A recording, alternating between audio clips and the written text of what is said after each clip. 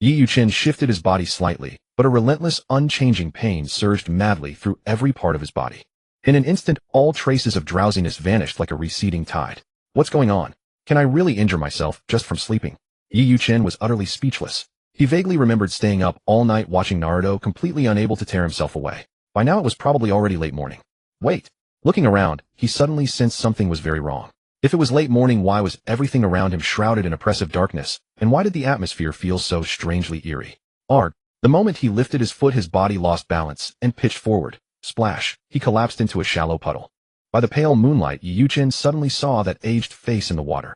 He could hardly believe the reflection was his own. Like someone startled, he tried to leap up, but his aged body refused such vigorous movement. Once again he collapsed back down. Why does this face look more and more familiar? After gradually calming down, he began to seriously contemplate the bizarre situation. He could not possibly have aged this much from a single nap. Furthermore, seeing his hair styled like some wild subculture trend, the doubt in his heart only deepened further. Suddenly a surge like electric currents swept through his mind. Vast memories instantly flooded his consciousness. Amid brief agony, his face went blank and rigid while his entire body convulsed uncontrollably. After a long while, Yi Yuchen's lips parted slightly, but not a single word came out. I'm completely screwed. After that brief moment of blankness, he felt he roughly understood what had happened. Although it seemed absurd, those memories that appeared from nowhere could not be erased.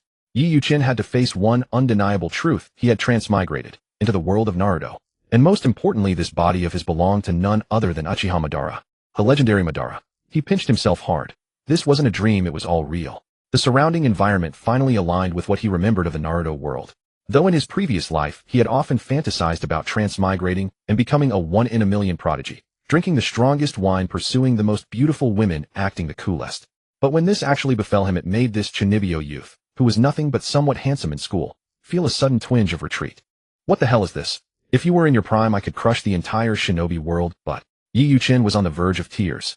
Logically speaking, becoming Uchiha Madara, an absolute powerhouse of the shinobi world, should have been a dream come true. He could have dominated everything. But the problem was this body was already on the verge of death. Although the Mangekyo Sharingan and Rinnegan could still be used with this stamina, he could barely walk 2 steps without falling. How could he crush anyone? Moreover, this guy's identity couldn't be exposed. If anyone discovered him, he would be completely done for. Oh heavens, why must you treat me this way? Transmigration was fine, but couldn't you have given me a proper start? Yi Yuchen ranted to himself. In a world where cheats and hacks flew everywhere, effort was meaningless. If he wasn't allowed to cheat, there was simply no way to play. Not to mention his lack of ambition. Even the progressive education he'd received over a decade couldn't be changed in just a short while.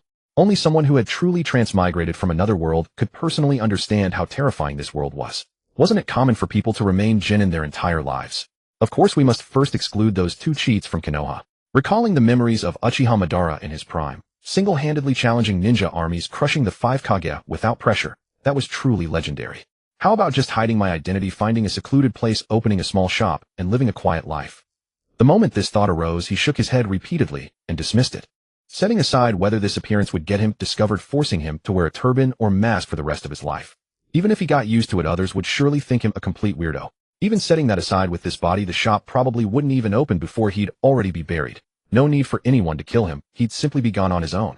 Having already seen through everything, he naturally knew the whole truth. The infinite Tsukuyami plan. He didn't know how long he'd have to wait. No, I can't just sit and wait for death. Since I've become Uchiha Madara, I absolutely cannot end up this pathetic. Truthfully, there was still a hint of fear in his heart. After all, if he followed Uchiha Obito's plan, he'd have to die once more. And when he was resurrected, whether it would be Madara or Yi Yuchen who returned, no one could say for sure. Therefore, he absolutely could not die. Life is what matters most. I need to find a way to survive first. This place is too run down. Hard to imagine such a legendary figure hiding here. Yi Yuchen couldn't help but complain as he looked at the eerie surroundings. After adapting to the environment, most of his fear instantly dissipated. Ding! Host position detected. Binding character information in progress. Binding successful. Host detected to be near death. Emergency beginner rewards issued: low-grade life extension pills X3, fatal blow avoidance talismans X3, disguise mask X1. Yi Yuchen froze for 2 seconds, then instantly reacted with an excited expression. If not for his body's limitations, he would probably have jumped for joy right now. How I knew it. Yi Yuchen chuckled softly. His originally irritated temperament gradually settled into composure. Now this felt more fitting for someone like him, who had transmigrated with cheats. If he wasn't allowed to hack, he might as well die on the spot. In such an overpowered world, someone like him probably wouldn't even qualify as cannon fodder. Low-grade life extension pill capable of forcibly extending lifespan. After consuming one, the host's lifespan can be extended by 1 month. What Yi Yuchen cared about most was naturally this. No matter what, his own life was the most important. Low grade. Yi Yuchen was thoughtful. If that were the case, wouldn't there be mid-grade and high-grade too? This system is way too stingy. Warning detected, host dissatisfied with system. 1 warning issued. This system actually has a temper. Yi Yuchen scoffed, but wisely said nothing more. He was planning to rely on this thing to recover first. Needing its help though dissatisfied, he clearly understood the balance of pros and cons. Madara's body must be kept secret until vitality was properly restored. Uchiha Madara's strength was undeniable, but right now he could barely walk. It was best not to cause trouble. However, he was only saying that. In truth, if he didn't stir up trouble, why would the Uchiha clan ultimately rebel alongside their ancestor? Of course, all of that was for later. Upon ingestion, his body suddenly felt remarkably lighter, as if enveloped by a limpid spring, leaving him thoroughly revitalized. His aged countenance improved significantly, and the wrinkles upon his face softened, yet his appearance remained hauntingly eerie. Host's vital signs feedback: physical condition extremely depleted, nearing the brink of death. Remaining lifespan 4 months. Yi Yuchen felt his entire world shatter upon seeing this information. Was fate playing a cruel joke on him? He had only just transmigrated, yet death was already at his doorstep. This was the result even after consuming 3 low-grade life-extending pills. Had it not been for the beginner's gift pack, would he not have perished within a mere month? He shook his head with a bitter smile. Under the circumstances, one must yield to reality. He would take it 1 step at a time, as surely fate would not let him die miserably in the streets. For months it is, better than nothing at all. Yi Yuchen considered himself quite optimistic. At the very least, his condition seemed much better than before. He could walk normally now without pain or instability. He reached out to touch his chest, musing, I wonder when I will return to my peak. Just the thought of it fills me with anticipation. Have foolish mortals tremble before the overwhelming power of Uchiha. His eyes flickered with a mix of madness and burning ambition. Yet he remained exceptionally composed, projecting an air of cold indifference. Everyone harbors ambition, and Yi Yuchen was no exception. Even though his life hung by a thread, this physical vessel was an existence capable of making the entire ninja world tremble. Lethal strike block talisman, capable of perfectly nullifying a frontal assault from an enemy. It is exceptionally effective for life-saving purposes. The name alone spoke of its value. Yi Yuchen tucked it away with great care. Until his strength was fully restored, such items were precious and finite. He had to be cautious and use them only as a last resort. As for the final item, the disguise mask, it was something he had been eagerly anticipating. After all, his current face was far too conspicuous. To avoid unwanted attention, this was the most practical tool. He had to admit the system was quite considerate in its provisions. Ding dong. Yi Yuchen froze. Why did it suddenly pop up again? One day he thought he would surely smash this thing to pieces. Given the previous reminder, Yi Yuchen had become far more vigilant. The sudden chime sent a sharp jolt through his heart. However, what followed was not what he had expected. Detected host's gratitude toward the system. Reward 10 explosive tags. There were rewards for this too. He wondered if the system had malfunctioned. It seems this system is also a fellow who enjoys being flattered. Yi Yuchen speculated privately. He had previously assumed the system was merely a soulless entity, but current events suggested otherwise. System. He called out several times tentatively, but the only response was the rustling of the wind. He eventually gave up, but it seemed the system was quite aloof. Still, gaining 10 explosive tags for free was not bad at all. As he donned the disguise mask, a stream of information instantly flooded his mind. By simply visualizing a desired appearance, one could transform at will and switch freely between that form and the original body. However, there was a catch: the chosen appearance would be permanently saved, remaining unchanged for all future transformations. It seems to be a semi-finished product, but it suits my purposes perfectly. Without a second thought, Yi Yuchen visualized his former handsome self. Suddenly, a petite frame replaced his aged figure, resulting in a somewhat comical appearance. It seems that while the outward appearance has changed, the physical mobility hasn't quite caught up yet. Wait, why does something feel wrong? He tentatively reached out his hand, and upon seeing the slightly chubby, tiny fingers, he fell into a state of utter confusion. Wait, why is there baby fat? Only then did he realize his field of vision had dropped significantly. What was happening? Could it be the mask?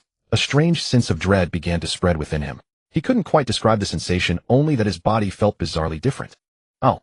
A piercing scream tore through the air.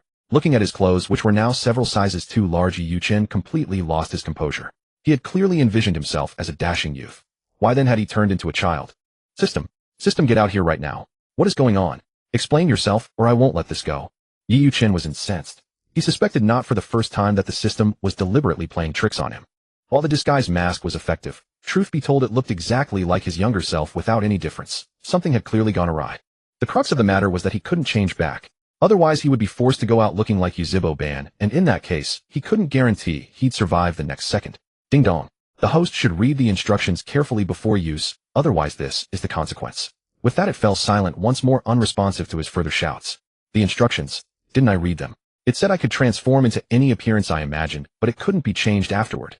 Yi Yuchen was fuming, feeling a wave of inexplicable grievance. At most he looked 6 or 7 years old. The thought of going out in such a body was utterly humiliating. What a scam. In his frustration, he mentally overturned the items before him. As they rolled aside, he suddenly noticed a line of small text in an inconspicuous corner. Note: as this is a semi-finished product, the result will be 10 years younger than visualized. Use with caution. Those last few words were even highlighted in red. Yi Yuchen, who had been about to lash out, froze mid-motion, overcome by a sense of helpless despair. He felt like coughing up blood. This meant that while he had envisioned himself at 16, he was now at most 6. He sat quietly in a corner, letting the cool breeze brush against his face. This was a massive loss. After a long while, Yi Yuchen finally accepted the reality: he was only 6 years old. Of course, his acceptance was partly due to the system unexpectedly offering a word of comfort. Although this mask is a semi-finished product, it is a divine-grade treasure. Rather than a mask, it is more of a secondary body found for the host. It is formed from the essence of heaven and earth. The moment it is activated, it ceases to be a mask and becomes a physical reality. The host need not worry. Just like your original body, it will grow over time and is indistinguishable from your true self. A glint of light flashed in Yi Yuchen's eyes. Very well, he would accept the fact that he was 6 for now. He began to walk aimlessly, unsure of his destination or even the current timeline. After an unknown amount of time, Yi Yuchen could no longer restrain himself and shouted within his mind, "Hey, at least say something. If nothing else, give me a quest. Otherwise, how long am I supposed to just keep walking?" Surprisingly, his outburst worked. Ding dong. Host has completed a 10000 step warm-up. Reward 100 points. Damn it. Yi Yuchen's face darkened. He secretly wondered if the system was mentally deficient. If his life force didn't depend on it for restoration, he would have dismantled it long ago. While he was pleased to receive a reward, the method was truly bizarre. Main quest triggered. Host, please proceed to my immediately and stop the rampaging Jiwei. Quest reward unknown. Calculation based on host performance. Before he could even comment, the system's voice rang out again. This seems more normal, no more weird tasks. Though facing the Jiwei right off the bat is quite intense. I like it. He took the opportunity to deduce the timeline. Since the Jiwei was rampaging, it must be the 51st year of Mai, the night Shui Min and his wife perished. The records of the official history confirmed the gravity of this period. By all accounts, Ban should have been dead long ago. Why am I not in a coffin? Yi Yuchen was puzzled. According to this timeline, Daidu should have already completed his apprenticeship. Forget it, it doesn't matter. He shook his head. Since he couldn't figure it out, he decided to ignore it. He would take things as they came rather than letting himself get bogged down. If that were the case, Mai would be in total chaos on this night of the Jiwei. Right now, that was the Jiwei after all. It was no laughing matter. The Jiwei, merely a little pet, nothing to fear. His statement was accurate. In the era of Yuzhibo Ban, the Jiwei was indeed treated as nothing more than a pet. If Yuzhibo Ban could do it, then he, now as Yuzhibo Ban, could do the same. There might be a gap in power, but he would not be outmatched in presence. Enable auto-navigation. Since when did the system become so advanced as to have an auto-navigation feature? A smile played on his lips. This was for the best. Being in an unfamiliar place, auto-navigation would be quite convenient. And then, there was no after. He felt his consciousness momentarily clouded, and in a mere instant he appeared in an entirely different location. He knew this place well. Was this not the Mai of his memories? Yi Yuchen's face twitched. Was this truly auto-navigation and not just point-to-point teleportation? Yi Yuchen surveyed the surroundings. Everything appeared normal, with no sign of the anticipated cataclysmic battle. It is still early, perhaps it has yet to begin, but preparations must be made nonetheless. He nodded inwardly. Despite possessing formidable combat prowess and potent ninjutsu, his current physical vessel could not sustain high-intensity maneuvers, and his chakra reserves were woefully inadequate to meet the demand. Why were there no offensive techniques among the novice rewards? Yi Yuchen felt a pang of regret. In this world, personal strength was the ultimate foundation, and no matter how exceptional one's survival methods were, they were simply not enough. Within the Uchiha household, Itachi, play with your little brother for a while longer. Once your father returns, we can have dinner. Uchiha Makoto's voice was exceedingly gentle, possessing a peculiar magic akin to a clear mountain spring, soothing to the ear. MMH. Uchiha Itachi stood beside a cradle where an adorable infant lay, clutching a small toy elephant and giggling joyfully. Standing at the side, Uchiha Itachi gazed upon him with eyes full of doting affection, his youthful hand gently prodding the infant's forehead. Before long, Uchiha Fugaku returned home. However, his expression today was an anomaly. He bore a look of irrepressible rage that remained unchanged even upon seeing his two sons. Mikoto, who had been busy in the kitchen, stepped out to help him with his attire, but she was startled by his demeanor, left utterly bewildered. What has happened? Has some issue arisen within the clan, or is it the Konoha high-ups? Intelligent as she was, she immediately grasped the essence of the matter, her eyes clouded with worry. Though Fugaku seldom shared such matters with her, she could piece together the situation from what she had observed in recent days. Sarutobi Hiruzen has gone too far. All the Konoha high-ups have forbidden any external activities for the Uchiha clan. How is this any different from imprisonment? Uchiha Fugaku slammed his hand onto the table with such force that the teacups trembled. One could only imagine the sheer magnitude of his strength and the depth of the fury burning within his heart. Mikoto could only offer a heavy sigh, powerless to change the circumstances. She could only provide quiet comfort by his side. Uchiha Fugaku let out a cold humph. His ire was not directed at his wife, yet the indignation continued to swirl within him, refusing to dissipate as he walked toward his study, without looking back. Uchiha Itachi witnessed everything. At a mere 6 years of age, he already possessed a profound understanding of such matters, his thoughts veiled and inscrutable. During dinner that evening, the family was somber, each preoccupied with their own burdens. Perhaps only Uchiha Itachi felt a modicum of solace. In Sasuke's company, his heart always found a measure of comfort, sparing him from the same bitterness that plagued his father. A series of urgent knocks suddenly echoed from the door. Midway through dinner, the rapid knocking persisted. Under Fugaku's impatient gaze, Mikoto rose to answer it. Upon seeing the figure standing outside, everyone was momentarily stunned. "Minato, what brings you here?" Uchiha Fugaku was equally astonished. Today was the day of Kushina's delivery. Why would Minato, her husband, appear here at such a critical moment? Namikaze Minato stood at the threshold, appearing hurried and slightly breathless, having clearly rushed there with all his might. "Fugaku, listen to me. I only just received this news. I do not know why the third Hokage issued this decree, but please believe that the village harbors no prejudice against you all. I can personally guarantee this." Despite his labored breathing, Minato delivered his words in a single breath. Uchiha Fugaku understood, yet he only shook his head with a bitter smile. He understood Minato's intent, but he understood the intentions of the Konoha high-ups even better. Perhaps for Minato it was true, but for the others it was a different story. "Minato, I understand your heart. Though I am dissatisfied with this decision, there is little to be done. You should leave. Kushina is at a critical juncture, and there is no time to waste." "Indeed, Minato, you must go. That is the matter of utmost importance," Mikoto added in agreement. The power of the Uchiha clan was far too formidable. The Hidden Leaf village would never allow such a force to slip beyond its control. No matter the discontent, this was an order personally issued by the third Hokage. Namikaze Minato felt torn, unable to change anything, offering only verbal consolation. Furthermore, he had urgent matters of his own that could not be delayed. Although he was the fourth Hokage, he had been absent from the meeting due to Kushina's situation. By the time he learned of the decision, the deliberations were over, and objecting now would be ill-timed. "I hope you can forgive this." Gritting his teeth, Namikaze Minato flickered away into the distance, vanishing from their sight. Uchiha Fugaku sighed, filled with helplessness. Though they harbored no thoughts of rebellion, the Konoha high-ups simply did not trust them. Yiyuchin stood at a distance, observing the entire exchange. Though he had long known of these events, he could not help but marvel. "It is my first time seeing the fourth Hokage from such a close proximity. He truly is dashing." Yiyuchin nodded, though he felt a pang of regret. For reasons unknown, a surge of indignation also rose within his heart. Regardless, he was now effectively a member of the Uchiha. Seeing his clansmen subjected to such unfair treatment filled him with a profound sense of grief and anger. It was hard to imagine. If Uchiha Madara himself knew of this outcome, perhaps the entire Hidden Leaf would be laid to waste. Would he truly destroy the village he and Hashirama had built together? "Itachi." Fugaku gently placed his hand on Uchiha Itachi's head, gazing at him, while the latter stood silently in place. After a moment of standoff, Fugaku walked alone toward his study. The matter had not yet been made public, and the rest of the Uchiha clan remained unaware. There was no telling what would happen once the truth was fully exposed.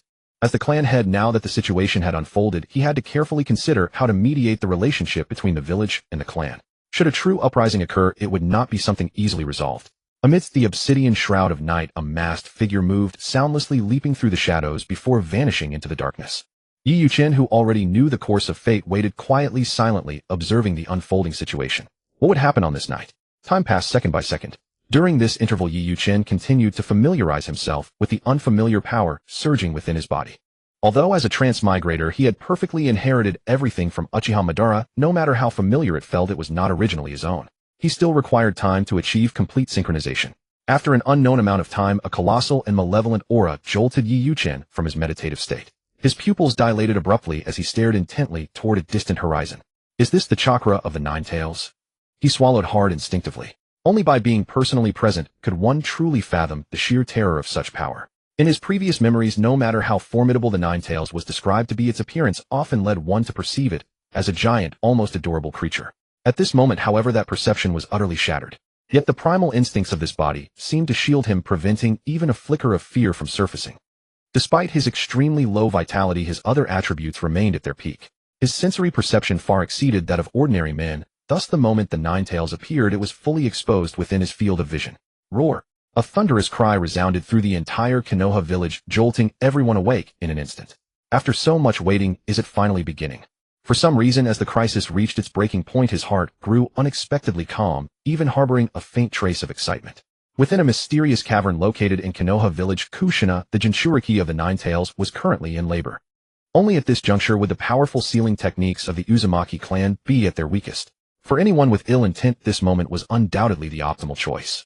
To the entire village, the Nine Tails was an unpredictable calamity. Should anything go wrong at this critical moment, it would undoubtedly lead to a massive catastrophe.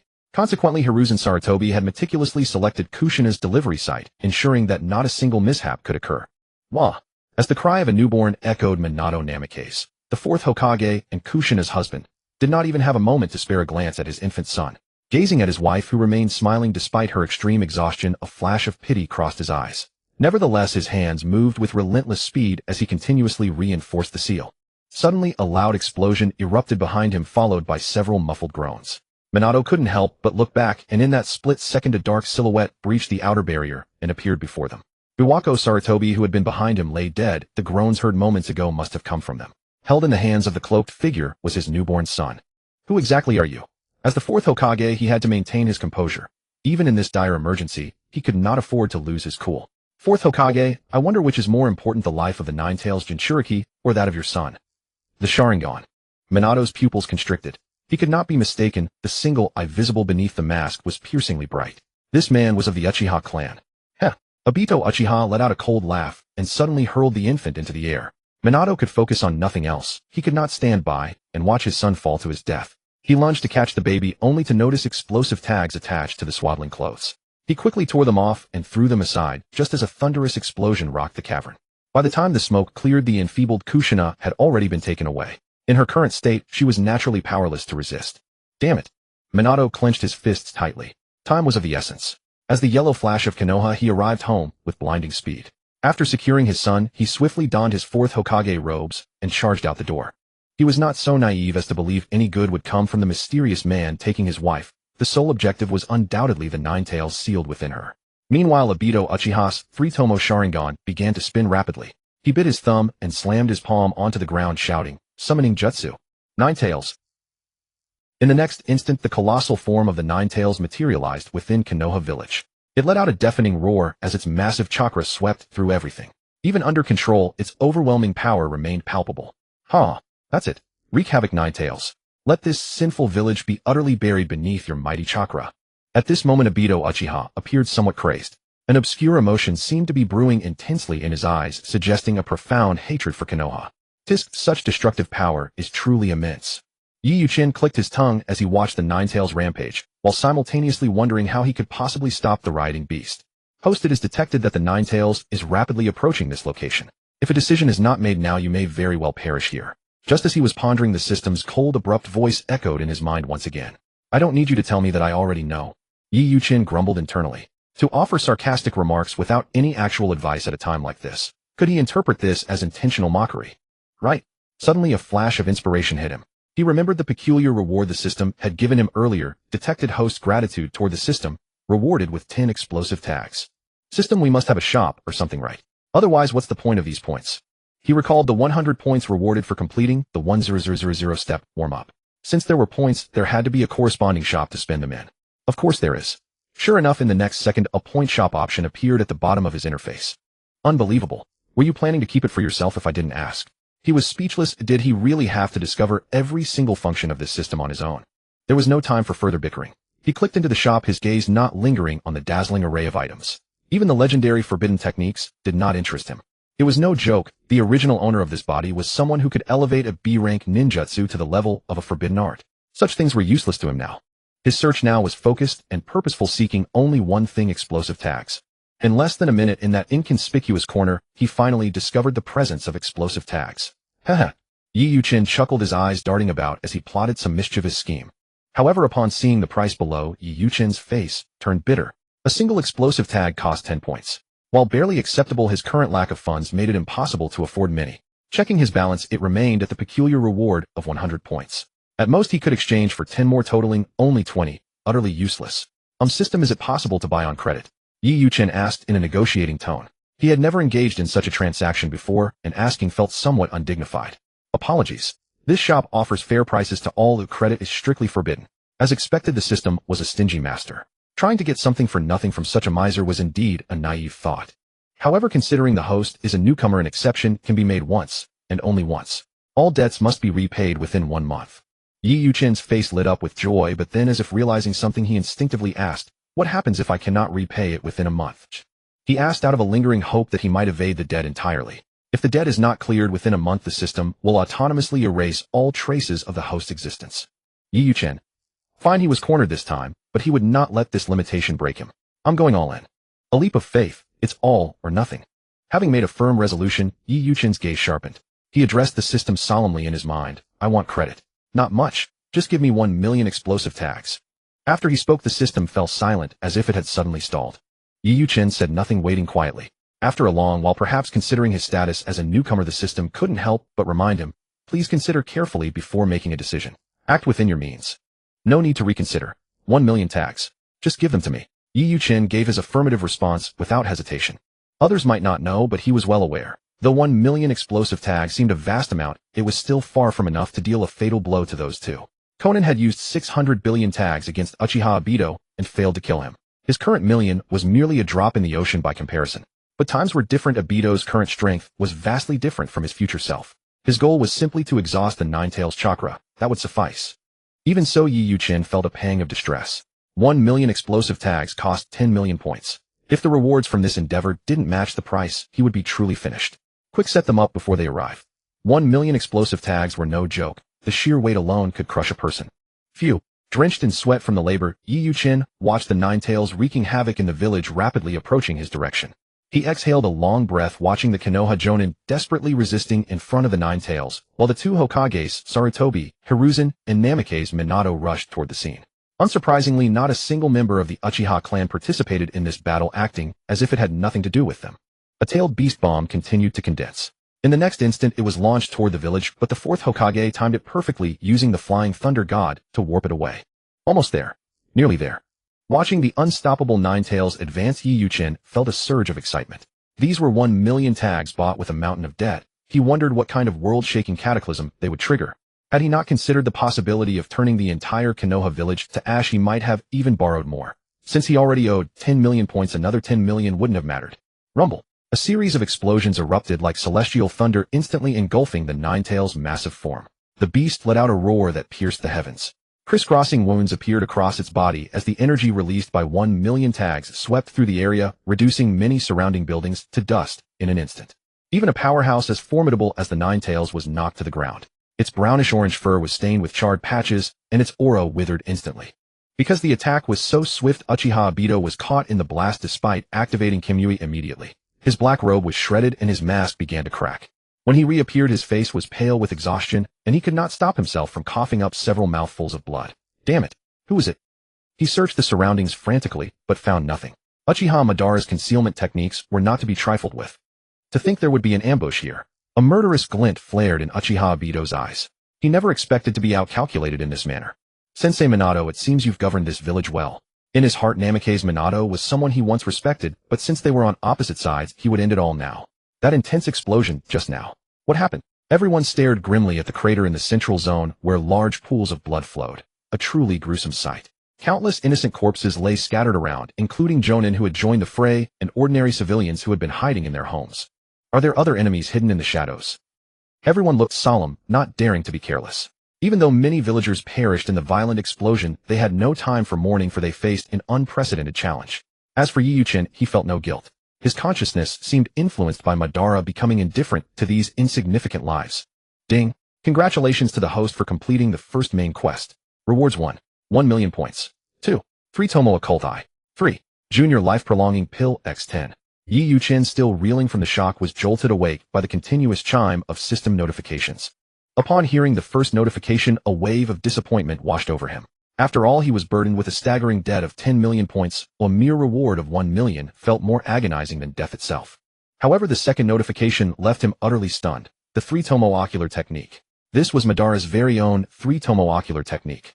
To reiterate, it belonged to Madara himself. He was acutely aware of his physical condition. Although he could wield these ocular techniques and a vast array of ninjutsu, his limited stamina meant that using them would likely result in fatal exhaustion. This was the sole reason he had always kept his true strength concealed. Yet now the three-tomo ocular technique rewarded by the system bypassed the drain on his vitality, causing no harm to his body. This was his very first ultimate trump card. Indeed, with a mere thought, his deep ocean-like eyes instantly turned a vivid crimson, his pupils replaced by the distinctive three-tomo pattern. Once this power existed only within the realms of his imagination, now that it had truly manifested within him, a sense of surrealism still lingered in his heart. This sensation is truly magnificent.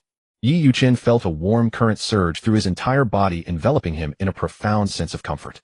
The Nine Tails now standing had descended into a state of absolute frenzy. Within Konoha village, everyone, save for the Uchiha clan, stood in grim readiness.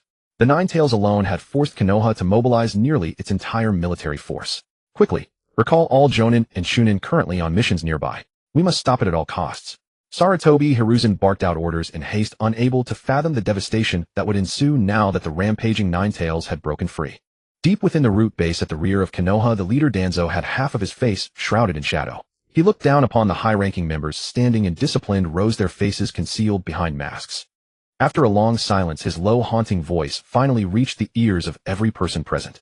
Pass down my orders. Remember this: no matter what transpires tonight, not a single member is permitted to take action. Understood. They would never dare to defy Danzo's command. Everything within the root was under his direct jurisdiction. They did exactly as they were told. In a sense, the members of the root were like captive death-sworn soldiers. Harsh as that may sound, it was the undeniable truth. Elsewhere, the sight of the Nine Tails' mountain-like physique caused everyone to tremble uncontrollably. This was especially true for the weaker Chunin. Upon locking eyes with the Nine Tails' crimson gaze, they were overwhelmed by its sheer pressure and collapsed into unconsciousness. It's impossible. A monster like this is beyond our power to resist. Someone muttered, their voice quivering with genuine terror. After the baptism of 3 great shinobi world wars, the current shinobi world had long lost its former glory, gradually sliding into a state of decline. Watching the crowd from a distance, Yi Yuchen couldn't help but feel a sense of melancholy. Whether it was the first Hokage or the original owner of this body, Uchiha Madara, they could both easily overpower the Nine Tails. To see things come to this after all these years is truly pathetic. Is it because of the lack of war that everyone has forgotten their inner metal? As the ultimate weapon, the full-bodied Nine Tails could level countless buildings with a mere shift of its massive frame. Those who had not been evacuated in time were buried within the ruins. The offensive ninjutsu launched by the Jonin struck the Nine Tails repeatedly, yet they proved almost entirely futile. How is this possible? Everyone watched in disbelief. The Nine Tails was like a bottomless pit. Aside from the damage caused by the million explosive tags earlier, its body showed no signs of injury. I will hold it back with everything I have. You all cover the villagers and evacuate them immediately. Lord Third, they cried out, but he silenced them with a single look. I am but an old man with few years left to live. Let this final flicker of my life ignite into a roaring flame. Say no more, my mind is made up. Saratobi Hiruzen had already donned his headscarf, prepared for a final farewell. Though his body was aged, his spirit remained youthful and fierce.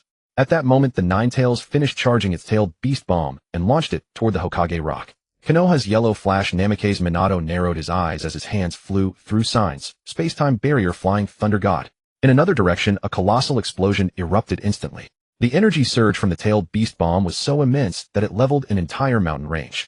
Few impressive indeed. Yi Yuchen peeked out, a curious thought striking him. If he were to consume all 10 of the primary life extension pills he had just acquired, his remaining lifespan would likely increase to about a year. Given the overwhelming combat power of someone like Uchiha Madara, a year of life should actually be quite significant. Acting on his impulse, Yi Yuchen didn't hesitate. He swallowed all 10 of the low-grade life extension pills in a single go. A gentle energy enveloped him as a powerful aura of vitality surged through his veins. Exhilarating. Yi Yuchen chuckled, his body feeling significantly lighter. As he slightly adjusted his aged and frail frame, his bones emitted a series of crisp popping sounds like beans roasting over a fire. I wonder how I would fare if I were to face the Nine Tails head-on now. A smile tugged at the corners of his mouth. The sensation was incredible, as if he had returned to his peak in an instant. To think that adding just 1 year of life could achieve such a result. Host has utilized 10 primary life extension pills. Current remaining lifespan 1 year and 2 months. Looking at the numbers flashing before him, he no longer had to worry about his immediate demise. Furthermore, he felt a surge of confidence that he now possessed the strength to confront the Nine Tails. Namikaze Minato hurled a kunai wrapped with an explosive tag and soared upward. It's useless. Uchiha Obito didn't even bother to dodge, meeting the attack head-on. Just as I thought. Cold sweat pricked at Namikaze Minato's back. Just like before, the kunai passed directly through the man's body. You've lost. Obito's voice drifted out as his right hand slowly reached forward. He only manifests a physical form when he intends to attack. Yi Yuchin's small figure suddenly appeared, offering a calm reminder.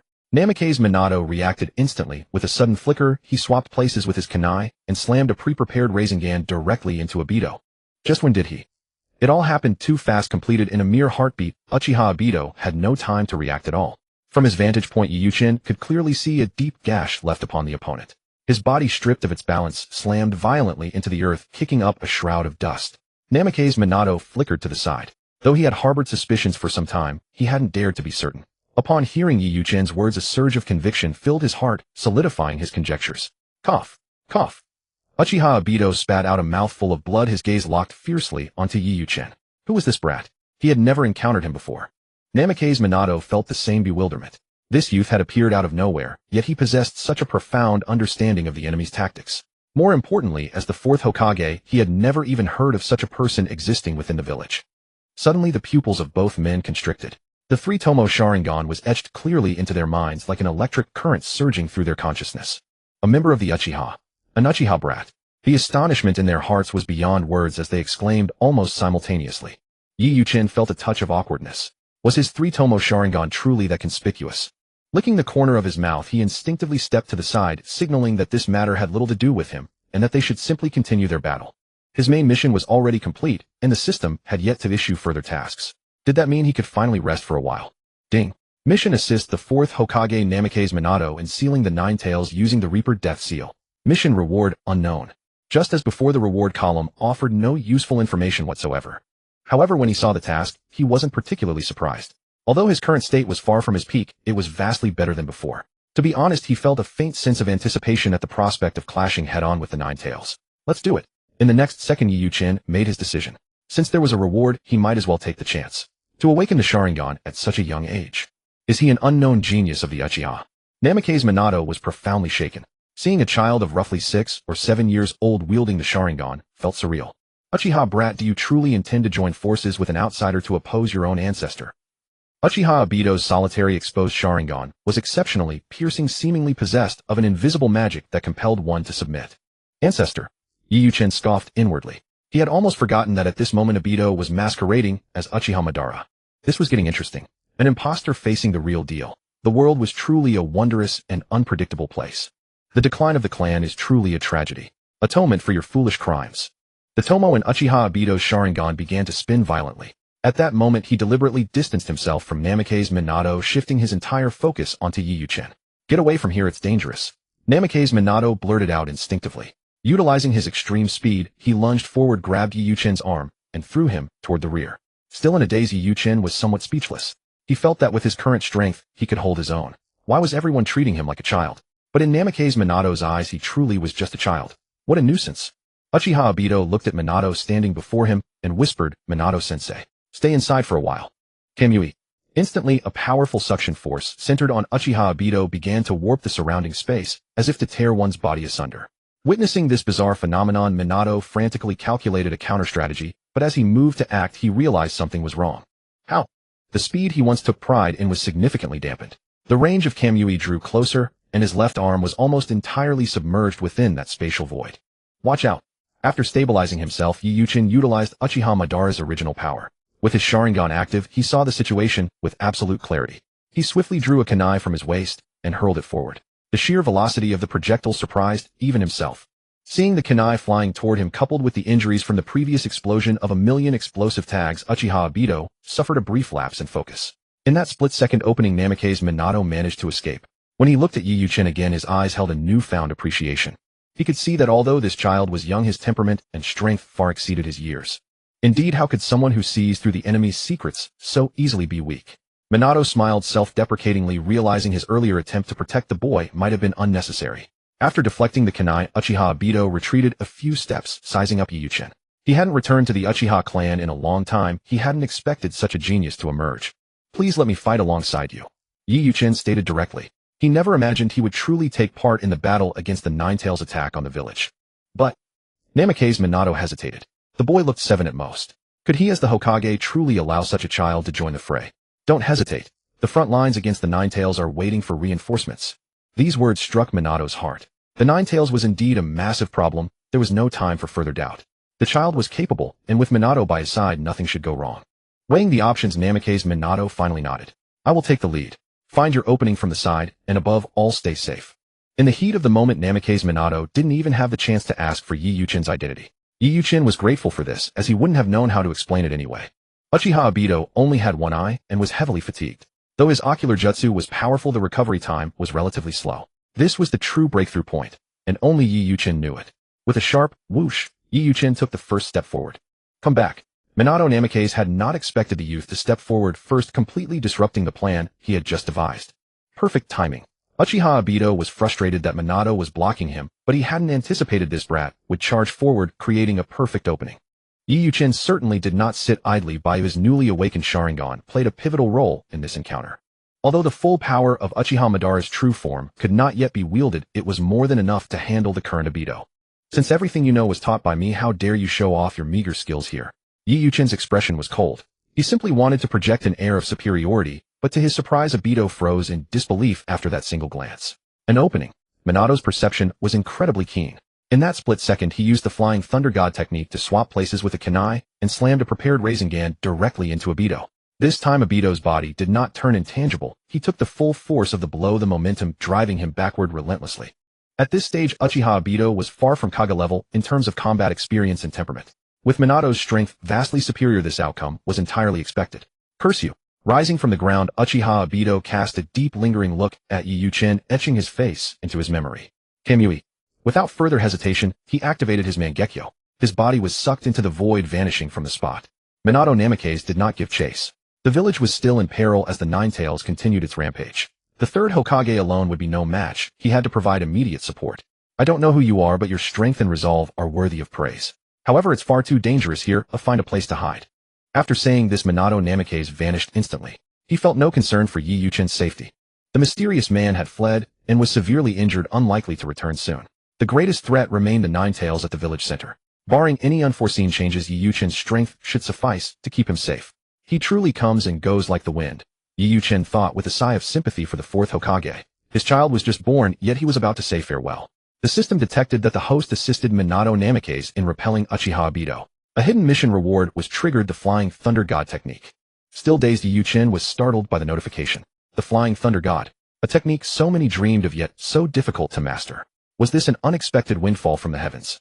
No matter, a gain is a gain. Yi Yuchin didn't care about the difficulty. Now that he had it, whether he could master it was a question for later.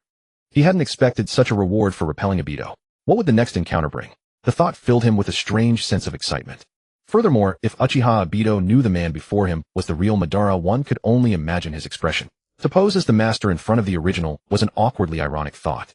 Uchiha Fugaku watched the Nine-Tails rampaging through the village, a flicker of conflicted emotion crossing his eyes. The sound of hurried footsteps echoed as ordinary villagers scrambled to evacuate. A sudden pounding came from the clan's main gate. When it opened, several Uchiha clansmen stood there, their expressions urgent. Clan leader, let us join the fight against the Nine-Tails. Their eyes were filled with hope. They could not stand by while the village was in danger. However, their eagerness caused Fugaku's expression to turn cold. The police force's duty is only to cover the evacuation of non-combatants. These are the orders from the Konoha high level. Do your job. Oh, everything else is none of our concern. But clan leader, our strength is among the elite in Konoha. If we only cover the evacuation, it would be a waste of our potential. He didn't finish the sentence, but the meaning was clear. Do what you are supposed to do. As they tried to argue, Fugaku cut them off with a wave of his hand. His gaze broke no dissent. Having spoken, he turned and walked away. He believed that what he was doing was the only right choice for the clan. The Uchiha clan never harbored ill intentions toward Konoha, yet the village leadership remained wary of their power. They restricted their activities and even relocated the police force to the outskirts of the village. If a village could not foster mutual trust, what was the point of their sincerity? Seeing the village destroyed pained Fugaku deeply. But the memory of unfair treatment combined with his clansmen's earnest faces caused a surge of pent-up resentment to explode within him. Since the Konoha leadership did not trust them, there was no need for them to intervene. Father, are we truly not going to help? 6-year-old Uchiha Itachi asked calmly as he watched his father return with a grim face, then glanced at his sleeping younger brother. There is no need. Even without our strength, the Nine-Tails will surely be suppressed, Fugaku replied with certainty. Though powerful, the Nine-Tails was not enough to destroy the entire village. But Itachi's lips parted slightly, but Fugaku had already departed, leaving him to drop the subject.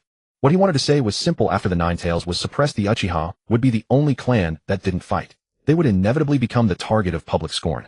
Although it was indeed an order from the village high level, when that time came, who would care about such excuses? As Uchiha Obito departed, the Nine Tails, whose consciousness had previously been controlled, woke fully to awareness at that moment. Upon discovering where he was, his rage became uncontrollable. He, the Nine Tails, had actually been treated as a plaything by a little Uchiha brat, and all of his resentment and anger was vented upon the village before him. Restrict his movements immediately. We cannot let him run amok like this. The third Hokage hastily issued orders below. If this continued unchecked, there would hardly be a corner of the village left standing. Even if they managed to quell the Nine Tails' rampage, it would leave enormous hidden dangers in its wake. Clearly, an unwise trade-off. Yes. Upon receiving the orders, all the ninjas moved without hesitation, unleashing their jutsu to contain the Nine Tails' movements. But these feeble attacks were like swatting at a mountain. Far from achieving anything, they only enraged the beast further. Summoning technique, Enma. Yi Yuchin stood at a distance, quietly watching as the legendary figure from his memories materialized before him once more. The third Hokage Sarutobi summoned the sage monkey Enma, possessed an indestructible form capable of wielding ninjutsu and transforming into the golden cudgel, so formidable that even Orochimaru had called it the most powerful summon. Truly, it appeared more imposing than he had imagined. Facing the mighty Nine Tails, Sarutobi was far too wise to face it alone. Summoning a sage monkey was undoubtedly the best choice. If I rely on my own strength alone, I certainly cannot hold him off. We must delay him as long as possible. With a decision made, he focused on drawing the Nine Tails' attention while conserving his own stamina, ensuring he could endure longer. If he were alone, he naturally could not handle the beast entirely. Minato was his greatest advantage. Given the third's current strength, intercepting a tailed beast bomb outright seems impossible, doesn't it? Yi Yuchin privately wondered. Although Sarutobi was revered as the professor of ninjutsu capable of combining all the techniques used by Konoha, there was still a gap in raw power. Indeed, as if on cue, the Nine Tails showed no interest in wasting time with him. The dark-tailed beast ball was already fully formed, locking onto the third and launched with tremendous force. This is bad. Sarutobi was alarmed. He was not like Namake's Minato, possessing the flying thunder god technique to instantly redirect such a devastating assault elsewhere. Taking the hit directly was clearly out of the question, but if he did not intercept it, the entire village would be destroyed. Minato. Sarutobi was truly desperate. As Hokage, he rarely felt such helplessness. The first time had been during the second Hokage, his teacher Senju Tobarama, covering their retreat. The second time was now. But the next moment, what appeared before him was not Namake's Minato, but a figure cloaked entirely in black, of short stature, with their face completely covered, leaving their identity obscured. A smaller version of the tailed beast ball. The Nine Tails has not yet fully recovered its power. With this current body, I wonder if I can withstand it. The sudden appearance was naturally Yi Yuchin. From what he had observed assisting Namake's Minato earlier, he realized such conspicuous action would invite suspicion. After all, a child of merely 6 or 7 displaying such combat prowess would arouse doubt from anyone. After careful consideration, he had decided to conceal himself completely. Fewer people knowing was better, as long as he could complete his mission. Although Yi Yuchin had stepped forward, his heart was pounding with uncertainty. He did not know if this was simply overconfidence. After all, his vitality had barely recovered, and it genuinely tempted him to test his own strength. Just thinking of Uchiha Madara's legendary power made his blood run hot. Fire release, great firestorm. Yi Yuchin felt a strange sensation coursing through his body as chakra gathered in massive amounts and erupted instantaneously. Boom! A wall of flames erupted instantly around him, covering an area so vast it seemed as though all of Konoha was engulfed, turning everything into a sea of fire. When the flames met the smaller tailed beast ball, they collided with tremendous force, but Yi Yuchin had clearly overestimated his own capabilities. Though he managed some degree of resistance, the tailed beast ball still crashed down with unstoppable momentum. Hell, what insolent brat dares oppose me, reckless beyond measure. The Nine Tails sneered contemptuously, its massive tail striking the projectile and sending it hurtling forward with even greater speed. Damn it! Am I simply too inexperienced, or can I genuinely not defeat him? Yi Yuchin felt a surge of regret. Had he been overconfident? He did not fully grasp the true destructive power of a tailed beast ball, knowing only that it was enormously devastating. Uchiha Madara had only employed this technique during the Fourth Great Ninja War against the allied shinobi forces, and its destructive power was indeed astonishing. But facing a tailed beast ball directly would likely prove insufficient. Yet there was no time to dwell on such matters now. Sarutobi, you damn old man. Won't you come lend a hand? Unintentionally, Yi Yuchin caught sight of Sarutobi frozen in place, and his suppressed frustration suddenly erupted. Here he was risking everything, and the old man was merely standing by in shock. Abandoning his comrade then. Ah, right. Fire release blaze technique. In an instant, Sarutobi snapped back to reality and continued his hand seals, unleashing a torrent of fire that spread wildly. Boom, boom, boom. The explosive detonations pummeled against Yi Yuchin's mind. He suddenly regretted having stepped forward. This blasted power was far beyond what any human should have to withstand. Screw this. I can't win, so I'm getting out of here. In that brief moment, Yi Yuchin's figure blurred into a ghostly afterimage as he desperately fled into the distance. You? Sarutobi stared in disbelief. Had he just left so suddenly? Didn't he have any loyalty? Yi Yuchin did not even look back. He had no intention of dying inexplicably so soon after arriving in this world. There were still many systems he had not activated. How could he possibly perish here? Moreover, as an educated individual from the modern era, he naturally understood that life was precious. Sacrificing it for a mere village would be absurdly unwise. Furthermore, due to his spiritual fusion with Uchiha Madara, he harbored little affection for Konoha itself. Rather, the Uchiha clan felt far more appealing to him. Swoosh. As the weakened small-tailed beast ball was about to strike Sarutobi, the third Hokage could no longer hesitate and charged forward to meet it head-on. In the wake of the devastating bombardment from the tailed beast bomb, the entire village lay in utter ruin with deep, jagged gashes carved into the earth. Countless structures were reduced to ash in an instant, and those who failed to evacuate perished amidst the carnage. The destruction wrought was truly immeasurable. Tisk tisk tsk. It seems I was a bit too overconfident. This tailed beast bomb is truly formidable. Even after teleporting away in that split second, Yi Yuchin could not help but sigh in admiration. Though this body belonged to Madara, he could not yet harness its full potential. Otherwise, a single Susanoo would have ended this frustration. Sarutobi Hiruzen looked upon the decimated village, his heart bleeding with grief. Although the small-scale tailed beast bomb had been significantly weakened, its destructive power remained terrifying. I thought the old man would actually stand his ground and die there, but he sure ran away quickly. Yi Yuchin curled his lip. He never considered himself a magnanimous person. When he fled earlier, hadn't the old man cursed him for being disloyal? Loyalty. Can you eat loyalty? Obviously not. If it is useless, why keep it? Just to die alongside that old man. Besides, how could he have the heart to make a bright young youth like himself face the Nine Tails? Minato, on the other hand, was truly considerate, showing understanding in his first reaction. Telling him to retreat. Hey, you certainly flee fast. The Nine Tails shook its massive frame as a vast amount of chakra began to coalesce once more. Does this fellow have no other useful skills besides the tailed beast bomb? Yi Yuchin complained. It seemed the Nine Tails' magical arsenal was rather sparse, though its physical prowess was quite formidable. A single swipe of those massive claws would surely result in heavy casualties among the ninjas. Boom. The people saw a gargantuan entity suddenly plummet from the sky, its stature rivaling that of the Nine Tails. Upon closer inspection, it was revealed to be a giant toad. Only Sarutobi Hiruzen and Yi Yuchin understood. It was Gamabunta, the summoning beast of the fourth Hokage Namikaze Minato. Look, there is someone standing on the toad. It's true. It's the fourth Hokage. Yes, Lord Hokage has arrived. Instantly the ninjas below broke into cheers. The Hokage was their pillar of strength. In that moment, the despair in their hearts was swept away, replaced by the flickering bonfires of hope. When Minato arrived, the village had already been ravaged beyond recognition. He clenched his fists tightly. We are fighting side by side again. I am counting on you, Bunta. Minato said with a wry, apologetic smile.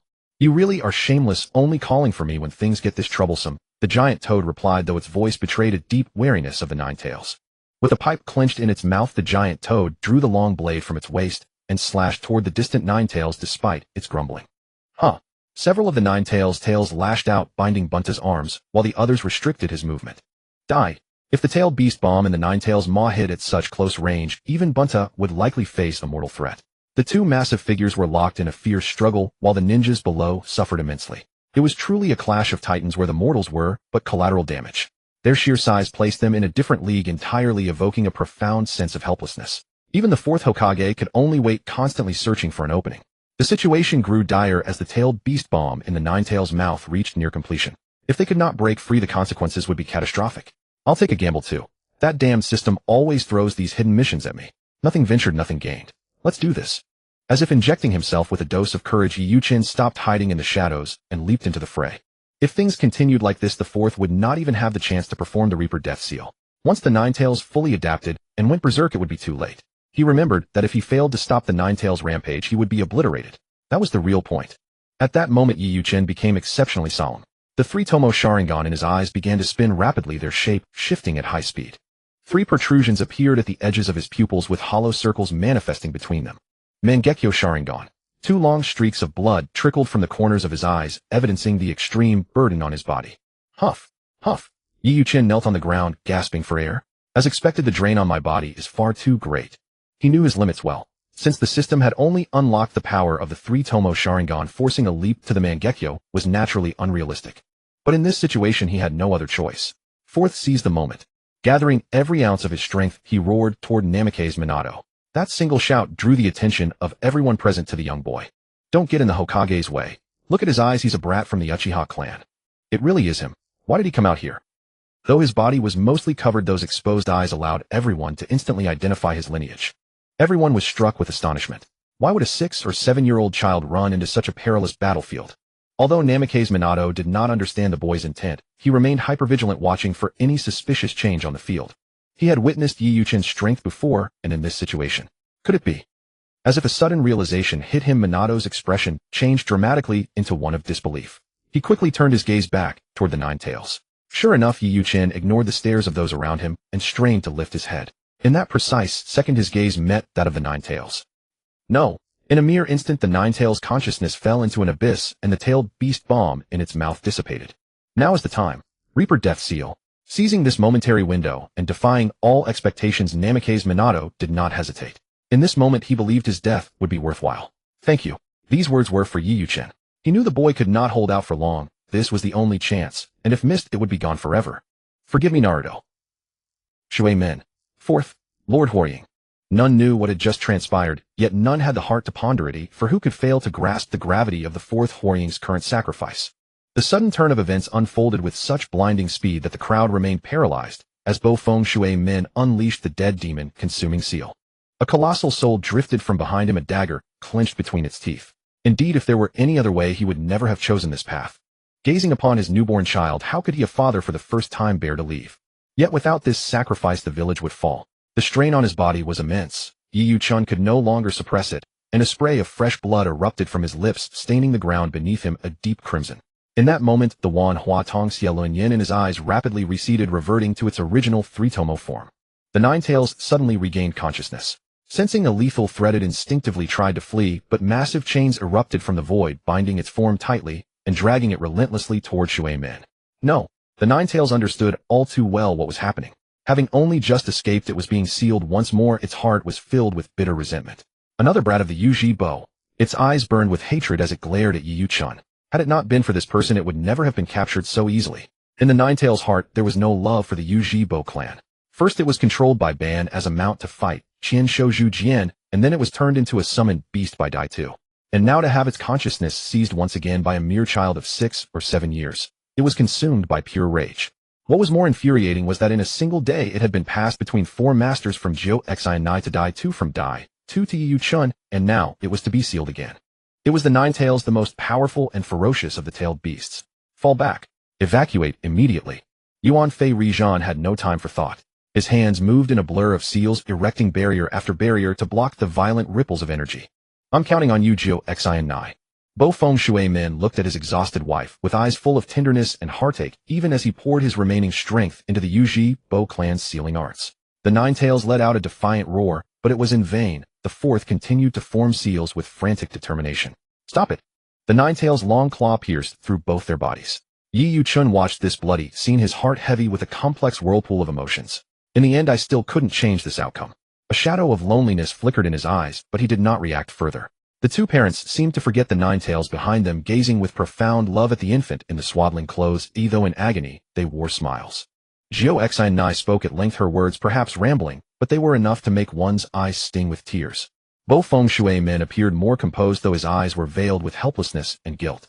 Looking at the infant, he finally sealed the young half of the Nine Tails within the child, while the other half was sealed within himself. He vanished from this world along with it. It was a tragic night. Muyi village lay nearly in ruins, awaiting the long road to reconstruction. The loss was not merely material, but personal. Most devastating of all was the death of their youngest 4th Hworying, Bo-Fong Shui Min, and his wife in this battle. Everyone bore an expression of mourning, tears glistening in their eyes. As if by unspoken agreement, few words were exchanged. They remained silent, yet whenever their eyes met, they could not help but weep. Everyone was occupied, as the wounded were countless. Yi Yuchin knelt alone on a cliffside, allowing the cool breeze to brush past his handsome face. Who are you? Yuan Fei Rijan's voice echoed from behind, grave, but devoid of hostility. Everyone had witnessed his actions, though they knew not. When he had entered Muyi village, he seemed to harbor no ill intent. Yet a trace of wariness remained when they looked upon his eyes. Though Yuan Fei Rijan acted with subtlety, Yi Yuchin sensed the underlying tension.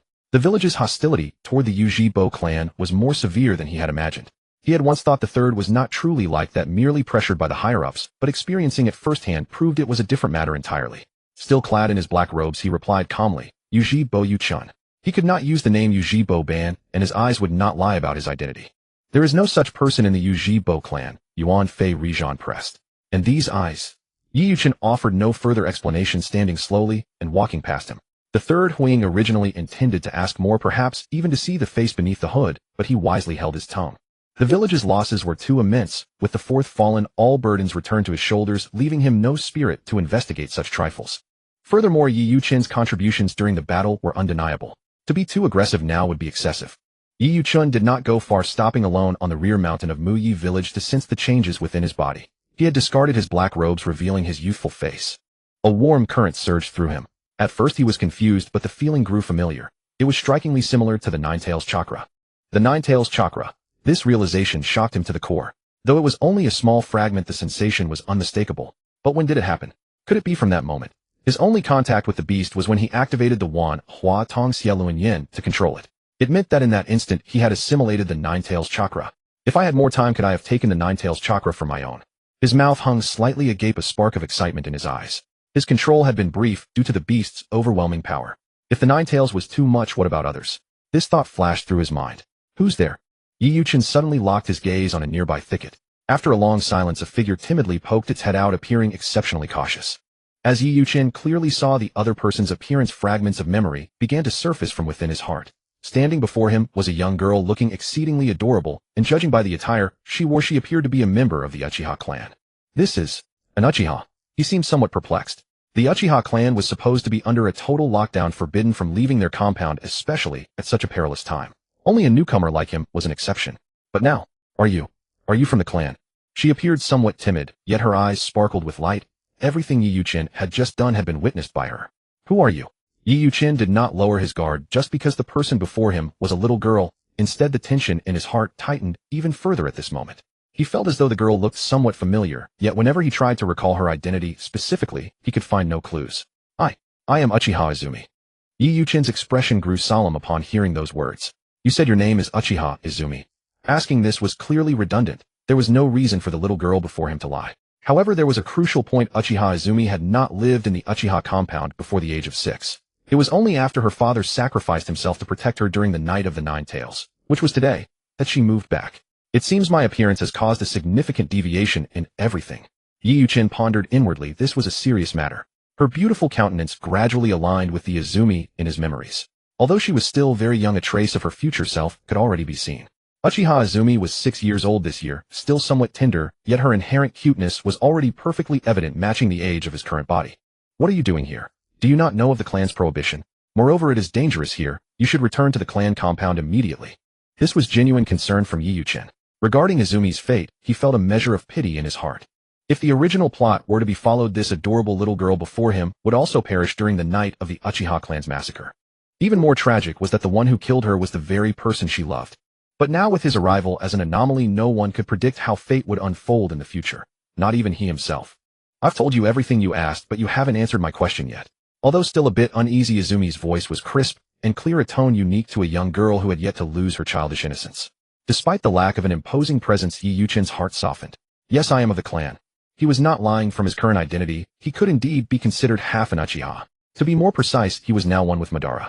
Madara was him, and he was Madara. There was no need to distinguish too clearly between the two. Brother, you are so amazing. But why have I never seen you in the clan before?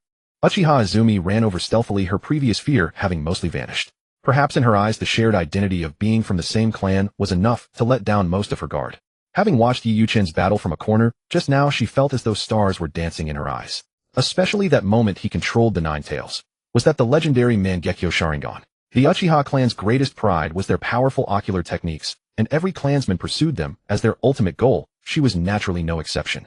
This was the first time she had seen such a young genius manifest the Mangekyo Sharingan, and she couldn't help but feel a sense of admiration. Yi Yu-chun sighed inwardly and offered no further explanation. However, to achieve such a feat at this age made him a terrifyingly formidable genius in the eyes of the entire Uchiha clan. After all, when Uchiha Itachi would later awaken the Mangekyo Sharingan at the age of 13, it would shock the whole clan. Even a father and patriarch as stern as Uchiha Fugaku would offer Itachi his heartfelt affirmation and praise. It's so dangerous here. Why did a little girl like you run out? Uchiha Izumi seemed a bit flustered and unnatural, her expression conflicted, as if she had been caught red-handed. What's wrong? Seeing her like this, Yi Yuchen felt somewhat embarrassed to continue questioning her. If others saw this, they might think he was bullying a little girl, which would be quite unseemly. The Nine Tails. That's the Nine Tails. I've only heard about it in stories, I've never seen it with my own eyes before. Izumi's eyes shone brightly, her inner excitement magnified infinitely at this moment. And so, Yi Yuchen suddenly felt a bit strange. Why was the little girl before him different from his memories? Shouldn't Izumi be that gentle, heartwarming, and quiet girl whose smile could brighten the spring?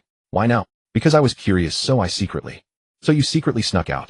Yi Yuchen showed no mercy, finishing her sentence for her. Uchiha Izumi fidgeted with her small hands, looking down and not daring to meet his eyes. Clearly her little secret had been guessed. He was clearly a brother she had never met before, but why did she feel so timid in front of him? It wasn't as if she had any relation to him at all. So I forget it. Although the village has calmed down now, it is late, and everyone is busy. I should escort you back. Although the Nine Tails had been sealed, such a major event made tonight, destined to be a sleepless one for the village.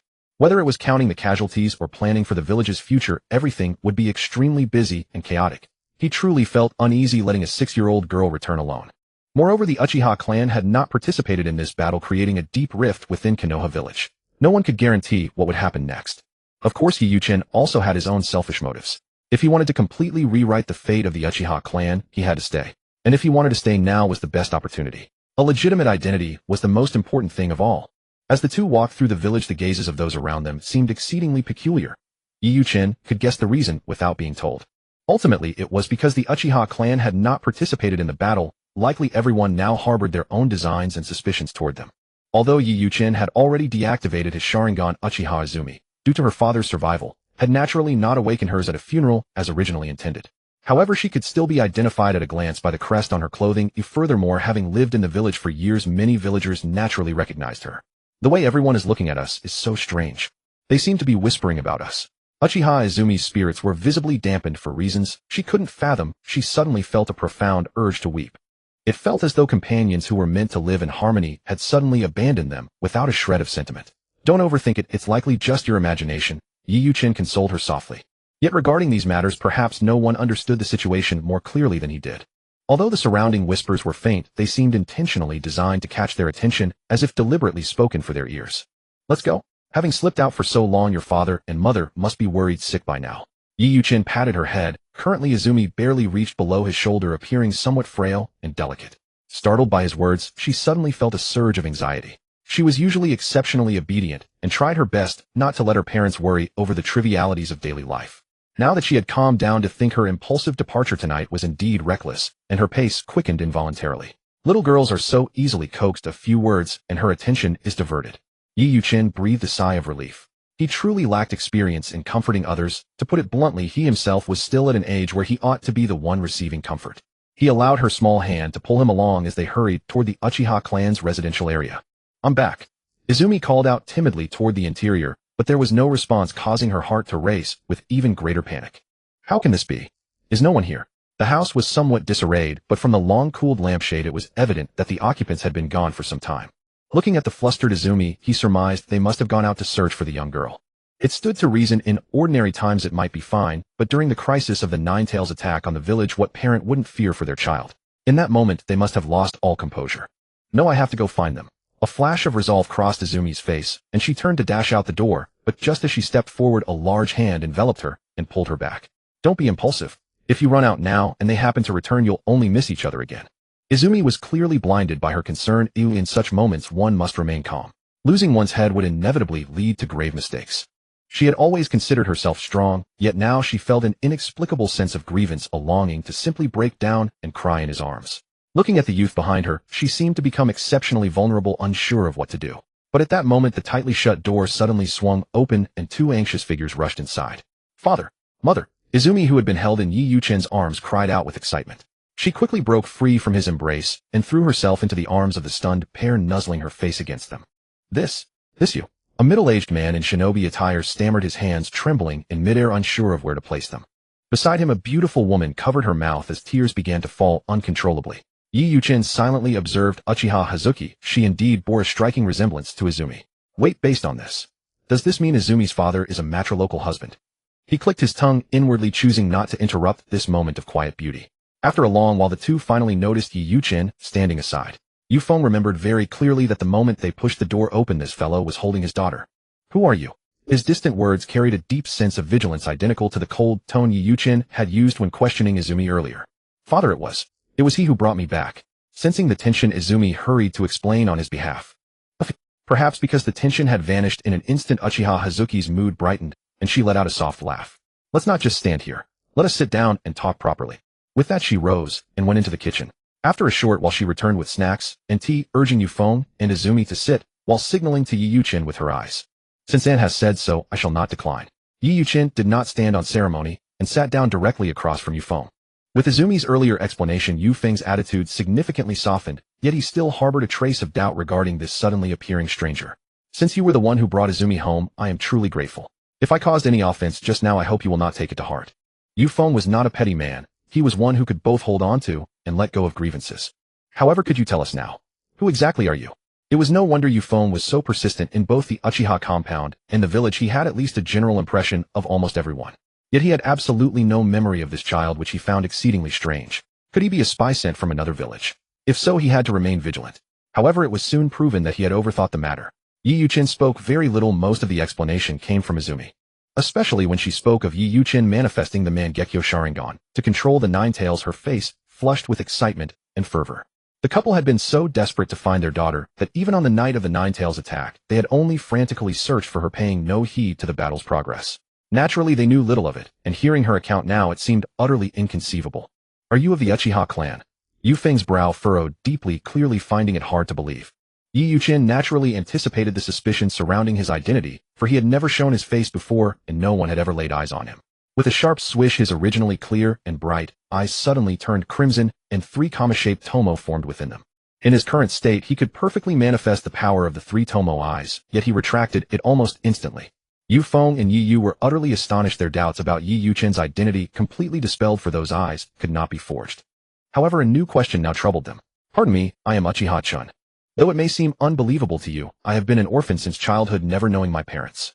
It is only through these distinctive eyes that I learned of my heritage, and thus I have returned to reclaim my roots. Yi Yuchin took the initiative to explain before they could even ask, for evasion was impossible. It was better to fabricate a plausible story to tide things over. To think such a thing happened. How about this? Since you have brought my daughter back, and I, Yufeng, always repay kindness. And since you are new here, unfamiliar with the surroundings, and without a place to stay, if you don't mind, why not reside here with us? What do you think? Yufeng's expression was earnest with not a hint of jest. Yes. If Brother Chin stays, Izumi would be delighted too. Izumi appeared overjoyed, clearly pleased with her father's decision. Uchiha Yi Yu smiled warmly at the scene and said softly, Indeed, I find this child rather endearing. Let him stay with us from now on. Is this truly acceptable? Though joy filled Yi Yuchin's heart, he couldn't help but feel it might be too sudden. With his current body, handling matters would be inconvenient, and he couldn't reveal too much of his true strength lest it arouse suspicion. Staying here would undoubtedly be the best course of action. That evening, Yi Yuchin shared dinner with Yufeng's family. Perhaps due to his earlier intense focus, he hadn't felt hungry before. Yet perhaps because his battle with the Nine Tails had drained his energy so thoroughly, Yi Yuchin's appetite was astonishingly large. Under everyone's watchful gaze, Yi Yuchin suddenly felt a wave of embarrassment and slowed his eating pace, prompting hearty laughter from the group. Amidst this warm atmosphere, his eyes inadvertently grew moist. In his past life, born into a single-parent family, he had borne pressures no child his age should have to endure. His father was a chronic drunkard who, whenever inebriated, would brutally beat him, often leaving him bloodied and battered. By the time he was 13, perhaps weary of that degrading existence, the only person who had stayed by his side departed from his life forever. He had never known the warmth of a family, and only the fantasies of his delusions offered his soul a sliver of solace. Why have your eyes turned red? Yufeng noticed his ravenous eating halt, and somewhat bewildered asked instinctively. It's nothing. Perhaps I'm just very tired. Yi Yuchin casually wiped the corner of his eye, and replied softly. I see. Well then, after dinner, hurry, and wash up and get some rest. Make yourself at home. Yi Yu's voice was gentle, yet each word struck Yi Yuchin's heart with immense force. He clenched his fist, secretly vowing never to forget this feeling. Late into the night, Yi Yuchin lay quietly in bed, unable to fall asleep. He gazed aimlessly into the distance under the faint moonlight filtering through the window, but his thoughts had already wandered far away. How wondrous it was that everything he had once dreamed of was now manifesting before his eyes. Only someone who had truly experienced such a transformation could fully grasp the exhilarating sensation of that single night. He even felt it was all surreal. Was this a dream that would shatter like a reflection upon waking? No, this is real, this is no dream. Yi Yuchin slapped his own cheeks, and his previously hazy eyes once again turned brilliantly clear. My name Yi Yuchin, no Uchiha-chun, will resound throughout the entire ninja world. He wasn't sure when he had drifted off, but upon waking the next day, all fatigue had vanished, replaced by a refreshing sense of comfort. A gentle knock sounded at the door, accompanied by a soft female voice. "Brother Chin, time to get up for breakfast." Izumi's crisp, charming voice echoed from outside. Yu Chin smiled lightly to himself, thinking, this kind of life doesn't seem so bad after all. Hurry, hurry. Stop dawdling, everyone gather now. As the four were having breakfast, a commotion suddenly erupted outside. Just as Yufeng was about to investigate, the front door was kicked open from the outside. What is the meaning of this? Outside stood a group of Konoha ninjas, mostly Jounin by the look of it, their expressions stern, appearing ready for battle at any moment. By order of the third Hokage, all members of the Uchiha clan are to assemble immediately. The village's High Council has questions for you. If you resist, do not blame us for our actions. The leader stepped forward without ceremony, intending to take them away. Yu Chin sat quietly in a corner, feeling a tug at his sleeve. Looking down, he saw Izumi pressing closer to him. So it has come to this. I just didn't expect the village's top brass to move this swiftly. He gently patted Izumi's head, signaling her not to worry. He had already anticipated that the Uchiha clan's complete absence from last night's battle would incur the wrath of the village's leadership. With certain individuals fanning the flames, the entire clan could be pushed into a deadly predicament. However, he hadn't expected them to move so fast, arriving to demand answers the very next morning. Stop! Yufeng stepped forward, blocking the leader's path. The latter frowned and said with displeasure, "Are you intending to rebel? Please choose your words carefully." The tension between them was palpable, with both sides on the verge of conflict, and the ninjas behind were ready for battle. They had been ordered before coming. If the clan resisted, they were authorized to use force. After all, the fourth Hokage had died in that battle. The Uchiha clan's greatest pillar of support was gone. Wait, uncle, if you trust me, let us do as they say for now. At that moment, Yu Chin suddenly stood up and interjected.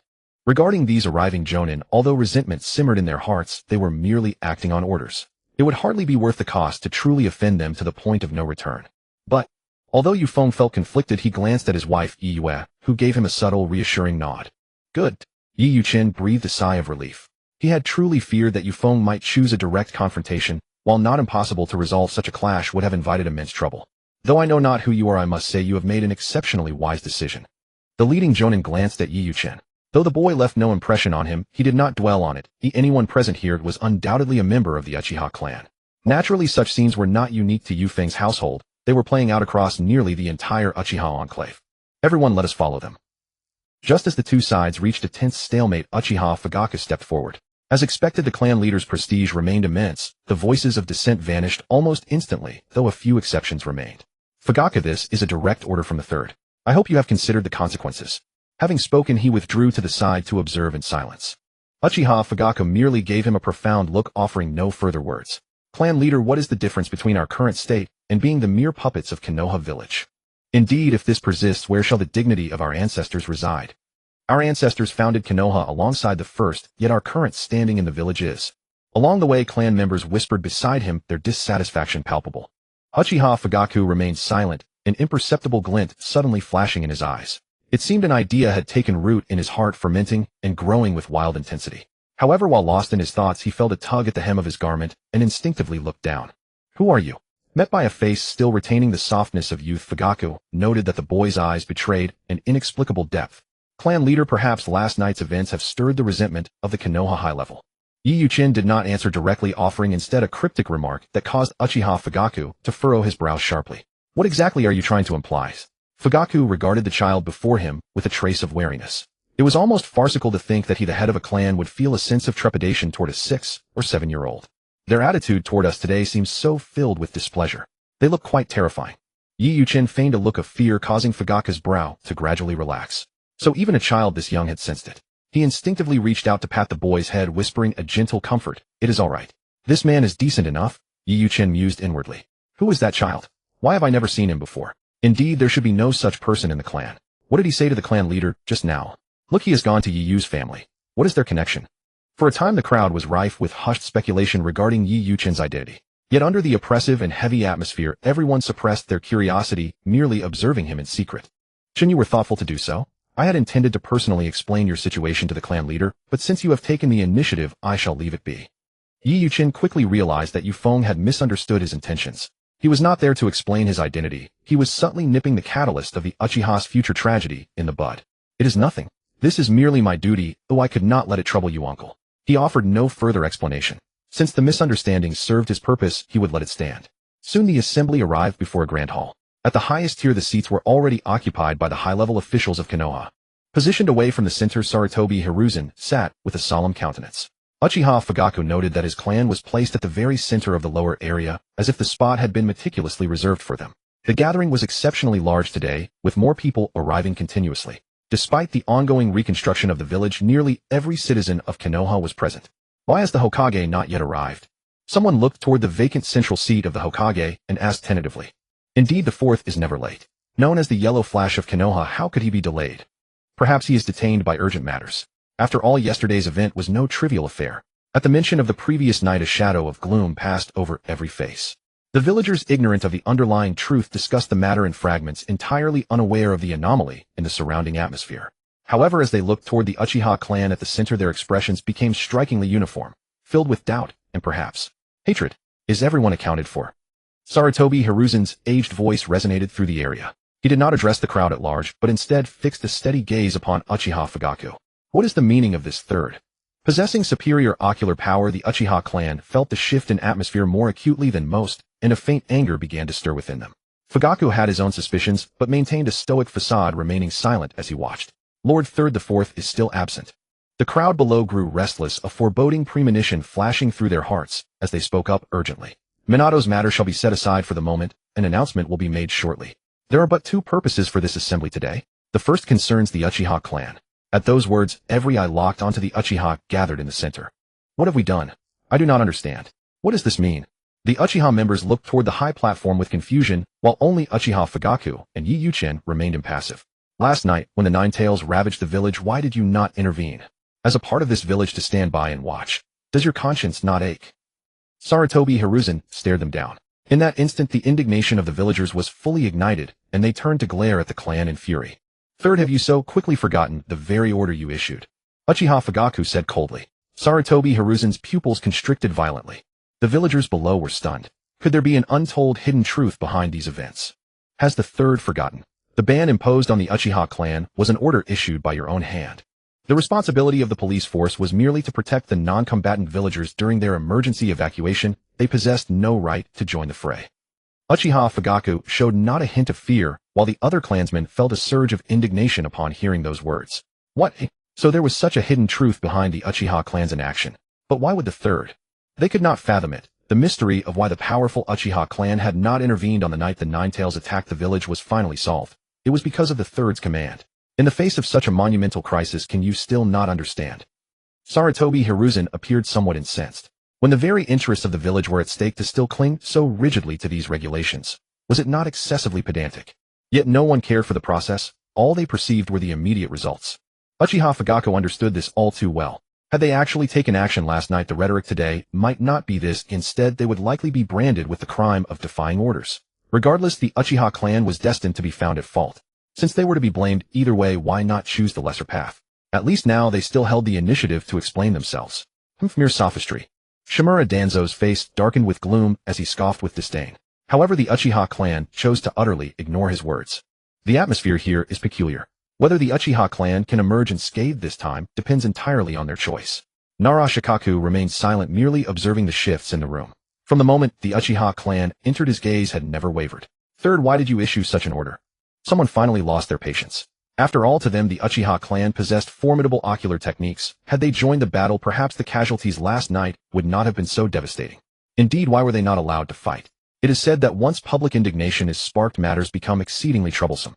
Though many among them knew the truth, they were at a loss for how to speak of it. If the truth were laid bare, that the Konoha higher-ups collectively mistrusted the Uchiha clan and deliberately marginalized them out of fear of their immense power, the village's internal relations would shatter completely.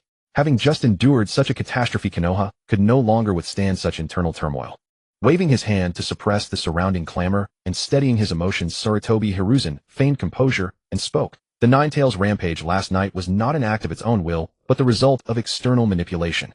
What? The revelation sent a shockwave through the room. The legendary Nine Tails had been controlled, and for those with such a capability, the answer was already glaringly obvious. Lord Third, the Uchiha clan remained entirely within our compound last night. Not a single soul left. Uchiha Fugaku's brow furrowed, his displeasure evident. Since the conversation had reached this point, it was a blatant accusation against the Uchiha. To control the Nine Tails, only their formidable and mysterious Sharingan was capable. Is that so? I wouldn't be so sure. Shimura Danzo's gaze fixed intensely upon Yi Yuchen. Though they had not acted last night, he was intimately aware of everything that had transpired. Regarding this Uchiha who had appeared out of nowhere, a strange, unsettling feeling gnawed at his heart. Following his gaze, the crowd finally noticed the unfamiliar youth.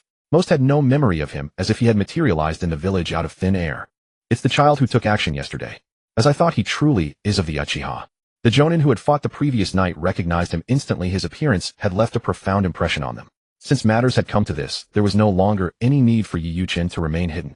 Glancing around the room, he stepped forward with a calm and unburdened demeanor. Lord Third and the esteemed leaders of Konoha, I am Uchiha-chun. An orphan since childhood, I know not who my parents were, only these eyes reveal my identity to me. He repeated the words he had spoken to Yu Feng the night before. A collective sigh swept through the room. Despite their deep suspicions, the sight of those Sharingan eyes was an undeniable truth. Fu knows if he was the one who manipulated the Nine Tails. Shimura Danzo remarked coldly, causing a sharp glint to flash across Yi Yuchen's face. He sensed that this man was targeting him, whether intentionally or not. Was it because of his identity?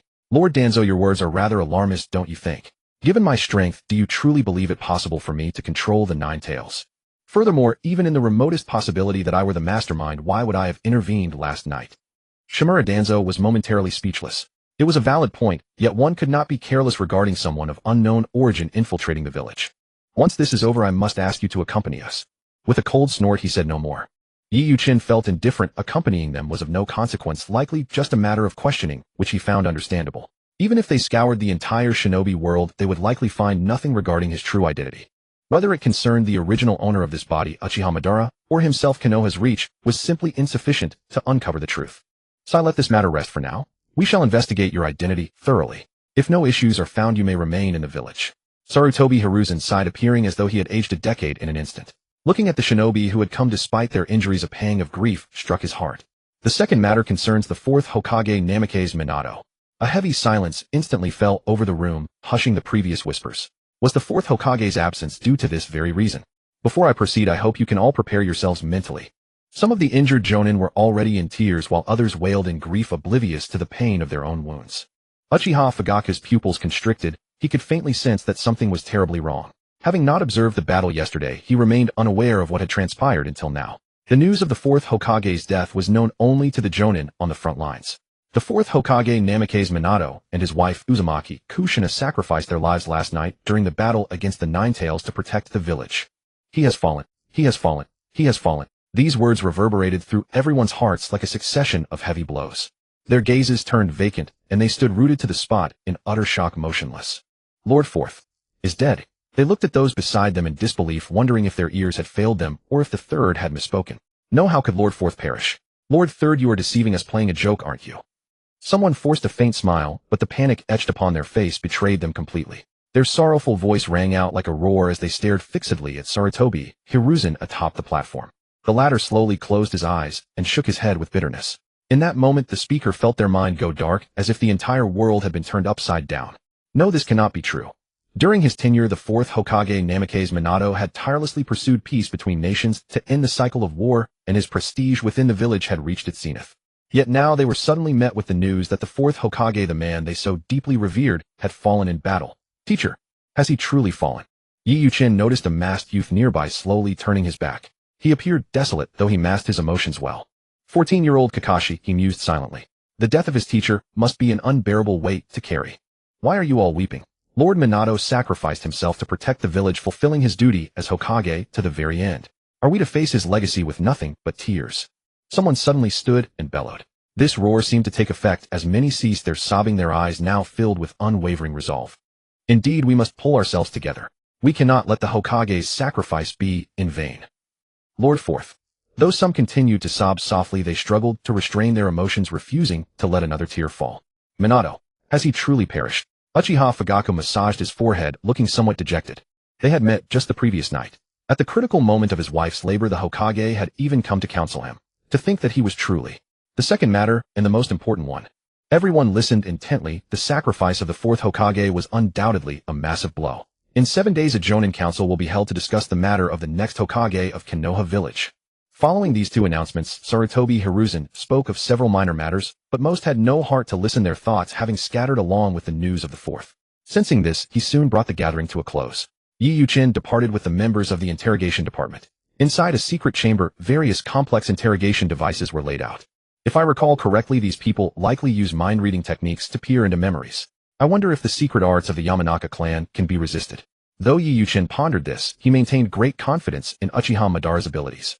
Furthermore, he had the system as his support and was fully prepared for any eventuality.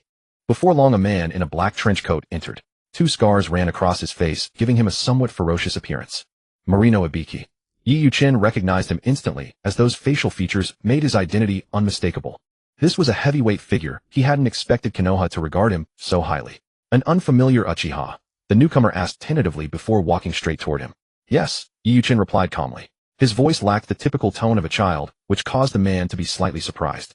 However, with his temperament, he composed himself after a moment and continued, though you currently seem beyond suspicion. And what could a 6- or 7-year-old child possibly know? For the sake of security, we must conduct an investigation. Yi Yuqin nodded in understanding and leaned forward, signaling that they could begin. Pardon me.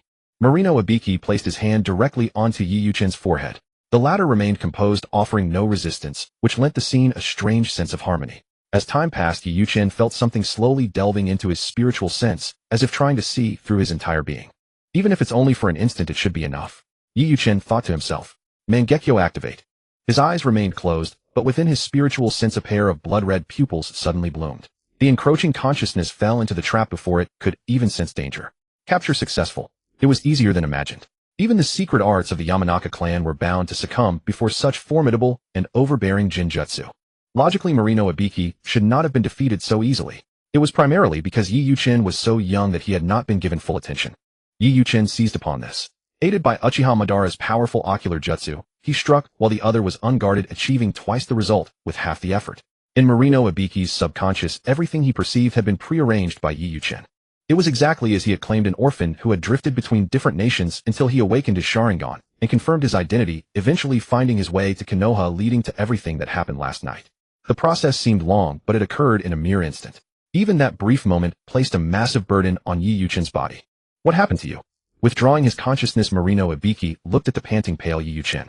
Fearing he had caused the distress, he asked urgently. Yi Yuqin waved his hand and forced a smile. I'm fine. How is it? There shouldn't be any problems, right? No. Ibiki shook his head. He thought to himself that such a lovely child couldn't possibly harbor ill intentions, feeling a trace of guilt instead. As I thought, one cannot equate everything here with memory. For instance, Marino Ibiki's personality is quite different from my impressions of him. 7 days passed in the blink of an eye. Following Marino Ibiki's investigation, Yi Yuqin's identity was fully verified within Konoha, and he began living temporarily with Izumi. A long piercing cry of an eagle echoed through the sky as a messenger eagle streaked across the firmament. This was Konoha's unique method of communication, a tradition signaling the convocation of a jonin meeting. The entire village was gripped by a palpable tension. Today's meeting would determine the most vital position in their community, the seat of the Hokage. Everyone remained hypervigilant, daring not to dally as they converged upon the Hokage building. Yi Yuqin had no place in such high-level proceedings. He lay quietly on a rooftop, watching the hurried, frantic figures below, with a faint smile, his thoughts drifting back to the previous night, 12 hours earlier. Within Uchiha Fugaku's study, 2 figures sat opposite each other. One was the master of the house, Uchiha Fugaku, the other was Yi Yuqin, who had come of his own accord. You do not know who your parents are? The former looked up at Yi Yuqin and inquired. Yi Yuqin feigned ignorance. It seemed that even with Ibiki's investigation, the Uchiha clan leader felt compelled to treat the matter with the utmost caution. Despite the presence of the Sharingan as proof, this was no trivial matter. If viewed severely, allowing a clansman to wander outside was a failure for which he as the leader bore responsibility. Yes, for as long as I can remember, I have been alone. Since the lie had been cast, he had to see it through. Not that it was a difficult task for him. Clan leader, what is your perspective on the aftermath of these events? Yi Yuqin abruptly shifted the topic to something far more incisive. From their interaction, that morning Fugaku had already sensed the boy's extraordinary nature. Everything he displayed was far too precocious. Are you referring to the Uchiha's absence from the battle? Indeed. Though backed by the Thirds orders, the villagers who lost loved ones will hardly care for such excuses. The Uchiha clan already lacked the village's trust. After this incident, they may face perpetual ostracization. Yi Yuqin didn't finish his sentence, yet every point of his analysis was flawless. As the clan leader, Fugaku had naturally considered this, his brow furrowing deeply in helpless frustration. His eldest son Uchiha Itachi had mentioned these concerns before, but what could he do? For them, this was an inescapable deadlock. With the 4th dead and the Hokage seat vacant, countless eyes are watching from the shadows. While the surface appears calm, a tempest is brewing beneath. In your opinion, clan leader, who should be the new Hokage? Fugaku felt a sense of unreality. He never imagined a day would come when he would sit with a 6 or 7-year-old child to discuss the clan's future, especially one he had only met once. Yet he had to admit that the topics Yi Yuqin raised were precisely those that interested and troubled him most.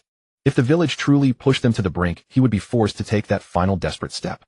Though he loathed the prospect, he saw no other way. The fifth Hokage, Fugaku murmured to himself. Several faces flashed through his mind, only to be dismissed one by one. Suddenly, he bolted upright from his seated position, eyes wide with disbelief. He pointed at Yi Yuqin, stammering, "You mean?" Yi Yuqin merely smiled.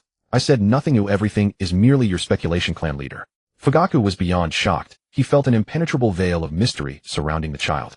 He had once considered his son Itachi a rare genius, but this child seemed even more formidable. Without saying a word too many, he had guided Fugaku step by step to the core of the issue. To be the Hokage, one first required overwhelming combat prowess. The Sannin were the obvious candidates.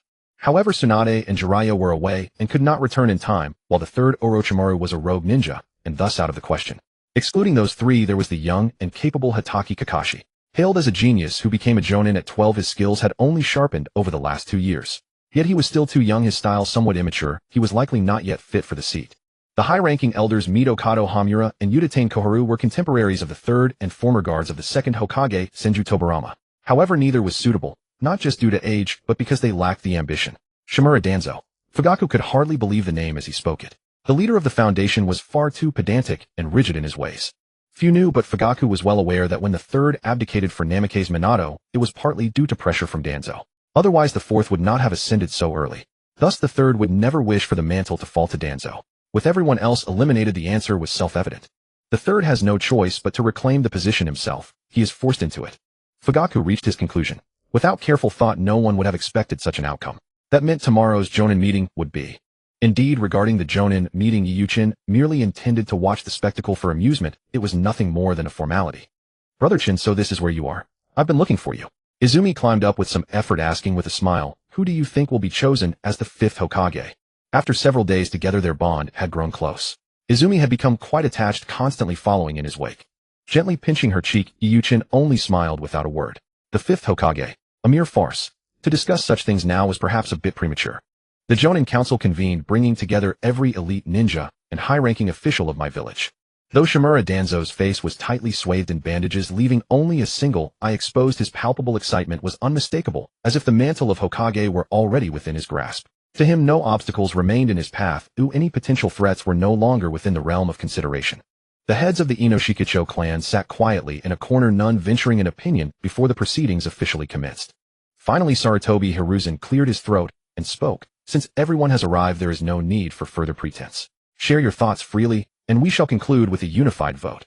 Despite his inner fervor, Shimura Danzo was not so foolish as to nominate himself first. Instead, he shifted his gaze toward Uchiha Fugaku. "I wonder what Patriarch Fugaku thinks. It might not be such a bad idea for you to assume the position of Hokage yourself." His smile was sinister, and though his words seemed supportive, his demeanor suggested a deep-seated conspiracy. After all, the friction between Shimura Danzo and the Uchiha clan was well known to most present. Arguably no one in my village harbored deeper suspicions toward the Uchiha than he. It was only 7 days ago at the Grand Assembly that his hostility toward the Uchiha was palpable. How could he have changed his tune so abruptly? Yet despite sensing the ulterior motives behind his words, the assembly fell into deep thought. Setting aside clan politics, Uchiha Fugaku was indeed an ideal candidate in terms of both strength and administrative capability. Lord Danzo must be joking. The affairs of the Uchiha clan are already quite demanding, and our duties in the police force are sufficient. To succeed as Hokage would be inappropriate. At this critical juncture, Uchiha Fugaku understood the gravity of the situation. Had he accepted Danzo's proposal, he would not only have lost the election, but also deepen the council's suspicions, further destabilizing the Uchiha's precarious standing in the village. What are your thoughts? Seeing the silence, the third Hokage turned to his contemporaries Midokado Hamura and Udatain Koharu. Having worked together for years, Sarutobi Hiruzen placed immense trust in them. "Hiruzen, you put us in a difficult position. Such a vital role cannot be decided on a whim. It is hard for us to say at this moment." Upon hearing this, Shimura Danzo's fist tightened slightly. "Our teacher did not choose me then, and now even you refuse to support me." His gaze was profound, yet he maintained a facade of indifference. "I believe Lord Danzo is the most suitable for the position of Hokage." The sudden declaration from a Jonin caused Danzo's eyes to light up with hope. Lord Danzo has long led Root, a branch of the Umbu which serves directly under the Hokage. In terms of both strength and contribution, he is the premier candidate. Yamashiro Aoba, what is your opinion? Taken by surprise at being addressed, Yamashiro Aoba felt somewhat overwhelmed. I feel the selection of a Hokage is being handled too hastily. As soon as he spoke, many nodded in agreement.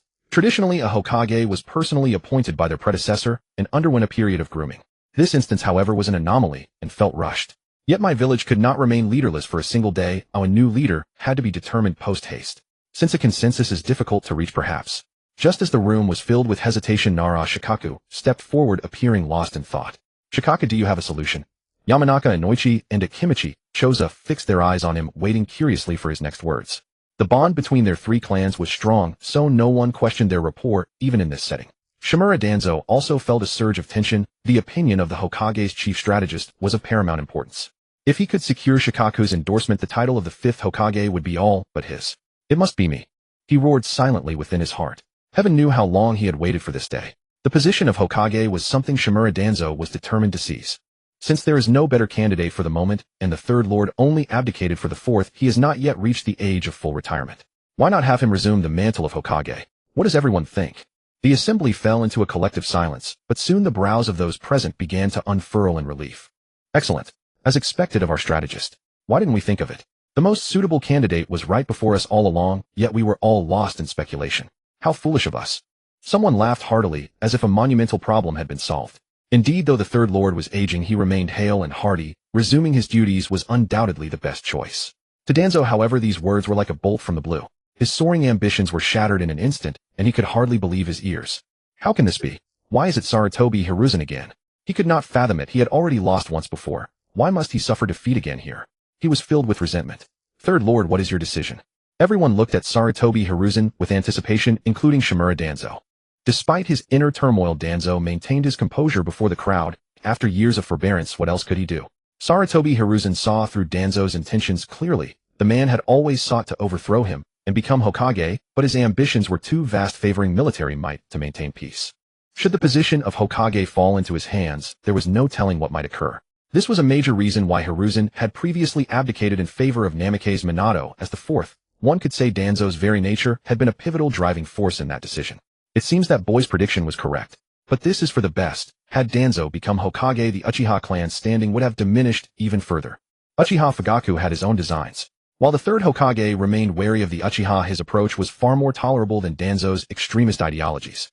Thus the Jonin Council was not as tumultuous as expected. The seat of Hokage did not pass to a fifth successor as many had speculated. Instead, the third resumed his office, taking the reins of my once more. The news spread rapidly, and the people of my village expressed their understanding. The third Hokage's return to power was indeed considered a sound choice. Izumi stayed obediently by Yi Yuchin's side, resting her chin in her hands as she studied him curiously. What are you doing? Yi Yuchin gave a wry smile, feeling somewhat self-conscious under her persistent gaze. I do not agree. Within the Hokage building, Uchiha Fugaku's expression was agitated. Of the high-ranking officials who had previously gathered, only Sarutobi Hiruzen and he remained.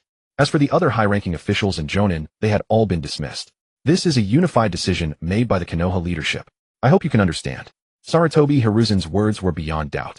Although he used the unified name of the Konoha leadership as a pretext, he was indirectly expressing his own original intent. Previously, it was the restriction of the Uchiha clan's activities, but now if we are to be completely relocated to the outskirts of the village, isn't that going too far?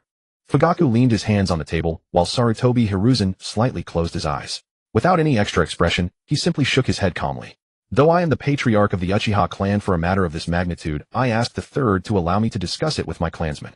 His voice was heavy and his mood had clearly reached a freezing point, as if he might erupt at any moment.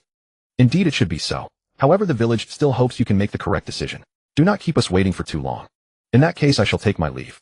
When Uchiha Fugaku walked out of the Hokage building, his face maintained the same expression, like a dormant volcano that could erupt at any second. From the moment he ordered the clan not to intervene, he had anticipated that there would be repercussions, but this, was it not far too much? To be driven to the very edges of the village, they were just one sentence away from being expelled entirely. Was this not blatant discrimination? How would the Uchiha clan ever find their footing in the village again? Thus the news quickly spread through the village. The members of the Uchiha clan were filled with immense indignation, yet they suppressed their fury deep within their hearts. It was not that they had good tempers, it was just that if they chose to resist by force at this time, the punishment they would suffer would likely be far worse. Each of them knew clearly that the Konoha leadership was inherently hostile toward them. Once the fourth Hokage had mediated between them. Although they had always faced suppression, they had managed to coexist in peace. Now that the fourth had just perished in battle, they truly could no longer restrain themselves. Brother Chin, why did the third make such a decision? Izumi tugged at Yi Yuchin's arm. Though she was still young, she understood the interests of the clan. While she did not understand the specific implications, she felt that the village harbored a strong sense of enmity toward them. I am not a parasite in the third's mind. How could I possibly guess the thoughts of that venerable elder? Yi Yuchin waved his hand dismissively. Brother Chin is so smart it's impossible for you not to know. The young girl was quite clever, having already figured out Yi Yuchin's temperament. At a time like this, saying a few flattering words would certainly not go amiss. Yi Yuchin was both amused and exasperated. He gently patted her head and explained, it might be due to the influence of the second Hokage Senju Tobarama. The Uchiha clan's power is far too great to be controlled. With such a suspicious nature, the village naturally cannot achieve true unity. However, the second cannot be blamed entirely. After all, back then many in the Uchiha clan intended to rebel, inheriting Madara's will.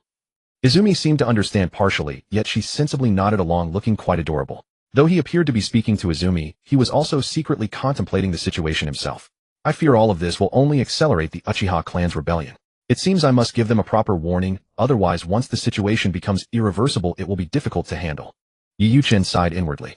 Regarding the ending in his memories, he felt a profound sense of regret. The Uchiha clan was an indispensable presence for Konoha and harbored no inherent desire for rebellion, but human suspicion is undoubtedly a terrifying thing. It is like a bottomless pit. As long as a single thought takes root, it will magnify infinitely in the other person's heart until it becomes uncontrollable. The Uchiha clan, who originally had no intention of rebelling, were they not still forced onto that path of no return? The night of the clan's extermination is truly cruel. In the police force conference room, Uchiha Anabi was the first to speak. Patriarch III is truly pushing us too far. In less than half a month, 2 consecutive prohibitions had been issued against the Uchiha clan, each more severe and alienating than the last. Indeed, if we truly move entirely to the outskirts of the village, there is no telling what even more outrageous decisions the Konoha leadership will make against us in the future. We have endured enough for so many years, yet they only become more excessive. Must we endure like this for the rest of our lives? Their voices were filled with grief and indignation. They could sacrifice everything for the village's interests, yet all they received in return was suspicion and doubt. Uchiha Fugaku was caught in a difficult position. He understood the pain of his clansmen, but he felt powerless and unsure of how to decide. Our Uchiha clan is after all a prestigious lineage, once rivaling the Senju clan. Now this is truly humiliating. Uchiha Yashiro, also a high-ranking official of the police force, expressed his view as well. This decision was something they simply could not accept. Just as Uchiha Fugaku was about to continue, a slow sound of clapping echoed from outside the door. Instantly, the several people in the meeting shifted into a state of high alert. If their words today were overheard by the Konoha leadership, it would surely lead to even more suspicion. Who was outside? The voice was cold, yet extremely piercing. When the door was opened, a man dressed in a long robe and wearing a mask entered. Only his exposed eyes seemed to be declaring his identity. Uchiha. After a brief moment of shock, Uchiha Fugaku regained his composure. Who exactly are you, and what is your purpose in coming here dressed like this? Do you not know that the police force is currently in a meeting? Have them leave first. Yi Yuchin feigned an extremely hoarse voice, trying his best to immerse himself in the role of Madara. A pair of cold Sharingan lay quietly beneath that mask. He had revealed them intentionally, serving as a gesture of trust to these people. Indeed, the man wrapped entirely in robes was Yi Yuchin. However, he now held another identity. The most formidable existence of the Uchiha clan, Uchiha Madara. Impossible. Uchiha Anabi was the first to speak. No matter if the person before them was of the Uchiha bloodline, the fact that they dared not show their true face suggested they were up to something nefarious. Leaving their patriarch alone here was a risk. Should any misfortune occur, it would be far too late for regrets. Moi. Yi Yuchin raised his eyes and swept a glance across the room. Unhurried, he found a place to sit and waited with composed leisure. The men were stunned by the stranger's peculiar behavior. What exactly do you want? Uchiha Yashiro had drawn a kunai at some unknown moment, but in the next second Uchiha Fugaku stepped forward to restrain him. Patriarch, you all should withdraw for now, or no harm will come to me. If the standoff continued, there would be no resolution. Since the visitor chose this moment to arrive, Fugaku knew he had to comply if he wanted to uncover the truth. He did not believe anyone would have the audacity to break in here without possessing significant skill. But there are no buts. This is an order. Uchiha Fugaku understood that he needed to be decisive. His authority as the patriarch remained formidable. Understood. Once the others had retreated, Uchiha Fugaku took a seat directly opposite Yi Yuchin. Now will you reveal your identity? Setting aside the man's strength, the mere aura emanating from this figure felt oppressive. As the head of the Uchiha clan, for someone to make him feel such pressure meant the individual was exceptionally powerful. He mentally scanned the members of the clan and was certain this man was not among them. Fugaku, let me ask you, if I hadn't appeared today, would you have accepted the village's decision? Instead of answering, Yi countered with his own question. He did not expect Fugaku to provide an answer, for he could already surmise the truth. Fugaku was loyal to the village. Although the current situation sparked his dissatisfaction and resentment, it was not yet enough to make him defy the village's commands. What exactly are you trying to say? Uchiha Fugaku keenly parsed the words, not missing a single detail despite being the one questioned. Within the clan, no one dared address him so familiarly by name. This sudden visitor, despite possessing those eyes, could not possibly be a resident of the village. Furthermore, to lead with such a sharp question, why should he assume I would tell him anything? Ding! Main quest triggered. Dispel the resentment in Uchiha Fugaku's heart. Reward 10 Ninetales chakra to complete the task. Yi was fully committed to his performance. Is such a question truly so difficult to answer in the presence of your ancestor? Though Yi felt nervous, he maintained a forced air of casual arrogance. He was putting Obito's tactics to use, finally understanding why Uchiha Obito enjoyed impersonating Madara so much. This sensation was truly exhilarating. Moreover, since he technically was Madara, now the act felt even more satisfying. Ancestor, what nonsense are you spouting? Uchiha Fugaku bolted upright, staring fixedly at the figure. Had he not lacked absolute confidence in his success, he likely would have moved to apprehend the man already. Yi fell silent. His exposed eyes seemed to possess a hypnotic magic, luring the soul into a void as he slightly released a trace of his overwhelming presence. Could it be? Fugaku instinctively recoiled several steps, his legs trembling as if a mere breeze could topple him. He was a formidable shinobi, yet the state he was in now would leave anyone utterly shocked. Impossible, that man is long dead. Who are you really? This was the third time he had asked that question. Even Yi, who was maintaining the facade, was getting tired of it. Was it not tedious to keep asking the same thing?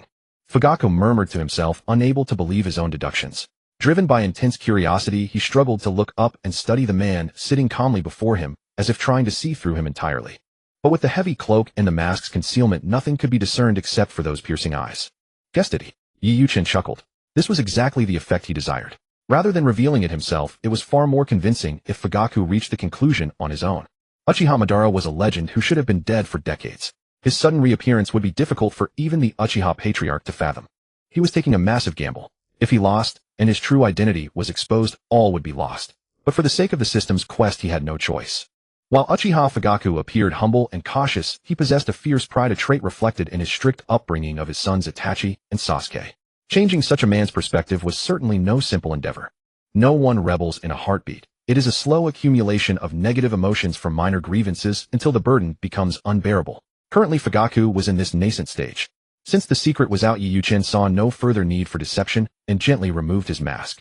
His aged countenance had improved after consuming the basic life-prolonging pill, yet the marks of old age remained visible.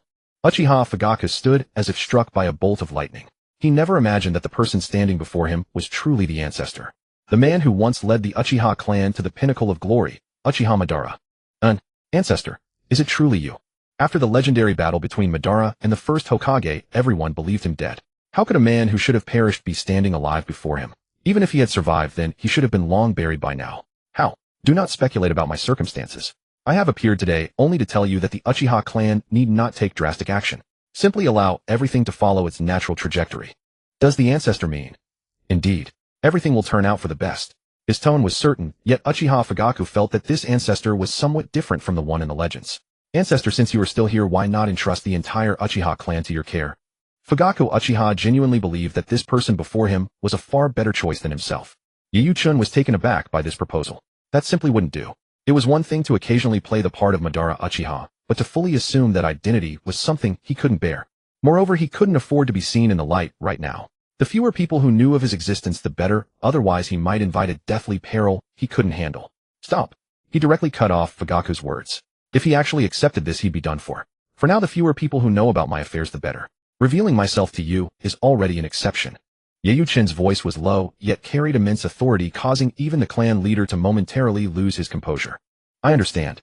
Fugaku nodded. He wasn't a fool. With a little thought, he could piece it all together. In that case, I won't say more about your thoughts. Just follow your heart. With that, Yeyuchin donned his mask once more and vanished from the meeting room. Seated, Fugaku still felt a sense of unreality. Had he truly just seen that ancestor? Clan leader. That mysterious man, who is he exactly? Did he do anything untoward? After Fugaku summoned them, they rushed in at top speed, chattering noisily. All right, everyone, quiet down. Instantly, the room fell into absolute silence as all eyes fixed solemnly on Fugaku Uchiha. There's no need to look at me with such grave expressions. Rest assured, there's no problem. He's not an enemy. Not an enemy. Then who is he? There's never been such a person in the village. Yashiro Uchiha pressed on. Any potential threat couldn't be taken lightly, and even though the clan leader knew this, he had a duty to voice his concerns. Stop your wild guesses. Let this matter rest as if it never happened. But, very well. Fugaku's tone was not one of jest. Since the clan leader was unwilling to elaborate, there must be a reason, and the others ceased their questioning, showing their understanding. As for the village's decision, I believe we already have our answer. Everyone looked at Fugaku with anticipation. To them, this absurd decision was utterly unacceptable. It was an insult of defiance against the Uchiha clan. Tell me, what do you think would happen if we refused the village's high-level decision? Fugaku didn't state his conclusion immediately, but guided them step by step. A heavy silence fell. The moment the clan leader posed the question, they already sensed what was coming, and their high spirits were doused, as if by cold water. No need to be so disheartened. I understand your feelings, but all this will pass. Trust me. 3 simple words, trust me.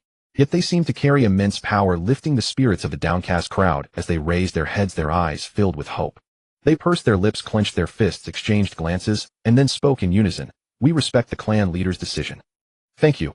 Fugaku felt a pang of bitterness in his heart, laden with guilt towards his clansmen. If they had protested and made a scene, he might have felt somewhat better. Your opinions are valid, but since other clans have accepted the relocation terms, the Uchiha cannot be the only ones to refuse. These were Fugaku's words to them, and they understood. I will negotiate the terms, but the relocation is non-negotiable. Even if the location is somewhat remote, there's no helping it. Believe me, everything will get better. At that moment, they seemed to truly understand their clan leader, nodding solemnly. Rest assured, clan leader. We will stabilize the clan's emotions, you need not worry too much. Inaho nodded, exchanged a few more words, and then they all filed out, leaving Fugaku alone. Phew. At the rear mountain, Yeu-chun patted his chest. He had feigned calm earlier, but his heart had been in his throat. Good thing, good thing. Acting really is the most important skill. He had reverted to his true appearance, the mask and the thick robe neatly tucked away. He couldn't afford to lose these, he'd need them often. Ding. Host has completed a reward, obtaining 10 of the Nine-Tails chakra. Additionally, the system's previous reward is being issued late, compensating the host with 100,000 points automatically deducted. Det 8809,900. Yeu-chun's mouth twitched. Did it have to be so precise? The points had barely touched his hands before they were deducted without even asking for his consent. Weren't they supposed to have a month to repay? But if the system hadn't mentioned it, he would have almost forgotten. The reward for assisting Minato Namikaze in sealing the Nine-Tails had never been issued. Delayed reward issuance: Flying Thunder God exclusive speed-up card 20x1 Mangekyo Sharingan experience card, 10 minutes x1 no burden on the body, and bestowed the title, Newcomer to the Shinobi World. Ding! Congratulations, host, for completing the hidden quest, Establishing Authority. Reward reputation points with Fugaku Uchiha 20. Reputation 201000 Fugaku.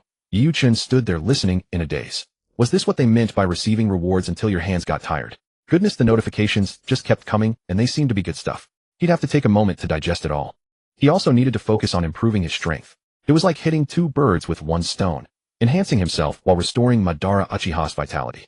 Combining the two was incredibly satisfying. The Flying Thunder God can be speed learned. Looking at the speed up card, Yeu-chun used it without a second thought, but after waiting for a while he felt no different. When he saw that his status bar showed 20, everything became clear. It seems I can only use it flexibly when it reaches 100. If I had to train on my own, who knows how long that would take. Looking at the manual for the Flying Thunder God technique, Yeu-chun felt a headache coming on. It was so densely written, just looking at it was exhausting. If I could gather a few more speed-up cards, wouldn't that mean? If anyone had passed by at that moment, they would have seen a child of 6 or 7 sitting on the ground, chuckling to himself like a fool, as if possessed. Only in moments of tranquil stillness could Yeu-chun find the peace to ponder life's trivialities. In his memory, in the second year of Konoha's founding, Uchiha Madara had defected from the village, abandoned by all. Even his own clan could not comprehend his actions. A man of such immense power must have felt a profound sorrow and desolation in his heart at that time. He championed the way of force, trusting no external power beyond his own kin. One must either submit or perish. Was this truly a crime? Yeu-chun did not know. The Third Great Ninja War had barely ended, and the wounds it inflicted had yet to fully heal. This was also one of the primary reasons the Uchiha's sharp edges had been worn smooth. Perhaps it was the years of oppression by Konoha that stirred the Uchiha clan's once calm hearts into restless agitation once more. Yeu-chun had precisely seized upon this opportune moment.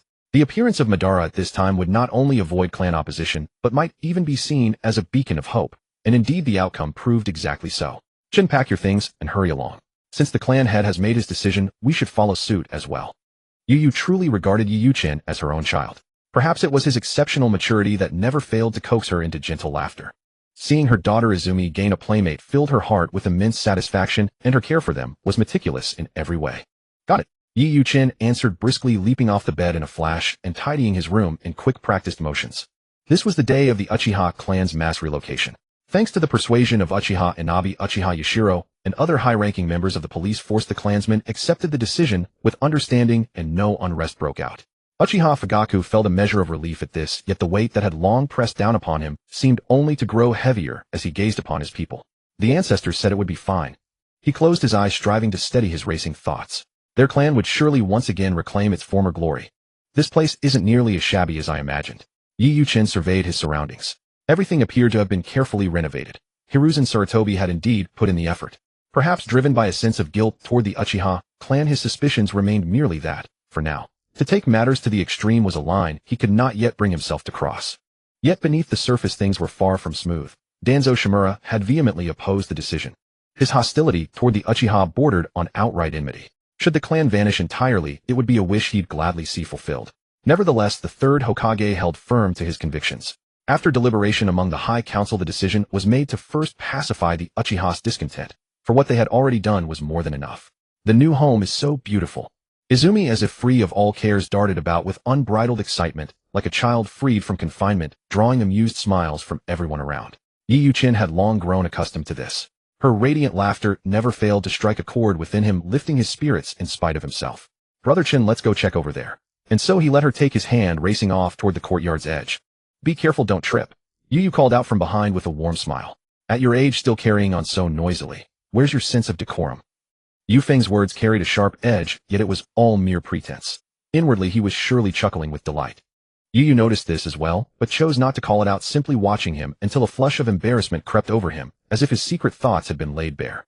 Though Yi Yuchen ran alongside her, his attention remained fixed on her every step, his body subtly angled inward to shield Izumi from any potential fall. "It's just a change of residence. Is it really that thrilling?" Yi Yuchen was baffled. Everyone else wore grim expressions. Only this carefree girl kept giggling without a care in the world. "Brother Chin, you just don't get it."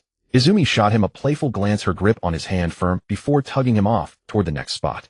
He had to admit this new estate was quite expansive. The backyard alone was twice the size of their previous one, and the surroundings were equally pleasant. Were it not for its location on the village's outskirts, it would indeed be a prime piece of land. "Chin, Izumi, how would you feel about discussing something with Mother?" Yu beckoned them over and spoke in a gentle tone. In recent days, she had addressed both Izumi and Yi Yuchen this way, and the latter felt not the slightest discomfort. Instead, a warmth stirred within him, soft and comforting. "What is it, Mother? Just say it directly." Izumi, ever perceptive, stepped forward to help her sit down, then settled obediently beside her, waiting quietly for her to continue. Yu's gaze lingered on the two of them for a long while, and a strange unease crept over Yi Yuchen. A sudden, inexplicable intuition that something was off. "It's nothing much, really. After you phoned and I finished arranging everything, we realized there seems to be one bedroom short. Only a guest room left. So from now on, you two will share a room. How does that sound?" Yu's tone was inquiring, as she thought nothing of it since both children were only 6. Her words struck Yi Yuchen like a bolt from the blue, leaving him utterly stunned. How could a well-bred youth who had received a modern education take advantage of such a situation? And besides, though he appeared to be a 6-year-old child, he was anything but. "No, wait. Auntie, I can sleep in the guest room." Yi Yuchen was visibly flustered, but his reaction was naturally dismissed as a child's petulance. "Sounds great." Before he could protest further, Izumi's voice rang out cheerfully, and she immediately sprang up to grab his arm, shaking it with unbridled enthusiasm. Then it settled. Yu beamed, stepping forward to ruffle his hair. "There, no more sulking. Be a good boy." Yi Yuchen was at a loss for words. It was clearly the tone one used to soothe a small child. And that wasn't what concerned him most. Gulp. He swallowed hard, repeating a mantra to himself. A pure mind sees purity in all, a sullied mind finds filth in everything. Yi Yuchen nodded with solemn resolve. It was only sharing a room. What was there to fear? Why the back mountain? Yi Yuchen slumped on the ground, staring at the flying thunder god progress bar, stalling at 21, feeling a wave of despondency wash over him. He had been practicing for the entire morning, exhausting every trick in his repertoire, yet the results remained disappointingly meager. If not for that Flying Thunder God exclusive speed-up card, would I have only gained a measly 1 after a whole morning of effort.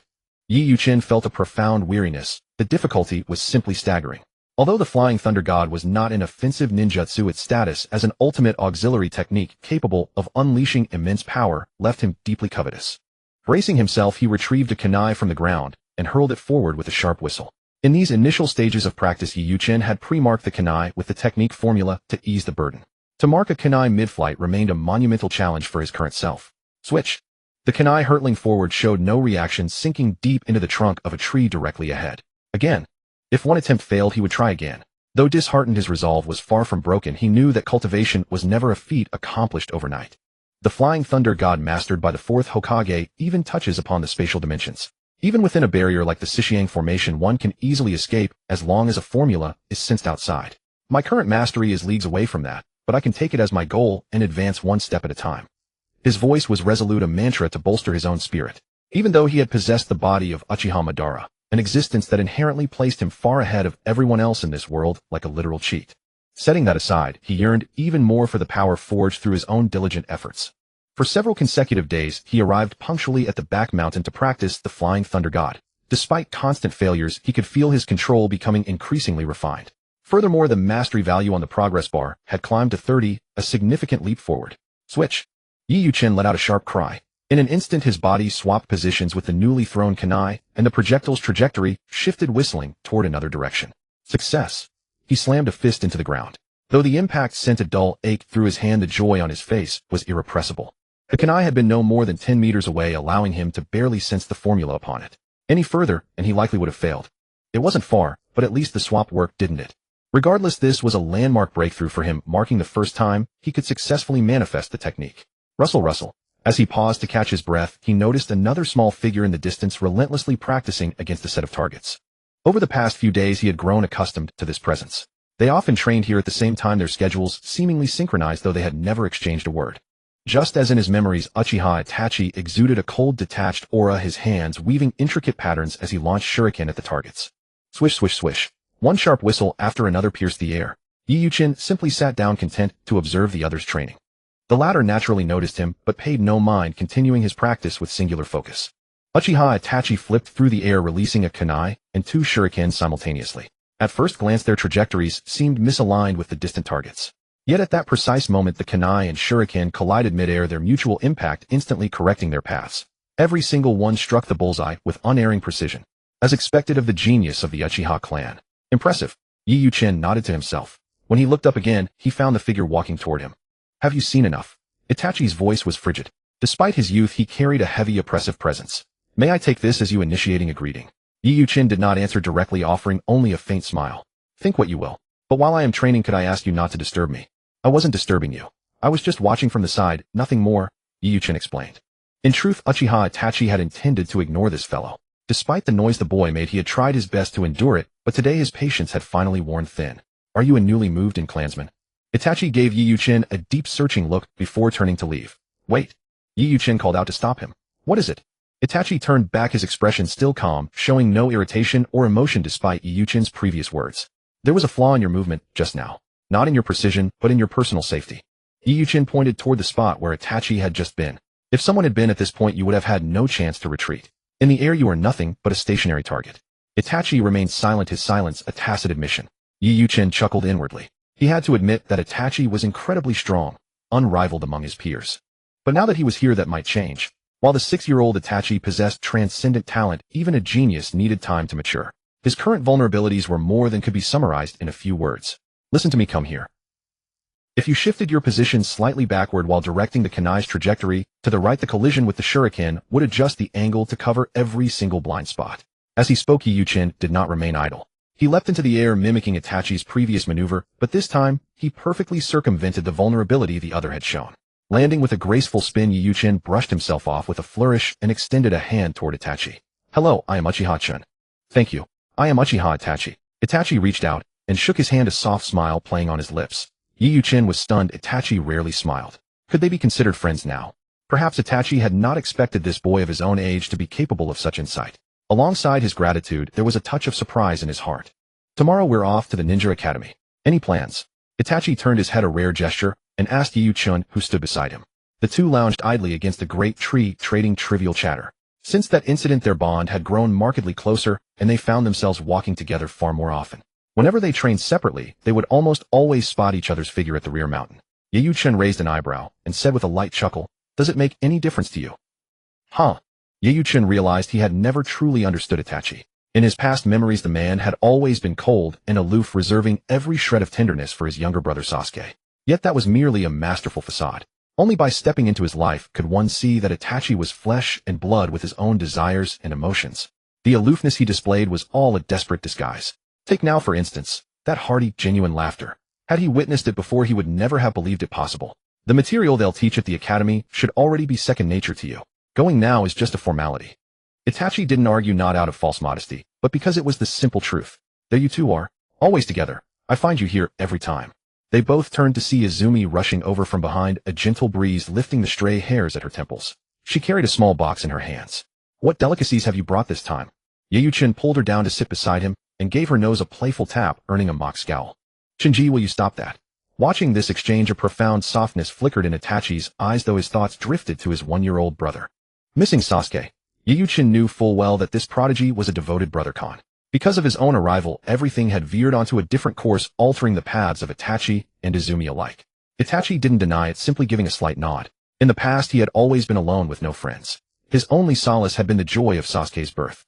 Now 2 people had suddenly appeared like twin beams of light bursting into his life. And in hindsight, everything he had done seemed worth it. Dumplings. Yayuchin opened the box to find an array of colorful dumplings with a few bamboo skewers set to the side. Yes, I asked around for ages. I heard you both love sweets, so I got these specially. I already tried one. It's really sweet. Seeing Izumi's delight, he felt a surge of interest. He picked up a skewer, threaded a dumpling onto it, and casually offered it to Itachi. Try it. It was just a skewer of dumplings, yet Itachi's gaze lingered on it for a long moment, unmoving. Yayuchin waited patiently, even as his arm began to ache. He held it steady, nudging it a little closer to Itachi. Thanks. Only when Itachi finally took it did he offer a satisfied smile. Then he turned his attention to Izumi, saying, Don't be so formal. We're friends, aren't we? Itachi gave a slight start, then nodded with a smile. The dumplings were beautiful, each a different hue, and as they melted on his tongue, they were indeed as sweet as Izumi had said. That was Itachi's first impression, and his only one. The 3 grew increasingly at ease with one another. Itachi even began skewering dumplings himself. Izumi, however, ate sparingly, sitting quietly nearby, chin resting on her hand, watching the 2 before her. Shink. Both their skewers stabbed the last dumpling simultaneously, each with considerable force. What are you doing? That's my line. Neither would yield. They strained, dragging the dumpling toward themselves, a faint crack appearing in its center. You've already eaten plenty. When you picked up your 11th skewer, you took an extra one. So this one is mine.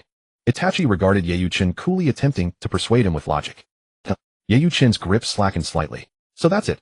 How had he not noticed this guy keeping such precise count? I did not. The next second, he tightened his hold again, the 3 words shooting out firm and beyond question. No way he'd admit it now. Even if he hadn't. All right, you two. What are we squabbling over? If you like them, I'll bring more next time. But too much sugar isn't good for your teeth. Izumi walked over with a resigned sigh, ignoring their stares. She skewered the last dumpling from between them and took a delicate bite. Winking one eye playfully, she teased. Honestly, you two are like little kids. She couldn't hold back a laugh. Here she was calling these 2 big brother every day, yet now she sounded like a scolding elder. It was oddly amusing. The 2 exchanged a glance, puffed out their cheeks in unison, and turned away from each other, looking very much like sulking children. Yayuchin was young to begin with, but under Madara Uchiha's influence, he had grown numb and cold. Yet this physical body provided by the system had affected him more profoundly than he'd imagined. It was like living a second life, tempering his mindset to a more balanced middle ground. Gazing at the setting sun on the horizon, Itachi suddenly realized that his old solitary training, while fulfilling, had been monotonous. Now time seemed to slip by all too quickly. While watching the 2 spar, Izumi would sometimes try it herself. Though she often felt disheartened next to 2 geniuses, there was no denying her strength was advancing by leaps and bounds. Yayuchin felt a pang of reflection, recalling the teacher's constant refrain, a new beginning, everyone starts from the same line. But in truth, such words were only meant to be taken with a grain of salt. Take them for instance. Who would truly believe they were on equal footing? If anyone still thought so, losing badly would be entirely deserved. It's getting late. We should head back. Registration at the academy is tomorrow. Don't be late. Yayuchin gave Itachi a gentle nudge and prepared to rise. You two go on ahead. I'll sit here a while longer. All right then. Let's go, Izumi. Watching their retreating figures, a smile lingered on Itachi's lips. This had been the most he'd smiled in all his years. The Ninja Academy. It isn't much different from what I remember. Yayuchin stood at the entrance of a building, while Quan followed obediently behind him. She gazed at Yayuchin, lost in thought. The students passing by did not catch even a fraction of her interest. Until a cool, composed figure slowly approached. Upon seeing the 2 of them, the figure gave a gentle wave. Brother, you. Quan reacted quickly, pulling Yayuchin forward to meet him. You're here early, you said with a slight smile, offering a simple greeting. On the first day of enrollment, the surrounding peers were clearly excited, greeting those beside them with great enthusiasm. Having known each other for a long time, the 3 naturally sat together in the back row of the classroom, with Yayuchin in the middle, and Quan and you on his left and right. Look at the clothes those 3 in the back are wearing. Most eyes in the class turned toward the trio, their gazes filled with a scrutiny that felt deeply uncomfortable. Their stares are so unpleasant, Quan whispered. It might have been fine if it were just one or two people, but being the center of such attention made her feel restless. Moreover, those gazes clearly held a hint of hostility. Was it because of their clothing? Or rather the Uchiha clan crest? I don't know how they have the face to sit here after the village suffered such a disaster while they just stood by and watched. If it weren't for them, so many people wouldn't have died. It's not worth letting such cold-hearted people stay in the village. I wonder what the third Huaying was thinking. One mocking remark followed another. They did not bother lowering their voices, and every word reached the ears of Yi Yuchen and his companions with jarring clarity. It was clearly an order from the third, and the elders of the clan did their best to evacuate the non-combatant villagers. So why? Quan felt wronged. It wasn't a lack of mental fortitude, but the feeling that this blame was misplaced on people who were being judged indiscriminately. Don't be sad. That's just how the world is. Instead of arguing with them, it's better to change things with your own hands. Their eyes softened slightly as the clamor of the crowd suddenly fell silent with the ringing of the school bell. Though Yi Yuchen spoke those words, his heart was not as calm as he appeared on the surface. These children were only 5 or 6 years old, lacking the capacity for independent thought. They essentially echoed whatever the adults at home told them. The Uchiha clan's actions on the night of the Nine Tails had already bred resentment. Only the ordinary villagers who had been helped might offer some understanding, but their influence was clearly insufficient. Driven by the deliberate push of those with ulterior motives, it was hardly surprising that things had turned out this way. Alright students, today is your first day at the Ninja Academy. I hope that in the coming days you will study hard and graduate soon to become true ninjas. A tall female teacher walked in. Even with her face partially obscured, her striking figure alone was enough to captivate many. She wore framed glasses and a professional outfit rather than the usual my combat gear, giving her a refined appearance. This teacher is so beautiful. Look, I bet she's at least AC. Are you blind? Don't lie through your teeth. You call that AC? No C you've seen can compare to that. The students whispered among themselves, disregarding the setting. Though their voices were low, they reached Yi Yuchen's ears perfectly. He glanced at you beside him. As expected, you remained calm, as if he hadn't heard a thing, silently flipping through his book. Meanwhile, Quan's face was flushed with a slight blush. She looked restless, and though she tried to act indifferent, she couldn't help but steal glances forward. These are just 6 or 7-year-old kids. Are they really this precocious? Yi Yuchen was stunned. He hadn't expected children this young to be speaking in such codes. Truly, the younger generation is to be feared. Ahem, everyone be quiet. The teacher didn't seem to mind, simply writing a few elegant characters on the blackboard. Qinxiang Huizi. That is my name. You can just call me Teacher Huizi from now on. I hope we have a pleasant time together. Now we will begin by explaining the history of ninjas and some basic overviews. Yi Yuchen sat in the back row, propping up his head. He felt alert at first and found the lecture interesting, but for some reason his head gradually grew heavy. His eyelids felt as though they were weighed down by lead, uncontrollably drooping lower and lower. His consciousness began to fade into darkness until he knew nothing at all. The student in the middle of the last row. Yuzibo-chun. Yi Yuchen was in a daze, feeling as though someone was calling him as his thoughts slowly drifted back. With a sudden start, Yi Yuchen stood up from his chair, as if by reflex, staring straight at the podium with a look of intense tension. Ha ha ha. So this is the legendary Yuzibo. No wonder no one stepped up during the night of the Nine Tails. As expected, Yi Yuchen scanned his surroundings. Quan's face was red as she poked his waist, whispering in a voice only the three of them could hear. Brother Chin, you fell asleep just now. The teacher is calling you. Meanwhile, you sat upright and composed, not saying a word. Damn, I actually reacted like that out of habit. It wasn't like he wanted to. The problem was that this seemed to be his usual state in his past life. He hadn't quite adjusted yet, and upon being woken up, he instinctively performed that series of actions. Student, is it because you didn't rest well last night? Qinxiang Huizi's face showed a hint of concern. While falling asleep in class wasn't unheard of, he was the first to do so on the very first day of the Ninja Academy. No, I just think your lecture is simply too boring. Yi Yuchen blurted out without thinking. Qinxiang Huizi was visibly taken aback. This student seemed rather interesting. Too boring. The surrounding students gaped before erupting into boisterous laughter. To dare provoke the teacher on the very first day of school. This was unprecedented. Was the boy before them a complete fool? Qinxiang Huizi paid it no mind. After a gentle smile, she turned to Yi Yuchen and said, the beginning indeed consists of stories regarding ninjas and the village, which can be somewhat tedious. However, these are mandatory lessons for anyone aspiring to become a ninja. I hope you will still listen attentively. The teacher actually didn't get angry. This thought echoed in everyone's mind. Quan breathed a sigh of relief. She had just been tugging at Yi Yuchen's sleeve, fearing the consequences if he were punished by the teacher. Yi Yuchen nodded inwardly. This teacher was not only pleasant to look at, but also possessed great magnanimity. Had it been anyone else, they likely would have exploded in a fit of rage on the spot.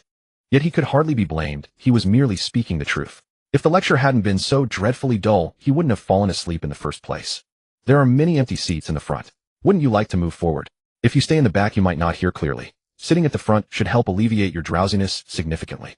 Qinxiang Huizi glanced at the several empty rows, and then at the 3 students in the final row. She continued to explain with immense patience, showing not a single trace of dissatisfaction.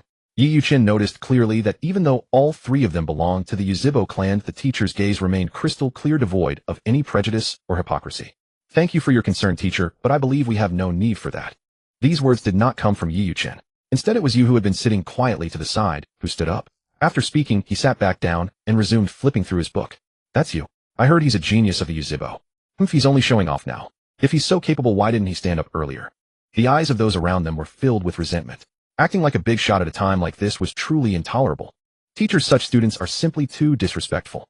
Only members of the Uchiha clan could do something like this. "Why don't we?" A scrawny student stood up, but his suggestion to expel them caught in his throat when he met Qinxiang Huizi's cold gaze. Unable to utter another syllable, he sat back down sheepishly. The teacher's eyes just now. They were terrifying. Zhongshan Ursai felt a wave of trepidation. From the moment Qinxiang Huizi entered the classroom, she had shown nothing but gentleness and patience. But after he spoke those words, the scene he witnessed felt as though fear had been etched deep into his soul. "Shut up." Originally, Quan felt somewhat uncomfortable, though she didn't express it publicly. However, the moment he mentioned the Uchiha clan, it caused her to erupt instantly. Yi Yuqin cast a deep look at the scrawny Zhongshan Ursai, making a mental note of him. Although he could understand his classmates' dissatisfaction with the Uchiha clan, as everything has its reasons, his tolerance had its limits. For instance, now that the boy had walked right into his line of fire, he could only blame himself. "I know you, Uchiha, the eldest son of the Uchiha clan leader and a genius within the clan." Qinxiang Huizi had now regained her gentle expression and spoke softly. To this, you merely gave a faint response before immersing himself in his own business once more. "Teacher, how about this? You ask a few questions at random. If I can answer them, I won't have to waste time here, right? What I desire is simply a certification of graduation from the Ninja Academy. As for the duration, it is not within my consideration. If possible, we could even begin the assessment now." Quan's mouth hung slightly open. Although she was certain of Yi Yuqin's strength, she hadn't expected him to be so direct. Nevertheless, she felt a surge of excitement. What is wrong with him? Is he just charging headlong into trouble? What arrogant words. If he can't answer, he's going to be so embarrassed. Zhongshan Ursai was clearly sulking.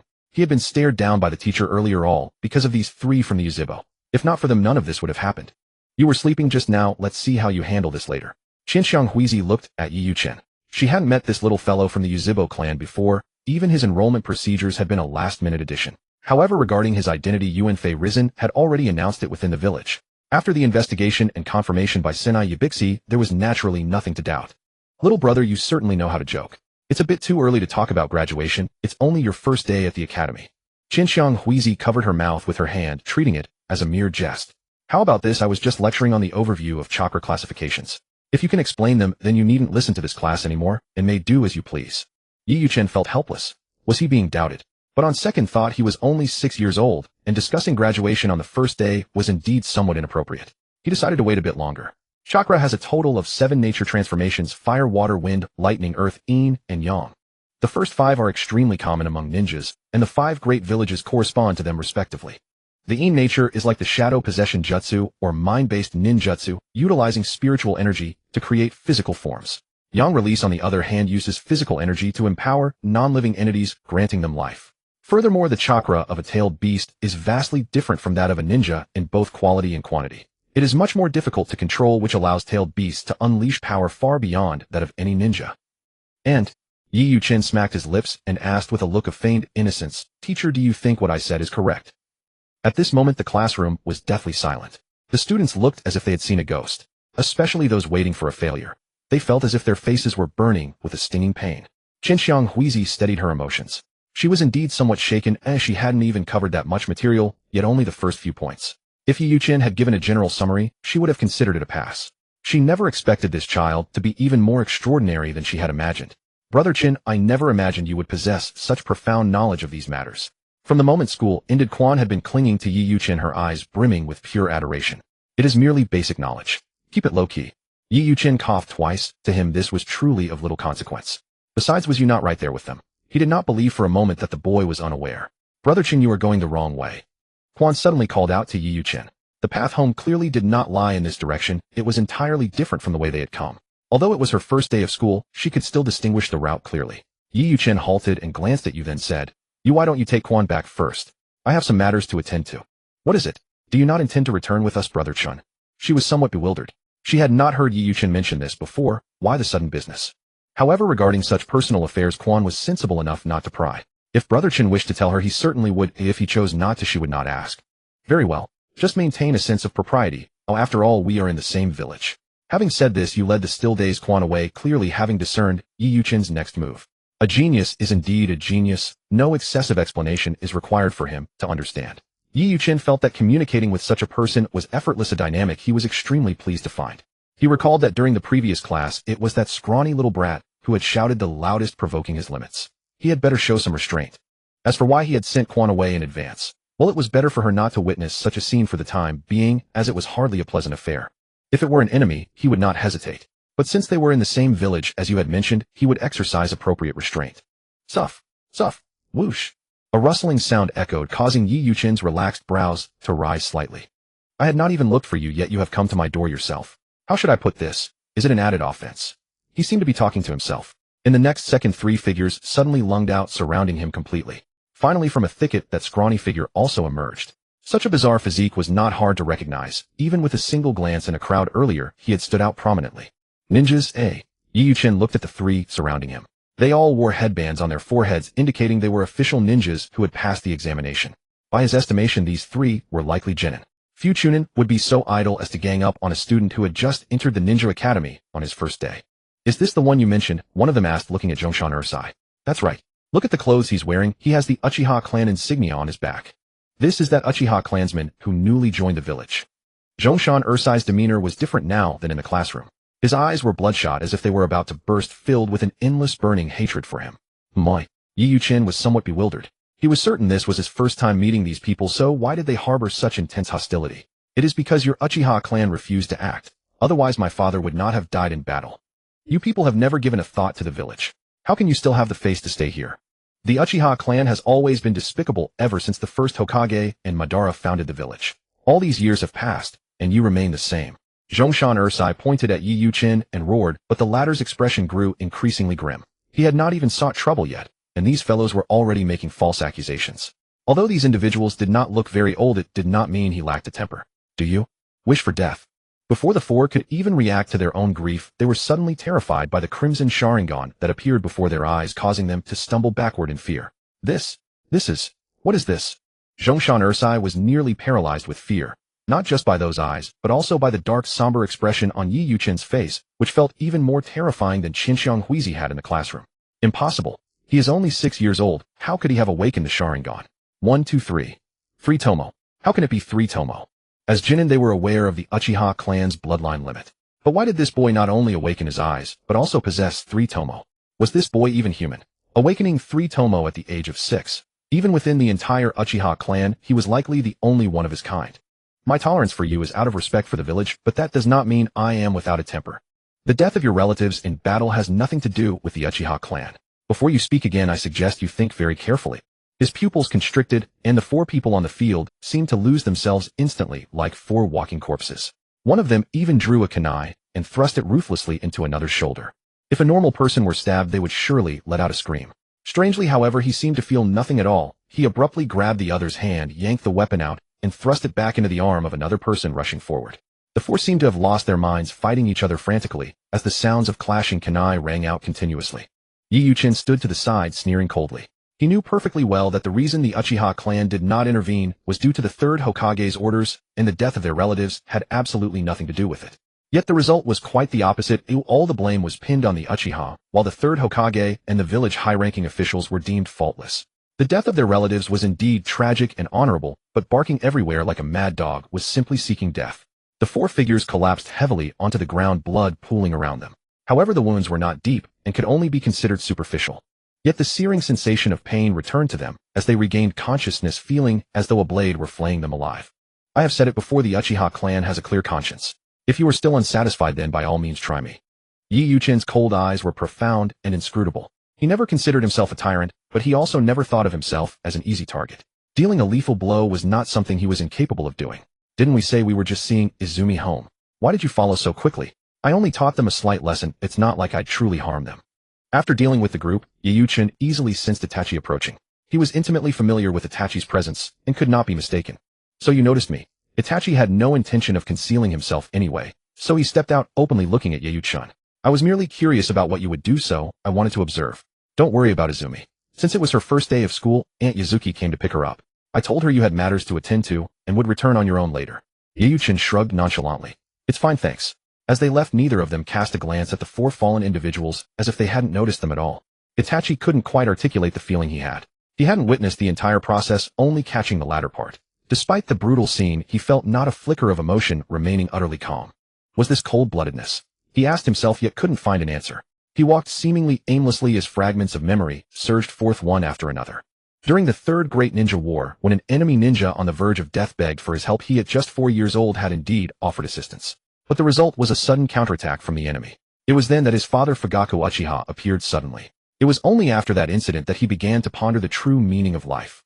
The dark thoughts that had once fiercely gripped his heart were replaced by hope with the birth of Sasuke.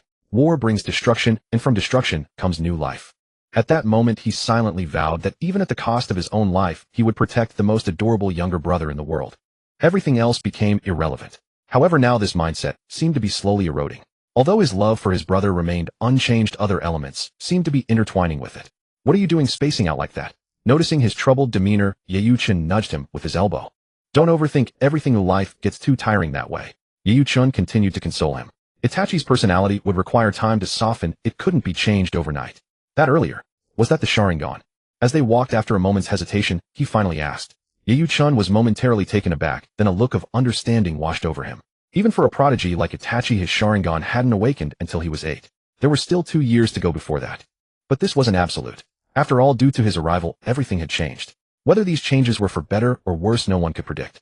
Take Uchiha Izumi, for instance. She should have awakened her Sharingan by now, but because of his presence, she hadn't experienced the tragedy of her father's death, and thus her eyes remained unawakened. Yes. Itachi nodded in response, saying nothing more, but silently set a goal for himself. Over the following days, the three of them walked to the Ninja Academy together and returned home together, their bond growing increasingly close. Meanwhile, Nakayama Niji, who had been disciplined, arrived at school with bruises the next day, drawing considerable attention. Even Shikage Keiko, a teacher who held little fondness for him, inquired with great concern. But for all this, after stealing a glance at Yayuchin, who sat calmly at the back, an invisible pressure like a giant hand constricted his throat, leaving him utterly silenced. It's nothing, just an accident. Please don't worry. Anyone could tell the injuries on his body were from a fierce struggle, certainly not from an accident. But seeing his reluctance to speak, everyone tactfully refrained from asking further. Since his family had nothing to say, they wouldn't interfere. Brother Chin, you must have been the one who gave that annoying guy those injuries. Uchiha Izumi's eyes were full of scrutiny, clearly confident in her deduction. The more she thought about it, the more logical it seemed. Yesterday, Brother Chun had deliberately sent her away, surely to teach that guy a lesson.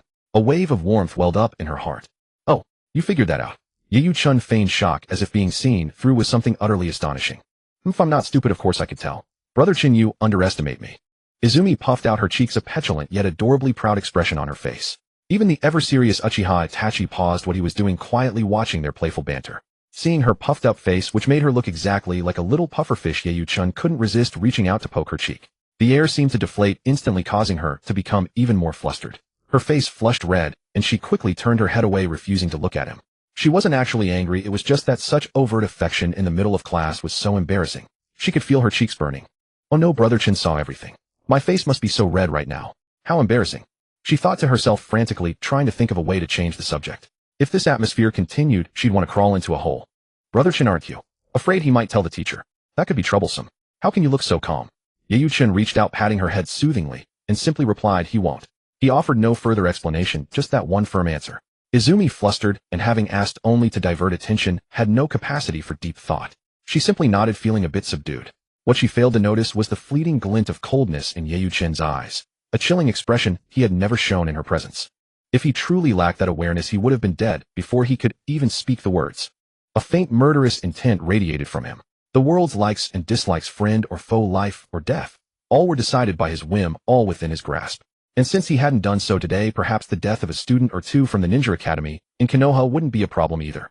A series of sharp whistling sounds cut through the air, and in the next instant the central red zone of the distant target was already densely studded with countless shuriken. Amazing.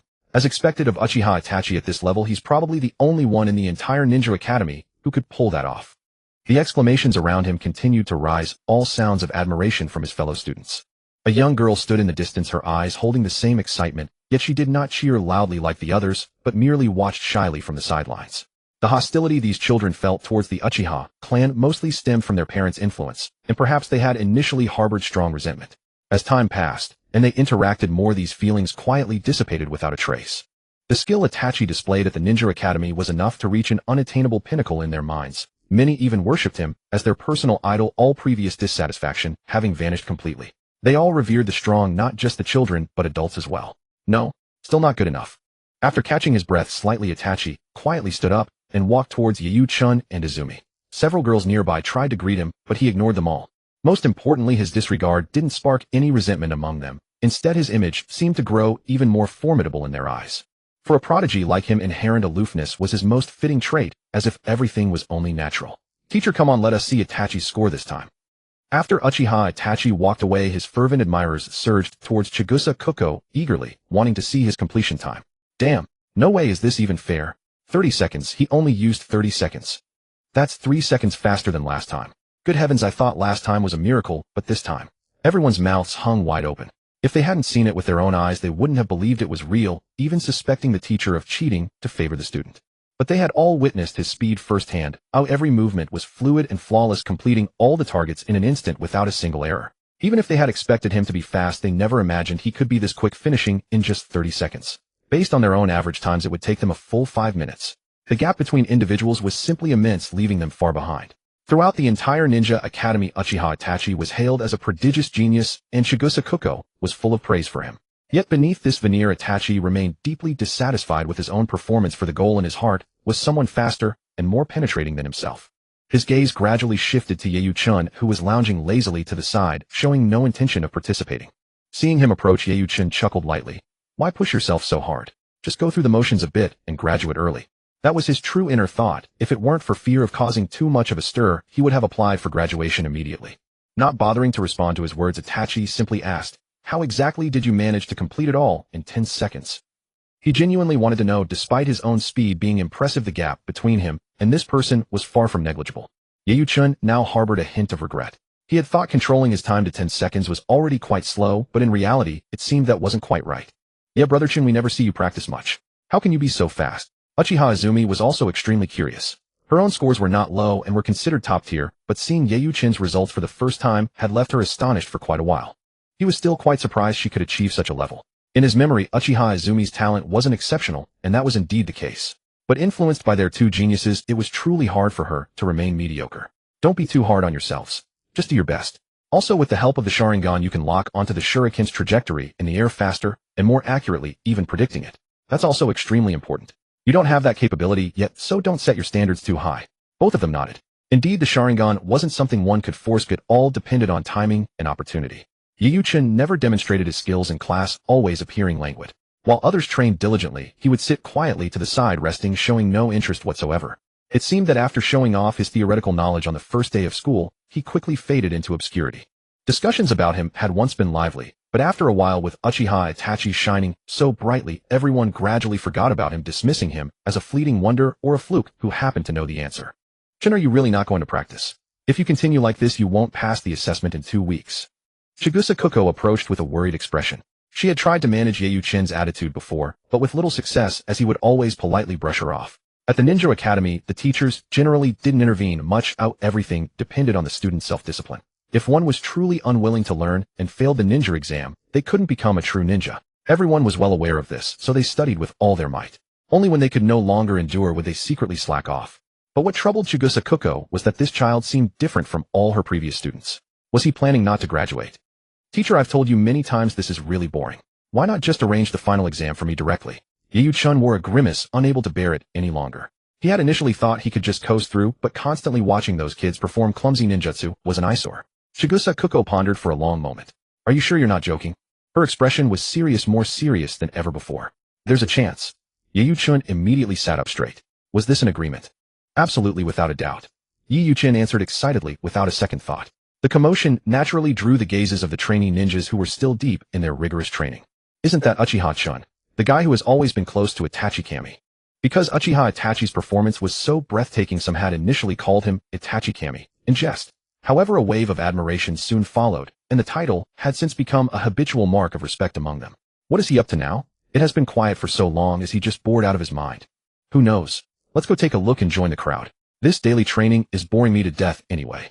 Although Yi Yuchen had been well-behaved recently and had not caused any major trouble, his feat of never training was well known. While they looked down on such behavior, they could not help but inwardly give him a thumbs up for his sheer audacity. Say he seems to be on good terms with Itachi Kami. Do you think he is actually a hidden expert? Hiss. Now that you mention it, it does seem possible. I should take back my previous assumptions and reconsider this carefully. Whispers rippled through the crowd until the voices of Qianxiang Huizi and Yi Yuchen reached them. As if by a prearranged signal, the entire field fell into a heavy silence. Applying for early graduation is technically against the Academy's regulations. However, since you are so persistent, I shall grant you a single opportunity. What? Did I hear that right? Applying for early graduation. Someone could not help but exclaim in shock. I heard it too. It must be true. His voice carried a hint of disbelief. Was it their own lack of strength that limited their imagination? They had only been at the academy for half a month, with formal classes lasting barely 10 days. Was this for real? They felt as though they had not learned a single thing yet, and he was already graduating. It seemed utterly absurd. Qianxiang Huizi ignored the surrounding chatter and focused on explaining the situation to Yi Yuchen with utmost seriousness. She continued, the academy's assessment in 2 weeks will proceed as usual, but your evaluation will be different. It will be conducted according to the standards of the Ninja Academy's grand graduation exam. If you pass, I will personally award you your graduation certificate and forehead protector. No problem, Yi Yuchen replied decisively. He had originally planned to wait a bit longer, perhaps staying for a month, just to go through the motions. But calculating it now, the timing was roughly the same, and his luck was not bad. No way Sensei Huizi actually agreed to his request. This is ridiculous. We have never even seen him train. What is the deal? I do not believe it. I absolutely do not believe it. You are not the only one. Even Itachi Kami did not apply for early graduation. As much of a genius as he is, he still trains every day. Everyone's thoughts were in disarray, filled with skepticism and profound shock at Yi Yuchen's request. After all, failing would be a massive loss of face. If it were them, they would never have the confidence to attempt such a thing. Just imagining the potential embarrassment gave them involuntary goosebumps. Had Yi Yuchen guessed their thoughts, he would have surely offered a disdainful sneer. Not everyone is destined to be the protagonist. If you had this kind of confidence, would you be trying to steal my spotlight? Very well, then prepare yourself thoroughly. The Ninja Grand Exam is quite challenging for students of your level. Do your best. Perhaps it was because Yi Yuchen was simply too adorable, but Qianxiang Huizi had taken a liking to him from the start. After the first lesson, she had found herself paying a bit more attention to him. She admitted to having a bit of favoritism, but it was no great matter. She was not breaking any rules. Are you serious, brother? You are really going to graduate early?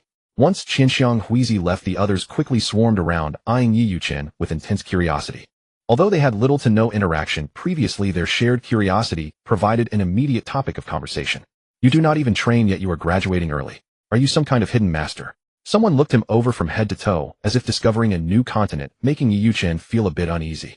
The more people stared and questioned him, the more it proved how deep their mistrust ran. Imagine a classmate who started elementary school with you, slept through every class, and then after just 2 weeks announced they were taking the graduation exam. Could you honestly believe they would pass? It was simply preposterous. Isn't this a bit too rushed? There is still a long time before the regular graduation exam, and we have only just started the curriculum. A girl offered a concerned reminder. Though they were not close, children are naturally open with one another. The only hint of previous hostility had been the influence of their parents' views on the Uchiha clan.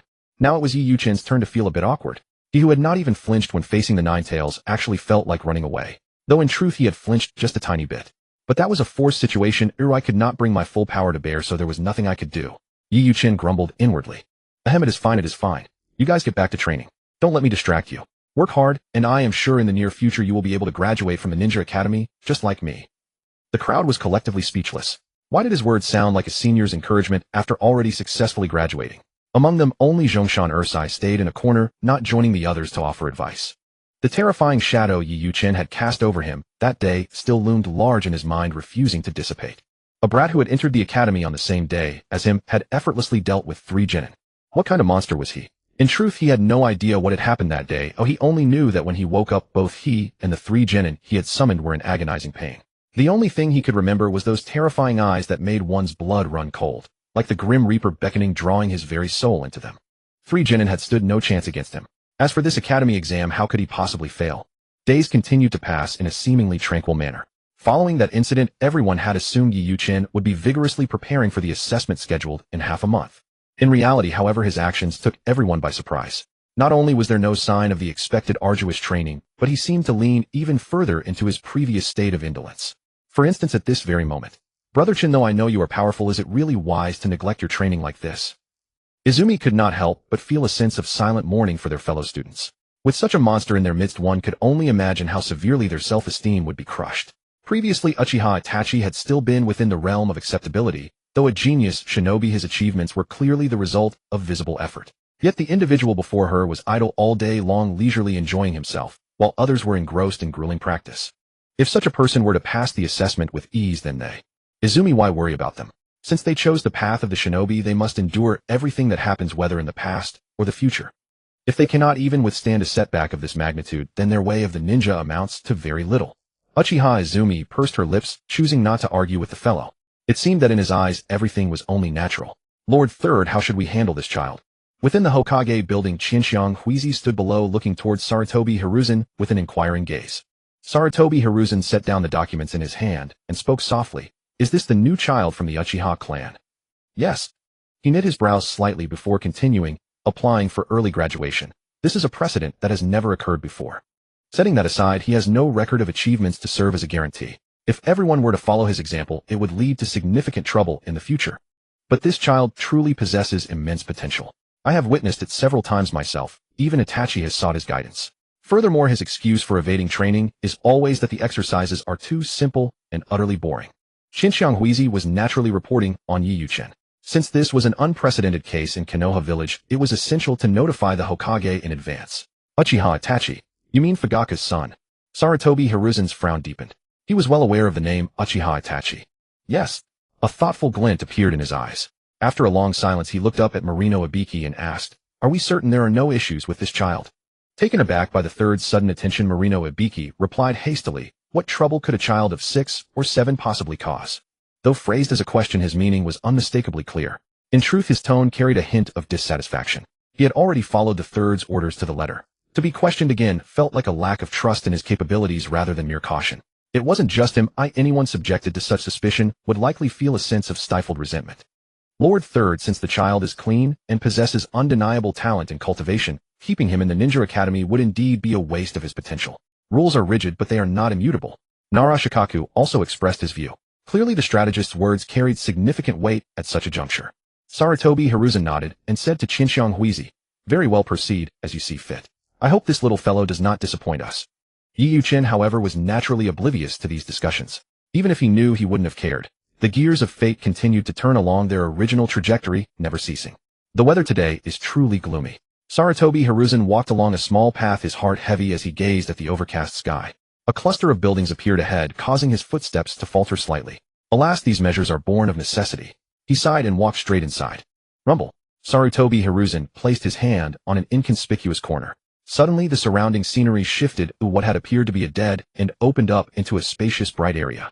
Strangely, while the sky outside remained gray and overcast, the sunlight here was somewhat dazzling.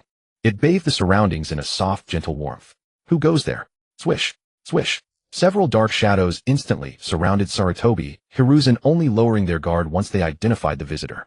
So it is Lord Third. Please excuse our rudeness.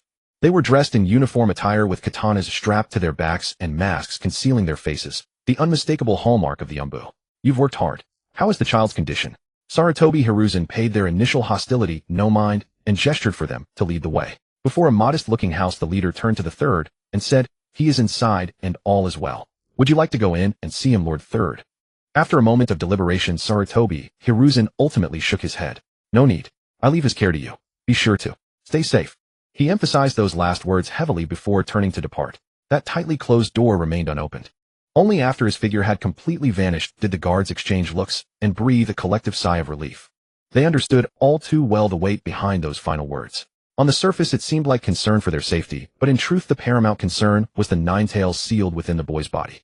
Indeed, inside was the son of the 4th Hokage Namikaze Minato, Uzumaki Naruto.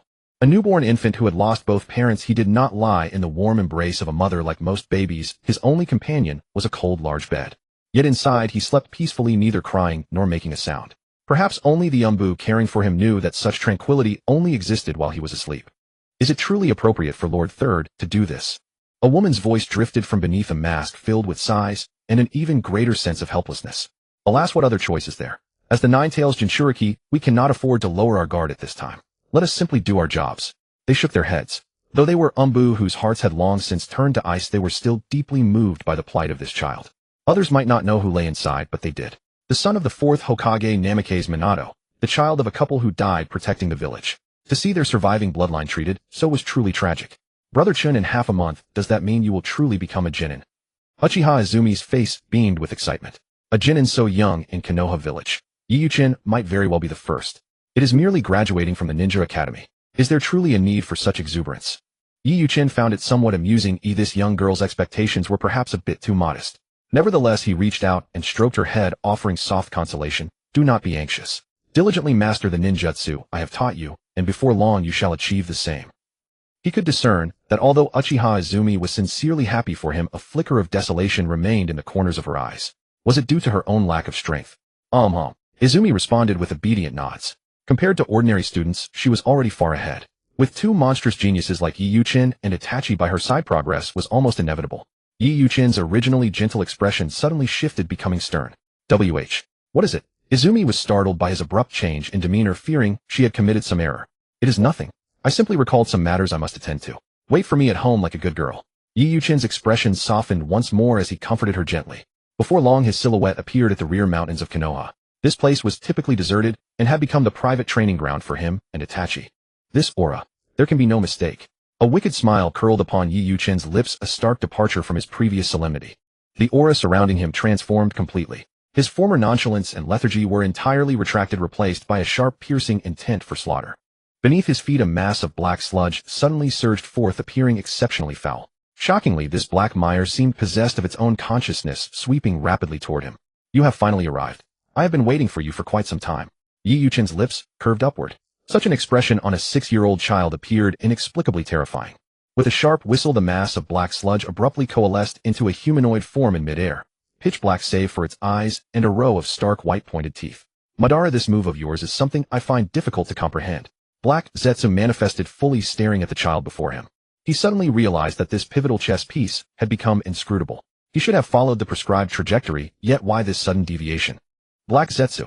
Yu-chin turned his head, regarding him with a cryptic smile. What do you find this vessel unsatisfactory?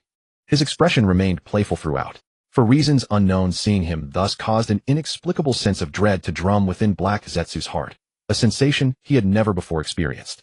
A 6-year-old child. Is it the transformation jutsu lurking within the village you once created? Are you seeking to reclaim the sentiments of those bygone years? Do not forget what your mission and pursuit truly are. Given Black Zetsu's strength, he was naturally unable to see through the truth. Transformation jutsu. He sneered inwardly. In every sense, both of these bodies were him. Yu-chin's form began to shift as the youthful visage was replaced by a face marked by age. He stood there with arms crossed, poised and calm. Though they stood upon the same ground, he seemed to tower, as if perched atop the 9 heavens. His long hair obscured his right eye. In this state, he felt far superior to his previous condition. Madara. Black Zetsu gazed at the face that wore a perpetual faint smile. Now that Madara had fully manifested, he felt a primal fear, a trembling from the very depths of his soul. He instinctively retreated 2 steps, struggling to compose himself.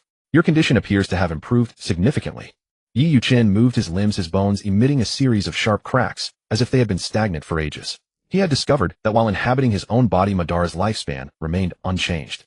This meant that while he appeared as Yu-chin, his vitality would not drain. His gaze suddenly sharpened without warning. In the next instant, he was already standing directly before Black Zetsu. You? Black Zetsu's expression shifted violently, his face turning deathly pale. Before the words could fully leave his mouth, Yu-chin's hand shot out, seizing Black Zetsu by the throat and lifting him effortlessly. My, will you say? Yu-chin's Sharingan snapped open, those crimson pupils brimming with a fierce, murderous intent. Black Zetsu gasped for air, panic surging within him. The Uchiha Madara before him had become profoundly strange, as if he had escaped the boundaries of his control entirely. He hurriedly transformed back into a mass of black sludge writhing upon the ground. Yu-chin stomped downward with immense force. Under the massive impact, the black sludge scattered frantically in all directions, accompanied by a wretched scream. Madara, what are you doing? I am your will. Do you trample upon your own will in such a manner? Black Zetsu roared, but Yu-chin remained unmoved. My will? Are you even worthy? Yu-chin smiled faintly, a look that made Black Zetsu feel as though he had plunged into an abyss of ice. That day, Uchiha Madara had vanished inexplicably. It was only by the faint trace of aura remaining in the vessel that Black Zetsu had finally located him. But what was this current situation? Everything felt alien. Uchiha Madara's presence exerted a pressure so heavy he could barely breathe. Lacking combat prowess and possessing only infinite vitality, he could not help but shudder before this man. Yi Yuchen suddenly gripped the mass of black sludge, lifting it once more from the earth. Do you recognize these eyes? Black Zetsu stared blankly, failing to grasp his meaning.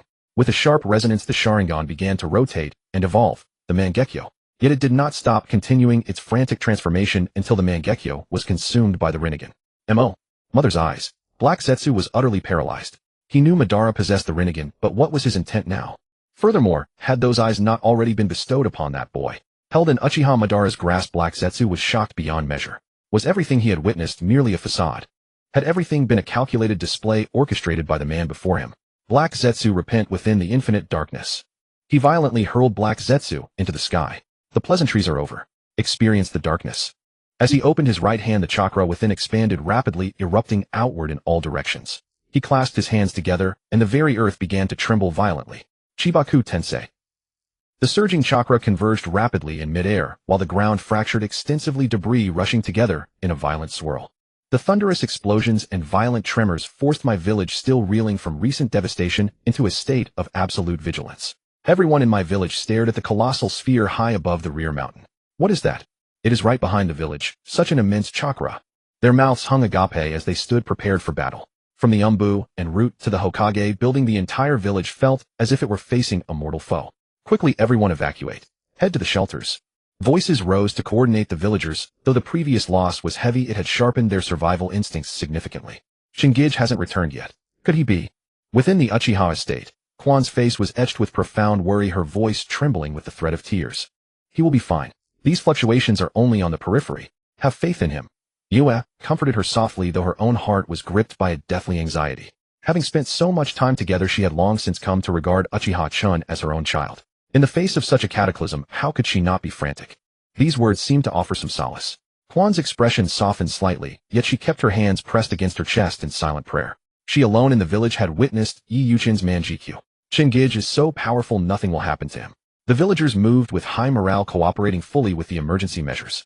Having just endured the Ninetales rampage, the village would truly be finished if another disaster struck now. Inside the Hokage building, Sarutobi Hizen's face was clouded with concern.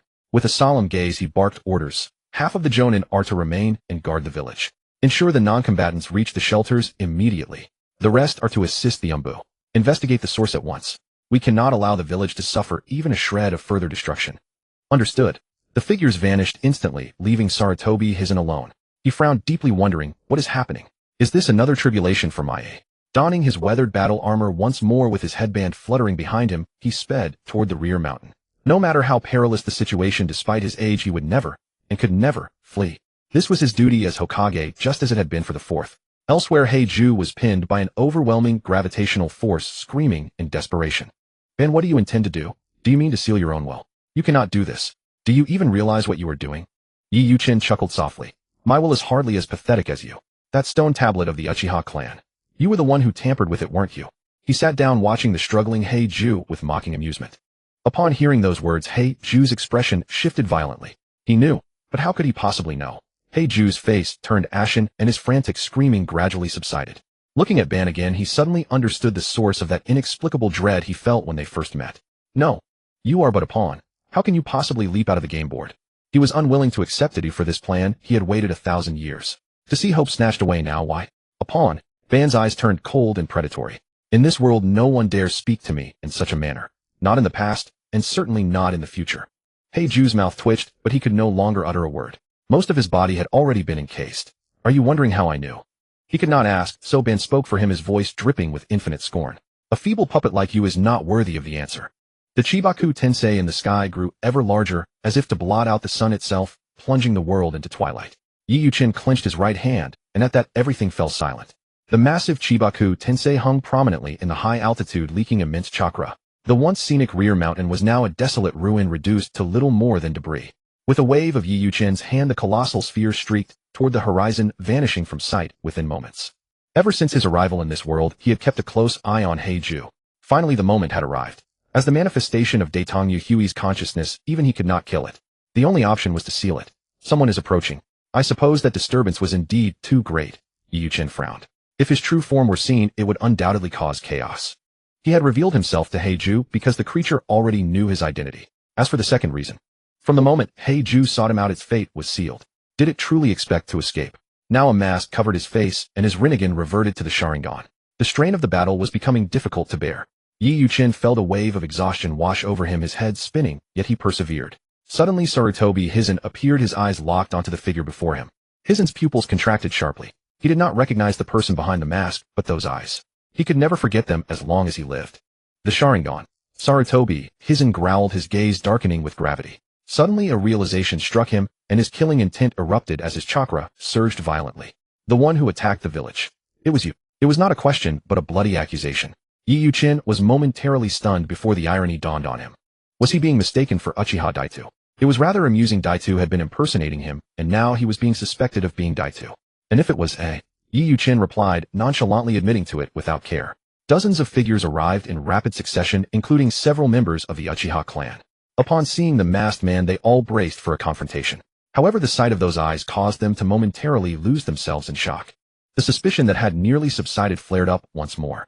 The ninjas who had been standing close to the Uchiha suddenly pulled away, guarding themselves against their own comrades. It's not. The Uchiha Jonin tried to explain, but seeing the hostile glares directed at them, the words caught in their throats, and they fell silent. They turned their pleading gazes toward the third Hokage, but Sarutobi Hizen did not spare them a single look. In an instant it felt as though the fire in their hearts had been completely extinguished. When they had received this mission, they had felt a flicker of joy, even excitement. They thought perhaps they had been wrong, that I still trusted them, or at least allowed them to serve alongside others.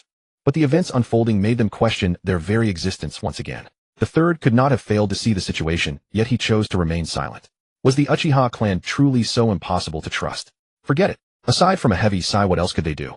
Yi Yuqin observed everyone's expressions, particularly Sarutobi Hizen's. With a cold, indifferent glance, he remarked, "A decaying Mai. What a pathetic village. Zhujian, is this truly what you hoped for?" Beneath the masked man's expression was one of mockery and pure disdain. "Pitiful clansman, tell me, if the ancestors you once betrayed knew of your current plight, what thoughts would cross their minds?" Yi Yuqin's mocking voice echoed, causing the bodies of those Yuzhibo clansmen to suddenly stiffen. "What nonsense are you trying to spout?"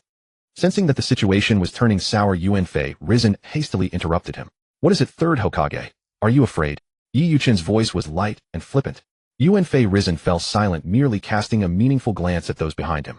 Everyone understood immediately, keeping a vigilant watch on the shifting emotions of the Yuzhibo Jonin. In such a predicament, one had to be extremely wary. A single misstep could lead to devastating losses. Yet in the eyes of the clansmen, such a display of distrust only inflicted further harm. If their status had merely been a matter of suspicion before, were they truly being treated as enemies now, belonging to the same village, yet subjected to such treatment due to mutual distrust? It felt as though a sharp blade had been plunged into their hearts, blood flowing unceasingly. The words Yi Yuqin had just spoken echoed relentlessly in their minds. If the ancestors you once betrayed knew of your current predicament, how would they feel? The ancestor he spoke of was naturally himself. Yuzhibo Ban. In the second year of Konoha, Ban and Zhujian diverged in their visions. Shinsho Zhujian advocated for peace, distributing the tailed beasts to balance the power of the nations. However, Yuzhibo Ban sought to suppress the other four nations with absolute military might, making Konoha the true sovereign of the world. Only then could war be thoroughly averted. At that time, Konoha indeed possessed such capabilities. The nine-tailed beasts, which were nightmares to other nations, were reduced to mere pets within the village. Whether it was Yuzhibo Ban or Shinsho Zhujian, they could capture them as easily as playthings. But the Yuzhibo clan, having just endured war, had grown weary of it. They wished neither to see nor experience it again. For this reason, Yuzhibo Ban, the clan leader, was betrayed by his entire kin. Even his own clansmen could not comprehend his heart. One can imagine how desolate he was back then. "Because I was betrayed by everyone, I left the village." This was a scene etched in Yi Yuqin's memory, a personal revelation from Ban himself. He could tangibly feel that piercing pang of heartache. His gaze grew increasingly sharp. Only at this moment did he truly feel his emotions aligning and merging with those of Ban. Yi Yuqin felt no aversion to this. Instead, the sensation was strangely and profoundly comforting. Not everything you desired was right, but it was certainly no worse than Zhujian's vision. Yi Yuqin suddenly turned his head toward Yuanfei Risen and said, "The future of Konoha rests upon your shoulders. As for how it unfolds, it all depends on the choice you make." They all held their combat stances, yet none dared to strike. "Do not dream of detaining me. Your strength is pathetic. That includes you, Yuanfei Risen. You aren't even worth one of my hands." He was arrogant beyond measure. Yet not a single person refuted him. They truly wished to apprehend this man, for none knew his true objectives. But one thing was certain: the threat he posed to the village was immense and beyond words. Against a being capable of controlling even the Nine Tails, they lacked the confidence to act. Even Yuanfei Risen did not. Furthermore, the recent wounds Konoha had suffered meant they could no longer endure a large-scale conflict. They could not afford the loss. What exactly do you want? When these words were uttered, Yuanfei Risen had effectively yielded. Third Hokage. Lord Hokage. The crowd could not help but cry out in shock. Was the Hokage admitting defeat? I have already said whatever future awaits it is for you, Yuanfei Risen, to decide. Yi Yuchen paid them no heed. He turned and vanished on the spot, leaving behind only the bitter faces of the Konoha Jonin. The Uzibo Jonin suddenly collapsed to their knees, their expressions contorted in agony. Indeed, Yi Yuchen had done something. Although he had simply stood there without moving, his Sharingan could easily plunge those Jonin into his illusions. This was Uzibo-ban. He had not done anything too excessive. He had merely transmitted a portion of the experiences and emotions Uzibo-ban had once endured. This alone was enough. Yuanfei Risen furrowed his brows, watching them gasp for breath. He waved his hand and ordered, escort them to the medical department. Treat today's events as if they never happened. Seal all information. Tell the villagers there is no need for alarm. It was merely an exercise by the Hokage's high command. Yes. The Umbu belonged directly to the Hokage and obeyed his orders unconditionally. The chaotic back mountain was now left with only Yuanfei Risen. My decision, he mused. His eyes, though aged, had always been clear, but now they were clouded with a hint of confusion and uncertainty. What a truly formidable enemy. But who could it possibly be? He could not fathom it. Shouldn't all members of the Uzibo clan be within Konoha? Why were so many outsiders suddenly emerging? Counting this man, the mysterious figure who helped bluffing Shuemin seal the Nine Tails, and the newly joined Uzibo-chan. It was as if they had all converged at once. Three strange entities appearing so suddenly. What exactly lay behind all of this? He refused to believe it was mere coincidence. There are few such coincidences in this world. Most are deliberately orchestrated by human hands. Yet for now the best explanation remained coincidence. Despite the glaring contradictions, it seemed an inevitability. Meanwhile, in a desolate forest far from the village, Yi Yuchen had now reverted to his 6-year-old appearance, kneeling on the ground and panting heavily. Today's exertion had been immense, leaving his entire body utterly spent. The Rinnegan in particular had pushed his body to its absolute limit. He could clearly feel his life force draining away at an alarming rate during those moments. He would likely need to recuperate for a long while to recover, but as for that overdrawn life force, he would have to rely on the system. Hey, it was all worth it. Despite the massive toll, he had at least eliminated a major hidden threat today. Heiju, having a pair of eyes constantly monitoring him from the shadows, always felt unsettling. Home. I must get back quickly, Yi Yuchen thought to himself. Even that old fellow Yuanfei Risen had been drawn out, so his previous actions must have caused quite a stir. Likely everyone in Konoha was aware of it by now. That silly little sister of mine is probably worried. He suddenly thought of Quan, a touch of tenderness appearing on his youthful face. There were also Yeyue and Yefeng. Though they were not his parents, they were already more than kin to him. As the night rain fell, he had just tried to rise, but a searing pain shot through his entire body, and he coughed up a mouthful of blood staining the ground of vivid crimson. So it's truly impossible after all. The strain of using the Rinnegan had taken a heavy toll on his body. Though there were no fatal wounds, the damage was far from negligible. His consciousness began to blur, his vision dimmed, and a wave of dizziness washed over him. He struggled to focus his thoughts, but his strength failed him, and he plummeted heavily downward. If he had barely managed to cling to his senses before now, his vision flickered and faded into darkness. Shortly after he collapsed, several figures materialized around him. Each of them wore a mask, their faces hidden, and carried katana at their backs, the unmistakable attire of an Umbu squad. Captain Weave found a brat. One of them spoke, clearly seeking the leader's approval. After a cold, indifferent glance, the leader ordered, "Take him back. He might prove useful later." "Yes, sir." Two of them hoisted Yi Yuchen up and vanished into the forest with him. Konoha Village. Following the third Hokage's announcement, the villagers breathed a sigh of relief. It was just a high-level exercise after all. They had been thoroughly spooked. The evacuation was swiftly called off, and they found it understandable. After all, the Nine Tails' attack on the village had thrown them into such chaos that it had led to such devastating losses. Had they maintained such vigilance in daily life, perhaps so many casualties could have been avoided. It seemed the village's leadership was finally paying attention to such matters. But Yufeng's family remained deeply troubled, far from relieved by the news of the exercise. Mother Brother Chun hasn't returned yet. Could something have really happened to him? Her expression was filled with utmost worry. When Yi Yuchen had left, he had promised to return soon, but now. Don't worry. He'll be fine. We must believe in him. Kazuki gently patted her head, offering soft reassurance. Why does this feel like a farewell? The village leadership already said it was just an exercise. Besides, what could possibly happen within the village? Yufeng rolled her eyes, which instantly lightened the mood for the other two. They supposed she was right. What could really happen inside the village? They were simply worrying too much. But this time Yufeng was destined to be wrong. Yi Yuchen, as it happened, was not in the village at all. Elsewhere, amidst a cluster of towering trees, two figures carried Yi Yuchen, followed by 5 or 6 others, all identically masked. Whoosh! A figure suddenly appeared before them, clutching a scroll. "Have you gathered all the intel?" One of them spoke up. Naturally. It wasn't a well-kept secret. A little digging was all it took to uncover the details. Another continued. It seems this kid is a lost Uchiha, who only recently returned to the village. As for why he was outside the village, that remains unknown. The Uchiha clan. Now that's a formidable bloodline. The leader's voice carried a hint of delight as he cast a deeper glance at Yu-Chen. I didn't expect such a windfall from this outing. Even if the original plan fails, this should be more than enough. So has his Sharingan awakened yet? That was the crucial point. If the eyes hadn't awakened, he would be of no use at all. Still, he held little hope. After all, how could a 6-year-old child possibly awaken his clan's Kekkei Genkai, the Sharingan? According to unverified intel, there's a strong possibility his eyes have awakened. He wasn't entirely certain, as only faint traces in the gathered intelligence hinted at it, but nothing was conclusive. Having been exiled for so long, it's likely he only realized his identity after awakening his Kekkei Genkai, and then sought his way back. This time the leader was genuinely stunned. Even an unverified rumor was enough. Regardless, get him back to the village as soon as possible. This is truly an unexpected blessing. You two head back. The rest of us will continue the mission. If we pull this off, it'll be something extraordinary. He could already see the light of victory on the horizon. Could this be heaven's favor upon him? A glorious opening stroke. Yes, sir. The two carrying Yu-Chen vanished in an instant, taking him along. Amidst the haze, Yu-Chen's consciousness began to stir. A searing pain throughout his body jolted him fully awake. He sensed he was moving at great speed, yet not under his own power, as if being carried, which was deeply uncomfortable. What happened to me? Still disoriented, he opened his eyes, and his pupils suddenly contracted. Why am I in a net? Despite the shock, he remained composed, quietly assessing his surroundings. Through recent trials, his temperament had grown steady. Facing this situation, he could remain unflappable. I recall. I collapsed from the overwhelming strain on my body. He sifted through his memories, but they only reached the moment before he lost consciousness. Scanning his surroundings, he saw two ninja wearing cat masks hauling him along at a brisk pace. Their attire suggested they were not from Konoha. Kidnapped. That was his first assessment. Daring to net me. How bold. That was his second surge of emotion. Regardless of the reasons in his eyes, these two were already dead. Awake are we? One of the runners noticed the shift behind him and glanced back. Who are you? Yu-Chen's gaze was utterly frigid. He felt no panic, only a seething fury. Did they think him a pushover just because he was weakened? You'd best keep quiet. If you weren't of some use, you'd already be dead. With that, the two fell silent and continued at their swift pace. This direction. We're getting farther from Konoha. Yu-Chen mused inwardly. His earlier suspicion was confirmed. These men were certainly not Konoha ninja.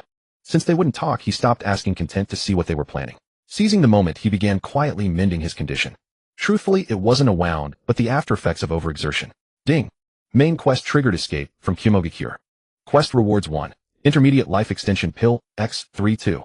10000 points 3. Flying Thunder God Speed Formation card 10 exclusive. The system's voice echoed in his mind, a timely reminder. Escape from Kyumogakure. Yu-Chen pondered, tracing the route. It did indeed appear to lead toward the hidden cloud village. So these masked ninja were from Kyumogakure. That made sense. In this timeline, the cloud ninja had indeed been stirring up trouble.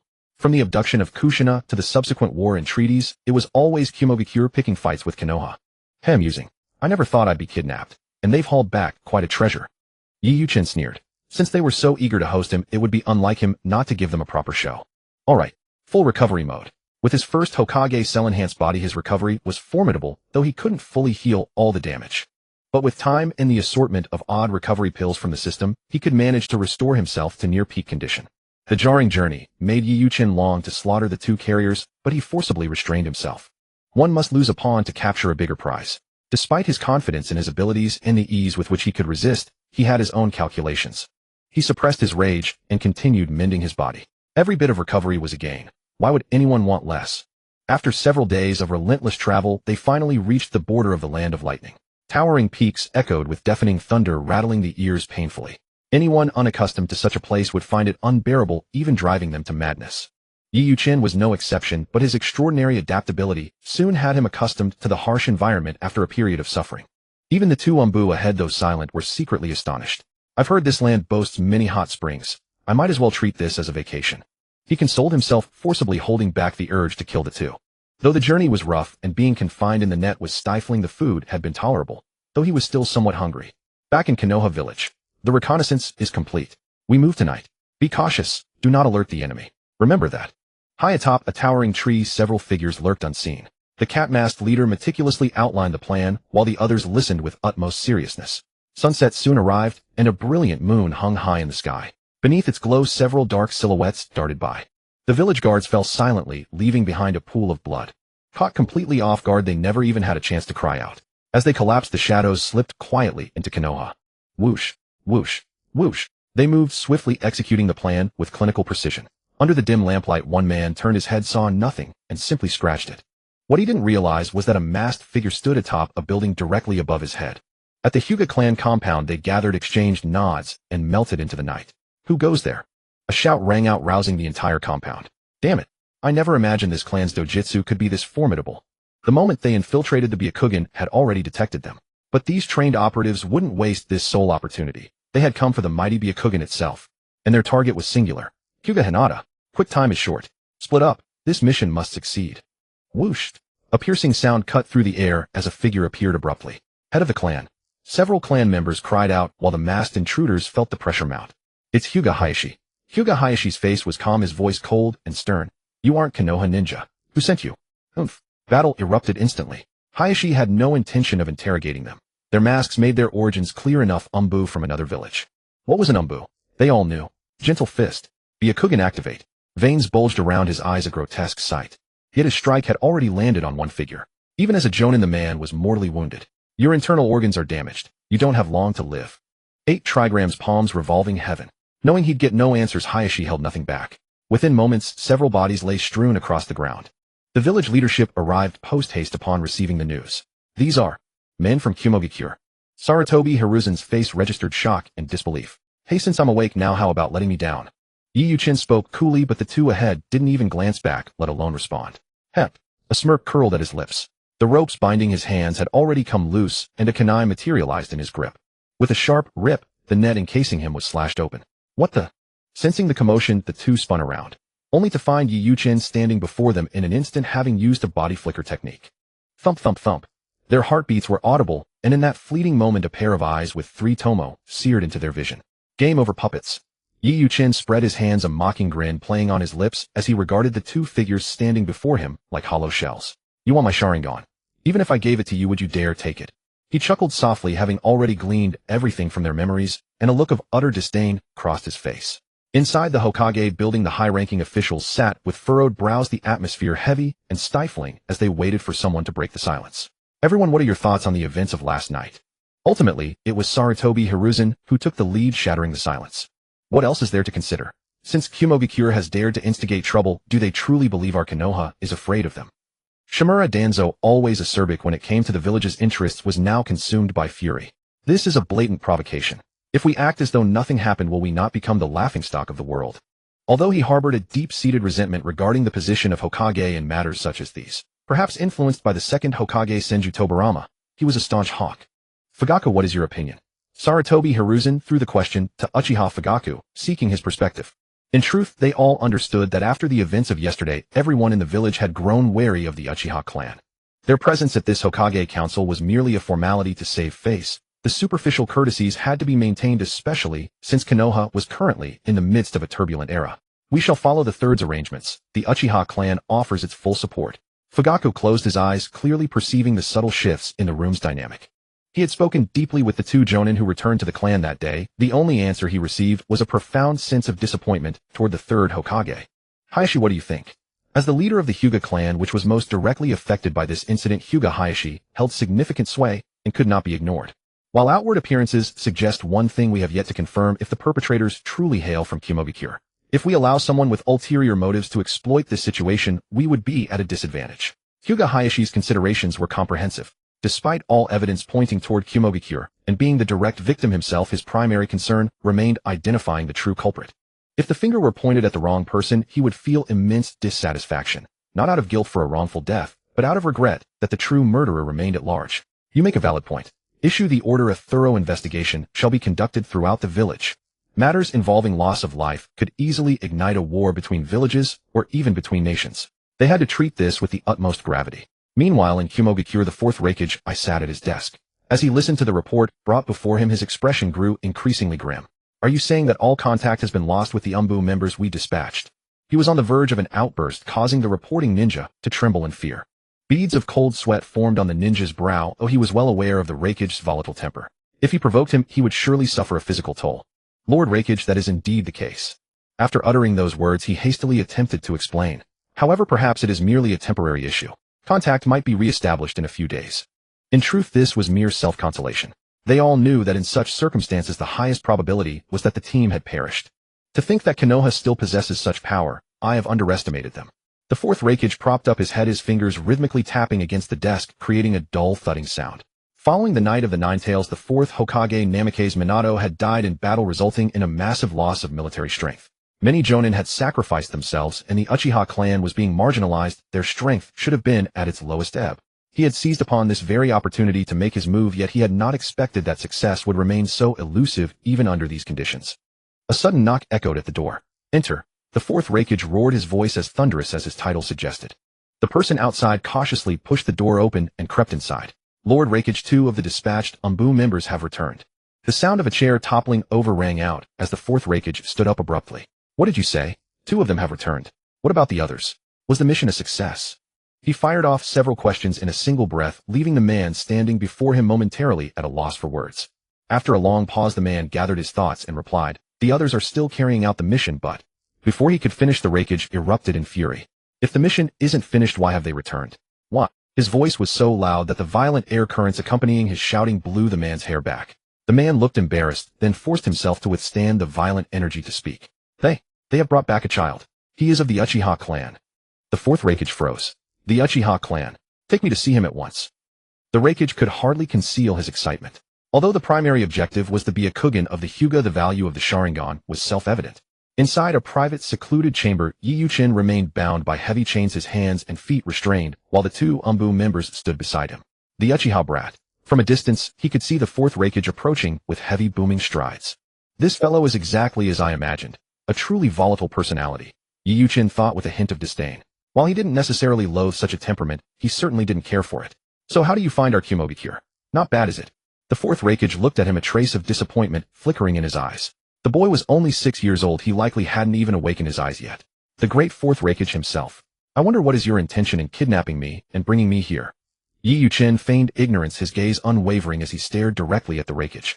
"Good lad. To have such courage at your age. It seems I underestimated you." The fourth Raikage chuckled. "I merely wish to take something from you, but it seems you don't have it. How disappointing." A cold indifference settled in his eyes. He had no intention of releasing a Yi-Yu-Chin who possessed no utility. The only remaining option was to eliminate him. "Something?" Yi-Yu-Chin remained remarkably composed. "Is this something you refer to?" In the next instant, the 3-Tomo Sharingan manifested, blazing within the dim chamber. The fourth Raikage's eyes widened like copper bells. 3-Tomo, you have actually awakened your eyes." He truly hadn't expected a 6-year-old child to reach such a level. It seemed they had kidnapped a genius of the Uchiha clan, a peerless prodigy. "Haha, excellent. Truly excellent." The Raikage was overjoyed, but in the next moment the Sharingan faded as the boy's eyes returned to normal, looking at him with a mocking glint. "You want my eyes? You are not worthy. The Sharingan only retains its efficacy if it is harvested and transplanted while active. You otherwise, even they would have no way to utilize it. If you will give them up eventually." The fourth Raikage sneered, unhurried. He refused to believe he couldn't break a mere 6-year-old child. You know what your new mission is, don't you?" "Yes." The fourth Raikage nodded in satisfaction, gave Yi-Yu-Chin one last deep look, and then slowly departed. He was in high spirits, his previous anger vanished. With the Uchiha's bloodline limit, the strength of Kumogakure would only grow more formidable. Only after the Raikage's silhouette had faded into the distance did Yi-Yu-Chin stand up. The chains that had tightly bound his wrists and ankles suddenly shattered and fell away. He shook his hands out. "Wearing these things is truly uncomfortable. I've certainly done myself a disservice." Glancing at the 2 Umbu figures, he asked with a light chuckle, "What is your new mission? Tell me, let's hear it." "To assist Uchiha-chan with all our strength." The 2 replied with wooden robotic voices. A sinister smirk crossed Yi-Yu-Chin's face. The fourth Raikage would never dream that these 2 subordinates were no longer his to command. "Very well, now that I'm inside, my plan can officially begin." He gently pushed open the cage. "You were the ones who kidnapped me. You have no one but yourselves to blame." On the way here, he had countless ways to escape, or even kill them and leave. Yet he had chosen not to, instead thinking of something far more entertaining. Patting them both on the shoulder, Yi-Yu-Chin whispered, "Don't worry. Once you've completed what you're meant to do, I'll naturally grant you a swift and painless death." "Yes." Even to that they replied with absolute subservience. Simultaneously, an urgent missive from Konoha was delivered to Kumogakure. "Lord Raikage, a letter from Konoha." The fourth Raikage took it, having already guessed its contents, though he didn't care much. All his attention was now focused on Yi-Yu-Chin, or more accurately on his Sharingan. After the death of the fourth, Konoha has truly become timid and hesitant. He tossed the letter aside with disdain. The contents were simple. Suspected Kumogakure Umbu had launched a midnight raid on Konoha and were killed. The purpose of the letter was not to demand accountability, but merely to confirm if they were indeed from Kumogakure. Have those fools in Konoha truly grown senile? If it hadn't been Kumobikure, they would naturally deny it. But even now that it was them, would they ever admit to it? Reply to Konoha, it was not Kumobikure's doing. Ask them if such baseless suspicions are intended to provoke a war between our villages. He stood with his hands behind his back, gazing at the scenery outside. Konoha is truly becoming more and more feeble. The prison of the Lightning Country was indeed lax in its security, unaware that someone had already slipped out. Standing outside, Yu-chin gazed at the imposing structure before him, a faint smirk curling at his lips. Though he had 2 ENBU members as his guarantors, the 4th Raikage had just paid a visit moments ago. Yet here he was strolling out without a single soul attempting to stop him. How utterly. Well, this suits me just fine. I'd rather not stain my hands with unnecessary bloodshed. He was smiling, yet the expression carried a faintly ominous edge. In truth, his words were only half-spoken. His reluctance to shed blood was genuine, but only under the condition that no one provoked him. Otherwise, all bets were off. The dango of Kumobikure is rather decent, I must say. Yu-chin sat alone in a small shop, a box of dango resting before him, his demeanor utterly relaxed. Setting aside my current affairs, Kumobikure truly is a splendid place for a vacation. Not only did it boast bustling commercial streets, but its hot springs were said to be exceptional as well. In all his years, he had never once soaked in a hot spring. Surely indulging himself here wouldn't be too much to ask, and apparently the baths were even mixed gender. Have you heard? Lord Killer Bee's strength has grown again. His synchronization with the Eight Tails is becoming more formidable than ever. Several young men who appeared to be ninjas were engaged in spirited discussion within the shop. Absolutely. With both the Raikage and Killer Bee, our village is unstoppable. Indeed, if war were to break out now, Kumobikure would undoubtedly reign supreme.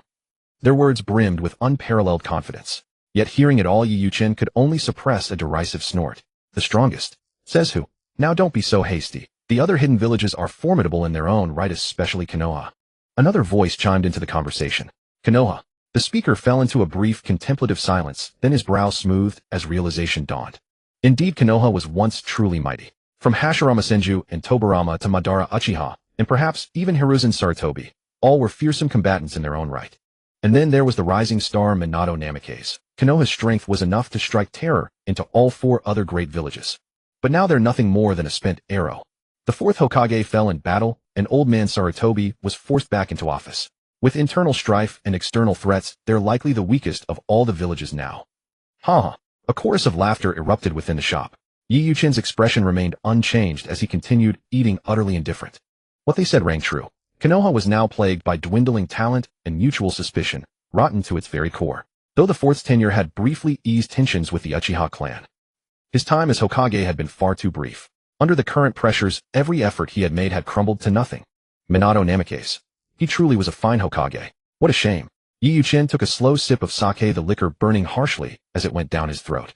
Children in this world matured early. Even a 6-year-old drinking alcohol was hardly remarkable.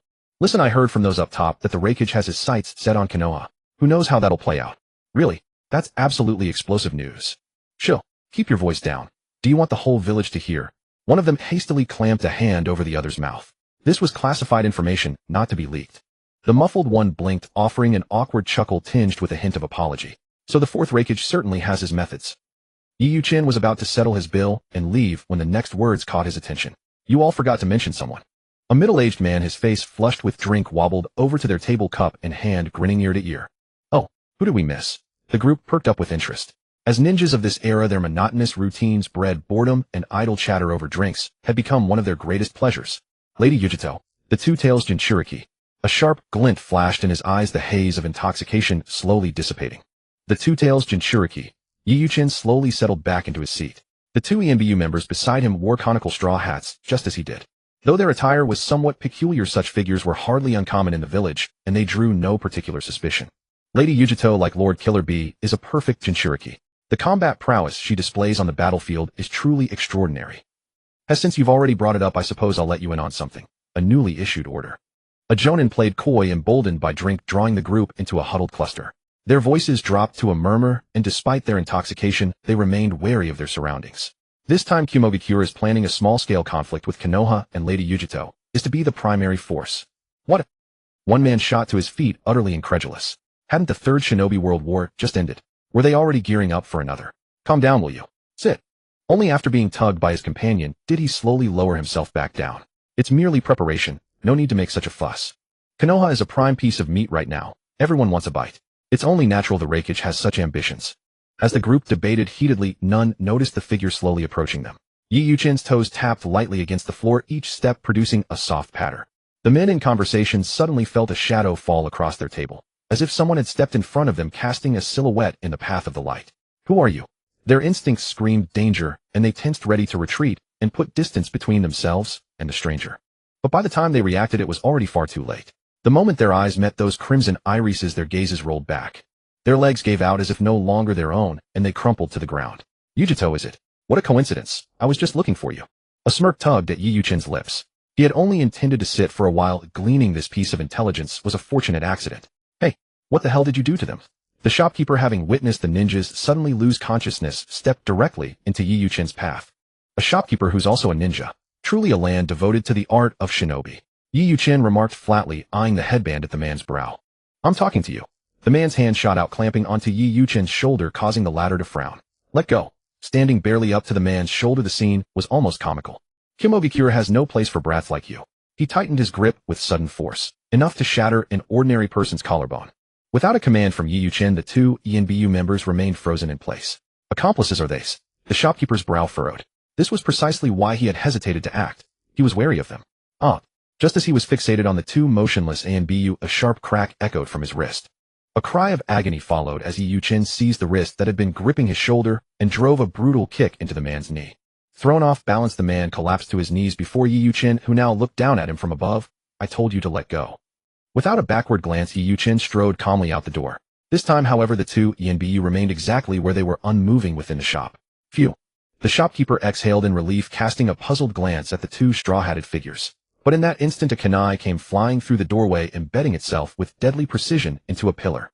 Yet that was far from all. Attached to the kunai was an explosive tag. The shopkeeper, who had just barely caught his breath, was seized by sheer terror. He scrambled desperately for the exit, but his shattered knee refused to support him. He stumbled and crashed heavily to the floor after barely 2 steps. No! He screamed with all his might, clawing desperately to crawl away. But it was already too late. All his efforts were in vain. A thunderous boom engulfed the shop in a sea of flames. A violent explosion was punctuated by several smaller detonations. And by then Yi Yuchen had already vanished without a trace. What's going on? Why did it suddenly explode? The sudden catastrophe threw the entire street into chaos. A crowd of ninjas, and civilians alike, swarmed toward the scene. Put out the fire. Check for survivors. We need to get them out. Pandemonium reigned in the aftermath. No one could determine the cause of the disaster.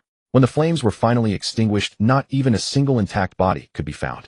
Of all this, Yi Yuchen was naturally unaware. Yet he could well imagine the scene, and he felt not a shred of sympathy. When they had abducted him and brought him here, Kimobikure should have considered all the consequences. Or perhaps had that shopkeeper simply listened, such a tragedy might never have occurred. So then could he truly be blamed? No, he decided. He was not at fault. Xian Shu Feng Hot Spring. Might as well give it a try. And while I'm at it, stir up a little trouble. Yi Yuchen's figure darted through the air. With his current 3-tomo Sharingan alone, his strength was already overwhelming. His only shortcoming being his lack of physical durability. Whatever. Things are going rather smoothly for me, I must say. Yujito. What a pity. He clicked his tongue, his pace quickening with each passing moment. The Zuanshufeng hot spring was far more expansive than Yi Yuchen had envisioned.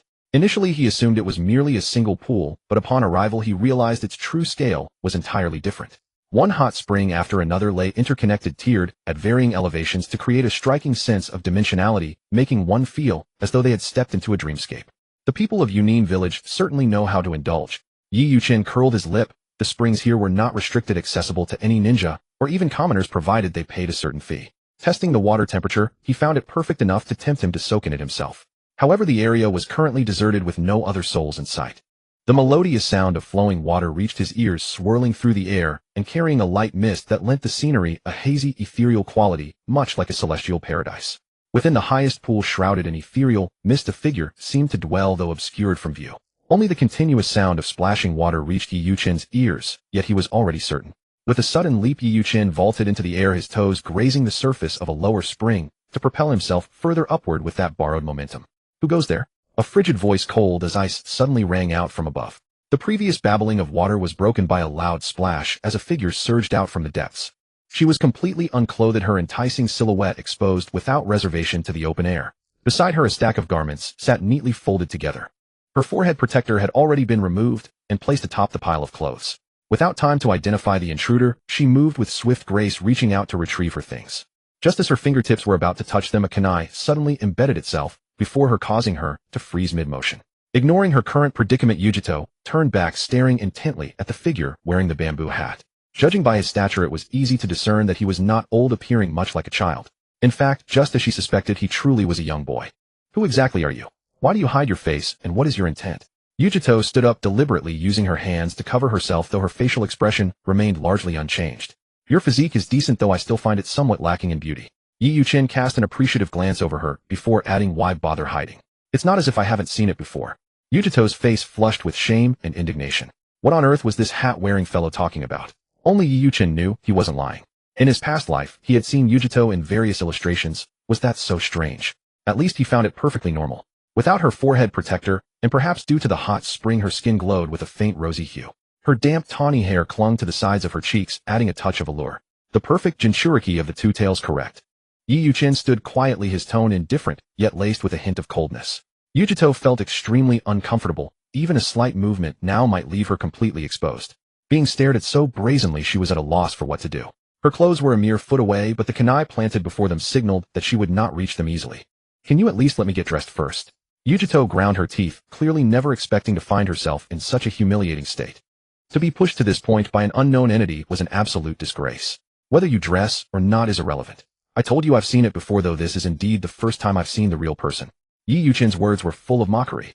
Though she didn't fully understand his meaning, she knew it wasn't anything good, and she clenched her jaw even tighter. Besides, if you're about to die, why worry about such trivialities? As he spoke, all mockery vanished, replaced by a chilling, murderous intent that seemed to fill the air with the scent of blood. An enemy. Though she had anticipated this, hearing it confirmed made her every nerve tighten with alertness. Her expression turned somber as she began to take things seriously. She slowly relaxed her posture, no longer caring about her current state. A bit more realistic than what I saw before, but still just so-so. Yi Yuqin continued to critique. A shroud of ghostly blue flames began to envelop her, covering her body in an instant. The shame on her face vanished. Instead, she adopted a regal air, her lips curling into a slight smirk like a descending queen. Not enough, Yi Yuqin remarked softly. What isn't enough? Yujito asked, confused. This is only the semi-tailed beast state. For a perfect Jinchuriki like you, this is far from sufficient. If you don't get serious, I will kill you quite easily. Arrogant. Despite her words, Yujito did not attack immediately. Instead, she turned and fled. Trying to run. Yi Yuqin hesitated for a moment, but as her figure began to vanish from his sight, he immediately gave chase. Two figures streaked through the air, one leading and one following in a desperate pursuit. A futile struggle. Under the gaze of the three-tomo Sharingan, Yujito had nowhere to hide. Her every movement was laid bare before his eyes. We're almost at the edge of Yunin village. Is she trying to lure me out? It was just as he remembered, though this time her fate seemed destined to arrive much sooner. Yi Yuqin's eyes were filled with madness and chill, but devoid of any pity. Even towards such a woman, he could remain utterly cold-blooded. He hadn't always been like this. He wasn't sure when the change had slowly begun. High-pitched whistles of wind echoed as the guards at the village entrance cried out in alarm. What is that? On high alert. A massive chakra signature is approaching rapidly. We must stop it. Notify Lord Raikage immediately. The lead guard roared frantically, preparing to seal the gates. But before his command could be fully issued, Yujito's voice echoed clearly in his mind. Do not concern yourselves with this. This is not your business. Stay out of it. She then streaked out of the village like a flash of light. Yi Yuqin followed closely behind. On one hand, he wanted to follow Yujito out of the village, as a major disturbance within would be difficult to manage. On the other hand, without putting his life on the line, he truly couldn't catch her. Flying Thunder God was still in the practice phase. Uchiha Madara's body was severely failing, and he was only a 6-year-old child. From any perspective, the outlook was bleak. But if pushed to the limit, things might take a different turn. It was unknown how long the pursuit had lasted. The news of Yomurin and a mysterious figure in a bamboo hat rushing out of the village had already spread like wildfire through Yunin village, becoming the subject of fervent rumors everywhere. The fourth Raikage naturally received the report, his face etched with profound shock. When did such a mysterious individual infiltrate our village? He found it nearly impossible to believe. Under his stringent governance, how could a person of unknown origins have slipped into the village unnoticed? Where exactly had the lapse occurred? Yet the most pressing matter clearly lay elsewhere. As they were planning a small-scale war against my village, Yomurin was intended to be their primary vanguard. Should any mishap occur now, the consequences would be dire. Assemble the Umbu. Search for Yomurin's whereabouts with all our might, and move with haste. Understood. In the Raikage's office, where he had been alone a moment before, a figure suddenly appeared, kneeling before him only to vanish just as swiftly. The fourth Raikage's expression grew exceedingly grim. For reasons unknown, a dark premonition gnawed at his heart, yet he could not pinpoint exactly what was amiss. Meanwhile, within the Hokage building of my village. Third, what is the word from Yunin village? The high-ranking officials sat gathered together, their faces heavy with the weight of their discussion. Especially Risyang Rizu, as the patriarch of the Risyang clan, he was likely the one most desperate to uncover the identity of the assassin. Yuan Fei Rijan knit his brows in silence, merely passing the letter in his hand forward. One by one the others took it, and as they read their countenances darkened in unison with Yuan Fei Rijan's. Only Yujibo Fuyu remained silent, sitting quietly to the side. Even when the letter reached him, he spared it only a cursory glance, showing little concern. Everyone noticed his peculiar demeanor, yet not a single soul spoke up. After all, the current state of the Uchiha clan's relationship with my village was an open secret. They were simply unwilling to tear down the final veil of pretense. It wasn't them. But whether it be the attire or the ninjutsu used, every piece of evidence points directly to Yunin village. Thus the likelihood of Yunin village's involvement is immense. Even if someone were to impersonate them, achieving such perfect imitation would be an extraordinary feat. Shui Hu Minyan's implication was clear. Yunin village was most likely lying. I believe their true focus lies in the latter half of the letter. Niliang Lugio stroked his chin and suddenly broke the silence. It seemed everyone present was deliberately avoiding the words written in the latter portion, choosing instead to debate whether the corpses were truly the work of Yunin village. Even if it truly were their doing, would they ever admit to it? The group bowed their heads in silence. Indeed, such an admission was impossible. What else is there to say? The intent is glaringly obvious. Jicun Tuanzong slammed the table. Though his expression remained stoic, the fury in his heart was laid bare. Sit down. Such clamor in the Hokage building is unseemly. Yuan Fei Rijan frowned. He knew Jicun Tuanzong harbored deep ambitions for the title of Hokage, but that seat was one he would never be allowed to occupy. Though they both sought the village's prosperity, Tuanzong's temperament and philosophy regarding peace made him fundamentally unfit for the position. Yuan Fei Rijan, they have come demanding the corpse of Risyang Rizu. What are you still ruminating on? Jicun Tuanzong sneered and fell silent after speaking. Yunin village's intent was simple. As compensation for the baseless accusations against them, they demanded the body of Risyang Rizu. It was unreasonable and arrogant, yet brutally direct. A final ultimatum followed. If the demand was not met, they would wage war against my village. Using war as leverage, they knew that my village could not afford such a conflict. In truth, upon careful consideration, the identity of those corpses was beyond doubt. Connecting the pieces, it was clear they were driven by a desire to obtain the Risyang clan's Kekkei Genkai. Yet even knowing it was a trap, what could they possibly do? Silence, an absolute, suffocating silence, enveloped the Hokage building like the stillness of death. Meanwhile, in a canyon on the border of Yunin village in the land of Lei, two figures dashed across puddles at breakneck speed. Behind them lay a narrow path they had just traversed, flanked on all sides by towering cliffs. Youmurin's gaze suddenly sharpened with solemnity. She spun around abruptly, leaping several paces back into the open space. Yi Yuqin came to a halt, as well leisurely surveying the surroundings with an air of nonchalance. What is it? Are you tired from the run? Shall we take a rest before continuing? He chuckled. She no longer showed any restraint, her smile widening. Pressing her hands together, she said, I led you here on purpose. To still be so clueless at this stage. I truly don't know whether to pity you or call you a fool. She seemed like a different person entirely, her eyes radiating an unparalleled confidence. Although her vital areas were covered, much of her skin remained exposed, creating a tantalizing allure of the unattainable. Mouse hairball. With a low growl, a multitude of blue chakra spheres manifested around her. Guided by chakra threads from her hands, they streaked past Yi Yuqin at incredible speeds. Yi Yuqin stood rooted to the spot, unmoving, as the gale generated by the attack caused the veil of his bamboo hat to rustle loudly. A series of violent explosions erupted behind him, followed by massive boulders cascading down from the cliffs. With unerring precision, the path they had come from was completely sealed off. You seem quite excited, Yi Yuqin remarked. He did not turn back, yet he could sense everything unfolding behind him. Head this way, there is no escape for you. I haven't a clue where a brat like you sprang from, but I won't show any mercy when I kill you. Sharp, elongated claws sprouted from her fingers and toes. Is that so? Yi Yuqin chuckled. Casting aside all pretense, he removed his bamboo hat and tossed it away. You're actually so young. Despite suspecting he was a child, she hadn't expected him to look so tender. I'm truly curious now. Why were you chasing me? This is getting quite thrilling. She licked her lips, eyeing him like a predator watching its prey. I have a certain interest in what you carry, Yi Yuqin replied. Yi Yuqin did not deny it, pointing at the blue flames enveloping her. Youmurin's pupils contracted. Then you deserve to die even more. Lusting after the two tails you Lu. Countless others had tried before, and unfortunately, they were all dead. Be careful. Just as the words left his mouth, Yi Yuqin felt something was off, and quickly corrected himself. Oh wait, I misspoke. Being careful won't help, you are going to die here today. Youmurin's laughter was pure, as if she had heard a hilarious joke. She whispered, a cat has 9 lives, you know. In my presence, 9 equals 0. Never in my wildest dreams did I imagine I would one day do battle with a mere child. Youmurin lunged forward with explosive speed. Despite facing a 6-year-old boy, she showed no intention of holding back. Upon the battlefield, one must give their all regardless of the opponent's identity. So long as they are an enemy, they warrant no mercy. A single moment of negligence would mean inviting death. This principle was etched deeply into her mind. Too slow. Yi Yuqin spoke coldly, remaining rooted to the spot, motionless.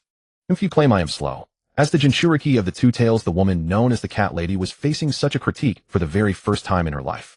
Yet it was the unvarnished truth. In Yi Yuqin's eyes, her movements appeared as if played in slow motion. Yuzibo, a person from my village.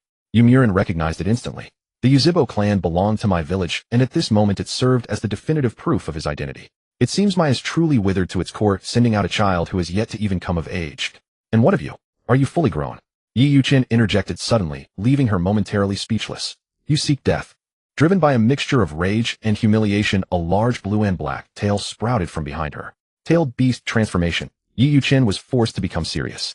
Facing a tailed beast was a matter where even he could not afford to be careless. Humanoid cat claw. Her speed was blinding, and within those sharp claws seemed to dwell an infinite crushing power. Yi Yuqin leaped into the air as 3 jagged gashes were instantly carved into the ground where he had just stood. The once solid rock shattered and fell away. One could only imagine that if such a strike landed on a human body, they would be torn to shreds in an instant. TCH, you're quite the runner. What's the matter? Have our roles reversed now? Yomiuri pursued relentlessly, her eyes shimmering with a predatory sharp light as she gazed at her prey. Running. You overthink things. Yi Yuqin, who was just within her sight, vanished abruptly. Even his chakra signature disappeared, as if he had completely evaporated into thin air. What happened? Panicking, Yomiuri hurriedly scanned her surroundings, while curling her body inward to guard against a sudden ambush. Where are you looking? A chilling, ghostly voice echoed directly in front of her. Before she could recover her senses, Yi Yuqin's foot slammed into her neck. She was sent hurtling downward like a human cannonball, crashing into a shallow puddle and sending a pillar of water soaring into the sky. The strike appeared light, yet if it had fallen upon an ordinary person, it would likely have snapped their neck instantly. Yomiuri, still bearing her single tail, charged out of the water, gasping for breath as her aura significantly weakened. A vivid red mark marked her neck. It shouldn't be like this. Yi Yuqin frowned. A tailed beast should not be this feeble. Is this truly just a 6-year-old child? Yomiuri's heart wavered. Although she still did not believe she would lose, that previous strike had been far too terrifying. Was my village different from what she had imagined? If a 6-year-old could exert such horrifying combat power, then how formidable must the others be? Forcing the stray thoughts from her mind, she gritted her teeth, and her aura suddenly surged with immense power. A vast amount of chakra surged wildly through her body, and her expression turned ferocious. Is it finally beginning? Yi Yuqin stood calmly on the opposite side. He did not strike, merely watching the spectacle with a tranquil gaze. Seeing a tailed beast transformation for the first time, he felt a hint of curiosity and a faint surge of excitement. However, none of this reached his face, which remained a mask of absolute indifference. You'll lend me your chakra. Within the tailed beast space, Yomiuri spoke with a dark expression. Behind her loomed a giant blue spectral cat. How pathetic you look. A massive amount of blue cat demon pattern chakra suddenly surfaced on Yomiuri's skin, clinging tightly to her form. Her long brownish hair fluttered in the air, and her pupils were replaced by a haunting pure white. Must you really take it one step at a time?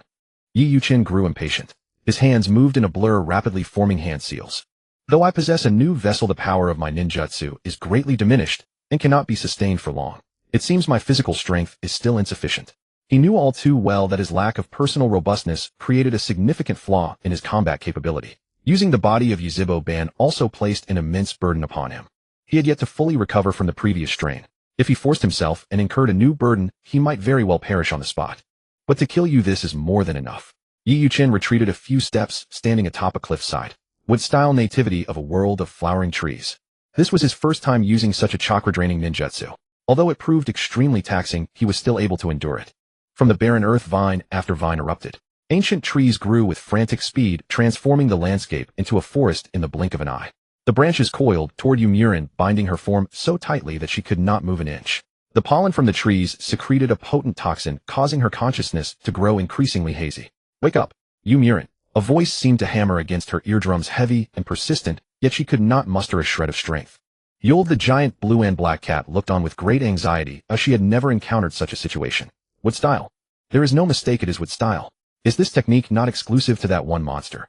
She felt the outside world with sheer terror. Even as the only elegant and dignified female among the tailed beasts, she could not help but utter a curse.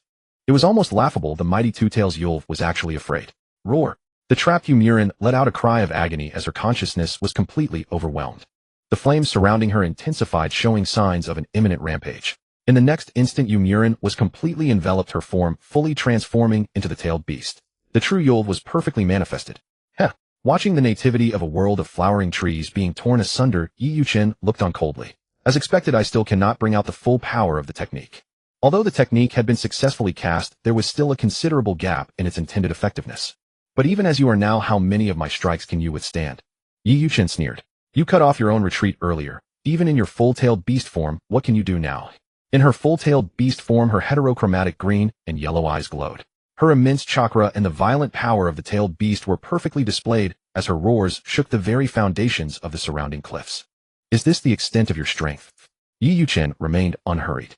Even as that formidable chakra and ferocious form reached their zenith, not a single trace of panic flickered within his eyes. To be so complacent at a time like this. In her perfect-tailed beast form, Yujito lunged forward in an instant. Against the backdrop of her colossal silhouette, Yi Yuchen appeared as insignificant as a grain of sand. Eerie blue feline claws carved a path through the air, whipping up a violent gale.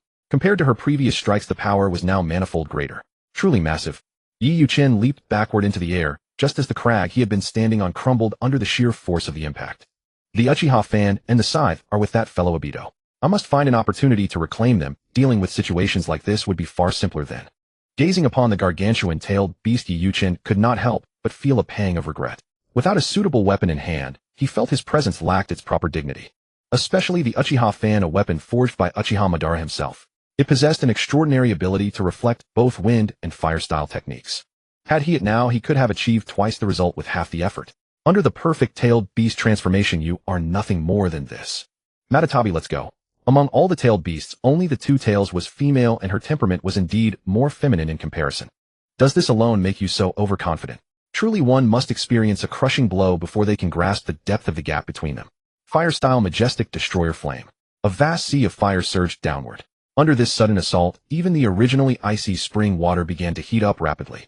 Though the fully transformed Yujito faced some obstruction, she suffered no substantial damage. Is this the best you can do?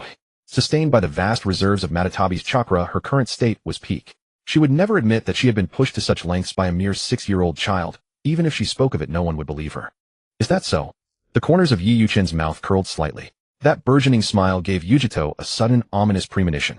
Perhaps out of pure instinct, she made a snap decision to retreat, but Yi Yuchen's speed far exceeded her expectations. It was already too late. His hand seal speed reached the absolute limit. The intricate signs seemed to dance effortlessly between his fingers. Fire-style dragon flame loud, singing jutsu.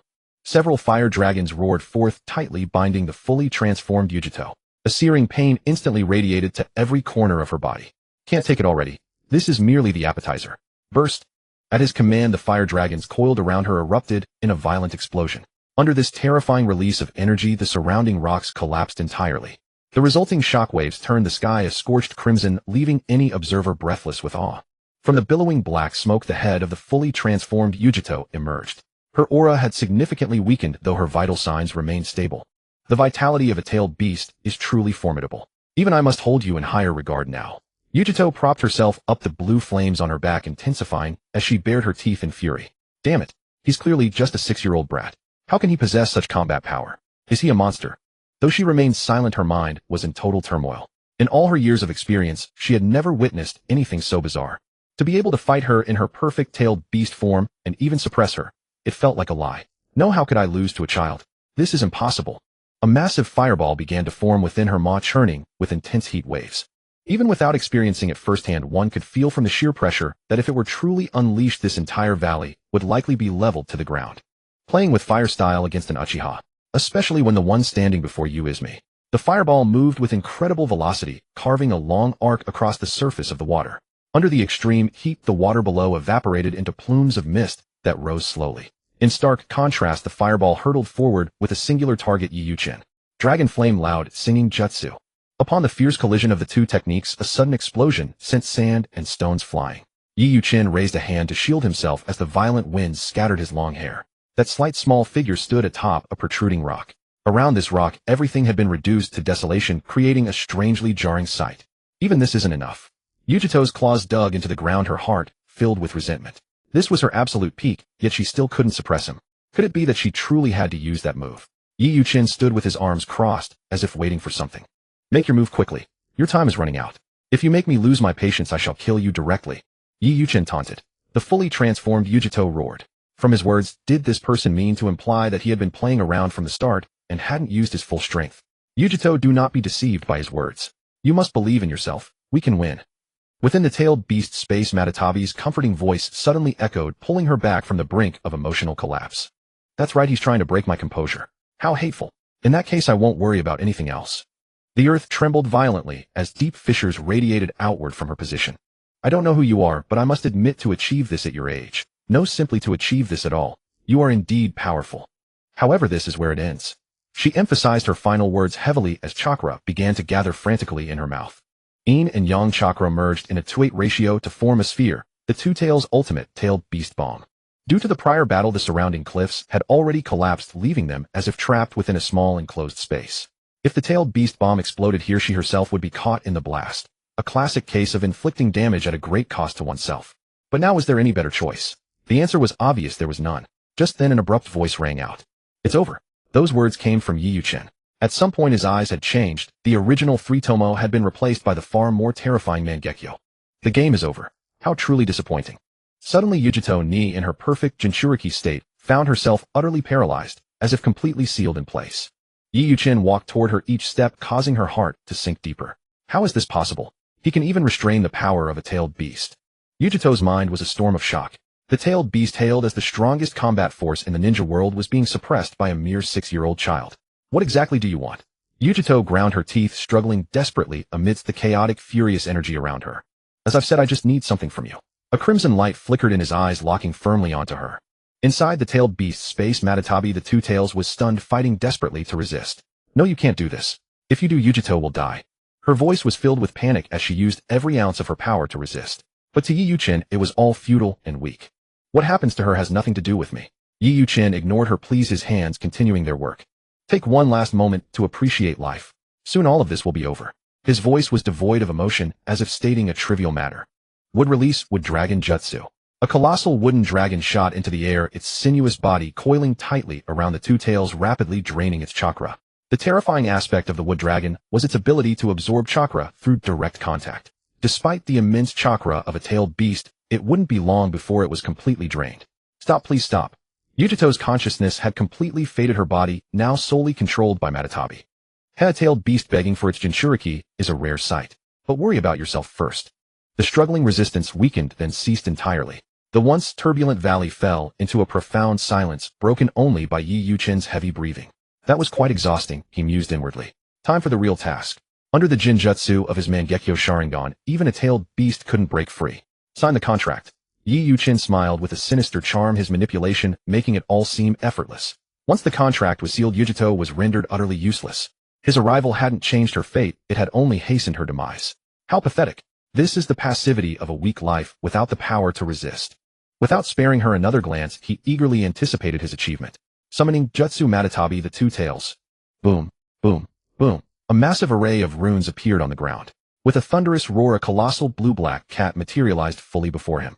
Within her pupils, the pattern of the Sharingan was visible. All her consciousness was now under Yi Yuchen's complete control. Excellent.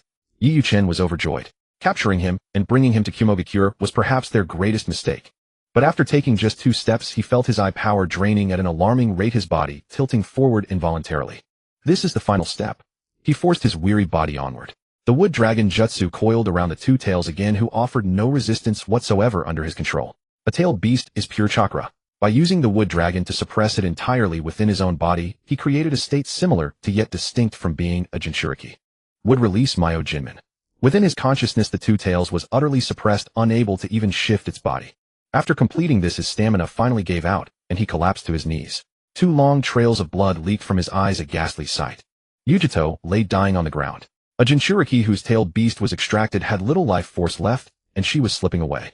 She struggled to open her mouth as if trying to speak, but no sound escaped. Yi Yuchen gave her a brief, indifferent glance. So the perfect Jinchuriki of the Two Tails was dying like this. His Mangekyo had receded from exhaustion. Matatabi, now conscious in his mindscape, struggled violently. But her entire body was bound tightly, unable to even turn over, let alone escape. Yujito! Matatabi roared in anguish. Even Yi Yuchen was slightly surprised that she would worry about someone else at a time like this. Yujito was by all accounts a very successful Jinchuriki, yet she still couldn't escape her fate. If it weren't for your Kumogakure, your life might have been extended by at least 10 years. He wasn't lying. Capturing the two tails was merely a whim, a little token of gratitude for Kumogakure bringing him here. Who are you? Let me go. Boom, boom, boom. His mindscape was in chaos, filled with a raucous din. Even if she couldn't move, her constant yelling was more than most could bear. Yi Yuchen simply blocked it all out, deaf to the noise, to keep his peace of mind. He produced a set of clothes from somewhere and draped them over Yujito. She was near death. This was the last shred of dignity he could offer her. Sorry I killed you. These 6 plain words were spoken as if they were a matter of course. He didn't linger. The fierce battle would surely have attracted the attention of Kumogakure's ninja. Even though this place was a considerable distance from the village, it wouldn't be long before the strong ones arrived. In his current physical state, he wasn't sure he could handle them. The best course of action was to leave now and avoid any unnecessary trouble.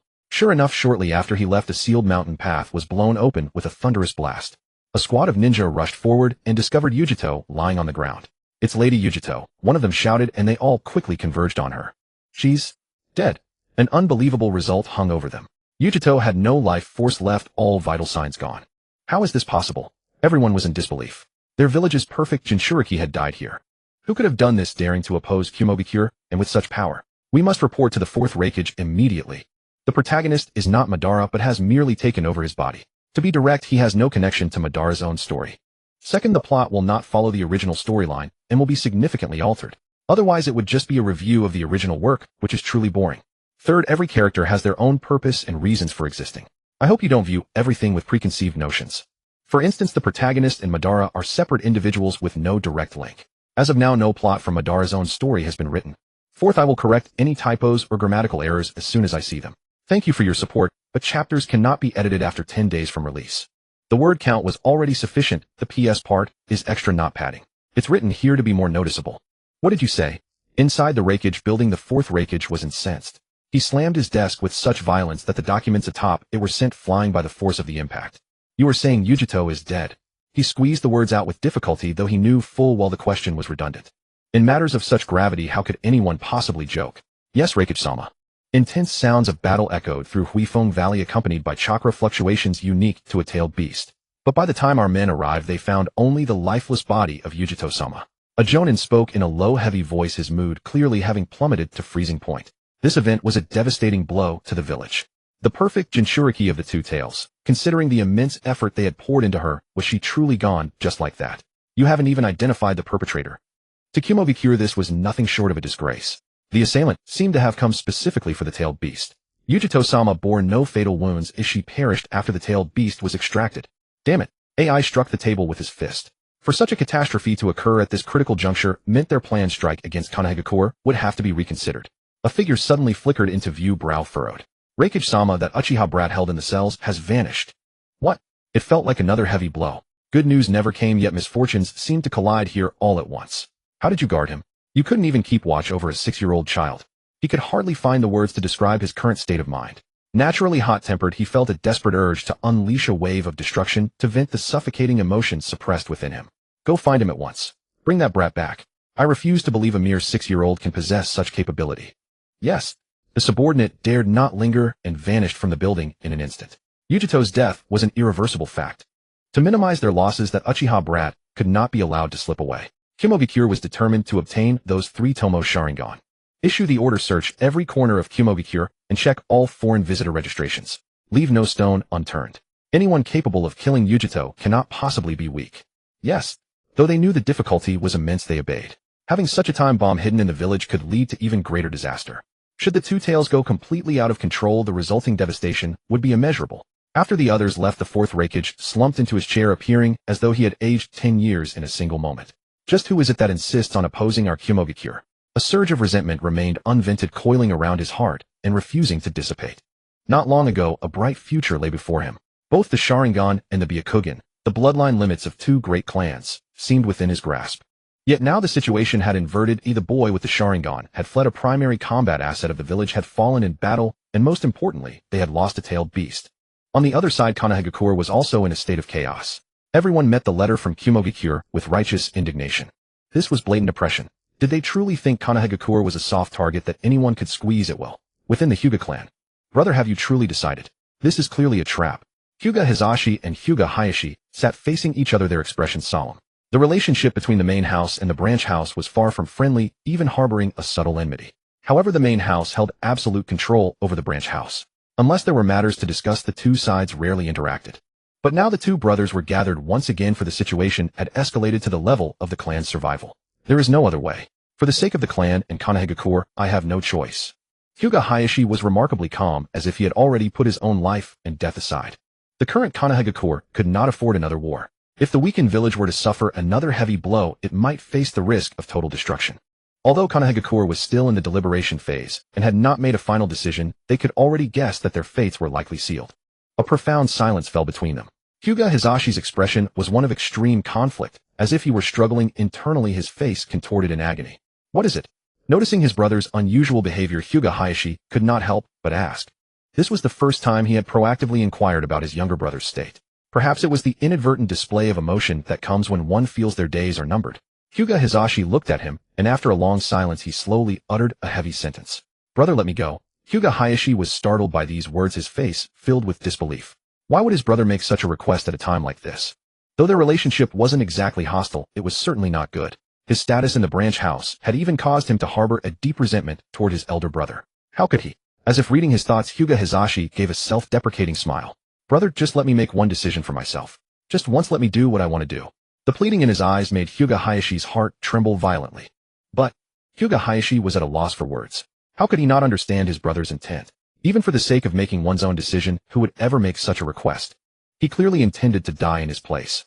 They were supposed to be. Meanwhile, Uchiha Izumi sat blankly on a rooftop, gazing into the distance, as if waiting for something. Izumi, you should come down and eat something. It won't do to ruin your health. Hazuki called out from below, her voice full of concern. Over the past few days, because of Yi Yuchin, Izumi hadn't eaten a proper meal, spending all her time watching from the rooftop. It broke her mother's heart to see her like this. Izumi, come down. He will be fine, have faith in him. Another youthful voice rang out. Uchiha Itachi stood on the street outside, calling up softly. Seeing it was him, Izumi managed to force a faint smile, but after a brief glance, she turned her gaze back to the horizon, continuing her vigil. Yunin village was currently in a state of utter chaos. Although the high-ranking officials had strictly suppressed the news of Yujito's death, the blockade was only effective against the outside world. The news had spread with such alarming speed that by the time they attempted to intervene, it was already too late. Within the village, rumors were fermenting rapidly, with various versions of the event proliferating everywhere. It felt as if an invisible massive hand was pressing down heavily upon their hearts, making it difficult even to breathe. The death of Lady Yujito was a devastating blow to their morale. More critically, the Yunin High Command had failed to even identify the perpetrator behind the attack. No one knew whether that terrifying entity had departed, or if they were still lurking in some dark corner of the village, leaving the populace in a state of constant trepidation. Fearing they might be the next target, everyone remained confined to their homes, bolting their doors and windows shut. The once bustling streets were now deathly silent and exceptionally desolate. Ironically, this served the culprit well. No one would suspect that the architect of this tragedy was hiding within a local and quietly recuperating from his injuries. The very atmosphere he had created ensured a lack of the usual clamor, providing him with an exceptionally comfortable environment. This guy was truly a bit reckless this time, he mused. Even the slightest movement brought a wave of agonizing soreness. His eyes in particular throbbed with a soul-piercing pain that threatened to plunge him into unconsciousness. In truth, after his departure, he had felt his consciousness fading, as if it were being forcibly seized, prompting his frantic search for an inn. Fortunately, luck was on his side. He managed to check in with ease and collapsed into a coma shortly after, only regaining consciousness moments ago. Whether it was the wood-style deep forest bloom, the Mangekyo Sharingan, or the subsequent gracious deity, Gates, each technique had nearly pushed him to the brink of death. Had he not been contending with a tailed beast, he would never have dared to play such a dangerous game. Yet reflecting on it now, the risks seemed justified given the immense harvest he had reaped. A system notification chimed. The host has received the hidden mission reward. Capture the two tails. The rewards included a 30 progress card for the Flying Thunder God technique, 5 million merit points, and the ability to perform the Outer Path Samsara of Heavenly Life technique without the cost of death. Yi Yuchin completely ignored the first two rewards, focusing all his attention on the third prize. Outer Path Samsara of Heavenly Life technique. Yi Yuchin was profoundly shocked. If he recalled correctly, this was a technique that could resurrect the dead, but the price of its use was typically one's own life. For others, this might be a transcendent technique, but previously he wouldn't have accepted it, even if it were gifted to him. After all, what was the point of a one-for-one trade where he died to bring someone else back? But now everything had changed. He could perform the technique and survive. I've truly struck gold. Yi Yuchin suppressed the urge to cheer. This ability effectively made him an existence akin to the king of the underworld. He carefully studied the specifics of the third reward. The restrictions stated that the technique would instantly drain 80 of the host's chakra. If insufficient, his life would be forfeit. Furthermore, it could not be used on souls deceased for over a year, required a well-preserved corpse, and had a 6-month cooldown period. After reading the fine print, Yi Yuchen found the terms acceptable. It was only natural for such a god-defying technique to have limitations, otherwise he would be truly invincible. Marvelous. I didn't expect the rewards for this hidden mission to be so bountiful aside from obtaining the two tails itself. This was worth more than countless main story missions. Yi Yuchen couldn't help but feel a sense of disdain for his previous main mission, escaping Yunin village. The two missions were simply not on the same level. He felt a secret sense of relief. Had he not chosen to stir up trouble, he would have missed this monumental opportunity. That said, the main mission still had to be completed. A 20 progress card for the Flying Thunder God technique was far too valuable to pass up, as it would save him a great deal of effort. Looking at his progress bar, which now sat at 60, he felt a surge of excitement. He was nearing completion. He wondered how his mastery would compare to that of the fourth Hokage. He speculated on two possibilities: either he couldn't fully utilize it until reaching 100 mastery, or 100 represented the absolute peak. He suspected the former was more likely. He shook his head to clear these thoughts. For now he was well provided for, and felt an indescribable sense of ease. With a mere thought, he entered his mental consciousness space. The two tails was lying motionless on the ground, appearing as though it were deep in sleep. Yi Yuchen walked forward, observing it closely. In his eyes, the two tails was among the most aesthetically pleasing of the nine-tailed beasts, noble, elegant, yet possessing a fierce aura. As if sensing an intruder, its eyes snapped open, and it lunged toward Yi Yuchen with blinding speed. However, before it could strike, shackles descended from above, binding it tightly, and halting its momentum less than an inch from Yi Yuchen. "You're a restless big cat, aren't you? Still trying to attack me even here?" Yi Yuchen chuckled, realizing that these tailed beasts weren't so terrifying when viewed up close. It was hard to imagine that this creature was considered the most formidable power in the shinobi world. "What happened to Yujito? What did you do to her?" the beast demanded. Finding its struggle futile, the two tails ceased its movements, though the hostility in its eyes remained blatant. "What else? Since you are out, she is naturally gone," Yi Yuchen replied. Yi Yuchen's smile was wicked. Upon hearing this, the two tails didn't react with the expected rage. Instead, its fire seemed to extinguish instantly, and it slumped powerlessly to the ground. Yi Yuchen was surprised by the depth of the bond between the tailed beast and its Jinchuriki. "Follow me from now on. If you agree, I'll release you immediately. What do you say?" His voice softened slightly, though his tone remained unquestionable. "You deserve to die," the two tails suddenly roared, beginning to condense a tailed beast bomb within the consciousness space. At that moment, the gracious deity gates pinned to its body began to constrict, causing the burgeoning tailed beast bomb to dissipate instantly. "How ungrateful," he remarked.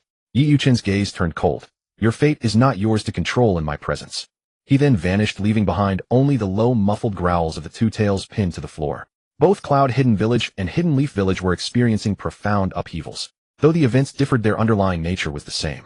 Yi Yuchen slowly opened his eyes. Though his body had not yet fully recovered from the strain it had endured, the damage would not significantly hinder his movements. The entire Cloud Hidden Village was searching frantically for his traces, while simultaneously keeping a wary eye on the mysterious figure who had taken the two tails. Daring to covet something belonging to the Uchiha clan.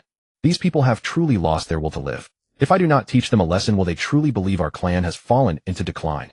As descendants of Indra, the eldest son of the Sage of Six Paths, every member of the clan possessed the Kekkei Genkai, the Sharingan.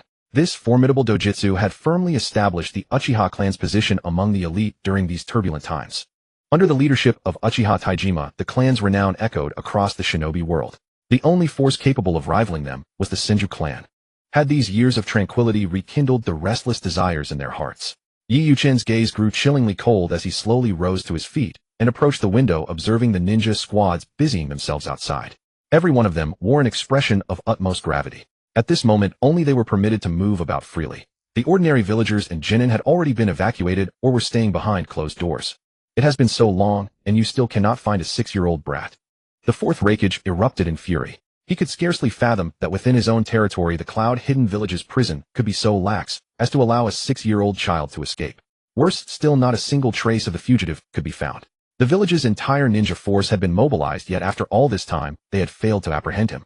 If this were to leak out, where would our village's honor stand? Where are the 2 ANBU members who were guarding that brat? What use are they?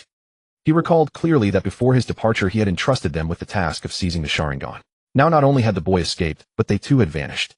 Raikage-sama, within the Dango shop that suffered a massive explosion earlier, the corpses of 2 ENBU members appear to have been discovered. However, they are too severely damaged to identify. Nevertheless, by deduction, they are almost certainly those 2 ANBU.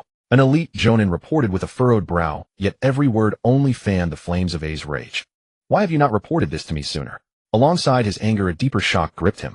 ANBU members had perished, and he was only now learning of it. Absurd, utterly absurd. The Jonin remained silent.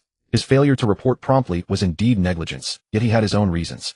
First, there had simply not been enough time. So many incidents had unfolded within a single day, leaving them utterly overwhelmed.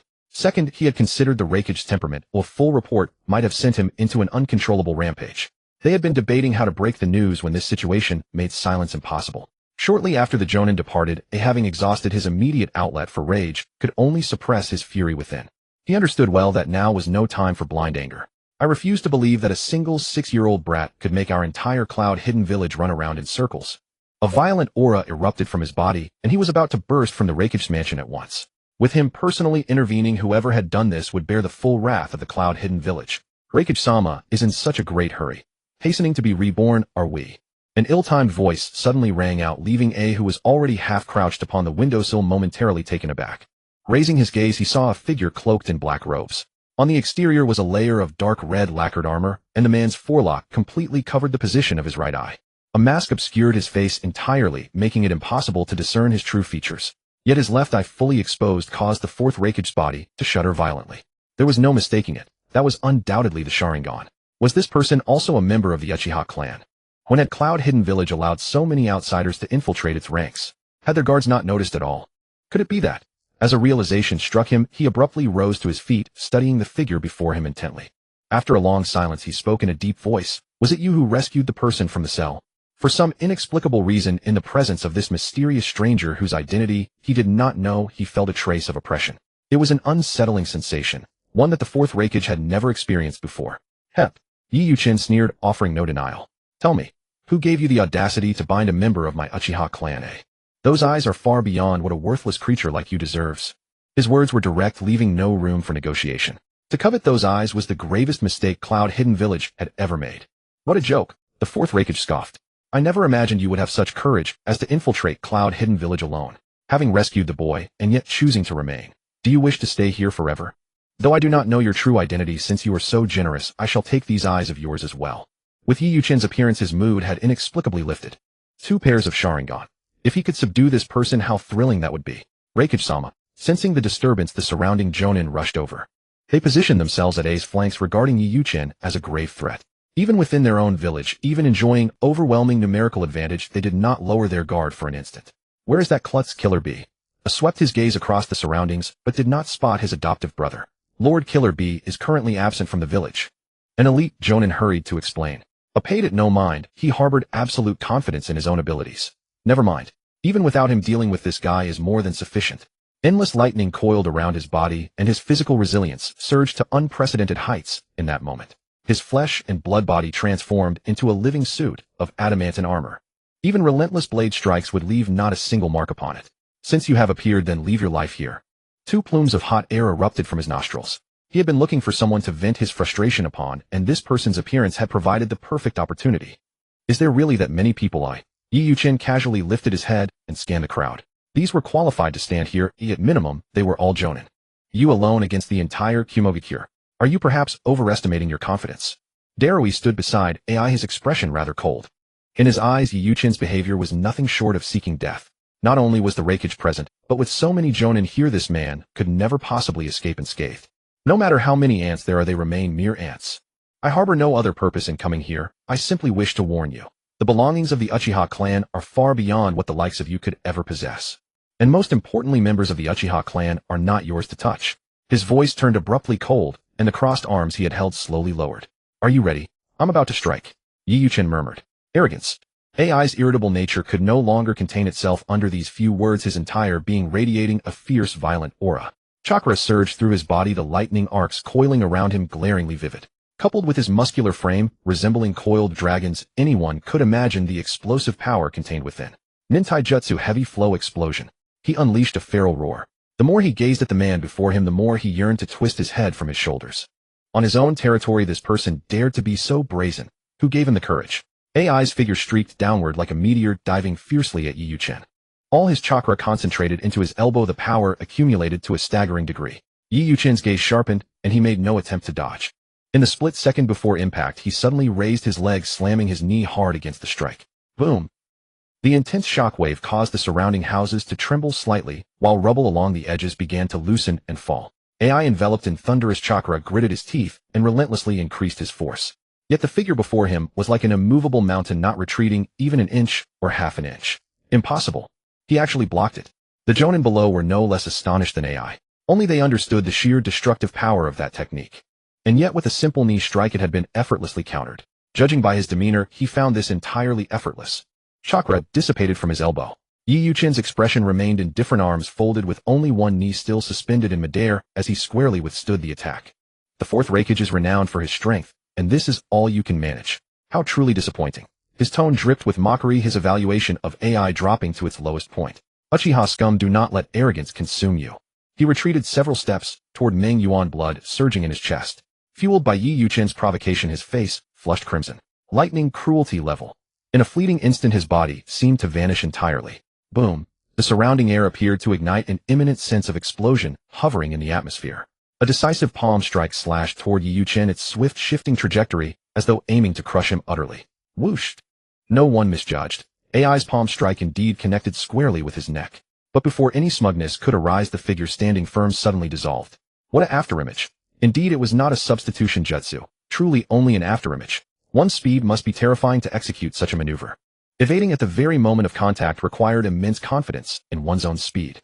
One miscalculation here would have led to unimaginable consequences. Yi Yuchen's figure materialized high overhead, his feet finding no support, his body free falling through the sky. Yet throughout this descent his hands rapidly formed hand seals, his lips whispering softly. The two tails could barely block this. I wonder how it would fare against Yue. Fire release Dragon Fire Anthem. Indeed, he was merely testing his capabilities, now exploring the true extent of his power. And his test subject was none other than the leader of Kumogakure, the fourth Reikage. Roar. The dragon-like flames coiling from his hands seemed imbued with life, their deep roars echoing incessantly, lingering in the air. Houses and buildings in the flames' path turned to ash in an instant, while the Reikage's headquarters behind them was reduced to utter wreckage. At the epicenter, the Reikage himself, beyond description, burst from the sea of fire sparks still clinging to his body. Despite the protection of his own lightning under such formidable assault, he experienced a rare sensation of powerlessness. His gaze locked onto the mysterious figure before him. He admitted his underestimation had been grave, yet he never imagined the chasm between them could be so vast. The explosions continued relentless. The disturbance caused earlier could only be described as catastrophic. Water release, water wall. A torrential surge of water poured down like a waterfall, frantically dousing the fire sea that had already spread dozens of meters. Yet his power at this moment seemed negligible. Why are you just standing there? Come and assist. Darui roared toward the rear. Only then did the others snap out of their shock, hastily lending their strength.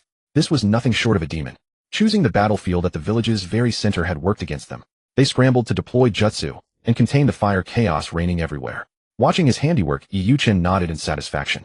It seems my power itself is not insufficient, it is merely improper to wield it against tailed beasts, especially the two tails. Yi Yuchen's figure settled gracefully atop a towering structure, his demeanor as calm as ever. Even the hem of his garments bore not a single wrinkle. In stark contrast, the Kumogakure side, including the Reikage AI, was utterly disheveled.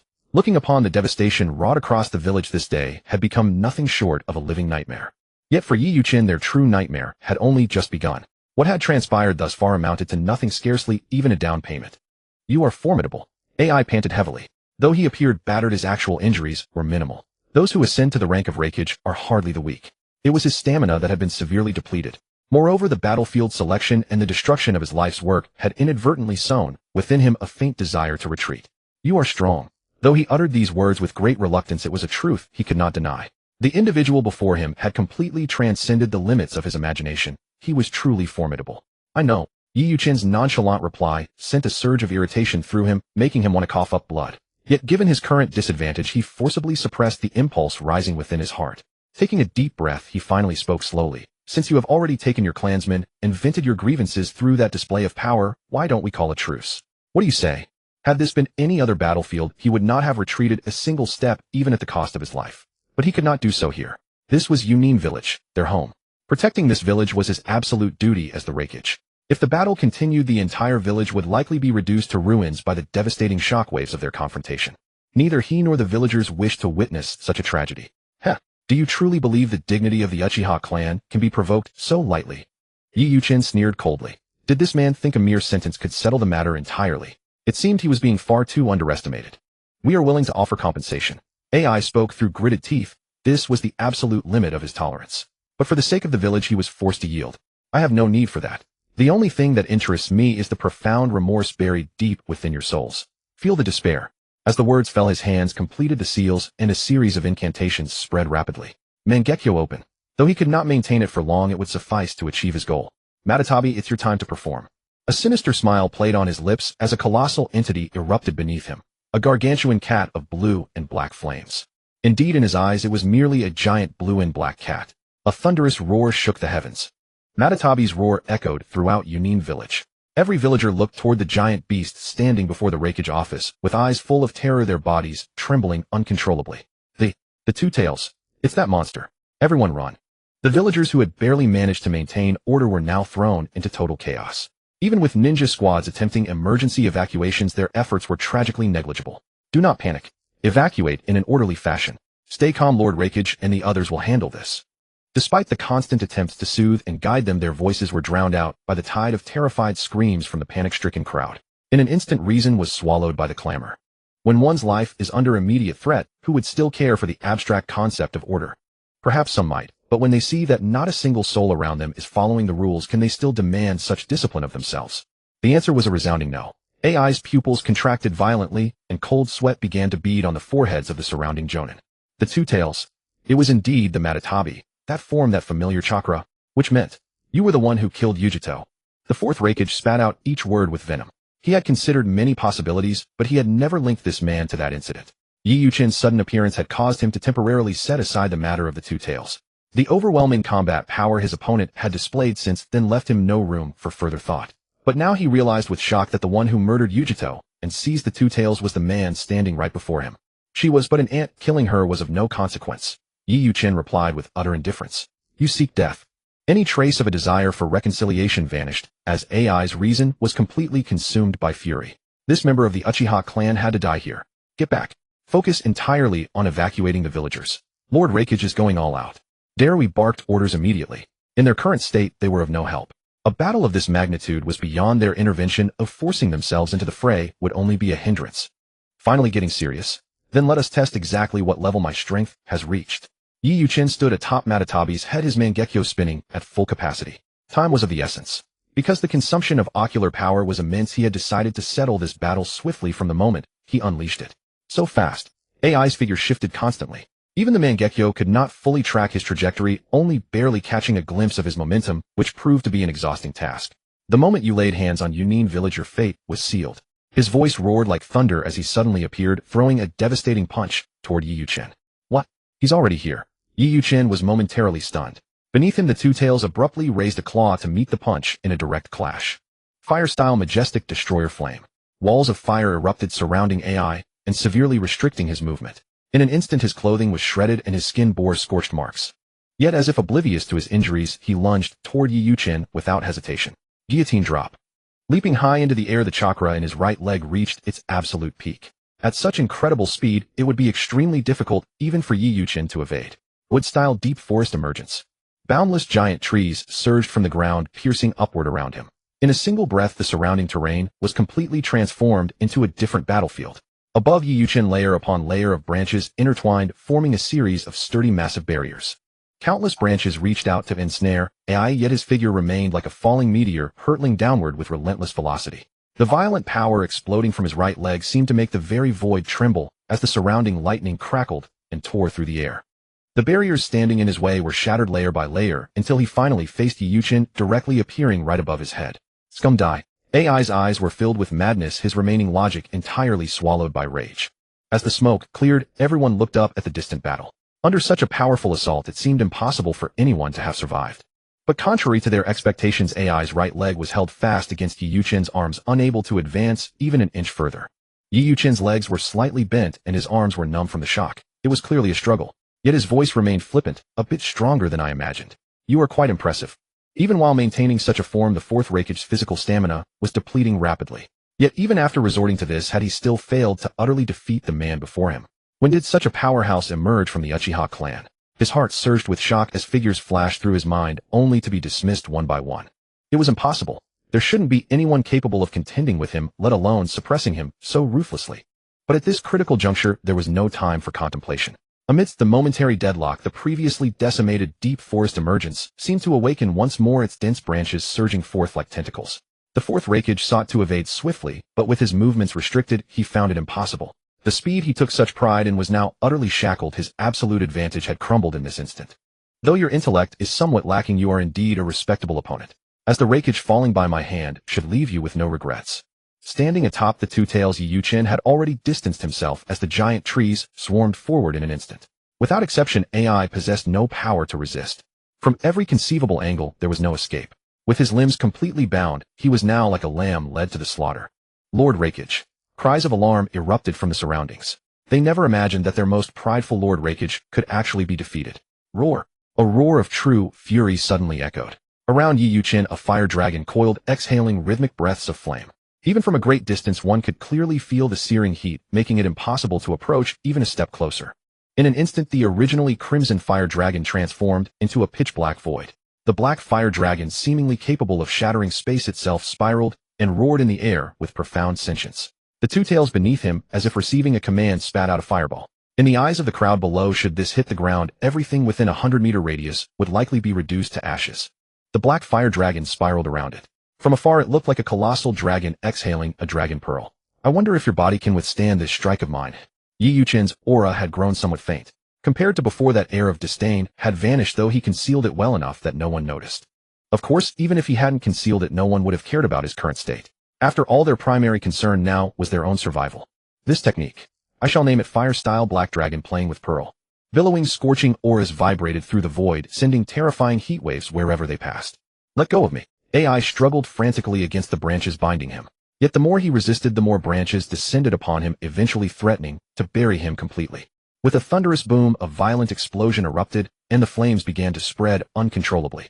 Every ninja within the combat range was blown off their feet by the resulting gale as vast swathes of buildings were decimated.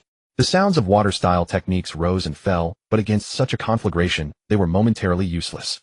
Lord Raikage. More important than anything else was the safety of their Raikage. Under such a close-range assault, even Lord Raikage would likely face a grim fate. They could hardly mask their grief and indignation. When the chaos subsided within the surrounding sea of fire, AI was seen kneeling on the ground, his hair disheveled, devoid of his former Raikage majesty. The physical stamina of this body had been squeezed to its absolute limit. Relying solely on a final shred of consciousness, he forced himself to stay awake. He knew that if he fell now, everything would be over. Look, it's Lord Raikage. He's all right. Fantastic. I knew it. Lord Raikage is the strongest. He won't fall. Upon seeing his condition, the entire village erupted in cheers. It seemed that despite his volatile temper, his status within the village and his image in the hearts of the villagers remained towering and deeply beloved. Did he endure it through sheer physical strength? Yi Yuchen's gaze was profound. In truth, he was in no better state, his eyelids growing increasingly heavy. It wasn't because of the damage the fourth Raikage had dealt him. Aside from the final exchange being somewhat troublesome, the injuries sustained on the battlefield were negligible. It was more that his own body was nearing its breaking point. Though it seemed a long time, everything had transpired in an instant. Even so, the ocular power of the Mangekyo was nearly draining his entire being of strength. In that case, let's end this quickly. Remember the dignity of the Uchiha clan, Brooks, no provocation. The tailed beast bomb in the two tails' mouth condensed rapidly like a harbinger of the apocalypse. T-tailed beast bomb. Everyone run, or we really will be killed by that guy. It's no use. The entire village will be destroyed. No. Someone's voice even carried a sob. They had no idea how they had provoked such a powerhouse. Was the entire village to be implicated? Who exactly are you? Why are you wreaking havoc in our village? Someone stood up in righteous indignation, questioning loudly, meeting Yi Yuchen's cold gaze without flinching. Every movement Yi Yuchen made was now agonizingly difficult. He knew clearly that he couldn't hold on much longer. However, if this tailed beast bomb were unleashed, the hidden cloud village would suffer an unprecedented catastrophe. Furthermore, with the central area destroyed, the consequences would be beyond words. Just a little more. He ignored the surrounding rebukes, focusing entirely on suppressing his own mind. The pain emanating from his eyes and body felt as though it would tear him apart. He had even bitten through his lip beneath the mask. Is this how it ends? How frustrating. If Killer B were here, it wouldn't be this difficult. At such a crucial moment, that guy is always unreliable. If I get the chance, I really must give him a sound thrashing. AI truly had no strength left. Though he still wished to resist, his body no longer permitted any further struggle. He gave a self-deprecating smile, looking at the tailed beast bomb still gathering in the sky, as if he had finally found peace. It's over. Everything is over. Why did the village provoke such a monster? Even the tailed beasts bow at his feet. Impossible. Despair marred every face, and some children cried hysterically with terror. Yet Yi Yuchen harbored not an ounce of pity. To covet his Sharingan, this was the price they must pay. If he lacked sufficient strength and his eyes were seized, to whom could he turn? Though most villagers in these settlements were innocent, this was war, cruel by its very nature. As an enemy combatant, they forfeited any claim to innocence or entitlement. Go, go. Just as the tailed beast bomb neared completion, his mind suddenly went blank. But in that fleeting lapse, the Mangekyo Sharingan wavered slightly. Under his control, Matatabi regained a sliver of clarity, and the amassed tailed beast bomb instantly dissipated. Trouble.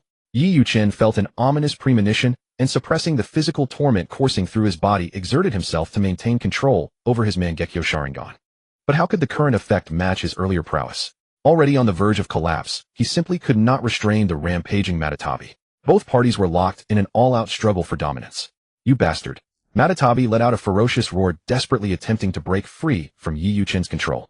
From a distance, the fourth Raikage observed with bewilderment as the two tails beneath the enigmatic figure suddenly went berserk. Ironically, it was precisely this development that spared the hidden cloud village from calamity. The tailed beast bomb has vanished. It's really gone. Tears of joy streamed down many faces, bringing with them the profound relief of those who had cheated death. Such a feeling, one must experience it firsthand to truly understand its priceless value. Stop right there. Yi Yuchen roared, exerting every ounce of his remaining strength. He no longer cared about the consequences. Even if his body grew ever more broken, it mattered not. He understood all too well what would happen if the two tails beneath him completely broke free. With his condition severely compromised, he did not believe he could face Matatabi and emerge victorious. I've been far too reckless this time. Yi Yuchen cursed under his breath. If not for that final tailed beast bomb, he would not have found himself in such a desperate predicament. Roar. Matatabi struggled relentlessly. Yi Yuchen, already in poor condition and exerting maximum effort to maintain control over the two tails' aura, had grown dangerously frail. The two tails remained under partial control, not yet fully broken free. Had it done so, the situation would have been far more dire for him. Quickly, the tailed beast beneath him seems to be having issues. Take this opportunity and finish him. Darui spotted the opening. Though the Raikage was heavily wounded, they were not. In battles of that caliber, they had been unable to intervene. But against Yi Yuchen in his current state, if they did not act now, when would they? I'll pay the price for your foolish crimes. The group frantically formed hand signs. This might be their only chance. No choice. 10-minute Mangekyo Sharingan experience card, activate.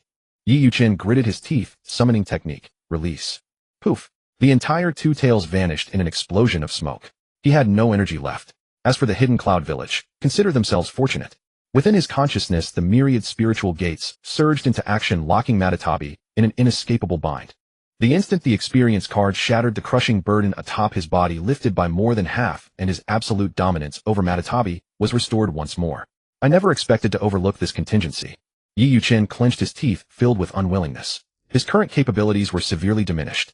Witnessing the tailed beast beneath him vanish, the opponents grew increasingly electrified. Though Matatabi had been in a half-rampage state earlier, the sheer power of a tailed beast was deeply ingrained in their minds. Even standing still had sent shivers through them. Now that it had disappeared, it was as though a great weight had been lifted from their shoulders. Kill. Excitement blazing in their eyes, they failed to notice the darkening shadows in Yi Yuchen's gaze. Don't go forward, retreat immediately. I sensed something amiss and bellowed a warning. But it was already too late. Would Yi Yuchen truly let this opportunity slip? Just moments ago, the two tails had caused chaos beneath him. Now, free from those worries, these insects dared to bite back. Fire release. The moment he called out two characters, his hand movements froze. Since you want to play, I'll give you a proper show. Madness filled his eyes, and the Mangekyo Sharingan within them spun and transformed into the Rinnegan. Heavenly Obstruction Meteor. A colossal meteor materialized in the sky.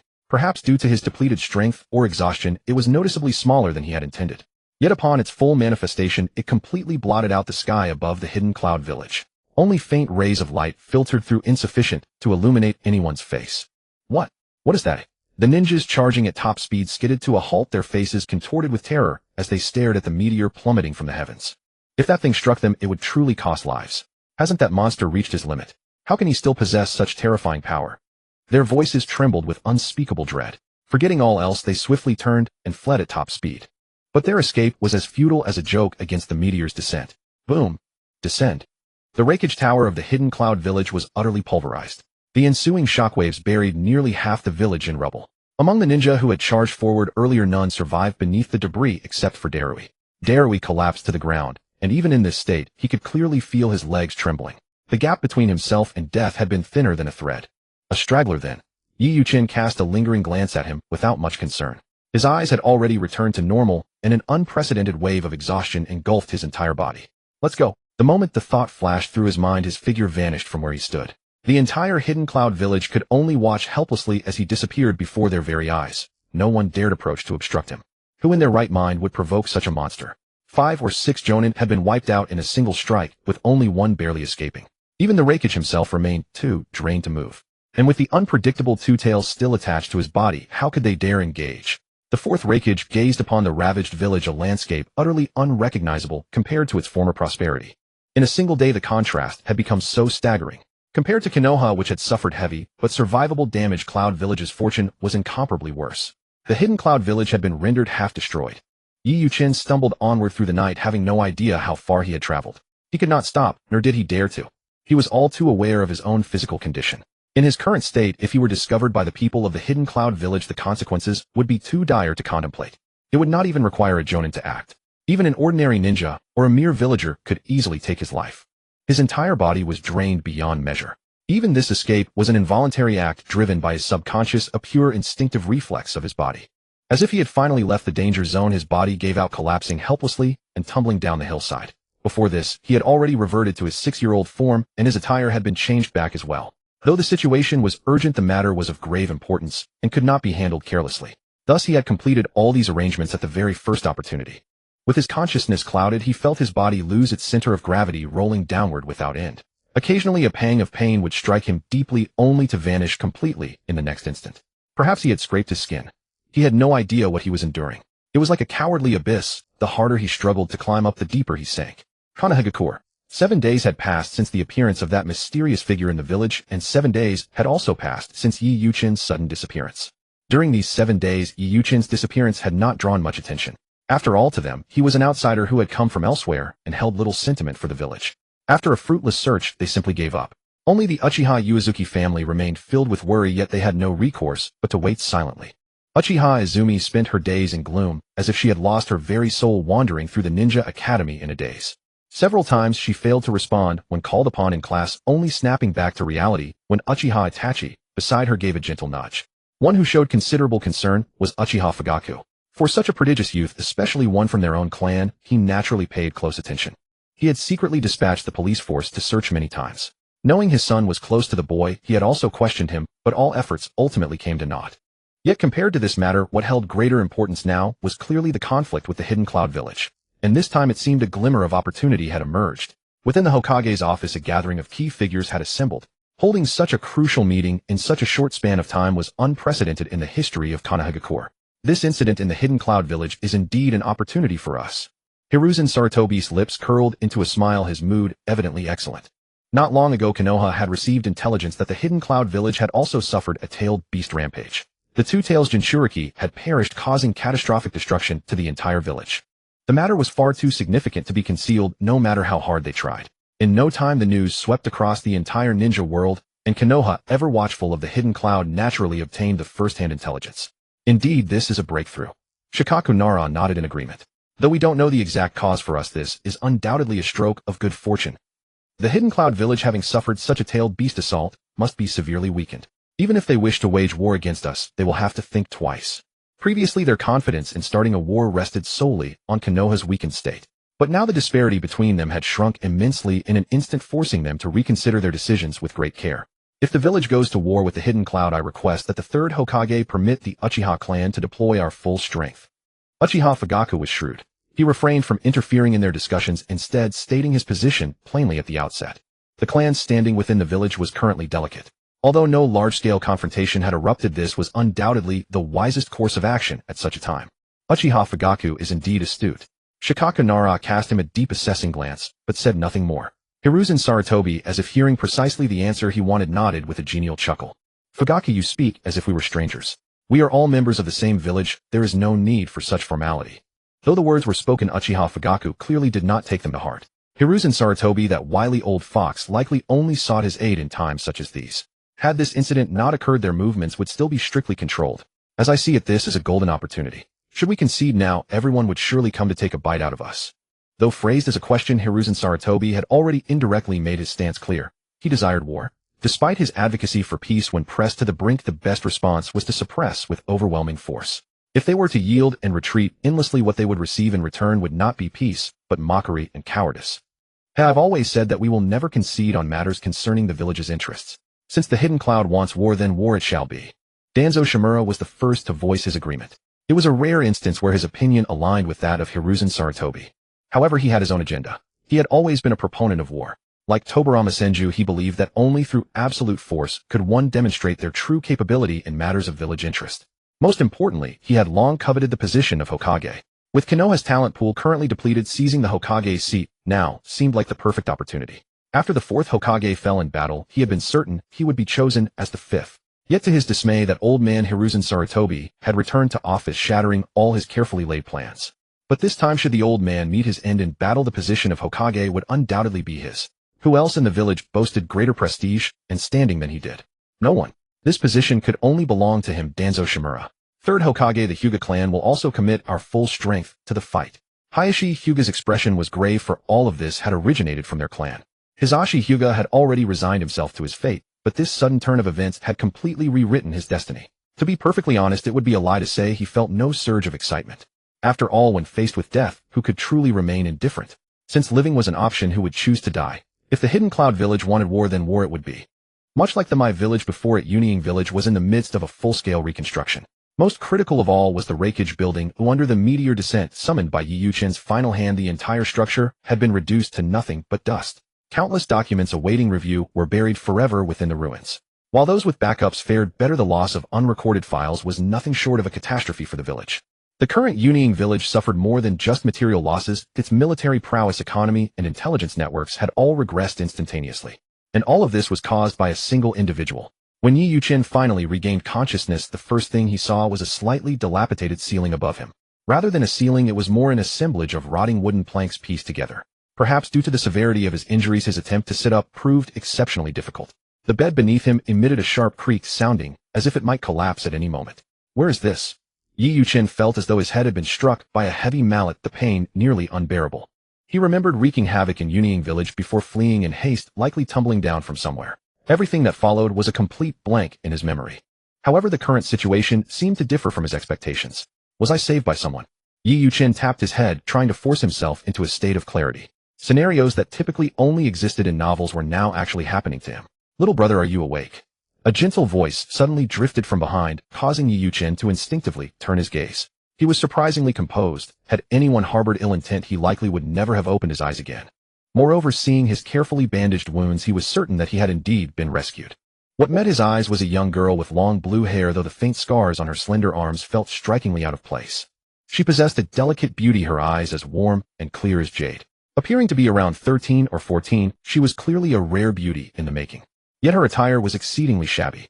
The pink kimono she wore was visibly ill-fitting and riddled with numerous patches. After surveying his surroundings, he felt a sense of resignation. The room was sparsely furnished, containing only the bed he lay upon and a single chair nearby. There wasn't even a table. Looking up, he saw the roof was not fully sealed. Many spots were open to the sky, dotted with holes. If it rained, wouldn't the water pour straight inside? For a moment, many thoughts crossed his mind, but the most pressing was whether such a place was truly fit for habitation. Who are you? As if sensing his confusion, the girl explained with a smile. I'm sorry. Though it's a bit dilapidated and somewhat dangerous, it's just enough to live in. Your injuries are quite severe, so please try to make do for now. Yi Yuchen understood well enough, if falling from such a height, it would be a miracle not to be gravely injured. His arm had likely been broken, only to be set back in place later. It seemed the girl before him possessed a fair amount of skill. What did you mean when you said it was somewhat dangerous? He could see it was dilapidated, and the conditions were harsh. But as for danger, what could there possibly be? Off. As if just realizing what she'd said, the girl suddenly changed her tune, appearing flustered. Did I? What? What danger? You must have misheard. She shook her head frantically with a forced smile, clearly attempting to cover something up. Is that so? Though suspicious, Yi Yuchen did not press her further. To him, such matters were ultimately inconsequential. The priority now was to recover from his injuries. Ding. Host has completed the main quest. Escape from Union Village. Quest rewards have been issued. Please check your inventory. Mid-grade life-prolonging pill X3 1 points. Flying Thunder God. Instant mastery card 10 exclusive. Debt automatically deducted. Remaining debt 2209900. Regarding the points, Yi Yuchen was already numb to the figures, feeling largely indifferent. A mid-grade life-prolonging pill. I wonder how effective it is.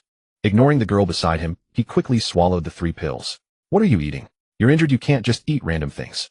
The girl looked anxious and moved to stop him, but Yi Yuchen's gaze suddenly turned frigid, causing her to freeze mid-motion. From his eyes, she sensed a profound, killing intent. It felt as though if she took one more step, this 6-year-old boy would kill her without hesitation. That look was exactly like theirs. Yi Yuchen paid her no mind as surging energy coursed through his body, a vibrant aura of life force washing over him. This effect is far better than I imagined. Only by experiencing it firsthand could one truly feel that sense of replenishment. Ding. Host has used 3 mid-grade life-prolonging pills. Remaining lifespan 4 years. Seeing this result, it truly did not disappoint him. His state was already sufficient. The complex internal trauma previously sustained had not been fully repaired, leaving his presence still appearing quite frail. At that moment, his stomach growled inappropriately, creating an unexpectedly awkward atmosphere. They locked eyes, perhaps out of a rare sense of self-consciousness. Yi Yuchen instinctively lowered his head. The girl found it somewhat amusing, yet after a brief smile, she remained seated by the bed with no intention of getting up. Yi Yuchen felt it strange and grumbled inwardly. At a time like this, shouldn't she bring out some snacks to play host? Why is there no movement at all? I'm sorry. After a long silence, the girl spoke up, her face flushing. There really isn't any food left. How about I go and borrow some? As if having made a firm decision, she stood up and ran outside. Yi Yuchen reached out to stop her, but her figure had already vanished, leaving his right hand frozen in midair. What he didn't know was that the girl had originally gone out that day to pick wild fruit and see if she could scavenge anything useful. It was at the foot of the mountain that she had discovered the unconscious Yi Yuchen and brought him back. After a long while, he finally adjusted to his current state.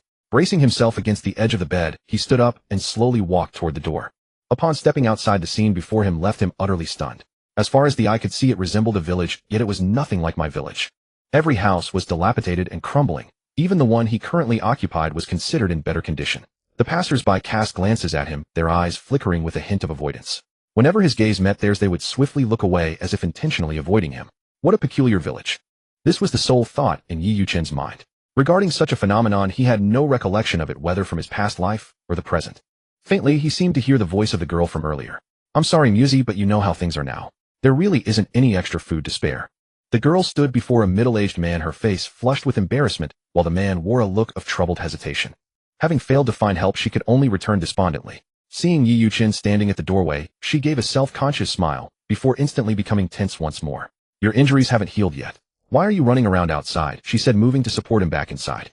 Yi Yuchen was somewhat speechless. His body had merely been overextended, he wasn't permanently crippled. Recovery was only a matter of time, making such concern entirely unnecessary. If there were any lingering issues, it was the trauma from tumbling down the mountain.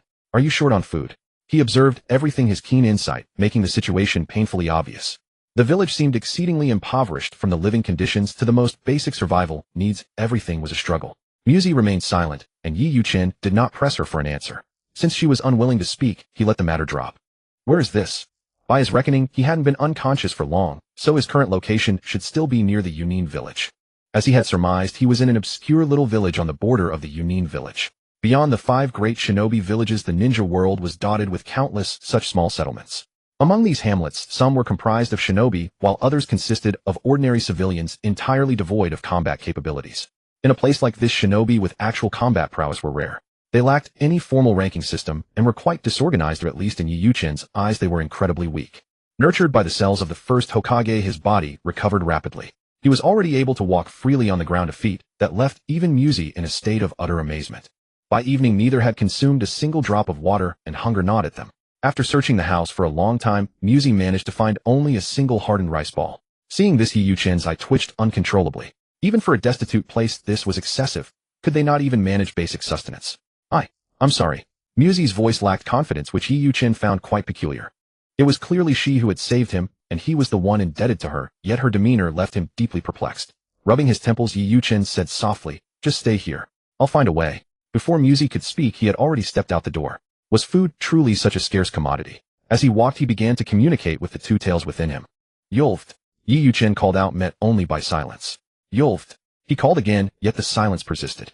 Lines of frustration creased his forehead as a wave of indignation washed over him. I know you're awake. Stop playing dumb. After he couldn't help but shout, the 2 tails within finally responded. Is there something? Yul's low voice resonated clearly, harboring no goodwill toward the individual outside its vessel. However, the days of imprisonment seemed to have mellowed its temperament somewhat. You know my body isn't in the best shape right now. How about lending a hand? No. Yul refused decisively, utterly unwilling to pay him any mind. Honestly, it's just a change of masters. There's no need for such intense hostility. Yi Yuchen knit his brows, growing impatient. But those words only served to further incense Yulv, triggering a massive surge of emotion. Within his consciousness, despite the suppression of the gracious deity Gates, Yulv seemed to be exerting all its strength in an attempt to overturn everything. If not for you, how could Yomiuri have died? And now you have the audacity to ask for my help. Have you lost your mind? Yulv roared repeatedly, its words laced with boundless fury. Unlike other Jinchuriki, the bond between Yulv and Yomiuri was entirely mutual. It found it inconceivable that it had developed genuine feelings for Yomiuri, yet those emotions were undeniably real. The man before it was its greatest enemy. For him to ask for help now was nothing short of a farce. How could anyone possibly assist their own enemy? Even if you refuse to help now, do you really think you can resist once my body recovers and you're under the dominion of the Mangekyo? Yi Yuchen sneered with disdain. We'll see about that once you've recovered. Perhaps you'll starve to death before you even get the chance. The Two Tails remained indifferent. Being manipulated was nothing new, and falling into this guy's hands was simply its misfortune. But to expect it to act of its own volition, absolutely impossible. Yi Yuchen was actually driven to a frustrated laugh by its words, but he couldn't deny the truth in them. Without the Two Tails' assistance at this moment, he truly might starve to death here. If word of this got out, he would become a laughingstock among other transmigrators. While others awed the heavens, he would have died of starvation. Such a demise would be far too bizarre. Ending up like this is all your fault. If you hadn't suddenly gone berserk, I wouldn't have suffered such immense exhaustion. That was your own doing. The Two Tails retorted bluntly, forcing it into a summoning contract. Was that something a decent person would do? Don't you feel that the relationship between us has changed significantly? Yi Yuchen suddenly smiled, completely shedding his previous sternness. Since the hard approach hadn't worked, he would try a softer tactic. No, yet the outcome seemed unchanged. Do you not even care about Yomiuri's life or death? He stopped abruptly, a faint glimmer in his eyes. Within his mental space, Yi Yuchen suddenly took a step forward, standing directly before Yulv. What? What do you mean? Yulv was utterly shocked, its voice trembling as it questioned whether it had actually heard correctly. Exactly what I said. Yi Yuchen sighed inwardly. Nothing else worked, yet only this Jinchuriki could pique its interest. Could the bond between them truly reach such heights? Was it really appropriate to call such a tailed beast a mere weapon of mass destruction capable only of ruin? Deep disbelief filled Matatabi's eyes. Though such a reward seemed incredibly remote, even farcical to her, it instantly commanded her absolute attention. Is everything you just said true? Yi Yuchen shrugged non-committally, his expression relaxed. Is there any reason for me to deceive you? He was indeed not lying. Among the rewards for the hidden mission triggered by capturing the Two Tails, the third option specified that using the Geto Rinne Tensei no Jutsu would not result in the user's death. This meant that saving someone like Yujito Ni presented no difficulty for him at all. However, for his current self, achieving this was still somewhat unrealistic. After all, this technique required an immense amount of chakra, so vast it might defy his imagination. Lacking a specific reference, he knew that if his chakra proved insufficient, the price would be his very life. Then you. Matatabi seemed to glimpse a sliver of hope, her attitude undergoing a complete and total reversal from before.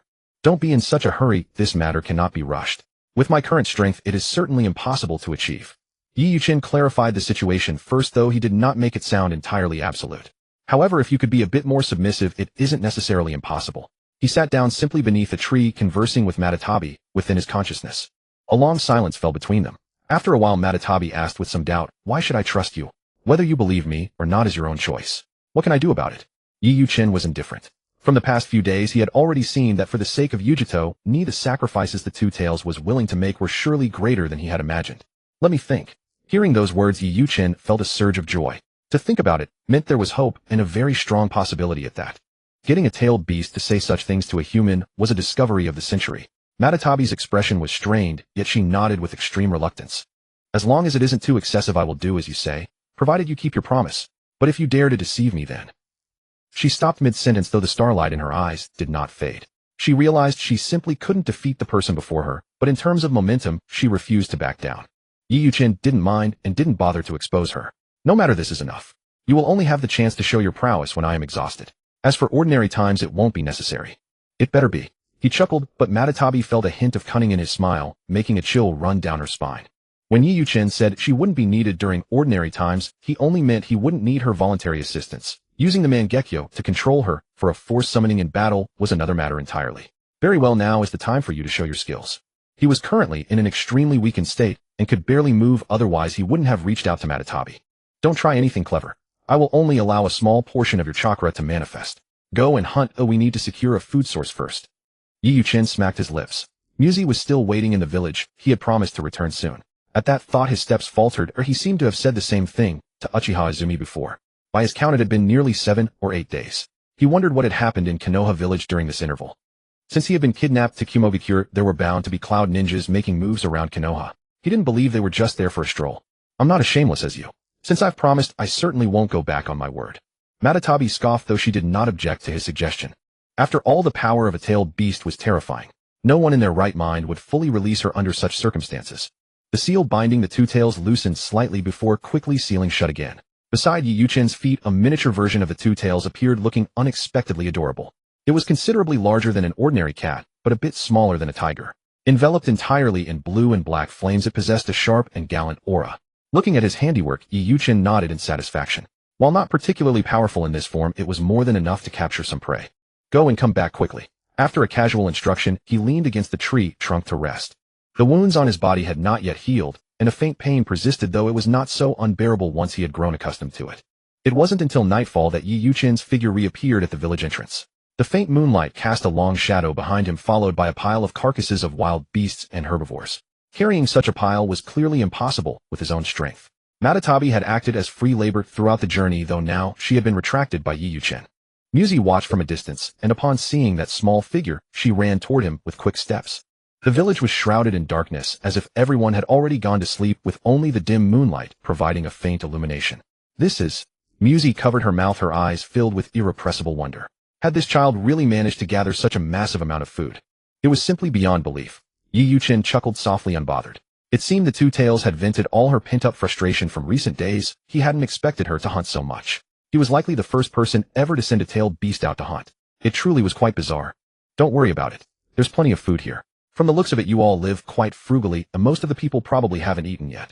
Judging by Muzi's expression, he had already guessed most of it. It was truly unexpected that people could live so poorly, even in an era of peace. In this world, there were clearly many things he still did not know. The knowledge from his past life was in the end too one-sided, useful only as a rough reference. To rely on it entirely would be a grave mistake. He smiled and pointed to the prey behind him. Wake everyone up. There's plenty to go around. It can be shared among everyone. Consider it my repayment to you. How about it? Muzi had not yet recovered from the profound shock. She slapped her cheeks hard, ensuring she was not trapped in a dream. This was her first time, the very first time seeing such an abundance of food. It felt like a mirage. Perhaps in Yi Yuchen's eyes these were merely ordinary prey, easily obtained with a slight effort. But for them this was their very life. Don't just stand there and a days go on. Yi Yuchen adjusted his hem and walked straight inside. Within moments, word of the food spread, and the entire village erupted into a frenzy. When they finally beheld the mountain of prey, every eye shimmered with the light of excitement. Ugh!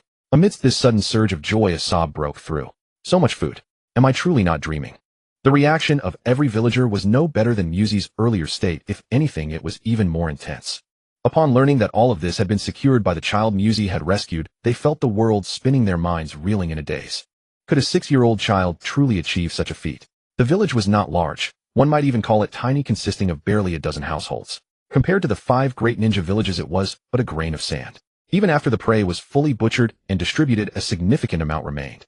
Clear tear stains could be seen at the corners of everyone's eyes. That joy was a profound, heartfelt delight that could never be feigned. The once deathly silent village quickly became vibrant. Never before had they experienced such a moment. A bonfire was lit in the center of the village, and the people sang and danced. Most were ordinary villagers. Even the 1 or 2 ninjas among them possessed only the crudest skills. Yet even so, how could they have struggled so much for basic sustenance? Though Yi Yuchen was puzzled, he did not ask. Since they had not told him, they surely had their reasons. A truth he understood well. Just as Muzi and the villagers did not inquire about the methods he used to achieve such a feat. Chin, it is truly thanks to you. You are like a god descended from the heavens. Please, you must accept this old man's bow. A balding elder approached Yi Yuchen and immediately knelt, pressing his forehead firmly against the ground.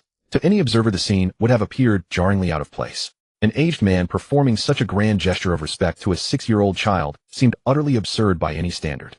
Yet now not a single person found it inappropriate. Those behind him followed suit, kneeling one after another, their voices filled with piety. Yi Yuchen's expression was not pleasant. He had not done any of this to be worshipped. It was merely a casual gesture, nothing more. What are you doing? He caught Muzi just as she was about to kneel. Though we do not know who you are our benefactor. Her eyes shone with a sincerity so pure that Yi Yuchen found himself reflexively releasing his grip. After the festivities, everyone began to feast, and the air was thick with a joyous atmosphere. The villagers were usually extremely hostile toward outsiders. Unknown to Yi Yuchen, Muzi had faced unanimous opposition from the village when she first saved him. Even so, she had persisted. Now that Yi Yuchen had fully integrated and been accepted, everything here transformed into the most sincere simplicity. Are you alone? Musi held a roasted venison leg, her mouth glistening with oil. She was ravenous, and in her hunger she had no room for concern over her appearance. Upon hearing the question, her movements stiffened abruptly. However, she quickly regained her composure and gave a soft affirmative hum. "Where are your parents?" Yi Yuchen asked again. "They are gone." This time she answered calmly. Yi Yuchen did not press further, and both fell into a quiet silence. That night his thoughts were a blur, drifting aimlessly. The village was far too small, lacking even a chief, existing in a scattered state. This was not uncommon, not just in the land of lightning, but in other nations as well. He had known this before, but he had never realized they lived in such misery. Eventually Yi Yuchen drifted off to sleep, not dwelling on the matter. His goal lay elsewhere. Tonight's actions were partly to repay the debt of being saved, and partly a simple act of convenience. 2 days passed swiftly. Under his own care, Yi Yuchen recovered quickly, nearing a full restoration of his strength. His condition was primarily the result of extreme physical strain rather than deep internal injuries, which allowed for a more rapid recuperation. Had he suffered true wounds instead of mere exhaustion, the path to his recovery would have been far more arduous and prolonged. These 2 days were neither long nor short. Though life in the village was arduous, it was not unbearable. Yi Yuchen, observing everything as a bystander, had no intention of disrupting their peace. He did not plan to stay long. Once his business in Yuning village was settled, he would head to my village. In a few days it would be time for his early graduation exam from the ninja academy. His sudden disappearance and arrival in this village were pure accidents. Yi Yuchen stood at the village entrance as all dozen households came to see him off, with Musi standing among them. Casting a deep look at her, he simply asked, "Do you want to go out and see the world?" Her eyes flickered for a moment, but in the end she smiled and shook her head. She had lived here for so long, if this was her world, and she had grown accustomed to it. Though the outside world was vast, it did not belong to her. As if he had long anticipated this answer, Yi Yuchen showed no surprise. He merely nodded, and his figure vanished in an instant. From beginning to end, neither Yi Yuchen nor the villagers, including Musi, ever inquired about each other's identities or pasts. To them, Yi Yuchen was but a passing traveler. Even if this child was far from ordinary and harbored great secrets, it was of no concern to them. As for who he truly was, or what he had endured, no one would ever ask. Yi Yuchen felt the same: to be saved in silence, and to leave without a sound. That was enough. To Yi Yuchen, the journey of several days felt somewhat leisurely. Looking at the gates of my village standing before him, a trace of complexity flickered in his eyes. He shook his head gently before walking straight inside. "Halt! Who dares to trespass into my village?" Unsurprisingly, the guards immediately stepped forward to intercept him. Yi Yuchen looked up and found that both men were complete strangers. He had never seen them before. It seemed the previous guards had been replaced. Following the recent raid by Yunin village, the guard rotation had been changed. A fact Yi Yuchen was naturally unaware of, making his confusion quite understandable. "Uchiha-chun." His reply was natural, devoid of any ripple of emotion. The 2 new guards did not question his identity, yet a faint sense of shock flickered in their expressions. Yi Yuchen's status had previously caused a stir within my village. A lost member of the Uchiha clan was more than enough to command their attention. More importantly, this child had suddenly vanished for nearly half a month. Just as everyone assumed he had perished, he had returned on his own. "What should we do now?" one guard whispered from behind. This sudden return had caught them somewhat off guard. "What else can we do?" "Hand him over to the interrogation department. Even though he showed no abnormalities during previous questioning, it is better to be cautious." They made no effort to hide their conversation from Yi Yuchen, as they felt no need to. "Good idea. Let's do that. I'll notify them to come and collect him immediately." In their hearts they were well aware. What could a 6-year-old possibly understand?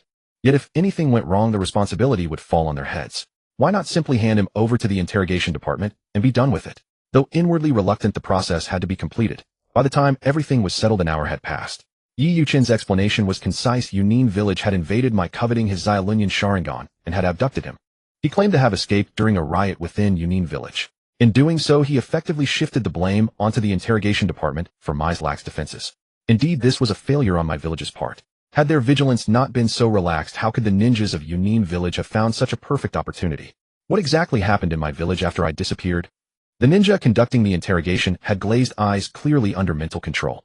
The people of Yunin village sought the Rishion clan's bloodline limit, but they were discovered by the clan head, and several were killed on the spot. Afterward, Yunin village threatened to declare war on Mai unless the body of Rishion Rizu was surrendered. At this moment, the scene appeared less like an interrogation of Yi Yuchen and more like him interrogating the very person meant to question him. This total reversal of roles seemed quite farcical. So did my compromise. If his memory served him correctly, this plot point should align with his past life, though the timing was somewhat premature. In his understanding, my village should have compromised. No, they didn't. To his surprise, the man before him gave a negative answer, instantly piquing his interest. Because of a sudden riot in Yunin village and the tailed beasts going out of control, the village's military strength was severely diminished. The Mai high-ranking officials unanimously decided to launch a war against Yunin. This time it was Yi Yuchin's turn to be astonished. My village taking the initiative to start a war under the leadership of the third Hokage. That was truly bizarre. That cowardly old fox actually found his backbone. I find that hard to believe. Yi Yuchin mused playfully. Yuanfei risen initiating a war. Unlikely. In fact, it was exactly as he suspected. In the depths of Yuanfei Risen's heart, this war should never have been fought. Yanin village was aggressive, leaving Mai with little choice, and Ximen Tuanzang was a member of the Hawk faction, exerting significant pressure from behind the scenes. These two major factors constantly pushed the war forward, even if he didn't want to fight he had to. Leaving the interrogation department, Yi Yuchin was in a foul mood and walked straight toward the Hokage building. During the interrogation, he learned that Mai and Yunin had already fought several small-scale battles, yet the victorious side was consistently the weakened Yunin village. He knew Yunin's current strength better than anyone. The fourth Raikage's injuries were severe and would take considerable time to recover.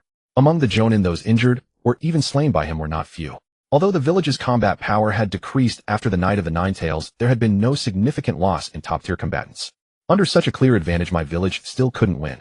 They simply didn't want to. His hurried footsteps stopped abruptly outside the door upon hearing the conversation within. Third Hokage, after several battles, though small in scale, my village has already suffered heavy casualties. The other great hidden villages are watching us. If this continues, it will be extremely detrimental to the village. Indeed, the current situation is a dilemma. It is truly. Each of them sounded deeply aggrieved, as if they were at a dead end. Uchiha Fugue remained as usual, sitting quietly on the side and listening, never taking the initiative to speak. After a long silence, Yuanfei Risen finally turned his gaze toward him. Fugue, it shall be your Uchiha clan that goes to Yunin village to sue for peace. Uchiha Fugue's expression shifted violently. No one expected this meeting to be specifically targeted at them. Suing for peace was inherently a disgrace. What did it mean to make them go? On the battlefield, they never retreated. Anyone could see Yuanfei Risen's intention. This was not a simple peace mission, but a test to see if the Uchiha harbored any rebellious intent. Most importantly, suing for peace required a gesture of goodwill. Yunin coveted the bloodline limits of the Rishian clan, sending another clan with a bloodline limit to sue for peace. The implication was unmistakable. Fugue's face darkened significantly, like a beast on the verge of an outburst. He constantly warned himself to endure. If he lashed out now, everything would be lost. He still possessed that shred of rationality. I disagree. At that moment, the door to the Hokage building was suddenly pushed open from the outside. Everyone inside was startled and turned their gaze toward the entrance. Yi Yuchin walked slowly into the room, his gaze sweeping across everyone present, etching their faces into his memory. This meeting was restricted to the high-ranking elite. Even a Jonin was not permitted to enter. Yet among these high officials of Konoha, not a single soul had stood to oppose the earlier proposal, a realization that was truly heart-chilling. Uchiha-chan. Sarutobi Hiruzen recognized him, his eyes filled with shock. This child had been missing for nearly half a month, and how could he suddenly appear in the Hokage building? And what exactly did he intend with such bold movements? After the brief shock, the third Hokage's aged brow furrowed deeper, the wrinkles bunching together in a manner that looked somewhat ghastly. Impudent. Where did this little brat come from? This is no place for you to speak. Get out at once. Your punishment will not be settled so easily. Shimura Danzo would not permit a mere child like Yi Yuchin to act so recklessly. He let out a thunderous shout, his posture suggesting he was on the verge of striking. Even against a 6-year-old child, he would show no mercy. While the others remained silent, their brows were knitted in deep displeasure. A Hokage meeting interrupted so abruptly, and by a child no less. Was there no order left? Only Uchiha Fugaku felt a fleeting flash of joy in his eyes. He knew not why he felt this way, but instinctively he did not want the child to come to harm. Facing their rebukes, Yi Yuchin did not retreat. Instead, he took step after deliberate step further into the room. On what grounds must our Uchiha clan sue for peace? His voice was resonant and powerful. Despite his calm visage, a dense, murderous aura emanated from this 6-year-old child. We of the Uchiha clan have only ever slain enemies on the battlefield. We have never taken the initiative to seek peace, let alone beg for it. The Kumogakure village is severely weakened, yet Konoha has been driven back repeatedly, and now you use my clan to actively sue for peace. Where is your shame? His words fell one after another, leaving no room for rebuttal. Though the child's actions were highly inappropriate, Uchiha Fugaku felt a surge of gratification. This boy had voiced everything he wished to say, but couldn't, providing a profound sense of relief. Shut your mouth. Shimura Danzo slammed the table, his large hands sweeping toward Yi Yuchin. Yi Yuchin did not dodge, instead, he met the attack head-on. Just as the hand was about to reach the boy, Uchiha Fugaku's figure suddenly appeared before him, firmly seizing Danzo's palm. He is but a child. Why lower yourself to his level? At that moment, Fugaku's gaze shifted, becoming exceptionally sharp, causing Danzo to feel a momentary sense of suffocation. Humph. Shimura Danzo snorted coldly and fell silent, though his eyes were filled with murderous intent as he looked at Yi Yuchin. This brat dared to show him no respect. What audacity! Sarutobi Hiruzen had not uttered a single word from beginning to end, nor had he moved a muscle. Even when Danzo attacked, he had shown no intention of offering protection. Have you had enough of this farce? Only after the commotion settled did his authoritative voice finally ring out. Yi Yuchen felt only disdain. He had underestimated the third Hokage. His previous perceptions of the man seemed to have been riddled with misconceptions. This is the Hokage building, not a place for your squabbles. Uchiha Fugaku, I hope you remember your status. He looked at Yi Yuchen. I remember you. It is understandable that a newcomer might not know the rules, but this is a Hokage meeting. It is no place for a child to interfere. Yi Yuchen's words had left him speechless. It was indeed Konoha's greatest pain and a gaping wound. To have it so bloodily exposed made him, as the Hokage, feel extremely humiliated. Third Hokage, where the leaves of Konoha flutter, the fire shall also burn. Yi Yuchen's expression was cold, causing Sarutobi Hiruzen to stiffen.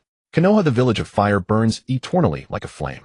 Wherever there is fire, there is a Hokage burning within the heart. As long as there are leaves fluttering in Konoha, the fire will burn, and its shadow will illuminate the village, allowing new leaves to sprout. But what does the current Konoha look like? Do you even know? Is the so-called will of fire merely about suing for peace? The faces of everyone present turned unsightly, but Yi Yuchen showed no sign of stopping as he continued his interrogation. My point is simple: the Uchiha clan will never sue for peace. As for what decision Konoha makes, I do not care. Having finished, he ignored the ashen faces of the high officials, and after a brief glance at Uchiha Fugaku, walked straight out the door. Yi Yuchen noticed that when his gaze met Uchiha Fugaku's, the latter was also watching him, and seemed to give a slight subtle nod. With a sharp thud, the door of the Hokage building slammed shut, and that sound finally pulled everyone's wandering thoughts back to the room. Impudent. Utterly impudent. This is madness. A mere child dared to disrupt the Hokage meeting. Preposterous, absolutely preposterous. Shimura Danzo felt as though he might explode with rage. His gaze towards Sarutobi Hiruzen was filled with deep dissatisfaction. This Hokage was truly incompetent to the core. Useless. Sarutobi Hiruzen's expression was grim. Aside from Uchiha Fugaku, who was secretly laughing, no one present felt at ease. Fugaku, is this how you discipline your clansmen? As Sarutobi Hiruzen was the Hokage, Danzo could do nothing to him. But Uchiha Fugaku was different. The Uchiha had always been a thorn in Danzo's side, and now he vented all his frustration upon him. How the Uchiha clan disciplines its youth is hardly your concern, I believe. What did you say? Danzo was rebuffed, his anger intensifying. Do you think what Shin said was without merit? Is where the leaves of Konoha flutter, the fire shall also burn just a joke?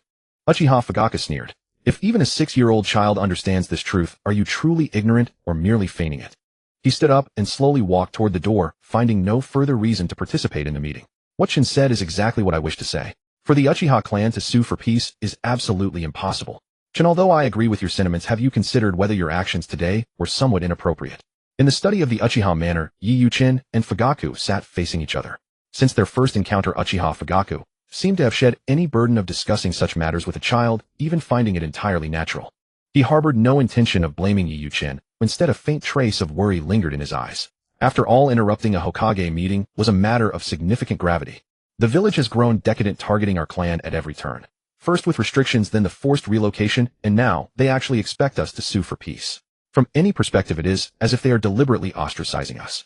Yi Yuchen spoke softly, yet his words struck a heavy chord in Fugaku's heart. How could Fugaku not have sensed these changes himself? Although he attended every meeting as the representative of the Uchiha clan, the number of times he actually spoke was negligible. Each time, he had merely been catering to the village's decisions. Had Yi Yuchen not suddenly intruded today, Fugaku wouldn't have known how to respond. Now he felt a secret sense of relief that the boy's sudden appearance had disrupted the stagnant situation. After all, the weight of a 6-year-old child speaking compared to the clan head of the Uchiha is vastly different. He believed the Konoha high-ranking officials could discern the distinction. Children's words carry no malice, as they say. Furthermore, every word Yi Yuchen uttered was a polished gem of truth, leaving them no room for rebuttal. Very well. The Konoha leadership likely won't publicize today's events, as they themselves lack the moral high ground. I will do my best to suppress the matter, you need not worry. Uchiha Fugaku pinched the bridge of his nose. Though he spoke lightly, the situation was exceedingly difficult to manage. Where have you been all these days? Why was there no word from you? Ultimately, no one could afford to be lax on this topic. Recalling the scene in the interrogation room, Yi Yuchen felt more confident and repeated his previous explanation. Preposterous. Kyomogakure truly has some nerve, daring to kidnap a member of the Uchiha clan. Uchiha Fugaku flew into a rage. Though he appeared stoic and restrained within the village, it did not mean the fire in his blood had entirely vanished. He simply did not wish for his clansmen to endure war again, for war brought nothing but endless sorrow. There is no need for such anger, clan head. The war between the village and Kyomogakure won't end anytime soon. If the Uchiha do not seek reconciliation, then the burden will fall solely on the Hyuga clan. Yi Yuchen could not be certain of the outcome. The current state of Konoha was pathetic to the extreme, showing an obvious reluctance to clash with Kyomogakure. Was the fate of the Hyuga clan truly inescapable? If so, this decaying village would be a profound disappointment to him. The two talked at length. Fugaku himself was puzzled as to why he found himself discussing major clan affairs so extensively with a 6-year-old. Even with his eldest son Uchiha Itachi, whom he greatly admired, he had never reached this level of openness. In that case, I shall take my leave. Yi Yuchin rose, a spark of warmth touching his heart as he thought of Uchiha Hazuki's family. Having been gone for so long, they must be worried sick. One more thing, clan head. Yi Yuchin paused and turned back. Regarding my kidnapping by Kumogakure, please keep it a secret from Aunt Hazuki's family. As for my disappearance, simply say it was a mission assigned by you. That is no problem at all. However, the Konoha leadership is also aware of it.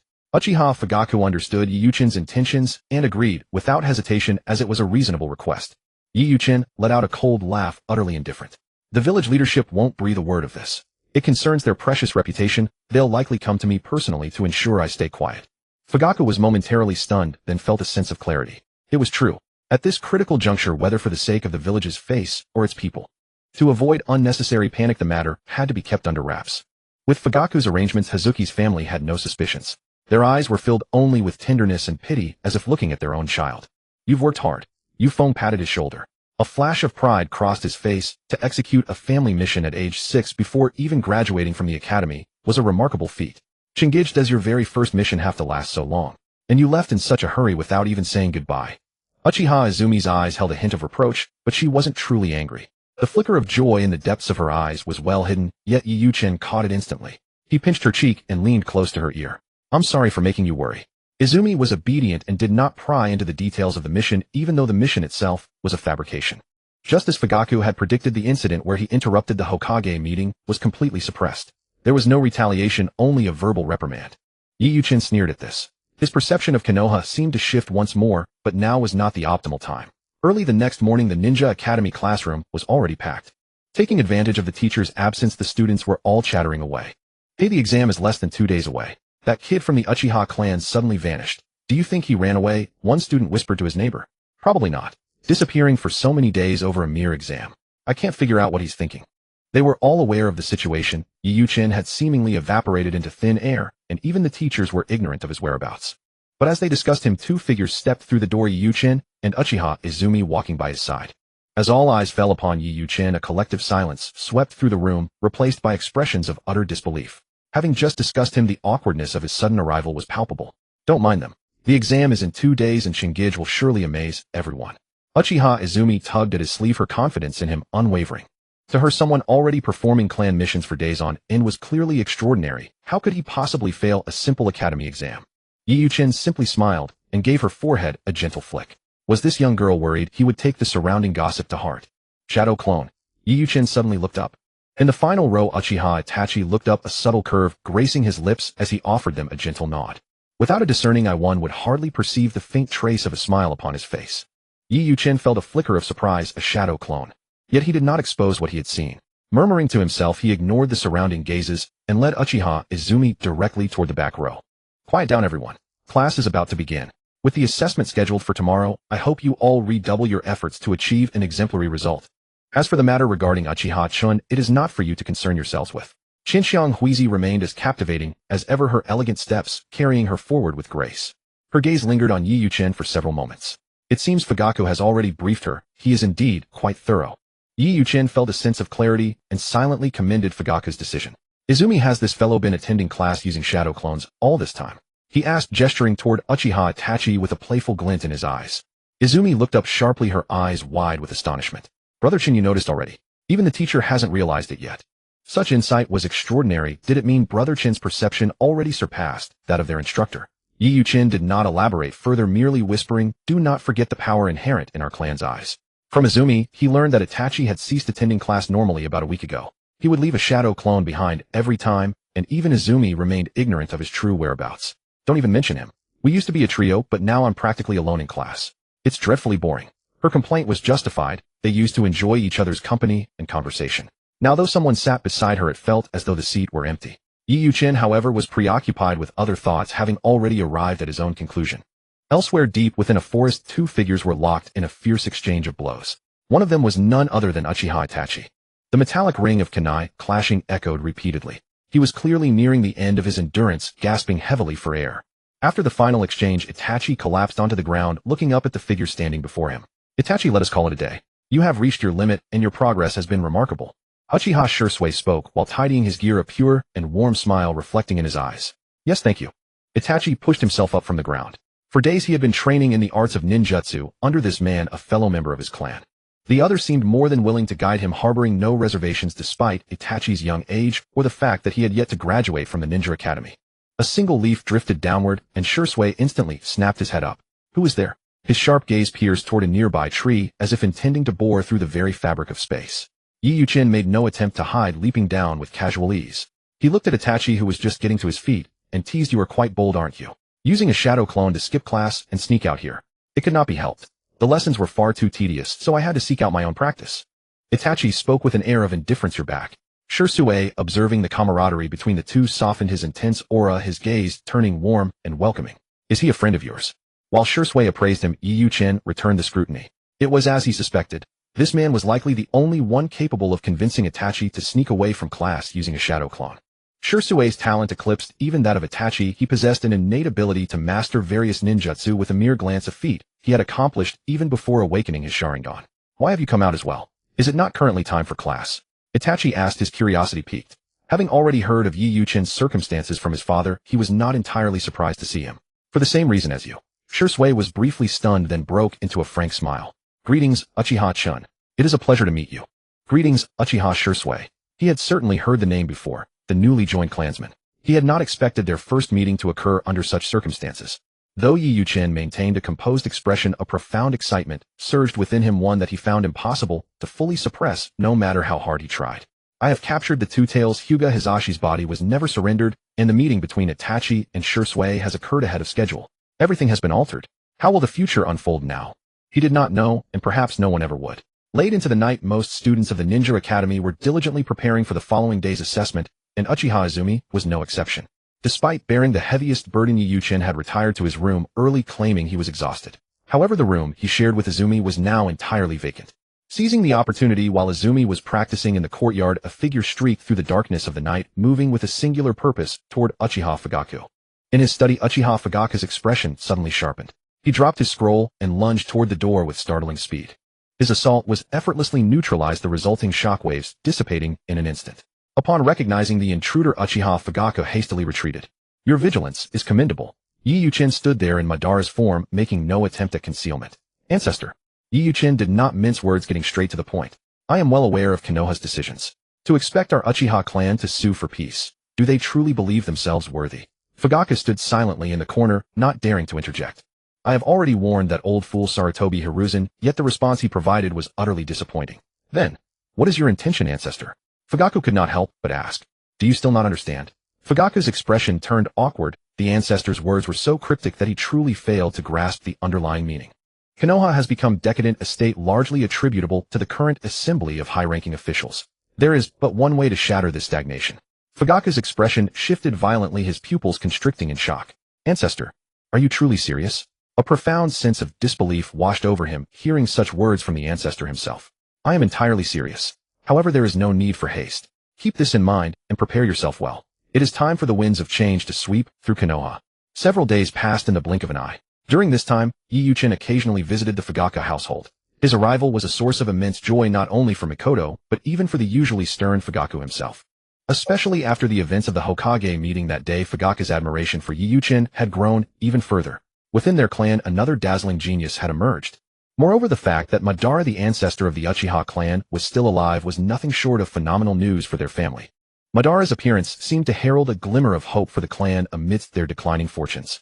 As for the final outcome, he awaited it with bated breath. At the same time, as a father, he was overjoyed that his son Itachi was on good terms with Yi Yuchin.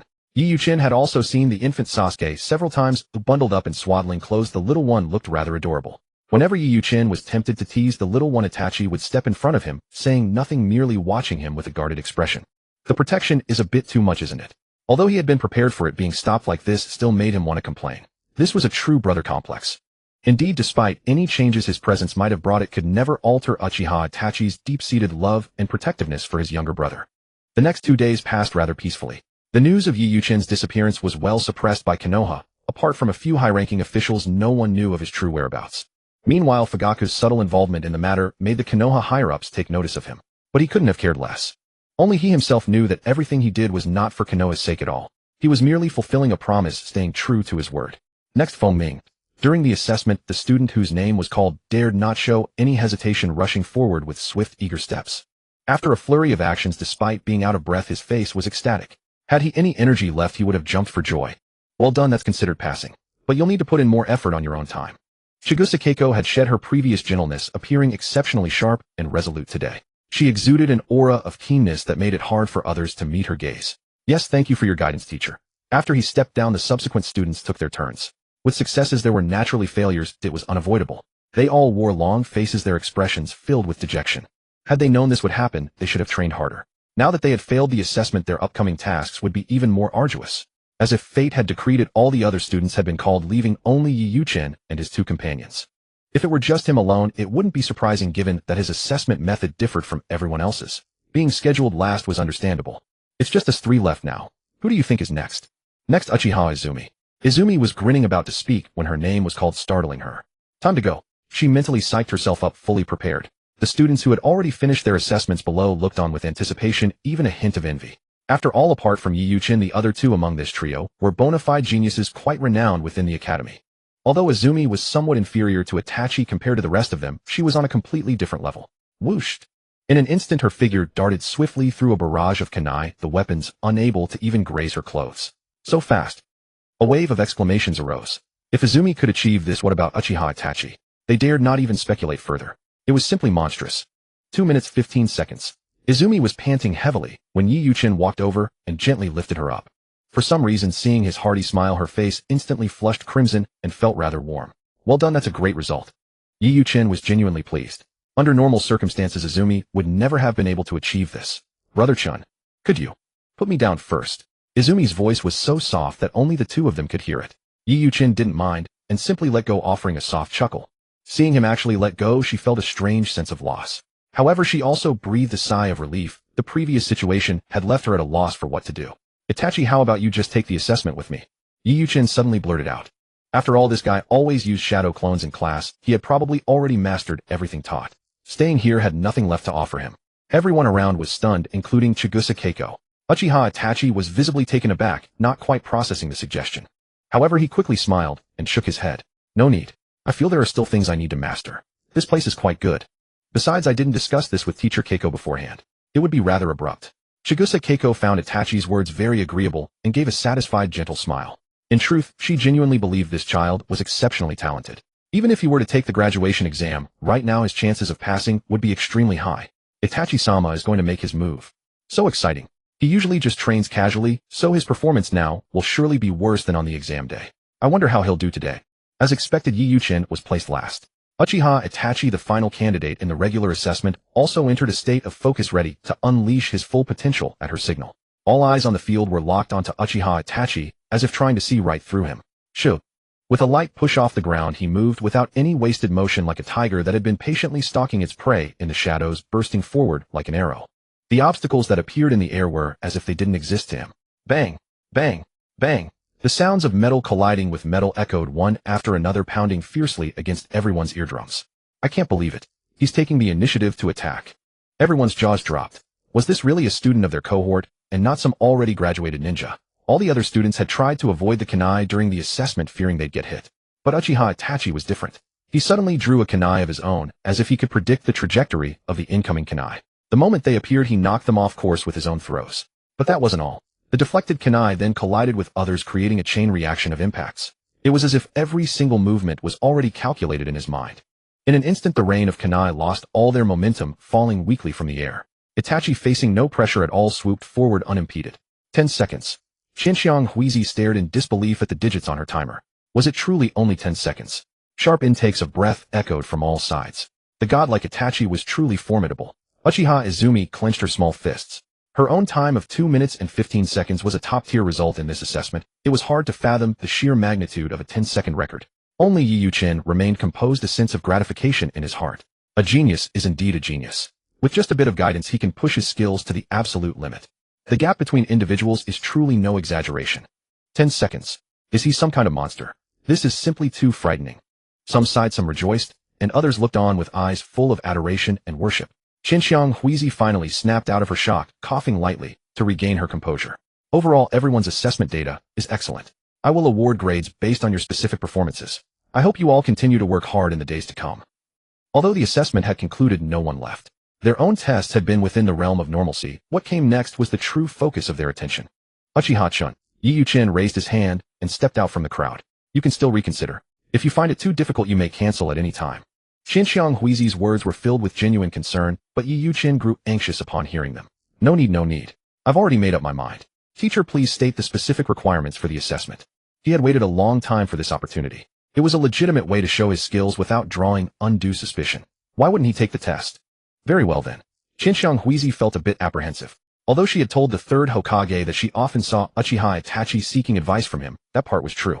However, seeing it was one thing if this boy never actually trained. No one knew the true depth of his foundation. If you are ready, let me know, and we can begin. Look, someone shouted, pointing in a certain direction. Everyone followed the gesture, and in an instant the crowd lost their composure. Lord Hokage. It's actually the third Hokage. Lord Sandaime came to watch our assessment. Their faces lit up with excitement, and some even felt a pang of deep regret. If they had only been a bit slower, wouldn't the Hokage have seen their own agile movements? Regardless, the mere presence of the Hokage was enough to make them feel blissfully happy. Yi Yuqin naturally noticed Sarutobi, Hiruzen, his expression remaining indifferent. What is that old man doing here?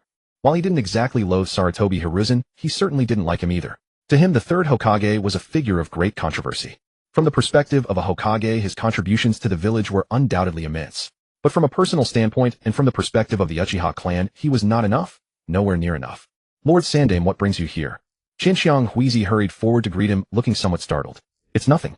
I'm just an old man out for a stroll to clear my head, and see the future hopes of our Hidden Leaf village. Sarutobi Hiruzen laughed heartily. His aged face appeared exceptionally kind, causing the children's admiration for him to soar instantly. The Uchiha clan. The younger generation is truly formidable. He looked at Uchiha Itachi, then at Yi Yuqin. This little girl is also quite good. Excellent.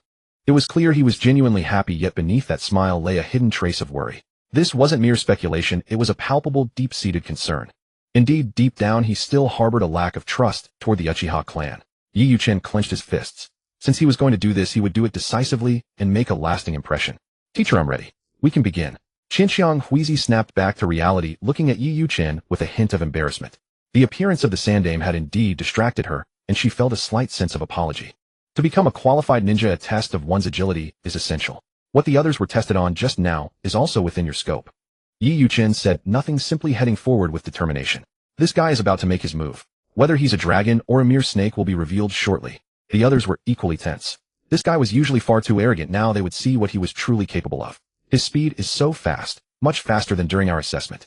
No way, with so many who could possibly dodge them. The kunai were so densely packed they hardly seemed like individual weapons anymore, flying in a tight, relentless stream. Even a slight graze would surely tear skin. Unlike everyone else, his difficulty was clearly much higher. The density and force of those kunai far exceeded what had come before. Sharingan activate. His entire world seemed to transform. Those seemingly dense kunai were full of openings in his eyes. What was originally extreme speed now appeared, as if in slow motion, drifting toward him bit by bit. Yet his own pace did not slow. There were no flashy or unnecessary movements. Only his pupils spun wildly within his eyes. The Sharingan. Such a young child has already awakened the three Tomo. The other children didn't understand, and only felt a sense of dread, but how could the third Hokage not recognize it? A 6-year-old child with a 3-Tomo Sharingan. Although he had heard that the boy was previously captured by the Cloud Village because they coveted his bloodline limit, he assumed it was only a single Tomo. At most he might have had 2 Tomo. As for the 3 Tomo, no one had even dared to consider such a possibility. Who could tell him that this wasn't real? The Uchiha would have to be reconsidered. When he reached the finish line, everyone woke as if from a dream, including Uchiha Itachi. It was an instant, truly just an instant. The sound of people swallowing hard filled the air. If Uchiha Itachi's performance was something they could still wrap their heads around, then this was nothing short of a miracle. So strong. They found themselves stuttering. Was this truly the same lazy fellow from their class? At this moment they realized that while Yi Yuqin was arrogant, he possessed the capital to be so. Even without training, he was far beyond their reach. Does this count as a pass? It counts. Qinxiang Huizi was in a daze. If this didn't count as passing, then probably not a single student here could ever pass. What's next? Yi Yuqin knew very well that this was only the preliminary test. For the Genin assessment, this was far from enough. He had simply pushed this step to the absolute limit, which was why it caused such a sensation. It wouldn't be an exaggeration to call it a miracle. Next is the three-body technique. This technique consumes quite a bit of chakra and creates two identical copies of yourself. If you can't manage, you can stop for a moment. Do not force. Before she could finish her sentence, with a soft puff of smoke, the entire field was suddenly filled with Yi Yuchens, each performing different actions with varying expressions. Then amidst the stunned silence, he asked with a smile, 3 is too few. Can I do a few more? Before the astonished crowd could react, Yi Yuchen's hands began to move. He deliberately slowed his hand seals lest the true speed prove too staggering to comprehend. Had he unleashed his full prowess, even the speed of his seals alone would surpass that of so-called elite jonin, let alone the resulting technique's efficacy. If all of this were to be witnessed in a mere 6-year-old child, it would inevitably betray the presence of an earth-shattering secret within him. Multiple shadow clone jutsu. In an instant, the entire training ground was flooded with a legion of identical Yi Yuchenis. From their attire to their chakra signatures, they were nearly flawless. Apart from slight variations in their facial expressions, everything else was a perfect mirror of the original. This. Hiruzen Sarutobi was stunned once more. Gazing across the field, he counted no fewer than dozens of Yi Yuchenis. What kind of monstrous chakra reserves did this require? To perform the shadow clone jutsu, one must evenly distribute their chakra among each clone. Attempting it without sufficient chakra could easily lead to death. Yet what was unfolding before his very eyes? Even he wouldn't dare to unleash this many shadow clones at once. Not just dozens, but even half that number would be beyond his capacity. Is he even human? To think I attend the same academy as such a monster. I don't know whether to feel proud or utterly inadequate. Chun is amazing. I always knew that anyone close to Itachi-sama couldn't possibly be weak. You all truly lack perception. He's so cool, get lost. You never said that before. I've had a crush on Chun for ages. I monitor everyone who tries to get close to him, and you were definitely not on my list. The surroundings immediately dissolved into a cacophony of bickering, especially among the infatuated female students. They looked at Yi Yuchen as if he were a treasure. Had the Hokage not been present, they would likely have rushed forward to fawn over him already. Everyone admires the strong. Especially at their age in the bloom of youth, every young girl harbors a vision of a destined hero, and Yi Yuchen at this moment perfectly embodied that ideal. Gulp. Chikako Q's swallowed hard, hastily composing herself. Are you alright? Concern flickered in her eyes. Unleashing so many shadow clones at once must place an immense strain on his body. To damage himself merely to pass this assessment would be a terrible trade-off. Yet within her worried gaze, she saw no trace of discomfort on Yi Yuchen. He simply stood there smiling at her, a hint of nonchalance in his voice. Sensei, I believe this should suffice for passing correct. As he spoke, he gave a slight, almost imperceptible smirk, his smile tinged with a hint of roguish charm. This was still the result of him deliberately holding back. Had he used his full strength, he couldn't even fathom the outcome. After all, one mustn't forget the massive entity residing within him, a being with chakra reserves so vast they defied imagination. Chikako Q's was rendered speechless. This child was too mischievous. Here she was worrying about him, and he responded with such an air of casual indifference. Her lips twitched as she quickly replied, Passed. Of course you passed. If such a performance wasn't worthy of passing, then no one in Konoha would ever graduate. Then we can proceed to the next subject, Sensei.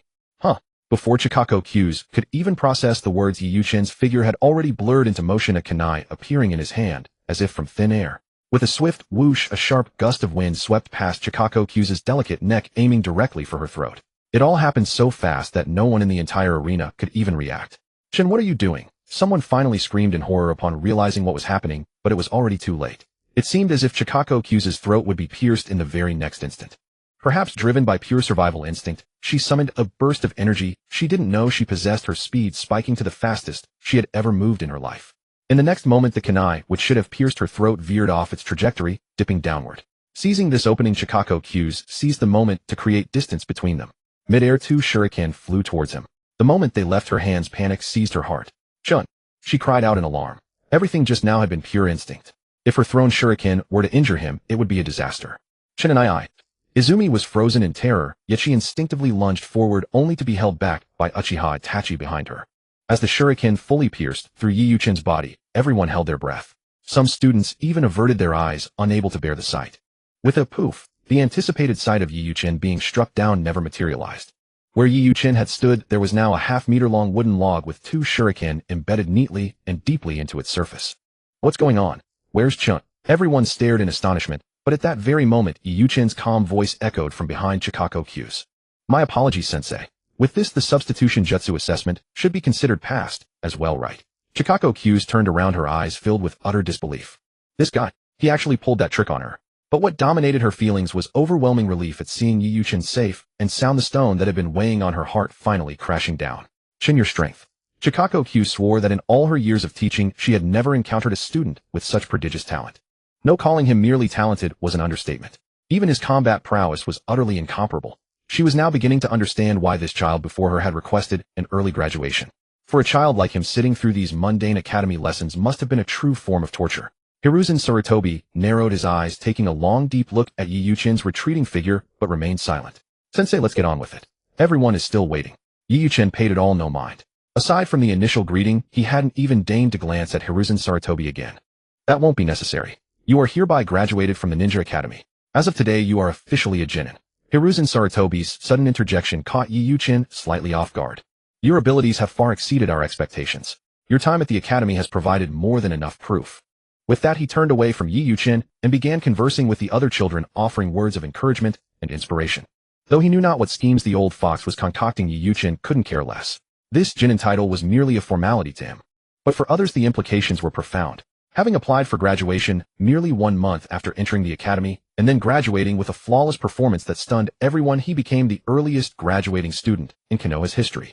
Graduating at the age of 6, unprecedented since the founding of Konoha Village. Uchiha Chen stood as the first to ever blaze such a trail. So this is a forehead protector. It looks quite impressive. Uchiha Izumi toyed with the headband in her hands, her eyes shimmering with a hint of envy. For every student at the Ninja Academy, graduation was the ultimate goal, and Uchiha Izumi was no exception. It is merely a headband. Why the sudden fascination?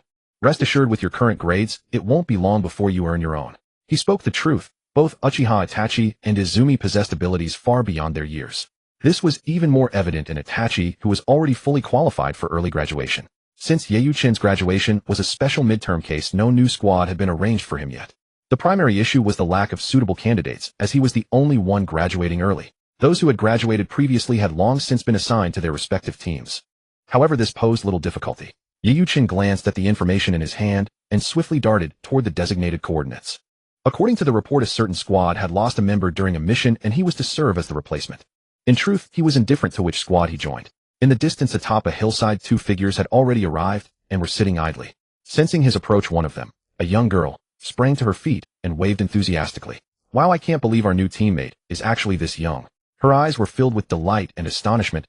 She had never heard of anyone graduating so early. What is there to be excited about? What use is a brat like this to our team? The boy's expression was sour as he approached with his arms crossed. Hey kid, I don't have any harsh demands for you. Just don't drag us down, and that will be enough.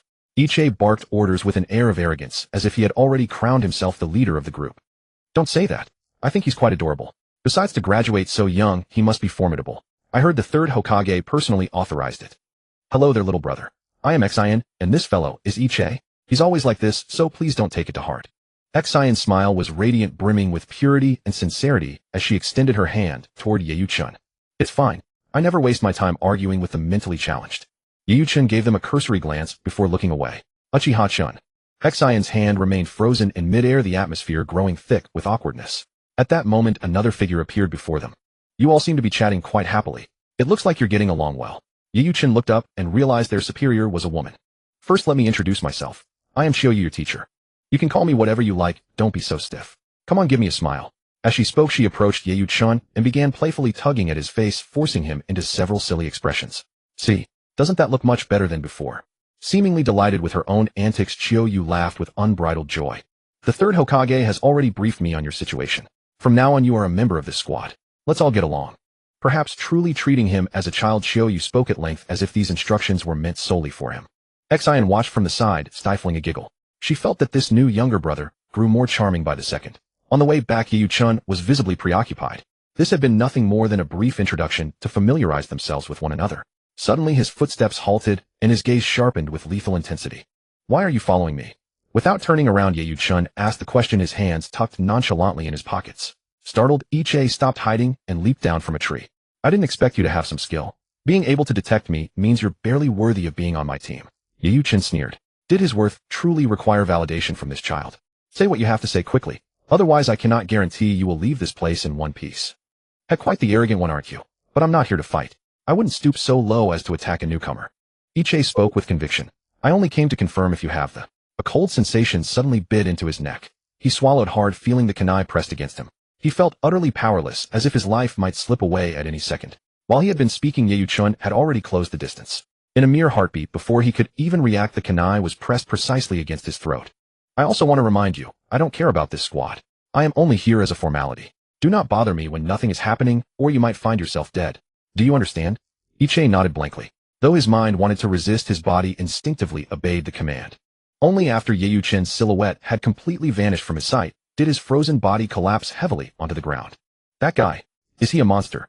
The movement had been too fast, far exceeding his perception. Even on the battlefield, he had never encountered such a terrifying moment.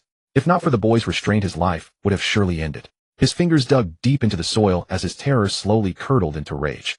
As expected of the Uchiha, always so boorish. So what if he has some talent? Does he not realize his clan standing within the village? Struggling to his feet, he feigned composure and brushed the dirt from his clothes. Glaring in the direction Yeyuchun had gone, he let out a cold snort and vanished. Just as Yeyuchun had said, his presence in the squad was merely a formality. His presence was almost non-existent after the initial meeting. Even Shio Yu rarely saw him. As for missions, Yeyuchun almost never participated. Hazuki regarding this child. It's not that his talent is lacking, but if he doesn't head out on missions to gain practical experience, it simply won't do. Shio-yu and Uchiha Hazuki chatted idly, their bond appearing remarkably close. Due to Yeyuchun, Shio-yu visited the household frequently, and over time the two women had become exceptionally well acquainted. I don't know what the boy is thinking either, but I trust him. He must have his own reasons for acting this way, Hazuki responded with a light chuckle, not overly concerned. Shio-yu could only let out a heavy sigh. I know the boy is powerful, but aren't I just considering your best interests? Do you think this is easy for me?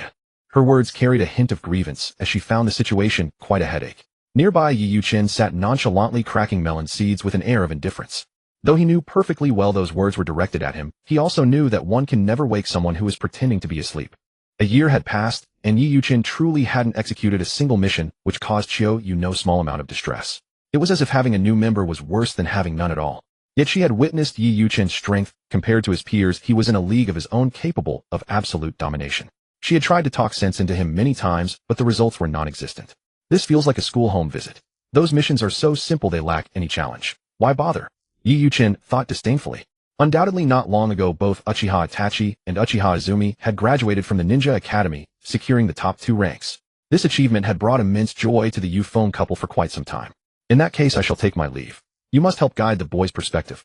Hazuki merely nodded with a smile. Only after the other had departed did she turn her full attention toward Yeyuchun. Auntie. Yeyuchun felt a bit awkward calling out in a somewhat muffled voice. Sayu. I can't control you anymore. You shall decide your own affairs. Hazuki's face was filled with doting affection, a look that warmed Yeyuchun's heart. Perhaps this feeling was exactly what he had always been pursuing. With a sharp crack, a thick stack of documents was slammed onto the table by Sarutobi Hiruzen. What happened? What is written there? Those surrounding him couldn't help but marvel in shock. They knew an emergency meeting wouldn't be called for a trivial matter. Judging by the third Hokage's grim expression, the news was clearly dire. See for yourselves. As for the final decision, it shall be put to a vote. He clenched his fist tightly before finally letting go, looking utterly drained.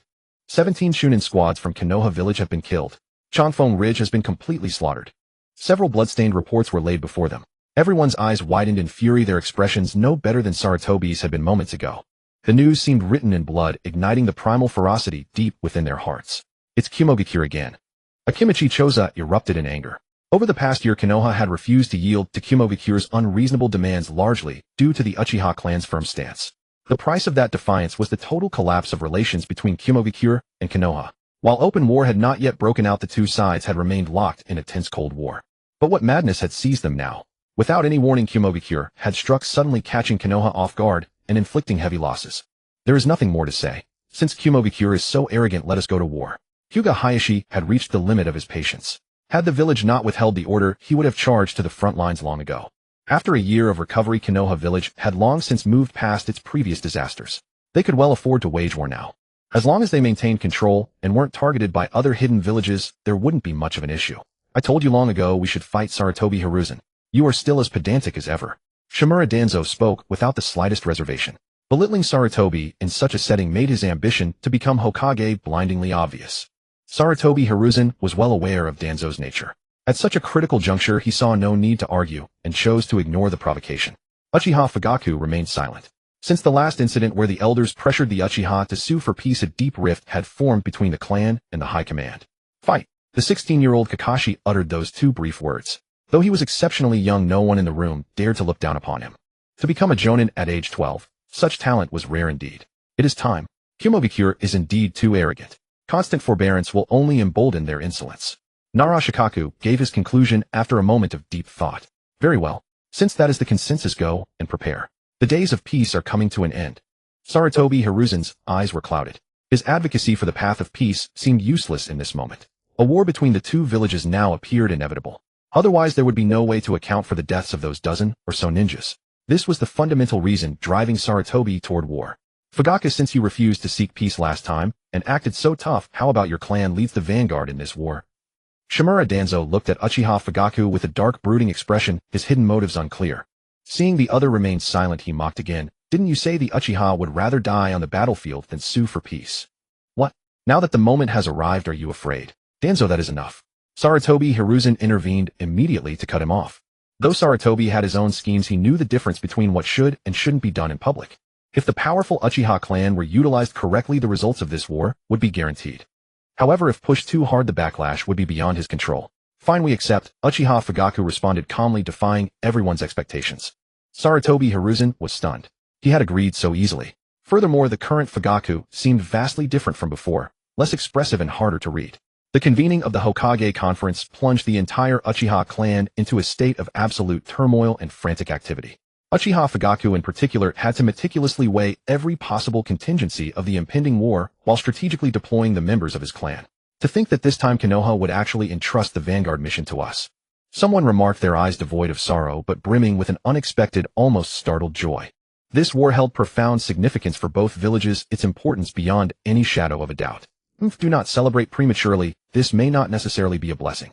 The brief flicker of joy was swiftly extinguished by a nearby voice. Your thinking is far too naive. Though this battle is of paramount importance, it is also a ploy to diminish our clan's strength. Indeed, war inevitably demands a toll in blood. Such casualties on the battlefield were in truth nothing short of ordinary. By the time the conflict reached its conclusion, it was feared that very little of the Uchiha clan's might would remain. In such a state, even if they harbored any rebellious intent, they would lack the capacity to act for a long time, granting Konoha ample opportunity to prepare. True enough. Upon realizing this, the once elated clansmen's expression instantly darkened. Unbeknownst to them, they had gradually been relegated to the lower echelons of Konoha, appearing somewhat wretched. To be moved to such joy simply because a mission was handed to them. Were they perhaps too easily satisfied? As night fell with less than 3 days until the Uchiha were to take the field, Fugaku utilized this pressing time to bring order to the chaos of pre-war preparations. Despite the latent hostility the Konoha High Command harbored toward the Uchiha, one could not help but admire Uchiha Fugaku's administrative prowess in these matters. Had it been them, they likely would have lacked the confidence to ensure such a task was completed. So do you truly wish to fight this war? Within the dim confines of the study, Fugaku stood before Uchiha Madara, his posture one of profound reverence. Faced with the question, his expression grew conflicted, unsure of how to respond. Yiyuchin was in no hurry. Just as during their first meeting, he waited calmly for an answer. After a long silence, Uchiha Fugaku suddenly looked up, a sharp, cold light glinting in his eyes as he spoke with unwavering resolve. I do, but I have no desire to fight for Konoha. Oh. Yiyuchin's interest was piqued. He straightened his posture and looked at him with an intrigued gaze. Tell me, what are your truest thoughts? Seeing the smile on the ancestor's face, Uchiha Fugaku's heart finally began to ease. Perhaps the only one he could trust with his full confidence now was the Uchiha ancestor. Ancestor, it was indeed the clansman's fault back then. To have failed your expectations is an unforgivable sin. Had anyone else been present, they would have been utterly dumbfounded by the sight. Their stern and formidable Uchiha patriarch had fallen to his knees before this figure, his head bowed low in a display of heartfelt shame, feeling unworthy to even face the man before him. Stand and speak, dispense with these theatrics. Explain what you left unsaid first. Yiyuchin merely waved his hand, indifferent to the gesture. Did they only now realize their error? Indeed, humans are sentimental creatures who often only recognize the weight of their choices when pushed to the precipice. Just like now, and just like the current plight of the Uchiha clan. Ancestor. Fugaku rose slowly, his back still slightly arched in a humble bow. Though you remain in the shadows with your power, you must surely have a thorough understanding of the Uchiha's current standing within Konoha village. We belong to the same village, yet they seem to view our clan as a mere threat. It is truly disheartening. Our repeated concessions have not earned us Konoha's remorse or repentance. Instead, they have grown more arrogant, and their ostracization of the Uchiha has only deepened. Yiyuchin keenly observed that as Fugaku spoke, his tone grew increasingly agitated, and his hands hidden below were clenched into tight fists. Ancestor, you were right. Please return. Only you can lead our people back to glory, back to the peak of our former prosperity. Fugaku. The light in Uchiha Madara's eyes flickered with a somber shadow as he cut him off. Though he sat there in silence, the invisible aura radiating from him caused Fugaku to break into a cold sweat. Please speak, ancestor. Perhaps it was because Uchiha Madara's reputation was too overwhelming, or perhaps his authority within the clan was beyond challenge, but Fugaku, who remained unflappable in most grand settings, now felt beads of sweat forming on his brow. Uchiha Madara nodded. Remember, everything I do is for a reason. Your task is to execute my will with all your strength. Do you understand? Understood. Though he was perplexed, his faith in the ancestor was unconditional. Moreover, a deep-seated loathing for the current Konoha village had begun to take root in his heart. He cared little for himself, but he could not bear to let his clansmen live in such ignominy, nor could he allow the Uchiha clan, once the terror of the shinobi world, to wither away in his generation. Since you have attained this resolve, I might as well tell you. Madara stood up, walked slowly to Fugaku, and patted him on the shoulder. This war is not being fought for the sake of Konoha, nor will anything in the future be. Everything you do must have the interests of the clan at its core. Do you understand? Fugaku nodded repeatedly, his eyes shining with irrepressible joy. Since the great ancestor had spoken, thus it meant that although he had not yet revealed himself, he was still standing firmly by their side. With the ancestor at their back, what was there to fear? That night, Fugaku, who had intended to sleep, found himself entirely bereft of drowsiness, and instead locked himself in his study. Though Makoto was puzzled, she did not disturb him, choosing instead to look after the one-year-old Sasuke. I must carefully contemplate the ancestor's words. If everything in the future is to be for the sake of the Uchiha, then I must begin preparing our subsequent plans with great care. Uchiha Fugaku fell into deep thought. In the past, everything was aimed at the village's interests, but in exchange their power had been diminished time and time again. By now they had truly become far too diminished. This cannot be allowed to continue. It must not. 3 days vanished in the blink of an eye. Due to Yunying village's unauthorized assault, Changfeng Ridge was slaughtered to the last man, leading to an irrevocable breakdown of relations between the land of fire and the land of lightning. As the situation stands, total war is on the verge of breaking out. Both sides lack only a catalyst. Under total secrecy, Uchiha Fugaku led his clansmen from Konoha village, their objective set directly toward Changfeng Ridge. This maneuver remained unknown not only to the hidden cloud village of the land of lightning, but even to the high-ranking officials of Konoha village. Fugaku had not disclosed a single detail of this operation to the outside world. Even within his clan, only a select few among the upper echelon were privy to the truth. Meanwhile, at Changfeng Ridge, a fine drizzle descended from the heavens, yet within the camp the atmosphere was jubilant. Tents were huddled together from which bursts of laughter frequently erupted. In stark contrast to the revelry, bloodstains that had yet to be fully washed away were visible everywhere upon the ground. Under the relentless washing of the rain, the stains quickly faded, dissolving from the earth, where they once clung to soak into the puddles. Though night had fallen, torches were stationed at short intervals, protected by sconces or covers to prevent the falling raindrops from extinguishing them. I thought Konoha village still had some skill left. After all, it was once the strongest hidden village, but I never expected them to be so utterly fragile. What has happened to them? Did a mere Ninetales truly bring their entire village to its knees? Two middle-aged shinobi wearing the headbands of Yunying village sat opposite each other, drinking and laughing uproariously. Though their faces bore a hint of inebriation, their consciousness remained remarkably sharp. While alcohol was not forbidden in the military at this time, they understood the necessity of maintaining a clear mind. Truth be told, it is rather strange that Konoha village has shown no reaction after we seized this outpost. One of them couldn't help but find it peculiar. Konoha might be showing signs of weakness like a tiger with its teeth pulled, but had even the pride deep within their hearts been ground away along with their strength? Moreover, concerning such a significant event, how could a village have no response at all? Was it not far too quiet? Who knows? Regardless, as long as we make our preparations and have sufficient means to counter whatever they do, that will be enough. Fair point. The two clinked their cups once more, draining the wine in a single gulp. Although their Yunying village had captured this outpost, the village itself was actually in a state of disarray. Choosing to launch an offensive at this time was arguably most unwise, considering their internal affairs had yet to be fully resolved. I wonder what Lord Raikage is thinking. The two let out a collective sigh, but regardless of their doubts, since Lord Raikage had issued the order, they would naturally obey, without question. Besides, they held the advantage now, didn't they? Yet before that thought could fully settle, they felt a metallic sweetness at their throats, accompanied by a faint stinging pain. Swoosh. Their eyes snapped open, pupils dilating violently, as they both witnessed the sheer terror reflected in the other's gaze. Staring in disbelief at the figures beside them, they felt the kunai slicing through their throats as a stream of blood flowed from the wounds onto the table. You? Oh. They struggled desperately, trying to cry out, only to find that the strength had been drained from their entire bodies, rendering them unable to complete even such a simple action. Seeing the forehead protectors clearly, a look of stagnant despair filled their eyes. They could not fathom how, despite such tight security, these intruders had managed to infiltrate. But it was too late for thought, though everything had come to an end. Despite the overwhelming resentment in their hearts, their eyelids grew increasingly heavy until they finally closed for good. The two intruders exchanged a nod, and released the lifeless bodies, letting them tumble onto the ground as blood stained the floor. Simultaneously, similar scenes were unfolding within every tent. The night remained silent, yet unbeknownst to the world, dozens of lives were extinguished in that single instant. On the periphery, a lone figure stood outside the tents, allowing the drizzle to fall upon him and trickle down to his ankles. A figure descended from the air and knelt before him. "Everything has been dealt with. Patriarch, please grant us your next command." Beneath those crimson Sharingan, a bloodthirsty edge lay hidden. In the next moment, as the figure turned fully around, the shadow revealed him to be none other than Uchiha Fugaku. He nodded slowly, his calm and profound voice delivering the command, "Move quickly. Of the enemy Jonin, leave only one alive." "Understood." Fugaku gazed into the distance, looking at the two Union village guards who had already succumbed to Genjutsu. "Since you are of no further use, then perish." The kunai slowly pierced their hearts. Until the very moment of death, the two seemed unaware of what had transpired, their bodies simply becoming weak and limp. Finally, they slumped to the ground, and their breathing ceased. Tragic. This is precisely why I loathe war. Yet unfortunately, to achieve peace, war is the only path. Rumble. A series of violent explosions abruptly interrupted his thoughts as clouds of smoke and dust billowed from a nearby tent. Quickly, enemy attack. At this cry of alarm, the Union village shinobis stationed there leaped into action, their expressions filled with grim solemnity. "It's the Konoha ninja. Everyone stay alert." It must be said that Jonin and other shinobi were simply not on the same level. Whether in speed, strength, or vigilance, they far surpassed the rest. "I didn't expect you to infiltrate so easily." But even so, a sea of flames swept past, and his voice was cut short, plunging him into eternal slumber. When he reappeared, he was a charred, unrecognizable corpse. Fugaku descended from the sky, facing the crowd directly. "Impossible.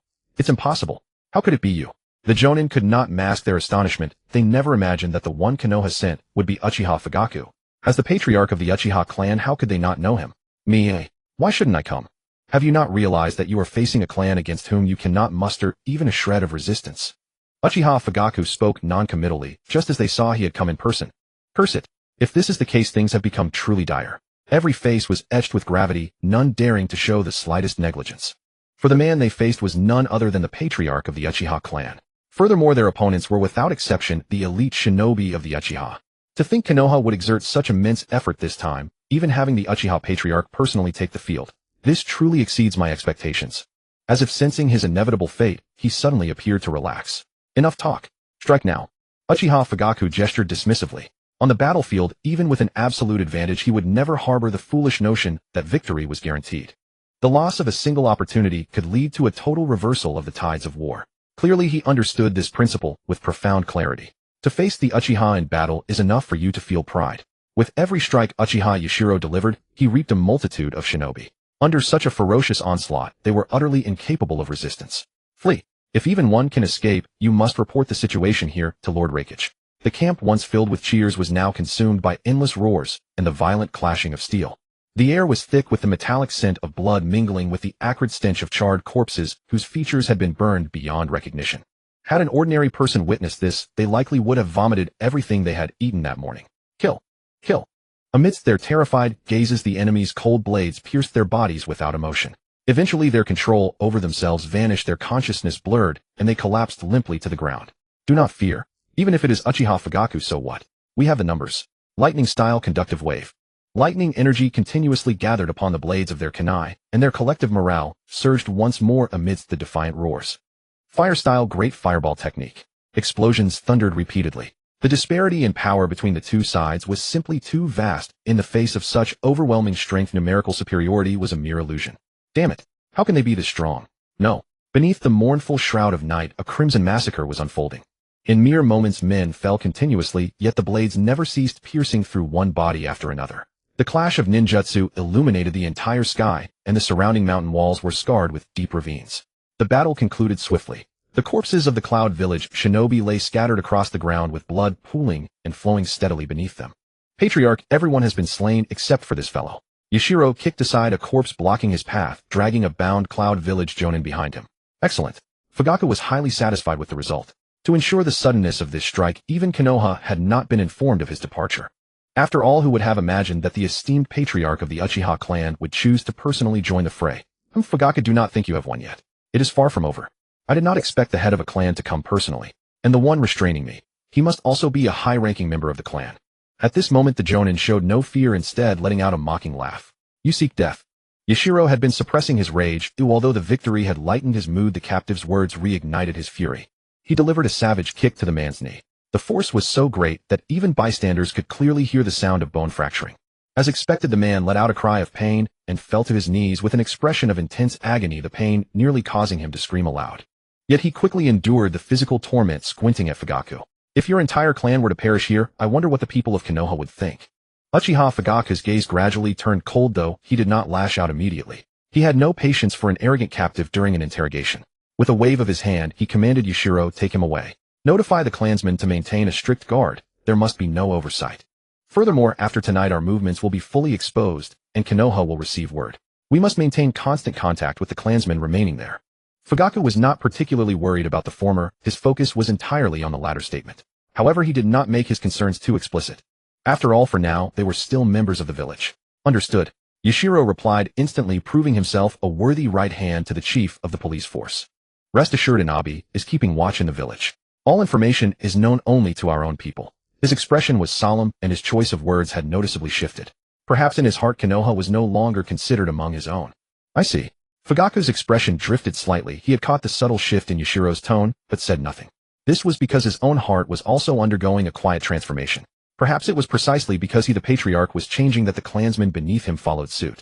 Yet for some reason a trace of bitterness remained. Indeed, how could one easily cast aside the village where they had lived for so many years? But now this was the only path forward. Suddenly two figures flashed through his mind, causing a faint smile to touch his lips. One was the young Itachi, the eldest son, hailed as a peerless genius. The other was his infant son, Uchiha Sasuke, barely a year old. Beyond his title as patriarch, he was first and foremost a father. Though tonight seemed a grand victory, was it truly so? This was a battlefield where anything could happen, even the scenario the Cloud Jonin had described. It was not impossible for the Uchiha High Command to be wiped out here. But since he had chosen to come, what cause had he for fear? Heighten the alert. The Cloud Village will surely make a larger move, but let them not forget that the clan they face is an existence they cannot withstand. Yes, their morale was soaring as if to pierce through the obsidian night. Meanwhile, in a certain corner of Konoha, Yuchin gazed into the distance with a faint chilling smile. According to the current progress, Fugaku should have arrived by now. With his strength, news of his success should be returning before long. Indeed, few were privy to Uchiha Fugaku's maneuvers, but it was clear that he was one of them. Lest it be forgotten, while he appeared to be Uchiha Chun on the surface, he was in truth the venerable ancestor of the Uchiha clan. How could Fugaku possibly fail to report such developments to him? In fact, there was another piece of information. They were unaware of the sudden outbreak of small-scale skirmishes by Yunin village was entirely orchestrated by him. Since attaining the rank of Genin, he had not undertaken a single official mission. During this idle time, however, he had not been remiss, but had instead been relentlessly honing his combat prowess. Prior to this, the debt of over 2 million owed to the system had long been settled, leaving behind a considerable surplus. While 10 million seemed like a staggering sum, it was actually quite manageable. After all, the minimum payout for a single mission started at 1 million. The whetstone he chose for his training was naturally Yunin village, and each time he would deliberately leave behind traces of Konoha village. He did not quite understand his own motives. Perhaps it was born of a slight sense of mischief. It had to be said that Fugaku's ascension to clan head was well-deserved. Not only did he possess formidable personal strength, but his prowess in administration and management was also quite remarkable. As it stood now, the captured Changfeng Ridge had been thoroughly cleared. The corpses were removed, and the bloodstains had been completely washed away by the rhythmic downpour. Sentries were established at every vantage point, and everything proceeded in an orderly fashion. To an outsider, it would be hard to believe that 2 battles had recently occurred here. Each time it had been a landscape of carnage. They should have arrived by now. Yunin village. I shall use you to carve the Uchiha name into legend. Yi Yu-chun murmured to himself, lost in thought. Elsewhere, Fugaku gazed out the window with his hands behind his back, his eyes narrowing slightly. The border of the land of lightning. I must go faster, even faster. Faster. His voice was nearly hoarse, and his physical exhaustion had reached its absolute limit. Despite this, he seemed entirely oblivious to his fatigue, continuously quickening his pace. Any slight deceleration would cause him to startle in terror, as if jolted awake from a nightmare. Monsters. They are all monsters. His eyes were filled with sheer horror. Upon closer inspection, one would realize he was the sole surviving Jounin from Yunin village. He gritted his teeth, clutching a crumpled envelope tightly. Though no physical wounds were visible, the psychological trauma he had endured was beyond imagination for anyone who had not experienced it firsthand. Those blood-soaked eyes. He would never forget them as long as he lived. Indeed, for the Uchiha, brutal torture was never their style. What they sought was nothing less than total mental collapse. The descent into Genjutsu was often infinitely more agonizing than any physical blow. He never imagined he would emerge alive. Fugaku had spared him intentionally. The purpose was singular, the envelope in his hand. It was protected by a sealing jutsu. Anyone other than the intended recipient who tried to force it open would suffer a severe backlash. This was what Fugaku had given him to bring back to Yunin. Lord Raikage. The fourth Raikage was currently attending to village affairs when his doors were suddenly burst open. Do you not know how to knock? That booming voice made the messenger's hair stand on end, but the urgency of the situation overrode his fear. Lord Raikage, disaster has struck. News from Changfeng Ridge. Shut your mouth. The fourth Raikage refused to listen. To burst into the Raikage building so recklessly, was there no sense of protocol? He was on the verge of fury and had no patience for explanations. But the ninja was desperate. Would he have dared this if it weren't an emergency? The ninjas stationed at Changfeng Ridge are all dead. Only one Jounin escaped broken and traumatized. Unable to hold back, he blurted out everything at once. Say that again. AI stood up abruptly, struggling to process the words. Changfeng Ridge. The ninja stammered, cold sweat drenching his forehead. Enough. AI waved his hand dismissively. Those were the elites of Yunin. Impossible. Who was the opponent? He suppressed his rage, yet his voice remained a low, dangerous growl. The Uchiha clan of Konoha village. Uchiha. The Uchiha again. Upon hearing those three words, his long-repressed emotions finally exploded. What do they want? Are they determined to make an enemy of Yunin? And you lot, a pack of useless fools wiped out in one stroke. How did you even fight? He seemed to have lost all reason, his heart consumed by rage, as he unleashed a torrent of abuse upon the ninja.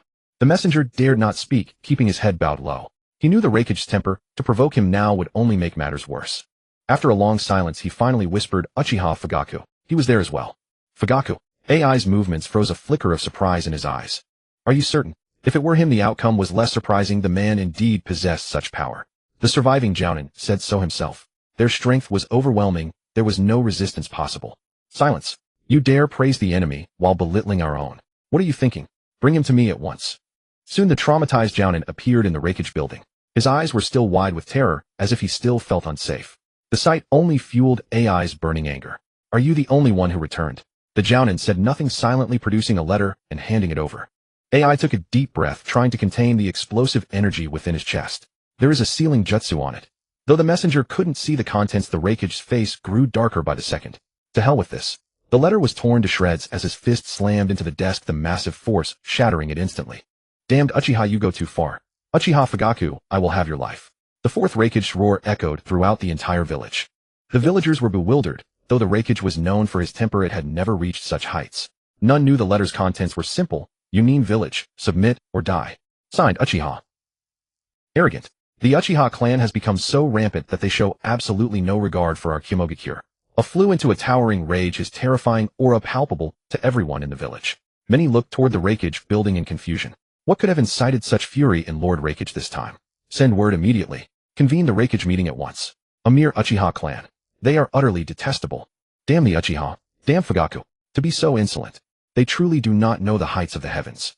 Though he spoke with such vehemence, a deep sense of trepidation lingered in the depths of his eyes. He had not forgotten the terrifying power of that mysterious Uchiha clansman from a year ago. Yet even that memory could not extinguish the fire of his wrath. Under these circumstances, reason had been entirely eclipsed by fury. Moreover, he was taking a gamble, betting that the mysterious Uchiha clansman was not currently in Konoha. Naturally, his gamble was not without basis. Rather, it was a conclusion reached after deliberate reflection. After all, the Uchiha clan's precarious status within Konoha was clear even to outsiders. If they possessed such formidable combat power, how could Konoha allow their own clansmen to be treated in such a manner? I simply did not believe it. It was for this very reason that he dared to sound the drums of war. Meanwhile, far away at Changfeng, Fugaku let out a heavy sneeze. This was a rare occurrence, a situation that had never happened in front of others before. What is the matter? Is the wind too strong lately, or have I caught a cold? Or perhaps it was the rain. I wonder what was written in that letter from the ancestor. It should have been delivered by now. Uchiha Fugaku murmured to himself. Indeed, that letter was not written by him, but given to him by Yu-chen. Even he did not know its contents. Setting aside the sealing jutsu placed upon it, even without the seal, he wouldn't have the audacity to tamper with it. Precisely because he had not seen the contents, he remained entirely unaware that Kyomogakure had now turned all its hostility toward the Uchiha. In Konoha, everything proceeded in an orderly fashion. Although Uchiha Itachi had successfully graduated from the Ninja Academy and had prior battlefield experience, he did not accompany them this time. After all, this mission was classified. Even the third Hokage was kept in the dark. The ones Fugaku selected from the family were all elite shinobi determined to ensure a swift and decisive victory. There were only two objectives for this excursion: first, to kill; second, to intimidate. Bringing Uchiha Itachi along would have been highly inappropriate. Chen, are you truly not going on this mission either? Chiyoyu spoke with a hint of helplessness. She had lost track of how many times she had asked. The crucial point was that opportunities to speak with him like this were rare. Usually one couldn't even find a trace of this fellow. Yi Yuchin stretched lazily and let out a slight yawn, a lingering tear of sleepiness appearing at the corner of his eye. You guys go ahead. I'll pass. A flash of disappointment crossed Xian Yan's eyes. Regarding this younger brother who had joined them temporarily, she still maintained a strong sense of curiosity. She had even thought that she might be able to lend him a hand during future missions. However, reality was frustrating. Though Yi Yuchin had never executed a single mission, his grades were recognized by the entire village. The title of Genius Shinobi had without exception fallen upon him. It was for this reason that Chiyoyu turned a blind eye to his behavior. In truth, only Yi Yuchin knew that things were not as simple as they appeared. Uchiha Shursue, Uchiha Itachi, and himself, 3 individuals of the same generation, were simultaneously crowned with the title of genius, all belonging to the Uchiha clan. This made the already powerful Uchiha even more formidable. Although the Konoha higher-ups said nothing, Yi Yuchin could clearly sense their profound anxiety. After all, if such a force grew beyond their control, it would become impossible to manage. Shin, I know you refused missions before because they lacked challenge, but this time is different. At least take a look. If members of other squads saw this, their jaws would likely drop in shock. A Jonin instructor going to such lengths for a student to accept a mission was truly extraordinary. Challenge. My foot. It's either finding lost pets or escorting people home. Are Jinin tasks really this tedious? Yi Yuchin curled his lip, leaving Chiyoyu looking rather embarrassed. After all, for these little blossoms fresh out of the ninja academy, only these types of missions were deemed suitable. Engaging in higher-level missions would be far too dangerous. Actually, this time truly was different. No, the task we've taken this time is an A-rank mission. Upon hearing this, Yi Yuchin's gaze shifted slightly. An A-rank mission. It was rare for such a task to be assigned to them.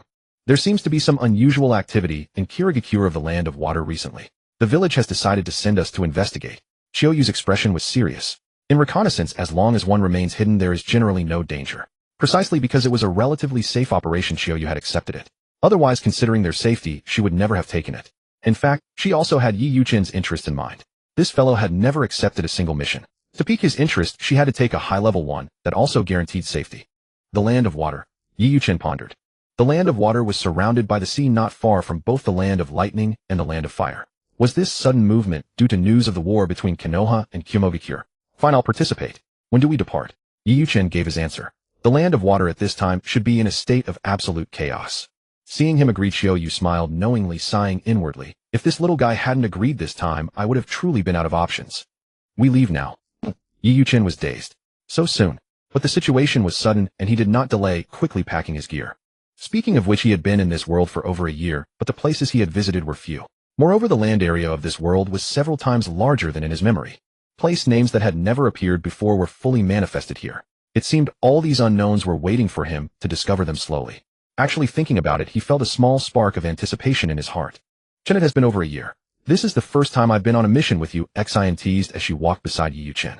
It was indeed the truth. She had been quite talkative throughout the journey. Having been unable to catch a glimpse of him for so long, she had suppressed so much within her heart. Now she was letting it all pour out. Yet to all of this, Yi Yuchin remained somewhat indifferent. Truth be told, aside from Xian being rather attractive, he felt nothing special toward her. Ichie walked at the very rear of the group, occasionally looking up to observe them. Yi Yuchin was naturally keen enough to notice these small movements, but he chose to say nothing. Since being taught a lesson by him, the fellow seemed to have become much more subdued.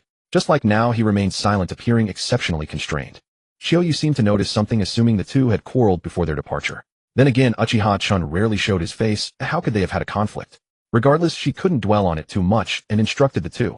You are a collective now belonging to the same squad. How can you be so tense with each other? It would be much better to talk and laugh together. Look at Xian, her state is perfect. Yi Yuchin merely raised his eyes and cast a fleeting glance at Ichie behind him. That single look made the latter shudder, causing him to instinctively take a half-step back. He let out a disdainful snort. Is a mere burden even worthy? Chiyoyu pressed her hand to her forehead, her face clouded with exasperation. Did this boy have to be so blunt?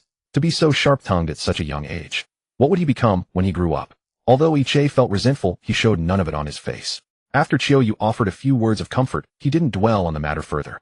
Meanwhile, in Kirigakure of the Land of Water, the entire village was shrouded in a thin layer of mist, appearing somewhat gloomy. Yet the faint scent of blood permeated the air, evoking a sense of nausea. Are you saying that Kyumobikure and Konohagakure are at war, and the ones from Konoha are of the Uchiha clan? Yagura sat in the primary seat, looking down at the ninja below as he tossed the report aside. Yes, it is said that the fourth Raikage has flown into a towering rage, clearly intending to launch a massive offensive. His target is explicit, the Uchiha. The man reported every detail of the intelligence he knew, not daring to make the slightest omission. Only they knew how cruel the methods of the person sitting in the high seat truly were. Even a mere glance was enough to make him tremble. The Uchiha. It has been a long time since that clan has made such a significant move.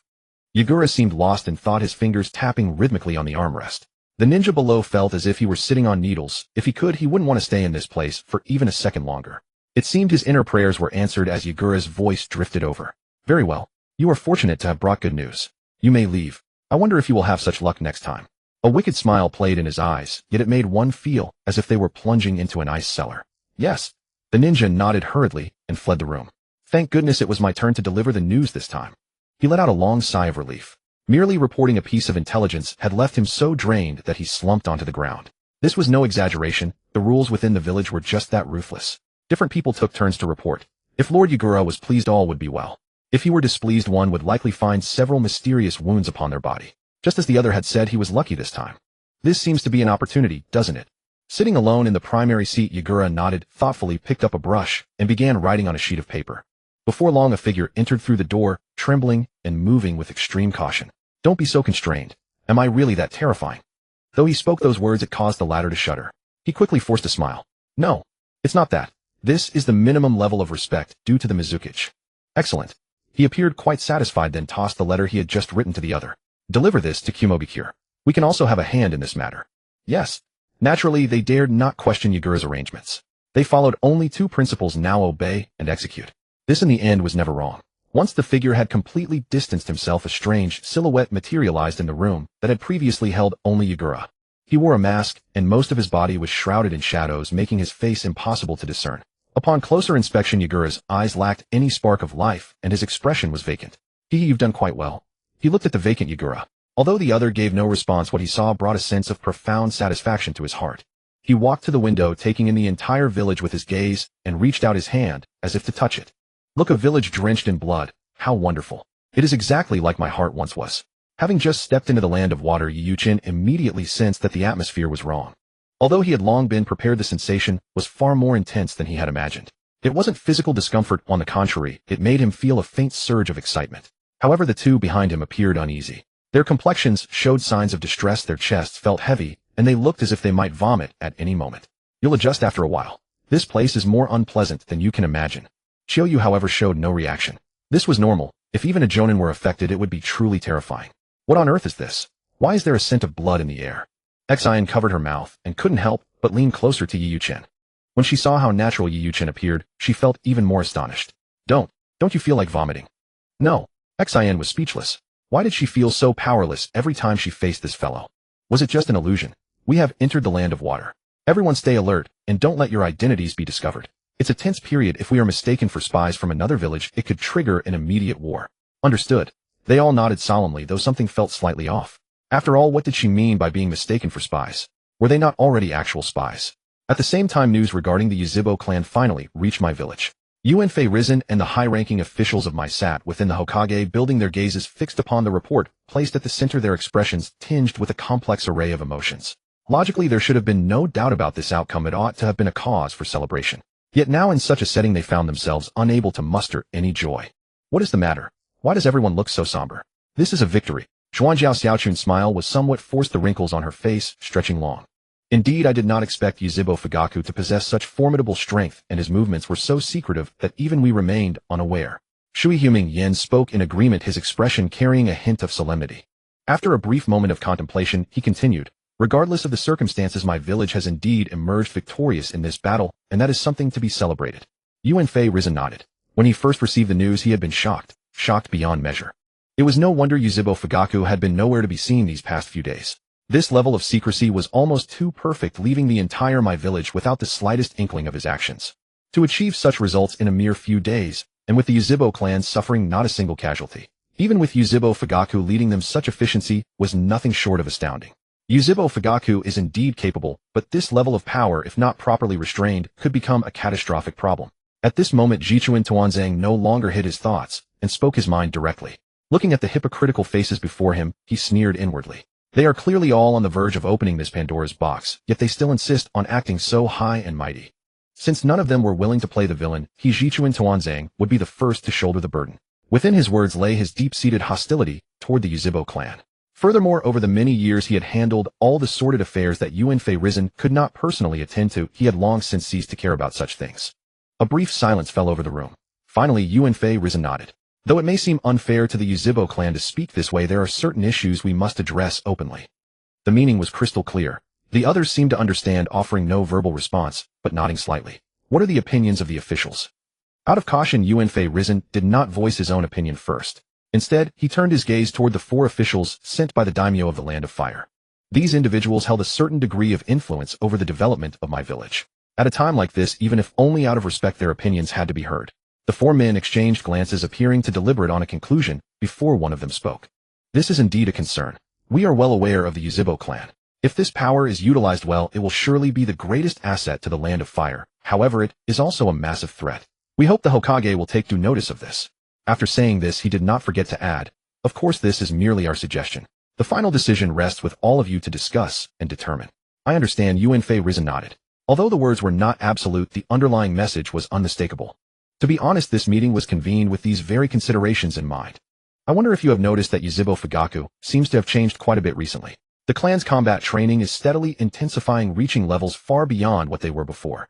According to reports from the ANBU, there seem to be small-scale migrations occurring in secret, as if they are preparing for some kind of action.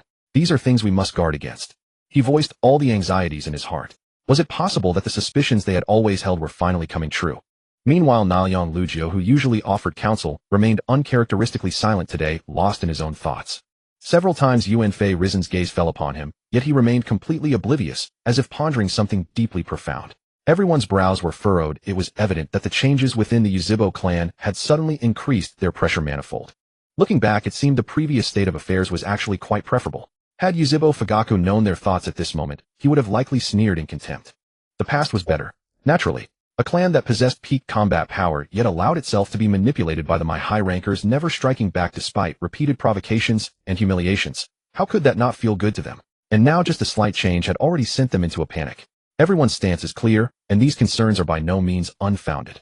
Yuanfei Risen rubbed his temples, appearing to have a headache. Those Yuzhibo fellows were truly a source of constant worry for him. Send word to the ANBU to keep a close watch on the Yuzhibo clan's movements. Any anomaly must be reported immediately. That will be all for today's meeting. You may all depart. Far away at Changfengang, Fugaku was naturally unaware of all this, fully focused on preparing for the retaliation from Yunin village.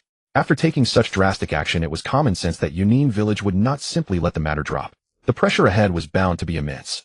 In comparison, neither Yunin village nor Wuyin village was idle. The situation Yiyuchen observed was that the Land of Water seemed to be making significant moves, with various logistical supplies being frantically prepared as if for war.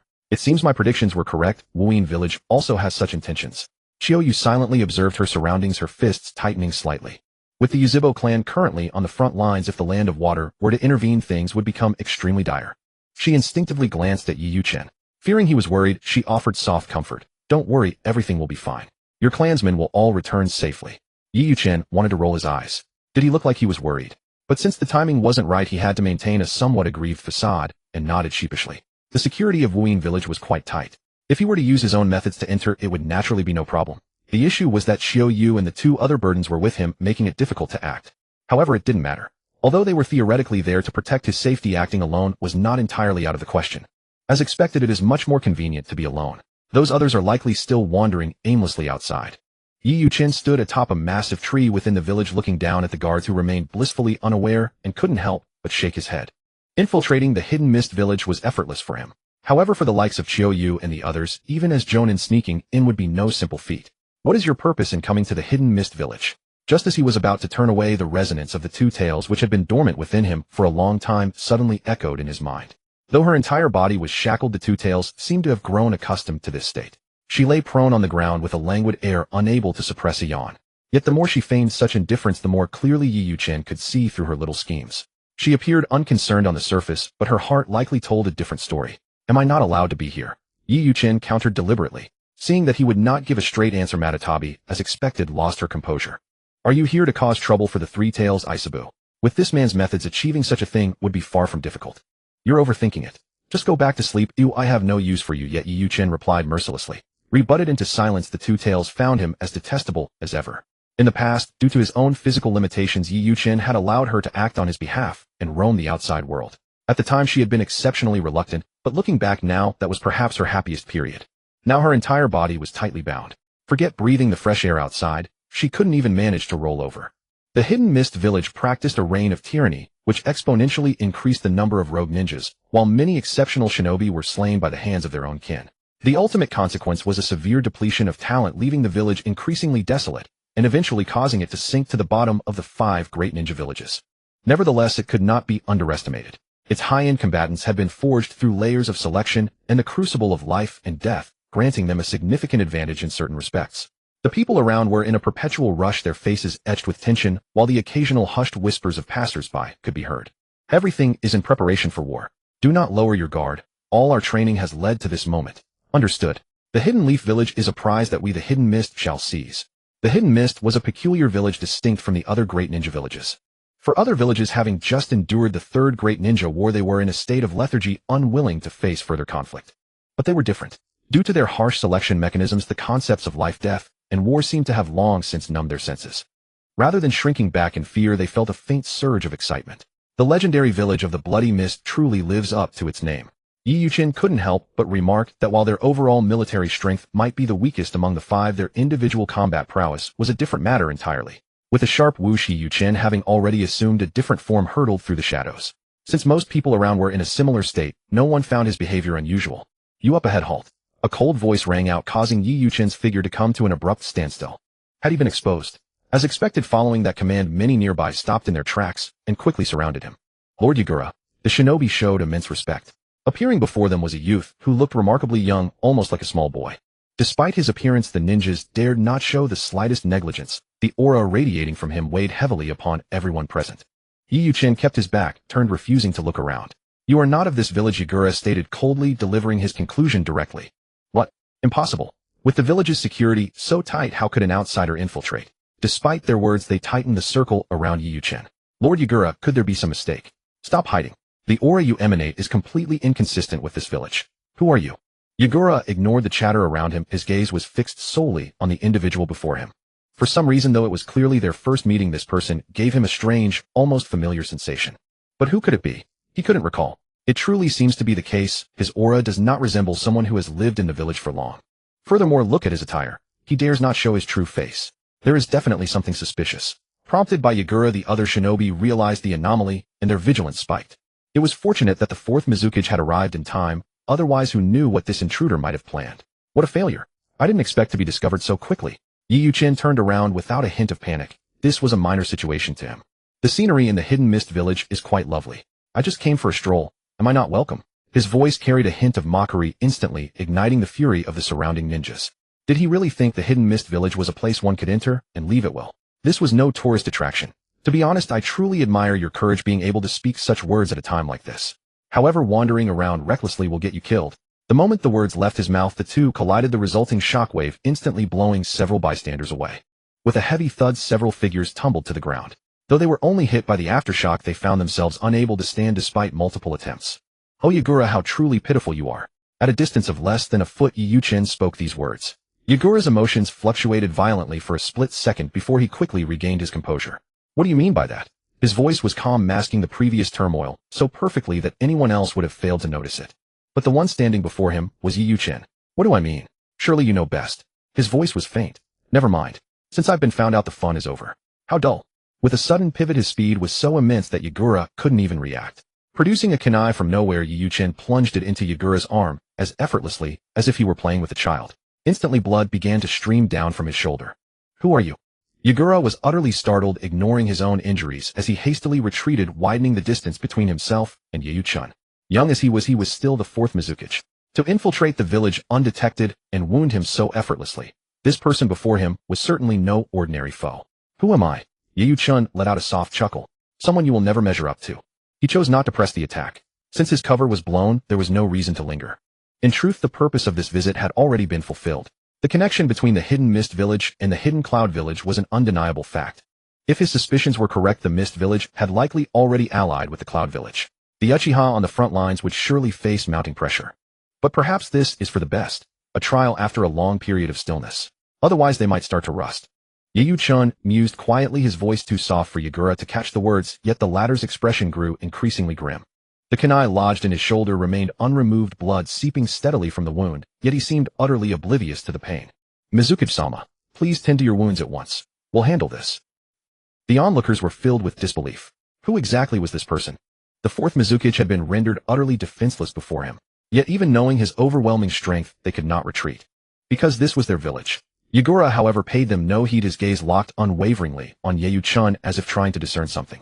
But alas, aside from a faintly familiar aura, his mind drew a complete blank. Since you won't speak, then stay here, and we'll talk at length. Yagura roared, his fingers weaving through hand signs at lightning speed. Water release, water mirror, jutsu. In an instant, a mirror of water materialized in the air, and from within it stepped a figure, identical in form to the Yayuu-chun standing before him. However, this identical was rather peculiar. How so?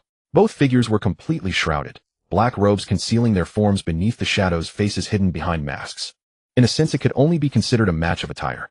Yayuu-chun showed no surprise. Everything was unfolding as he had anticipated. You intend for me to fight myself? Have fun with it. He can wield the same jutsu as you with equal power. How will you handle that? Yagura slowly straightened, yanking the kunai from his shoulder without so much as a flinch. Gazing at the blood upon it, a flicker of excitement even crossed his eyes. You overthink this. I have no time for your childish games.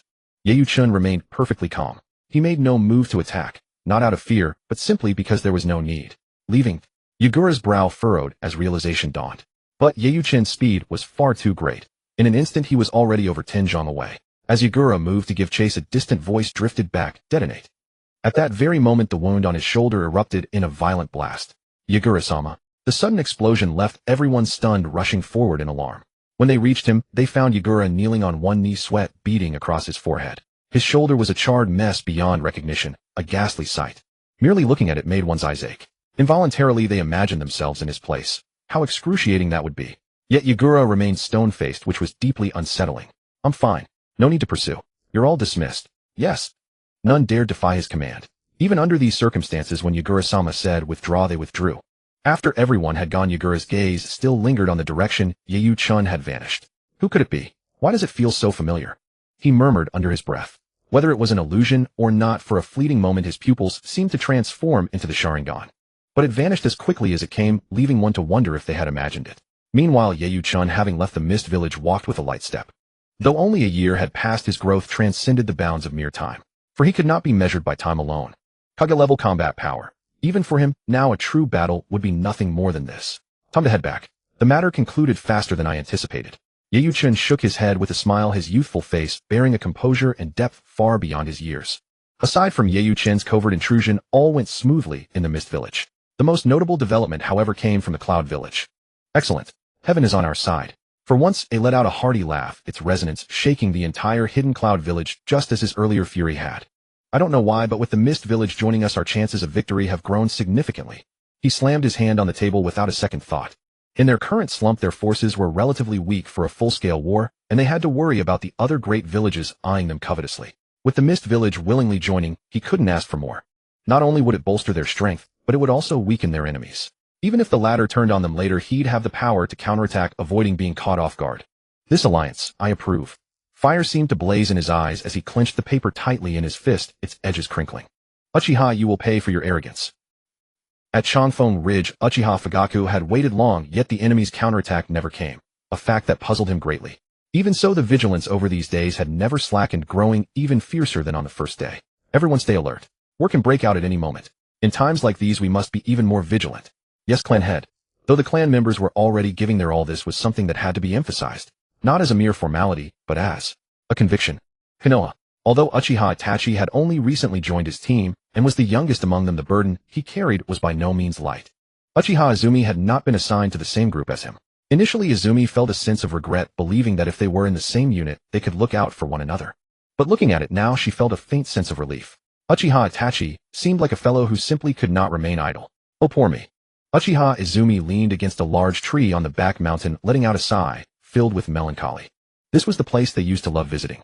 Although it had been devastated during that mysterious exercise a year ago, it had improved considerably by now. Yet only the Konoha high-ranking officials and Yayuu-chun knew that it was no exercise at all. Itachi is always running off, valuing his missions as if they were more important than his own life, while Brother Chin refuses to take any missions at all. How can these two be so extreme? She blinked her eyes. As things stood, she was alone once again. Although she had a good relationship with the other two members of her team, she always felt as though something was missing. You simply tend to overthink things. Izumi turned around. At some unknown moment, Hazuki had approached her with a gentle smile and lightly stroked her head. Mother, why are you here? Her eyes sparkled with joy as she affectionately leaned into the touch. I saw you here looking so troubled, so I thought I would come and offer some guidance. Hazuki maintained her smile, which made Izumi feel somewhat embarrassed.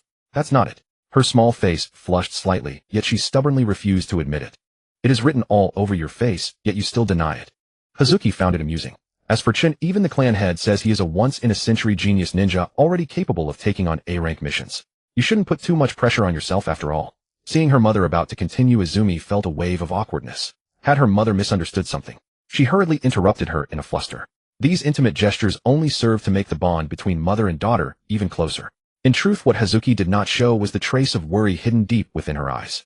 After all, while A-rank missions signified strength and talent, they also implied great danger. She had long since regarded Yi Yuchen as her own child.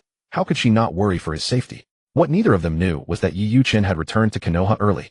After Yi Yuchen infiltrated Kirigakure, the village's security had become even more stringent. Shiryu, who was already caught off guard, found the objective even more unreachable under this layer of defense, and had no choice but to give up.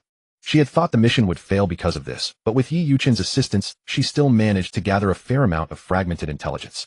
Though the information was scattered, it was more than enough to complete the mission, as all the essential details were included. Soon the movements of the Land of Water were fully known by the Konoha high-ranking officials. Since the Land of Water had already made its move, the intentions of Kirigakure were naturally self-evident.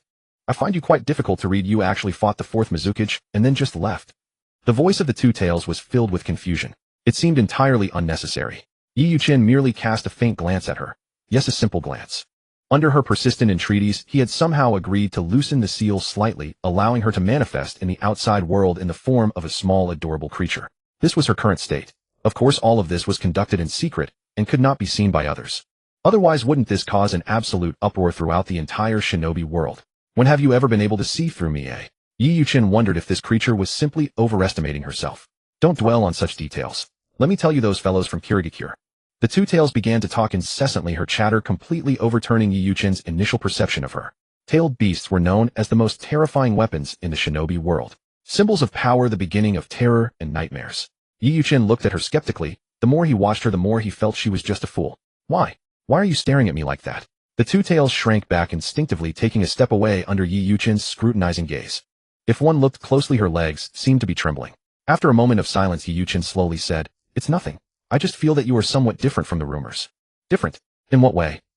Am I even more beautiful and adorable than the rumors suggest? It seemed she could turn any topic into a conversation.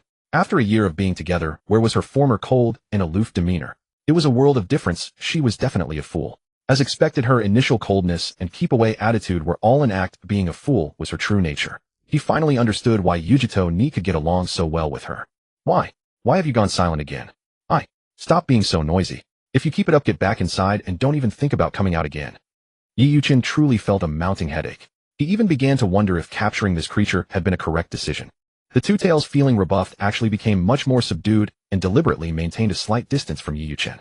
After being sealed for so long, she had no desire to return to that dreadful place. Meanwhile, at the Hokage building. According to the reports sent back, Kirigakure seems likely to join this battle. Misfortunes truly never come singly. What was originally a war between two villages had now escalated to involve a third, and from the looks of it, the situation was very unfavorable for their side. Konoha's decision-making meetings differed from the Jonin meetings. Only officials from the Land of Fire and a few high-ranking members of Konoha could participate in decision-making, whereas Jonin meetings involved far more people. Yes, this is indeed a thorny issue. If those two villages unite, the challenge for us will be formidable. Nara Shikaku analyzed slowly. Although Kirigakure is relatively remote, our current combat strength is actually comparable to theirs after the successive internal upheavals we have faced. If Kirigakure leans toward Kumogakure, the situation will become extremely unfavorable for us. Indeed, Sarutobi Hiruzen nodded in agreement. Such significant news should be disseminated first. Nara Shikaku continued, preparing to handle the matter himself. Hold. Shimura Danzo's voice rang out, instantly drawing everyone's attention to him. Does Lord Danzo have something to say? Nara Shikaku asked, somewhat puzzled. I believe there is no rush. This can be delayed. After all, the authenticity of this information remains to be verified. If it is a misunderstanding, it could affect the relationship between Konoha and Kirigakure. As for Uchiha Fugaku's side, there's no need to notify him, is there? Danzo's face remained expressionless, as deep and inscrutable as ever. Nara Shikaku frowned. Lord Danzo was clearly intent on stirring up trouble. After all, this was no small matter. Lord Danzo, what is the meaning of this? Nara Shikaku knew his tone was somewhat inappropriate, but certain words needed to be spoken when they crossed the line. Yet contrary to his expectations, Shimura Danzo's face remained utterly composed as he said flatly, "It means exactly what it sounds like. The veracity of this information is still unconfirmed. Even if it were true, we should deliberate thoroughly before making any decision." The third, Nara Shikaku did not press further on the matter, instead turning his gaze towards Sarutobi Hiruzen, seated nearby. He knew that this man held the most direct executive authority. Moreover, with such a grave matter at stake, the man couldn't possibly remain indifferent, could he? Silence. An oppressive silence enveloped the Hokage's office. Nara Shikaku felt a sense of unease creep in. Such an atmosphere should not exist. Suddenly, as if a thought struck him, his eyes widened in shock. He opened his mouth to speak, but the words caught in his throat as Sarutobi Hiruzen's voice cut through the air. "Sit down and compose yourself." The third Hokage patted his shoulder, his gaze lingering on the chair beneath him, signaling him to take a seat. At that moment, Nara Shikaku felt a strange sense of unfamiliarity with the third Hokage. Yet under the watchful eyes of everyone present, he swallowed the words he had been about to utter. Despite his deep reluctance, he complied. "This matter, as Danzo said, indeed requires careful deliberation. If the news turns out to be false, it would inevitably strain the relations between our two nations. Therefore, after much contemplation, let us set aside the matter of the Uchiha for now. We shall observe how things unfold." As this decision was announced, surprisingly no one in the room appeared taken aback, not even Nara Shikaku. But in a place unseen by others, a cold smirk curled at the corner of Shimura Danzo's mouth. "Just as I thought, you and I are cut from the same cloth. Feeling threatened too, aren't you?" It vanished in an instant, leaving no trace. "Have you heard? Our village has once again erupted into war with Kimobikure. And this time the catalyst is the Byakugan of the Hyuga clan. Those damn bastards. How dare they set their sights on our Konoha? They must have a death wish. After all this time, they're still coveting it." Yoro-Aim walked along the street, silently listening to the crowd's chatter. "Tell me about it. Those people have no shame. But hey, I just got some good news." "Oh, what good news? Spill it." The group's interest was piqued instantly as they encircled the speaker, their faces alight with eager anticipation. "Haha." The man let out a sly chuckle, deliberately dragging out the suspense. "Are you going to tell us or not? If you don't hurry up, we'll strip you naked and toss you into the street." They teased, their tone half joking, for since it was good news, they felt at ease. "All right, listen up. Think carefully. Haven't the Uchiha clan been keeping a low profile these past few days?" The crowd pondered for a moment and realized it was indeed true. Although the Uchiha were restricted in their activities as the village's police force, they were still frequently seen. Yet in the last few days their presence had indeed seemed scarce. "That's what you don't know? I just got word that the Uchiha clan leader himself led the clan's elite ninjas to the front lines." "What?" The revelation was like a stone cast into a still lake, sending ripples of shock through the crowd. The news was simply too explosive. The Uchiha clan leader actually went to the front lines against Kimobikure. They all gaped in unison, their faces etched with disbelief. How had they never heard of this before? Haha. The man wore a smug expression, knowing full well these guys would be hooked. It was his moment to shine. After all, he had only overheard this information by chance. But the best part is yet to come. At the Chongfeng outpost, which we lost not long ago, Uchiha Fugaku led his clan to annihilate the entire Kimobikure force this time. Just a few days ago. Hiss. The crowd collectively drew in a sharp breath. Annihilated. They had seen Uchiha Fugaku not too long ago, and now he was not only at the front lines, but had also won a resounding victory. This. Excellent. Well done. After a moment of stunned silence, the area erupted in hearty laughter. That's the Konoha spirit. We should hit them hard and show those bastards we're not to be trifled with. Absolutely right. The Uchiha clan leader has truly delivered a satisfying blow this time. Even those who had previously harbored strong resentment towards the Uchiha clan found their opinions subtly shifting upon hearing this news. While they might not have cheered aloud, they silently clenched their fists in approval. When you think about it, the spirit of Konoha still runs deep. Yoro-Aim narrowed his eyes, slightly brushing past them as if by chance. This time, seeing his distinctive clan crest, no one cast him a strange look. Instead, they subtly made way for him. The gesture was subtle, but he caught it nonetheless. Yoro-Aim sighed inwardly. The village's high council. They're less sensible than the common folk. He shook his head and quickly disappeared from everyone's sight. The lightning peak. Two figures clashed fiercely, both bearing numerous wounds of varying severity. One was filled with spring-like fury, while the other remained eerily calm, his face betraying no emotion. If you have any real skills, show them all. If you want to join forces with me, you'll need to prove you have the strength to back it up. AI's voice boomed like thunder, but the man opposite him merely responded with a light chuckle. His opponent was none other than the fourth Mizuki Jigura. Their battle was earth-shattering, with various ninjutsu flying through the air, causing the surrounding rocks to tremble slightly. At this rate, could something go wrong? Darui frowned, his brow furrowed with concern. Despite his immense confidence in the Raikage strength, he couldn't help but worry. After all, the man he was facing was no ordinary opponent. After a violent surge of energy, the two finally separated. AI, disregarding his dignity, gasped for air heavily. So much so that when he saw Yagura's face still bore no expression, he was momentarily stunned. There was no way his opponent was as calm as he appeared. Even just considering his injuries, it seemed impossible. Suffering in silence for the sake of pride. He thought to himself, a hint of disdain flickering in his mind. That day the sun shone brilliantly overhead, yet Fugaku felt an inexplicable restlessness. An intuition whispered to him that something was about to happen. At this thought, he quickly bellowed toward the entrance, "Spread the word. Strengthen our defenses and reconnaissance. Leave no trace of suspicion unchecked." Though no one responded, he knew his orders had already been delivered. Bang, bang, bang. Indeed, noon was precisely the moment of shift change when the guards were at their most vulnerable. Taking advantage of this gap, explosions erupted from all sides. Stay calm. Assess the situation before making any moves. Fugaku charged out first while the surrounding Uchiha gathered at his side. Their expressions grew grim, daring not to let their guard slip for a single moment. After waiting so many days, had it finally come. Rumble, rumble, rumble. As he had expected, the earlier explosions were merely the beginning. From somewhere ahead came the thunderous sound of heavy footsteps kicking up clouds of dust. Has he arrived? Fugaku mused inwardly, though his expression remained as still as a tranquil lake. It seemed as though everything before him was nothing more than what he had anticipated. But as they drew closer, a faint change crossed Fugaku's features. "AI, I didn't expect you to personally come yourself." Yet it was brief. He swiftly returned to his composed state. "Had a shadow-level fighter come as well." Ha ha ha. As if it were some hilarious joke, AI began to laugh uproariously, leaving Uchiha Fugaku momentarily taken aback. "Since I've come, you had no choice but to follow, did you? Fugaku, your Uchiha clan truly commands great authority." He spoke while his eyes frantically searched the area, only relaxing completely after scanning the entire perimeter, letting out a long breath. "You seem rather relaxed." Fugaku didn't answer directly, instead casually inquiring with something entirely unrelated. AI paused briefly, then quickly regained his composure. Indeed, he was quite relaxed. But it hadn't always been this way. Upon arrival, he had been somewhat nervous. Nervous about that mysterious Uchiha powerhouse. Fortunately, he seemed to have gambled correctly. The figure looming over his heart was simply not here. Then what was there to fear? With all his pride, the fact that he had agreed to ally with Kirigakure was itself rooted in his apprehension toward that enigmatic powerhouse. "Enough of your nonsense. Since I'm here today, you shall stay behind." A ruthless gleam flashed in his eyes, followed by a sudden smile. All these eyes, one couldn't help but admit Konohagakure had truly bestowed a generous gift upon them this time. Fugaku rubbed his forehead, disappointment evident in his gaze. "I thought this thunder shadow had come to submit, only to discover you wish to fight instead. Should I admire your courage?" Insolence. AI's temperament remained unchanged from before, igniting at the slightest provocation. How could someone so proud endure such humiliation? "Since your Uchiha seek death, then I shall accept all these eyes." AI's smile concealed madness and boundless greed. Reckless. Hachida wished to twist this man's head off. He didn't care whether his opponent was the Raikage or anyone else. There had been no shortage of those who coveted their eyes. Yet for all the reputation and strength of the Uchiha clan, how many had actually managed it? Kill. In an instant the air grew thick with the heavy scent of blood. Many had already spilled their lifeblood on the battlefield, yet neither side retreated. Instead, their frenzy only intensified. The only two figures untouched by the fray were naturally Fugaku and fourth Raikage AI. A flicker of surprise passed through AI's eyes. They said the Uchiha clan had declined, but now it seemed far from what the rumors suggested. Strange.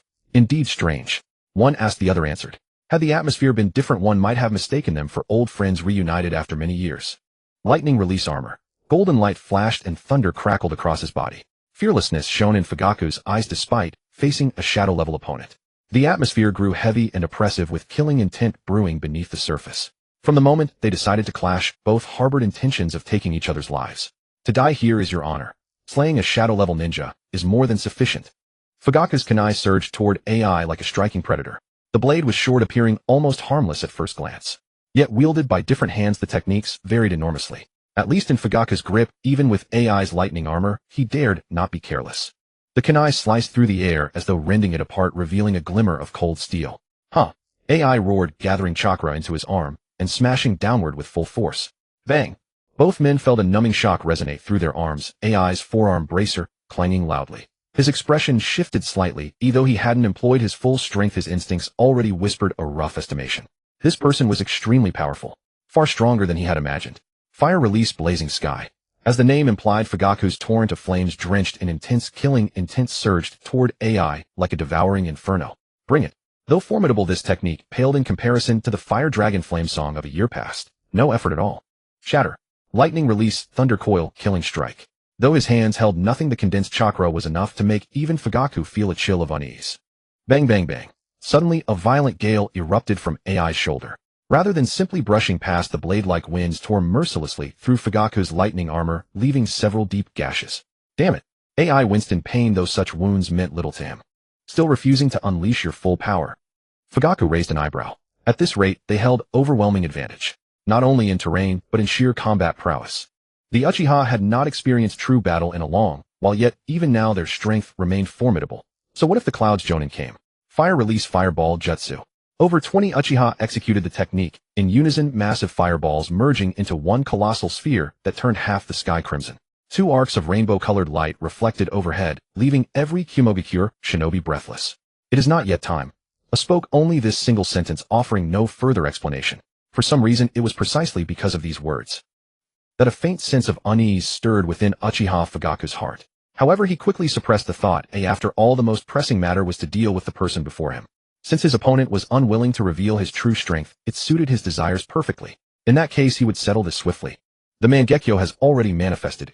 I grew increasingly alarmed as he watched. Eyes such as these were something he had only ever seen upon that mysterious individual. He had not expected Uchiha Fugaku to possess them as well. What a pity, Fugaku sighed inwardly. A pity for what? As expected, it is still not enough. His voice carried a trace of disappointment, yet he could only let out a helpless sigh. He had a faint premonition that these eyes had yet to be developed to their most formidable state. That profound innermost power remained unknown even to him. The sound of mountain rocks collapsing echoed everywhere. Under the relentless bombardment of various ninjutsu, the very earth trembled incessantly, as if unable to withstand the assault. The original inhabitants had long been slaughtered by the ninjas of Kyumogakure. After Fugaku reclaimed the area, it remained a desolate wasteland, uninhabited for the time being. Otherwise, this would have been another scene of chaotic slaughter. The Uchiha clan is indeed formidable, but even so you shall pay the price for your actions. Darui, wielding his katana, was locked in a fierce struggle with Uchiha Yashiro. TCH, just the likes of you. You are 10,000 years too early. The surroundings were filled with the clashing of blades, and kunai punctuated by the violent explosions of colliding ninjutsu. With a sharp sound, one of the Uchiha was pierced through the heart. You! Someone nearby cried out in horror, but the sound no longer reached the victim's ears. His eyes were wide with shock. He had been observing his surroundings with utmost care, and with these eyes, how could it be possible? Who is it? Fugaku's brow furrowed as he instantly widened the distance between himself and Upon seeing the newcomer's silhouette, his pupils contracted sharply. Had the Mizukage of Kirigakure Yagura. He abruptly withdrew the coral staff, embedded in the victim's heart, a cruel expression playing on his face. You have finally arrived. Taking a life the moment you strike. Impressive. As he advanced, those around him could not help but retreat several steps. The man before them radiated an aura of absolute terror. Yagura. If Fugaku had appeared composed just moments ago, the Mizukage's intervention now left him feeling significantly strained. A single Kage-level combatant would not have troubled him excessively, even if they fought with his full strength. Fugaku remained undaunted. However, are you surprised to see me? Do not be in such a hurry, the third is coming shortly. Water-style mirroring jutsu. Under Uchiha Fugaku's gaze, a figure identical to himself emerged from the reflection, instantly putting him on high alert. Kirigakure had actually joined forces with Kyumogakure. Clan leader. The Uchiha were struck with panic, casting desperate glances toward Fugaku, truly at a loss for how to proceed. Looking into the distance, more ninjas were clearly approaching. One did not need to guess to know they were undoubtedly from Kirigakure. Retreat for now. Without a moment's hesitation, Fugaku abandoned his engagement with A and issued the command. Under these circumstances, they held no advantage. A tactical withdrawal was the only viable option. Despite their immense reluctance, they were forced to comply. I have only just arrived, and you already wish to leave. Why not stay and converse a while longer? Despite the words, his movements were anything but slow as three figures lunged toward Fugaku in a lethal strike. Clan leader. Uchiha Yashiro's heart was filled with alarm, but he was unable to break away to assist. Darui kept him pinned down, their strengths so evenly matched that neither could gain the upper hand. You had best worry about yourself. If you remain distracted during battle, you shall perish beneath this blade. Damn it! Yashiro seethed with frustration, yet he was powerless. Do not mind me. Your clan leader is not as frail as you imagine. Fugaku let out a furious roar, channeling his entire reserve of chakra into his throat. Fire-style dragon flame loud, singing jutsu. Several fire dragons surged forth instantly, their hideous countenances roaring maniacally in the air. What a... It could not help but recoil 2 steps as images from a year ago flashed back into his mind. This jutsu. This was the very technique used by that mysterious Uchiha back then. Why was it appearing here? Could it be? His pupil shrank, but in the next second he immediately extinguished the thought. No, the power is far inferior, they cannot be the same person. Fugaku had fought so rarely that even within the Uchiha clan few had ever truly witnessed him in action. This was the first time they had seen this technique as well. The surroundings seemed to be crushed by an overwhelming aura, making it difficult to even breathe. Withdraw now. Do not engage them in a prolonged battle. I will hold the line. Fugaku bellowed to his clansmen. An S-rank ninjutsu of this caliber exacted a heavy toll on the user. Even someone of Fugaku's caliber would find it difficult to sustain for long. Fire-style dragon flame loud, singing jutsu. At that moment, the duplicate of Uchiha Fugaku created by the mirroring jutsu unleashed the exact same technique. The roaring fire dragons collided head-on, the spiraling heat currents threatening to incinerate everything in their path. To be able to copy my jutsu, even its power. Fugaku's Sharingan spun violently as he attempted to discern a weakness in his opponent. Cease your resistance, you cannot possibly be our match. Yagura spoke with a calm expression while lunged forward, slamming a powerful fist toward Fugaku. His massive fist crackled with lightning, and with every heavy step, he took the ground shattered into flying debris. A thunderous explosion erupted. Though Fugaku attempted to defend himself, the sheer force sent his body hurtling backward uncontrollably. With that single blow, the dragon flame loud singing jutsu he had been channeling was completely disrupted. The opposing technique surged forward, threatening to scorch the very earth to a cinder. How can this be? Why did we receive no word of an alliance between Kirigakure and Kumogakure? They were filled with resentment. An event of this magnitude could not have escaped Konohagakure's notice if they had been vigilant. Retreat quickly. Fugaku was clearly injured, yet even so he refused to yield a single step. Oh, do you still not understand? A flicker of surprise crossed Yagura's face. The Uchiha have already perished once. It was a disgrace. Since we have decided to begin anew, we shall never repeat the mistakes of the past. Fugaku's voice was soft, but the sheer resolve in his expression caused Yagura to freeze for a moment, his gaze momentarily lost in thought. Stubborn and incorrigible. A ruthless glint flashed across AI's face. Since they insisted on resisting to the bitter end, he would show no mercy in his methods. Lightning-style, all-encompassing thunder. Under the relentless pincer attack of the two, even Uchiha Fugaku found himself struggling to cope. Furthermore, considering the Wuin village ninjas approaching at full speed, the Uchiha's numbers were already sparse, and for a moment they fell into a state of disarray. Everyone stay calm. Do not break your formation. Despite his own exhaustion, he continued to issue commands to the clansmen behind him. His words proved effective. The slight chaos was immediately rectified and the disrupted phalanx swiftly reformed into a cohesive unit once more. Even so, what can you possibly achieve? The Wuin village ninjas were astonished. That the Uchiha could identify and resolve their issues in such a short time commanded a flicker of involuntary respect. Fugaku engaged in a fierce struggle against the two Kaga-level figures. Their silhouettes soared into the sky, unleashing various ninjutsu, with effortless grace blooming like a succession of magnificent pyrotechnics in the heavens. These tyrannical shockwaves were not deliberately restrained. In such a life-and-death struggle, who would dare to hold back? Consequently, the ninjas battling below were caught in the crossfire. Even the Jonin had to exert their full strength to defend themselves, let alone the others. The mere fluctuations of their aura were enough to overwhelm them. If I can just stall these two and allow the clansmen to withdraw, everything will be manageable. Fugaku pondered silently. He knew clearly that the greatest difficulty lay in his fear of the clan suffering devastating casualties. The ninjas he brought were the family's elite. He could not afford such a loss. Should he be freed from these concerns, escaping would be no arduous task. Even against the fourth rankage speed, he possessed absolute confidence. As if seeing through his thoughts, Yagura sneered, "Put away your little schemes, or don't blame me for not warning you." Fugaku dismissed the words as a common threat. While locked in combat with the two, his mind raced to devise a counter-strategy. The stalemate persisted because neither side had revealed their ultimate trump cards, and both harbored deep-seated wariness of the other. However, once the Wuin village ninjas arrived, the situation would shift drastically, becoming extremely unfavorable for them. They had no time to waste. The battle had to be concluded swiftly. Hey, even if it consumes a massive amount of chakra, I must see it. The Sharingan in his pupils suddenly began to shift, spinning frantically. In that instant, time seemed to freeze, and the entire world stood still. Uchiha Fugaku's consciousness seemed to enter an extraordinary space. His vision was blurred with low visibility, and a piercing pain in his mind left him no room to observe his surroundings. Suddenly the scene shifted. He found himself amidst a sea of flames. The searing heat felt so tangible that had he not retained a sliver of reason, he would have believed it to be reality. Straining his body, he struggled to discern the surrounding landscape. Finally, within the inferno, he caught a glimpse of something. In the next second, his expression changed drastically. The ground was littered with corpses and drenched in blood. In the distant haze stood a vague, indiscernible shadow. But the object in the shadow's hand caused Fugaku's pupils to contract sharply. Though he had never seen that war fan in person, he had studied it in the clan's ancient records. There was no mistake. It was the Uchiha clan's ancestral war fan. And that person, is it the ancestor? Fugaku questioned himself, unable to be certain. Regardless of whether it was the ancestor, one thing was certain: this vision boded well for the Uchiha clan. Like a fleeting dream, Fugaku's spirit snapped back to reality. As if struck by a backlash, he coughed up a mouthful of fresh blood. Although the vision was hazy, the toll of such a future-peering secret technique on his body was by no means light.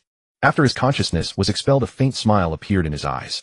Though he had only seen a fragment, it was enough. In that case, I can rest easy. AI and Yagura were both stunned. In their perception, only a split second had passed. What could have happened in such a brief moment to cause Fugaku's expression to change so rapidly? Fire-style black flame bloom. Fugaku formed hand seals with one hand while clashing kunai against Yagura with the other.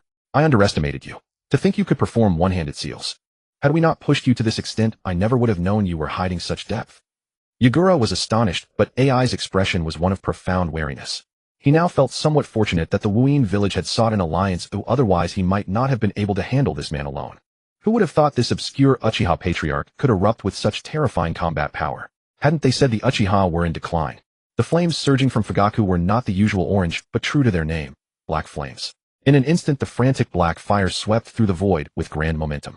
Do not linger. Retreat and regroup. I alone am enough to hold this line. Fugaku's voice boomed like a great bell, reverberating in the ears of every Uchiha clansman. Yes. Yagura did not panic, for he had an identical Fugaku on his side, created from his mirror. The Uchiha Fugaku emerging from the mirror did the same, but under this clash the already wildly spreading black flames expanded even further, completely sealing the area. Water-style water moon flower. A violent explosion instantly swept across the land. Seizing this opening, the Uchiha did not stay to fight, but retreated frantically toward the rear. As expected of the patriarch. Though they had little actual combat experience, the fire in their blood never allowed them to slacken. Even within the My Police force, their private training was beyond anyone's imagination. A flash of joy crossed Fugaku's eyes, but his brow soon furrowed again. He noticed that the enemies were not pursuing them. This was not normal. Are you feeling bewildered? A chuckle causing the already eerie atmosphere to grow even more unsettling. Fugaku remained silent, confronting them with a stoic and steady gaze. As long as his clansmen could retreat safely, there was no longer any need for him to remain. Yet what he received was not a response in words, but a series of thunderous explosions. What? Fugaku whipped his head around instinctively. The direction of the blasts was precisely the path the Uchiha were using to evacuate. The sight before him nearly made his eyes split with rage. Though the source of the explosion was at least a kilometer away, the sound resonated with terrifying clarity. Billowing plumes of thick smoke spiraled into the void, while countless mountain crags had been reduced to fine powder by the force of the blast. His Sharingan pierced through the distance. Although it lacked the absolute clarity of the Byakugan, he could faintly discern many of his kin lying in pools of blood, their bodies crushed beneath heavy boulders, and their life force flickering precariously. Ha ha ha! A erupted into maniacal laughter, his eyes filled with a twisted sense of pity. Did I not tell you? Stop your petty schemes. Do not blame me for not warning you. His gaze abruptly turned frigid. This is the price for your arrogance. Why? Fugaku's body was racked with exhaustion. The previous exertion had pushed him to his physical limit. He was only holding himself upright, through sheer willpower, refusing to collapse. You likely forgot, Yagura arrived quite late. Did you truly think he was merely delayed? No matter how clever you are, you failed to account for this. Hearing those words, Fugaku felt as though he had been struck by a bolt of lightning. Indeed, he had completely overlooked this crucial factor. Was Yagura's delay merely to set an ambush along his path of retreat? Do not overthink it. While we did not intend to kill everyone, that entire area was laden with explosive tags, a meticulously calculated amount. Once triggered by chakra, instant death is impossible. Instead, it ensures extreme mutilation, forcing you to experience the depths of despair. Fugaku clenched his fists, his eyes bloodshot with fury. Unbeknownst to anyone, a small black dot was spinning rapidly within his pupils, as if something were gradually taking shape. Even he himself did not sense it. You deserve to die. The words were spat out through gritted teeth. His hatred for the two before him had reached a breaking point. If even a single crack appeared, that hatred would pour out completely. Worry about yourself first. O was naturally unmoved by the threat. Gathering his chakra into his fist, he prepared a strike that, if landed directly on Uchiha Fugaku, would leave him crippled, if not dead. Meanwhile, Yagura watched like a spectator, standing silently to the side, without intervening. Fire style. Cough. Before Fugaku could even make a move, his internal injuries flared up. Unable to suppress it any longer, he spat out a mouthful of blood and collapsed onto one knee. It ends here. Accept reality, Uchiha. Murderous intent surged in A's eyes. If this punch connected, Fugaku's head would likely be shattered into pieces. A thunderous roar echoed. At the critical moment, Fugaku's entire body shuddered. He watched as the fist drew closer, magnifying within his vision. In the next heartbeat, his mind felt as though it had been entirely overtaken. Then he caught a faint glimpse of a colossal skeleton manifesting beside him, wreathed in pitch-black flames. He felt his body grow weightless, gradually levitating as he was enveloped by the skeletal form. After that, everything faded into oblivion. To the observers, however, the scene was entirely different. What kind of monster is this? This is... The Kumogakure ninjas felt as if they were facing a great enemy and instinctively recoiled. They had never witnessed such a thing before. This is... A's fist slammed hard against the skeleton, but only at such close proximity could he truly feel the entity's immense scale. A violent impact erupted. The sheer force of the punch whipped up fierce gales, even sweeping away the surrounding boulders. Light crackled and raged upon his fist as he gritted his teeth, increasing his strength and pouring chakra into the strike with reckless abandon. Yet all of this failed to inflict even a shred of damage upon the entity. Instead, his own fist went numb. He could not even breach its defense. How is this possible? O was struck with horror, refusing to believe his attack was utterly futile. But before he could process the shock, the entity acted on pure instinct. The pitch-black skeleton lashed out with a kick. Despite A's attempt to block, his body was sent flying like a streak of light, crashing violently into the nearby mountainside. Reikage-sama, the Kumogakure ninjas cried out in panic. What terrifying power! To send their Reikage flying with a single kick. Only Yagura's expression grew solemn. Clan leader, you are becoming more and more inscrutable. A slight curve touched his lips as he murmured to himself. The Reikage has actually fallen unconscious. The ninja who went to check was in disbelief. A single strike and retreat for now. While everyone was at a loss, Yagura, standing on high ground, suddenly spoke. But, do you not understand my words, eh? The coldness in Yagura's gaze made the ninja shudder. They were from Kumogakure, who logically even the Mizukage of Kirigakure had no authority over them. But with their Reikage unconscious, they were in a precarious position. Glancing at the now berserk black skeleton, they gritted their teeth, hoisted the unconscious A, and beat a hasty retreat. Yagura signaled into the air. Though the Kirigakure ninjas rushing toward the scene were confused, they wisely halted their advance. Given the current situation, he could have wiped them out entirely, yet Yagura did not choose to do so. Or rather, he chose not to. After the crowds had dispersed, only Yagura, the rampaging black skeleton, and the Fugaku within remained. As if locking onto a prey, the skeleton launched a fierce attack at Yagura, but the latter remained indifferent, not moving a single step. Just as the blow was about to land, the black skeleton seemed to lose all strength, dissolving into specks of starlight. All that remained was the unconscious Fugaku. A moment later, a masked figure appeared behind Yagura. A lone Sharingan gazed at Fugaku, filled with a complex swirl of emotions. In his hazy state, Fugaku seemed to hear someone whisper, "To think you could manifest Susanoo. Clan leader, why couldn't you have done this sooner?" It felt like an illusion, yet it was not. When he finally woke, he was already inside a military tent. What happened to me? He sat up with some difficulty, clutching his head, still feeling a dull, throbbing pain. Yashiro, who suddenly entered, hurried over. His hands were also wrapped in layers of bandages, clearly bearing considerable injuries as well. Clan leader, your injuries and chakra depletion are severe. It would be best to avoid any strenuous actions for the time being. Fugaku seemed lost in thought, feeling as though he had overlooked something. His last memory was frozen on those pitch-black flames. But what happened afterward he simply could not recall. Clan leader, though we were far away, your power far exceeded our expectations. He spoke the truth. Even while gravely wounded, the sheer intensity of that chakra fluctuation was enough to fill him with awe. The clan leader had been hiding so much, fighting 2 Kage-level opponents alone without falling behind, and even managing to gravely injure one. This was their Uchiha. Yashiro's eyes burned with immense pride, feeling his blood race with excitement. Even though the clan leader eventually lost consciousness, such an achievement is absolutely glorious. Fugaku rubbed his forehead, suddenly finding himself at a loss for words. What are the clan's casualty figures? That was his greatest concern at the moment. He knew all too well the destructive power of those exploding tags. At this mention, Uchiha Yashiro's expression darkened. Those despicable cowards planted exploding tags along our path. We lost 3 Chunin, though their combat prowess rivaled that of ordinary Jonin. They were promising talents of the clan. 27 are severely injured, and the rest bear minor wounds of some sort. As Fugaku listened to Yashiro's report, his expression grew increasingly grim. This time he had indeed miscalculated, and the fault largely rested on his shoulders. Though he still didn't know what exactly had transpired at the end, this was already the best possible outcome. He let out a soft sigh, then continued, "Send word back to Konoha. Tell them. We need reinforcements." Uchiha Fugaku felt deeply helpless, but there was no other choice. They were all bearing injuries now, and he, the primary combat strength, was practically incapacitated for the immediate future. In this state, they were in no position to sustain further warfare. "Don't worry, clan leader. The message has already been sent. It should have reached the village by now." "Oh." Fugaku keenly caught the implication in his words, and couldn't help asking, "How long was I unconscious?" 3 days. He fell silent, having assumed he was only briefly unconscious, never imagining it had been 3 whole days. What exactly had he gone through? The village of Konoha was as peaceful as ever on the surface.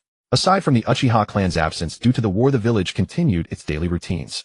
In the Hokage's office, however, a figure stood before the third Hokage bearing the Uchiha clan's crest on his back. Uchiha Mu, a jonin since the age of 14, was now merely 17, and had already been fighting on the front lines. Hiruzen Sarutobi looked up at him, his gaze catching the wound on his calf. The bandages wrapped around it were faintly stained with blood. It wasn't hard to see that even with a leg injury, he had not delayed his journey. The sooner this letter arrived, the more time it would buy them. They failed. Hiruzen murmured softly to himself, yet the words were keenly caught by Uchiha Mu's ears. No, Lord Third. The fourth Raikage was gravely wounded, and we received no word of a joint assault from the Hidden Mist and Cloud villages. Our clan lacks sufficient fighters, and we request the village dispatch reinforcements. The situation on the battlefield is critical, Lord Third. He bowed deeply, his expression fraught with urgency. Maisi. Hiruzen casually set the letter aside, not even bothering to open it. Lord Third. Uchiha Mu cried out in alarm. But no response came.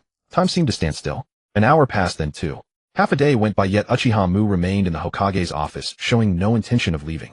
Hiruzen didn't chase him away either. But the letter left forgotten in the corner was never touched again. As the sun set, Uchiha Mu felt an inexplicable chill creeping over him. It was cold, so cold it made him want to shiver. You're still here?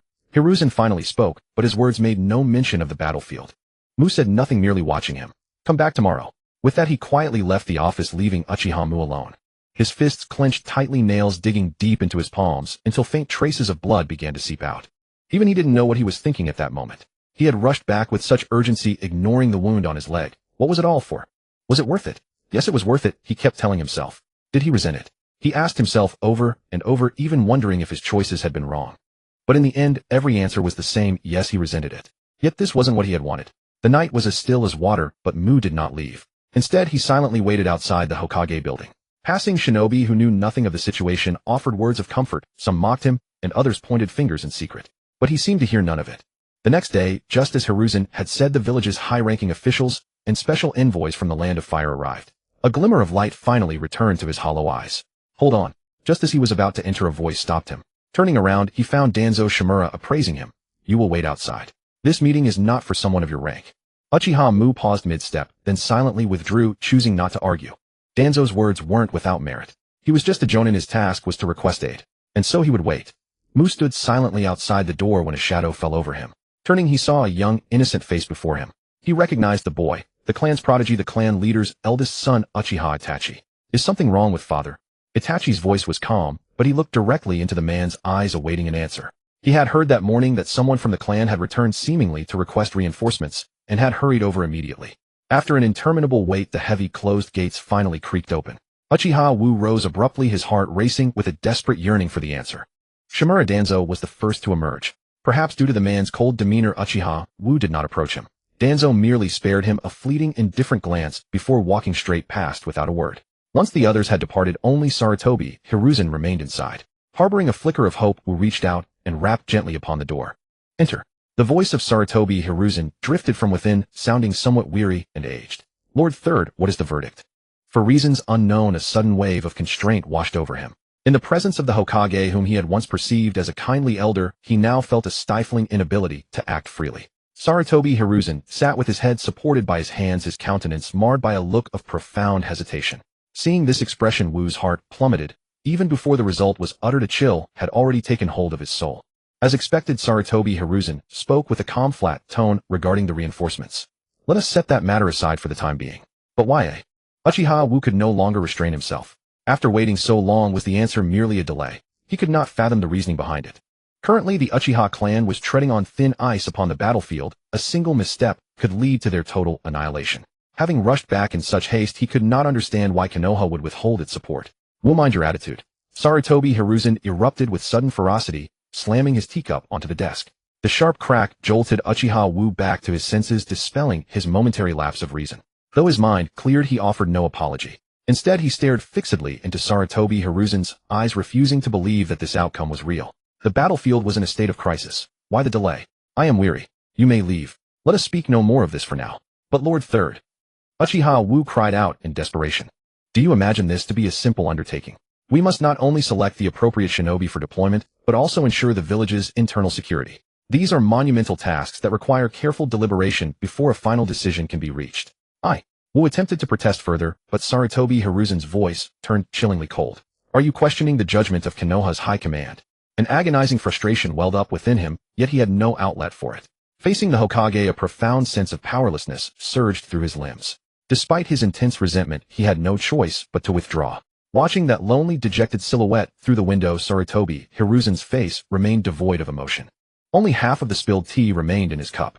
He took a small sip and murmured as if to himself, though it is unjust to your kind for Konoha, this is a necessary opportunity. Whether it be Shursue, Itachi, or Chun. One after another, your burgeoning power has struck fear into the heart of the village. For the sake of Konoha, we have no other choice. The wings of the Uchiha must be clipped. Finding his cup empty, he shook his head slowly and sat back down once more. Yet outside the Hokage building, two shadows lurked in the silence. Jinjutsu Archive. Yayuchin's expression was neither joyful nor sorrowful as he silently recorded everything that had transpired. What is the true meaning of a village? Uchiha Itachi turned to Yayuchin with a gaze full of bewilderment. He felt adrift, a hollow void opening within his soul. Yayuchin looked at him with a complex expression and gave his shoulder a gentle, reassuring pat. Since you have witnessed it all, follow the dictates of your own heart. My advice may not be the best path. Think of your father, your mother, and your younger brother. With those final words, Yayuchin's silhouette vanished instantly. Itachi had not even sensed his departure, his mind still consumed by those parting words. Follow the dictates of my own heart. Lost in doubt, his figure gradually faded away as if he had never been there at all. Why? Uchiha Wu seemed to have descended into madness. He had always been careful to temper his emotions, but never before had he known such fury. In the Uchiha's private training grounds, he vented his rage with wild abandon. Some clan members unaware of the cause wished to offer comfort, yet none dared approach the storm. What has happened? Tell your mother. A middle-aged woman of refined beauty watched him, her eyes brimming with heartache. The family knew he had gone to the front lines, had something catastrophic occurred there. As that thought took root, the hearts of the clan members turned cold. Their kin, and even their patriarch, were all stationed at the front. Wu, calm yourself. Tell me what has happened. A figure blurred past and seized his hand, his expression solemn and grave. Shursue. Wu collapsed to his knees, tears finally welling in his eyes. The surrounding clansmen were struck with astonishment. When had they ever seen this young prodigy in such a state? It's over. It's all over. The boy's voice carried a faint, heart-wrenching sob. At that moment, he felt a hand upon his shoulder. Turning his head, he found himself looking into the face of Yayuchin. Is it too late? The question was asked with a faint, knowing smile. Uchiha Wu was momentarily lost, but Yayuchin's voice continued, as long as the will remains, it is never too late. The time has come for us to make a decision. That night, a heavy gloom hung over the Uchiha district, and the lights in every home remained burning until dawn. Within the clan grounds, a great assembly gathered. From infants in swaddling clothes to the elderly and the women, everyone was present. Not a single soul was absent. After that fateful night, Yayuchin's presence vanished once more, and along with him Uchiha Itachi and Shursue also disappeared. The family of Uchiha Hazuki gazed up at the silent starlit sky, their eyes filled with a sense of resignation. Yufeng let out a long sigh. None of this was ever my wish.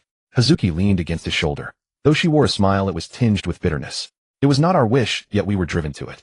Tell me, is this truly the right path? At those words, Yufeng gave a serene laugh. How can there be a definitive right or wrong? When there is no path left to walk, everything I do is right. A light flickered in Hazuki's eyes, and she buried her head against his chest, nodding slightly. Though Uchiha Izumi only half understood their words, the events of the night had left her profoundly shaken. Seeing her parents in such a state, she tactfully withdrew. However, she did not rest. Instead, she walked alone through the village. It was a strange night, one that unsettled the shinobi of Konoha. The Uchiha clansmen seen wandering the streets had increased in number, and in their eyes was a lingering attachment, as if they were taking one final look at the village. Yet they paid it little heed, including the high command of Konoha. As expected, are those rumors truly true? For the third time, the combat shinobi of the Uzibo clan had petitioned the third Hokage to be sent to the front lines, yet the response remained a steadfast refusal. They were denied the chance to provide reinforcements, and not a single reason was offered. Correspondingly, the surveillance within my village had grown increasingly stringent. Was this a measure to prevent them from slipping away in secret? The crowd clenched their fists tightly. To them, the decision made by the My High Command was incomprehensible, but more than that, it was profoundly disheartening. That final glimmer of hope within their hearts had utterly shattered amidst these three cold refusals. So many days have passed, do I wonder how things are faring back in the village. The injuries on Yuzhibo Badai's hands had nearly healed, but the clan leader's wounds would likely require a significant period of recuperation. Should the enemy launch an offensive now, the threat would undoubtedly be fatal. In their current state, they possessed no surplus strength to mount a resistance. Fortunately, for reasons unknown, both Yunin village and Wuyin village had remained strangely quiet over the past few days, showing no significant movement. Yet a temporary lull did not equate to permanent peace. They could likely not sustain this precarious state for much longer. Boom! A thunderous roar erupted, and as the sound subsided, even Yuzhibo Fugue could distinctly sense the cacophony rising from outside. What happened? Disregarding his injuries, he moved to rise and investigate. Yuzhibo Madara quickly restrained him. Engaging in conflict at such a moment could lead to immeasurable consequences. Clan leader, please rest. I will go and see. His face was contorted with tension as wisps of smoke began to drift from the perimeter. Damn it. He struck the wall in frustration, cursing the terrible timing of this intrusion. In that brief interval, Yuzhibo Fugue had already emerged. The implications of such a commotion were all too clear. He could not bear to remain secluded alone. Even if his body could no longer support his actions, his primal instinct compelled him to step forward. Clan leader. Several Yuzhibo clansmen cried out in alarm, rushing forward to support him. Pay me no mind. What is the situation outside? How much longer can we hold out? His own injuries paled in significance compared to the impending war. The grim expressions on their faces revealed that the situation had reached a critical threshold.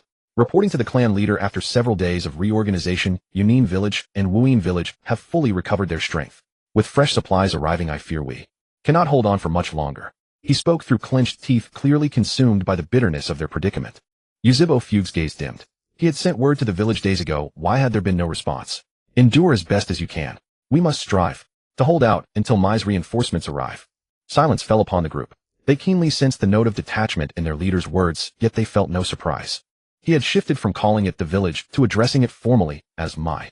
This subtle change had been brewing for some time, a fact they were all well aware of. Furthermore, the lack of word from the village in such a dire hour had already left them largely despondent. Do not force a direct confrontation. Follow me out. It is not possible, clan leader. Your body. Badai rushed over, but seeing the unwavering resolve in Fugue's eyes, he forced himself to swallow the rest of his protest. Once the clan leader had made his decision, none could hope to sway him. Yuzhibo Fugue stood atop the high platform, gazing down at the dense throng of shinobi, each radiating a potent aura of bloodlust. Quite a formidable number. Only he knew the immense pressure he was currently enduring. Yuzhibo, you have no path of retreat. Surrender your resistance peacefully to avoid unnecessary casualties. AI's eyes were filled with disdain. Though his own wounds had not fully healed, they were trivial compared to the state of Yuzhibo Fugue. The crowd remained indifferent. Their enemies spoke fine words, but such a massive mobilization was surely for nothing other than their eyes. Shirtsong, why have you allied yourself with Yunin Village? Fugue watched Shirtsong's figure, unable to comprehend the reason behind this alliance. Logically, there should have been no necessary connection between the Yuzhibo Mai and these external forces. This time he had truly miscalculated. He stared intently at Shirtsong, attempting to discern something from his expression. It is merely for amusement, Shirtsong replied with a light chuckle, his tone airy and nonchalant. Since you refuse to be sensible, do not blame us for taking this by force. I must admit the power you displayed that day is truly something I yearn for. Greed flickered in AI's eyes. A single blow had rendered him unconscious. Even if he had been caught off guard, it spoke volumes of how formidable that mysterious power truly was. Charge. Slay them all. At the command, the shinobi surged forward as if invigorated by a frenzy. A torrent of ninjutsu was unleashed, with chakra expended as if it were limitless. Hold the line at all costs. The Yuzhibo refused to yield, yet the disparity between the two sides was too vast. They were simply not in the same league. With a single punch from AI, debris scattered through the air, and many shinobi were sent flying by the shockwave. Despite his battered body, Fugue resisted tenaciously. He was determined to risk the further ruin of his body to fight for a sliver of hope. Yet all of this unfolded while the fourth Mizukage, Shirtsong, had yet to make a move. Indeed, he was the only one on the battlefield who had not intervened. As if the conflict were beneath him, he stood silently upon a hillside, observing the carnage below. AI naturally noticed this, but remained silent. The tide of battle clearly favored them, and the Wuyin shinobi were already playing a crucial role. Shirtsong's inaction actually brought AI a sense of secret delight. Leaving these opponents for him to deal with personally made things far more interesting. AI seemed intent on venting the frustration he had suppressed for so long. He activated his full power mode, striking without a shred of restraint.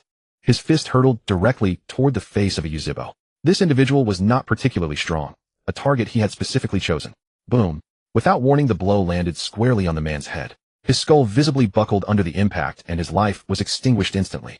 The Yuzhibo, already wounded and struggling to repel the onslaught, began to falter. Blood sprayed across the field as the battle reached a state of utter carnage.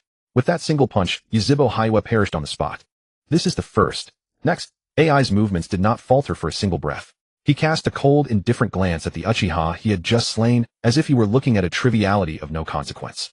The violent pressure of the punch swept forth in an instant. The target was struck with sheer terror, instinctively attempting to evade, but the opponent's speed was so overwhelming that there was simply no opportunity for escape. Having witnessed the fate of his fellow clansmen, the sheer power of this impending strike was beyond doubt. Beyond the profound grief and indignation, his heart was consumed by the primal fear of a mortal threat. How dare you? Fugaku roared. As the clan head, seeing his own kin perish before his very eyes made it impossible for his heart to remain tranquil. In an instant, he seemed to shatter his own limits, erupting with speed far beyond his previous capabilities. You cannot save him. A glint of mockery flashed in AI's eyes. In his entire life, there was only one man he acknowledged as capable of snatching a life from his hands.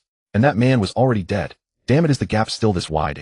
Fugaku's heart sank. It wasn't just his physical injuries. He realized that even at his absolute peak, saving the boy would have been an impossibility. Just as despair took hold, he sensed a blurred figure moving at an impossible speed, suddenly seizing AI's forearm. In that lightning-fast moment, AI's abdomen was struck as if by a miniature meteorite. He was sent hurtling back like a cannonball, crashing violently, until he was embedded deep within the mountain rock. When the swirling dust finally settled, his abdomen was seen to be completely caved in. Blood stained the corners of his mouth, and his previous overbearing aura vanished in an instant. You shouldn't feel fortunate that he couldn't save you, you should feel sorrow. If he could have saved you, then the one you'd be facing right now wouldn't be me. An indifferent voice drifted through the air, causing two beams of light to shoot from Fugaku's shocked eyes. This voice, could it be? His hands trembled with excitement. The Uchiha, who had just narrowly escaped the gates of death, looked upon the back of the figure with a heart full of profound gratitude. You?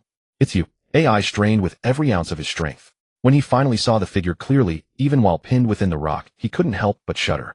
Is it him? Yagura's expression changed for the first time. There was no mistake, this man gave him a hauntingly familiar feeling. He had encountered this individual not long ago in Kirigakure. Answers. Fugaku was so agitated he almost cried out. He never imagined that in this dire moment the ancestor would personally descend to save them. Indeed, in the ancestor's heart, they were still of great importance. As long as the ancestor was present, nothing would be an issue anymore. Silence. But before he could utter another word, he was rebuked by that cold, powerful voice, leaving him too intimidated to even draw a breath. He was a clever man, and with a bit of thought, he could guess the other's intentions. Since the ancestor had not revealed his true face, it was clear he did not wish to expose his identity so soon. As his mind raced, the frigidity in the voice vanished, replaced by a hint of gratification.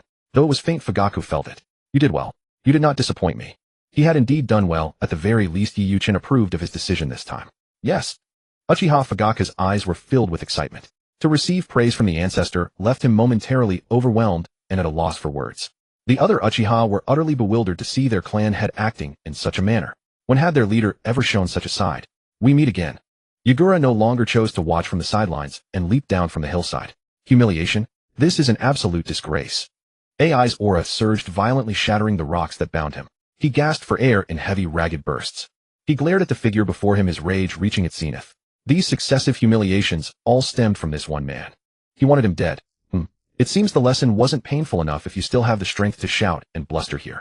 Yiyuchin took a step forward. Even the aura radiating from his body was something they could not hope to match. You're looking for death. AI's eyes turned crimson with bloodlust, wishing he could tear the man to pieces. He burned to know who was behind that mask, daring to toy with him so. A grand temper, but unfortunately no skill. Moreover, your subordinates don't seem to be on the same wavelength as you. AI subconsciously looked back, seeing the Kumogakure ninjas shrinking away in fear. They had recognized the man before them. The ruthless powerhouse who had turned their entire village upside down. How could they possibly fight this? Not everyone was the Raikage. That wasn't being formidable, that was being reckless and stubborn. Despite their reluctance, the desire to retreat was beginning to take root in their hearts. A pack of useless trash. AI cursed aloud at the sight of them. First, tend to your injuries. Consume this. Yiyuchin tossed an elixir as pure as jade, radiating a subtle fragrance. Without a moment's hesitation, Fugaku swallowed it whole. Since it was a gift from the ancestor, how could it possibly harm him? Sure enough, a surge of bountiful energy flooded his limbs and bones. His wounds began to mend at a rate visible to the naked eye. His eyes widened in shock. It was simply beyond belief. The other Uchiha looked on as if they were seeing a ghost. To have such severe injuries heal in an instant. What exactly was that thing the clan head just ate? Yiyuchin nodded secretly. This chakra recovery powder was indeed impressive. The effect was even better than anticipated. Not only could it rapidly replenish one's chakra, but it could also mend physical damage. As long as one wasn't dead or at the end of their natural lifespan, this could restore them to their peak instantly. In a sense, this was a literal cheat, a second life. The only drawback was, the name was truly terrible. Forget it, I'll name it myself. From now on it shall be called the Chakra Restoring and Life-Returning Miracle Elixir. Thinking of this, he smiled with satisfaction, as such a name finally matched his temperament. To think you could manifest the Susanoo. You do have some skill. Yiyuchin showed a hint of surprise for the first time, sensing a familiar aura from Fugaku. However, he did not dwell on it. He turned his gaze back, locking onto those who to him were not even worthy of being called enemies. Since I am here, the game should end. It seems you didn't quite appreciate the grand gift I gave Kumobikura last time. Though his expression was hidden, his tone dripped with mockery and disdain. Both AI and Yagura stood on high alert, as if facing a mortal foe. After all, both had clashed with him before, and both had suffered crushing defeats. Stop sleeping, it's time to work. Within the mental landscape, Yi Yuchin retracted the gracious deity gates, and gave the soundly sleeping Matatabi a swift kick. What do you think you're doing? Yalu had actually detected Yi Yuchin's arrival long ago, but as a form of protest, she had shown no reaction whatsoever. Who could have imagined that he would actually deliver a kick to her backside? Did she not have any dignity? She was a tailed beast, the kind with two tails. More importantly, she was a girl. However, upon sensing that the Myojinman seals on her body had vanished, a flicker of astonishment crossed her eyes, followed by a surge of immense joy spreading through her heart. You're just letting me go. Perhaps the sudden shock had left her a bit dazed, as she couldn't help but ask in bewilderment. If you're unwilling, I don't mind locking you up again. Yi Yuchin's voice was exceedingly calm, as if he were discussing a trivial matter of no consequence. Don't. I'll listen to you, alright? I'll listen. Faced with such an opportunity, she naturally had to seize it. Once this chance passed, it might never come again. On second thought, although she was powerful, she seemed unable to stir up any significant trouble before him. Locking her up was clearly redundant. Bang. In the next instant, a colossal creature appeared beneath Yi Yuchin, the two tails Yulu. What? Shirtsong was caught off guard and couldn't help but look toward AI. Shouldn't this tailed beast belong to Kumobikura? How could it be in the hands of this mysterious individual? Could it be? Old man, didn't expect this, did you? Yulu have finally seen the light of day again. Today I shall destroy you. The two tails seemed to have automatically ignored Shirtsong, and the other shinobi, her gaze completely locked onto the fourth Reikage. Although she still held great affection for Yumurin to Kumobikura, she was nothing more than a prisoner bound by chains. And the culprit in her mind was naturally blamed entirely on the unfortunate AI. Who else could she blame but the fourth Reikage himself? Don't get too arrogant. Since Kumobikura could seal you once, we can seal you a second time. Let me show you that the title of Kumobikura's Blue Lightning isn't just for show. A mere little-tailed beast dares to bluster before me. Boom, boom, boom. Despite his arrogant words, he was no fool. One could never afford the slightest negligence in the presence of a tailed beast. Moreover, having personally fought her before, he possessed a profound understanding of her strength. Even though he had been heavily injured just moments ago, he could no longer afford to worry about such things. His entire body was wreathed in golden lightning, his hair standing on end as he instantly pushed his state to the absolute limit. Lightning style Lele Rideo. Although Kalabi wasn't there to perform a combo technique with him, the power of this move was still not to be underestimated. The violent energy seemed to compress the surrounding void, showing faint signs of shattering. Overestimating yourself. The two tails let out a disdainful snort. Indeed, the air outside was exceptionally fresh, so comfortable. But before she had time for much sentiment, Yi Yuchin, standing atop her head, gave her a heavy pat, making her head throb with pain. Don't be careless. He may be weak, but you aren't strong either. Yalu felt quite aggrieved. Why had she been struck for no reason? And she felt she was actually quite strong. However, she could only mutter these thoughts silently in her heart, not daring to speak them aloud. Die. After images of AI flickered incessantly in the air, even Fuyue's Mangekyo could not capture his trajectory. This speed is truly terrifying. Fuyue felt a surge of relief in his heart. Had the ancestor not arrived in time, they likely would have all perished here today. Roar. The two tails also began to take the fight seriously, erupting with full power, just like the fourth Reikage, holding nothing back. That tyrannical pressure was something even the Jonin of Kumobikura and Kirigakure could not withstand, causing them to instinctively retreat. Bang. There were no fancy techniques between the two. It was a collision of pure physical might. In their exchange, massive arcs of electricity flickered, as if trying to tear each other's flesh apart. The overbearing energy continued to run rampant, yet the onlookers were so shocked they were speechless. Who could have imagined that the fourth Reikage could clash head-on with the tailed beast? What kind of immense strength was this? But Fuyue seemed to realize something as his expression became even more contorted. He remembered that this fourth Reikage, who was now fighting so fiercely with the tailed beast, had been heavily injured by the ancestor with a single strike not long ago. At what level then was the ancestor's strength? He didn't dare to imagine further. This had already far exceeded the scope of his understanding. Yi Yuchin paid no mind to the shifting emotions on his face, quietly standing atop Yulue's head and observing the battle between the two.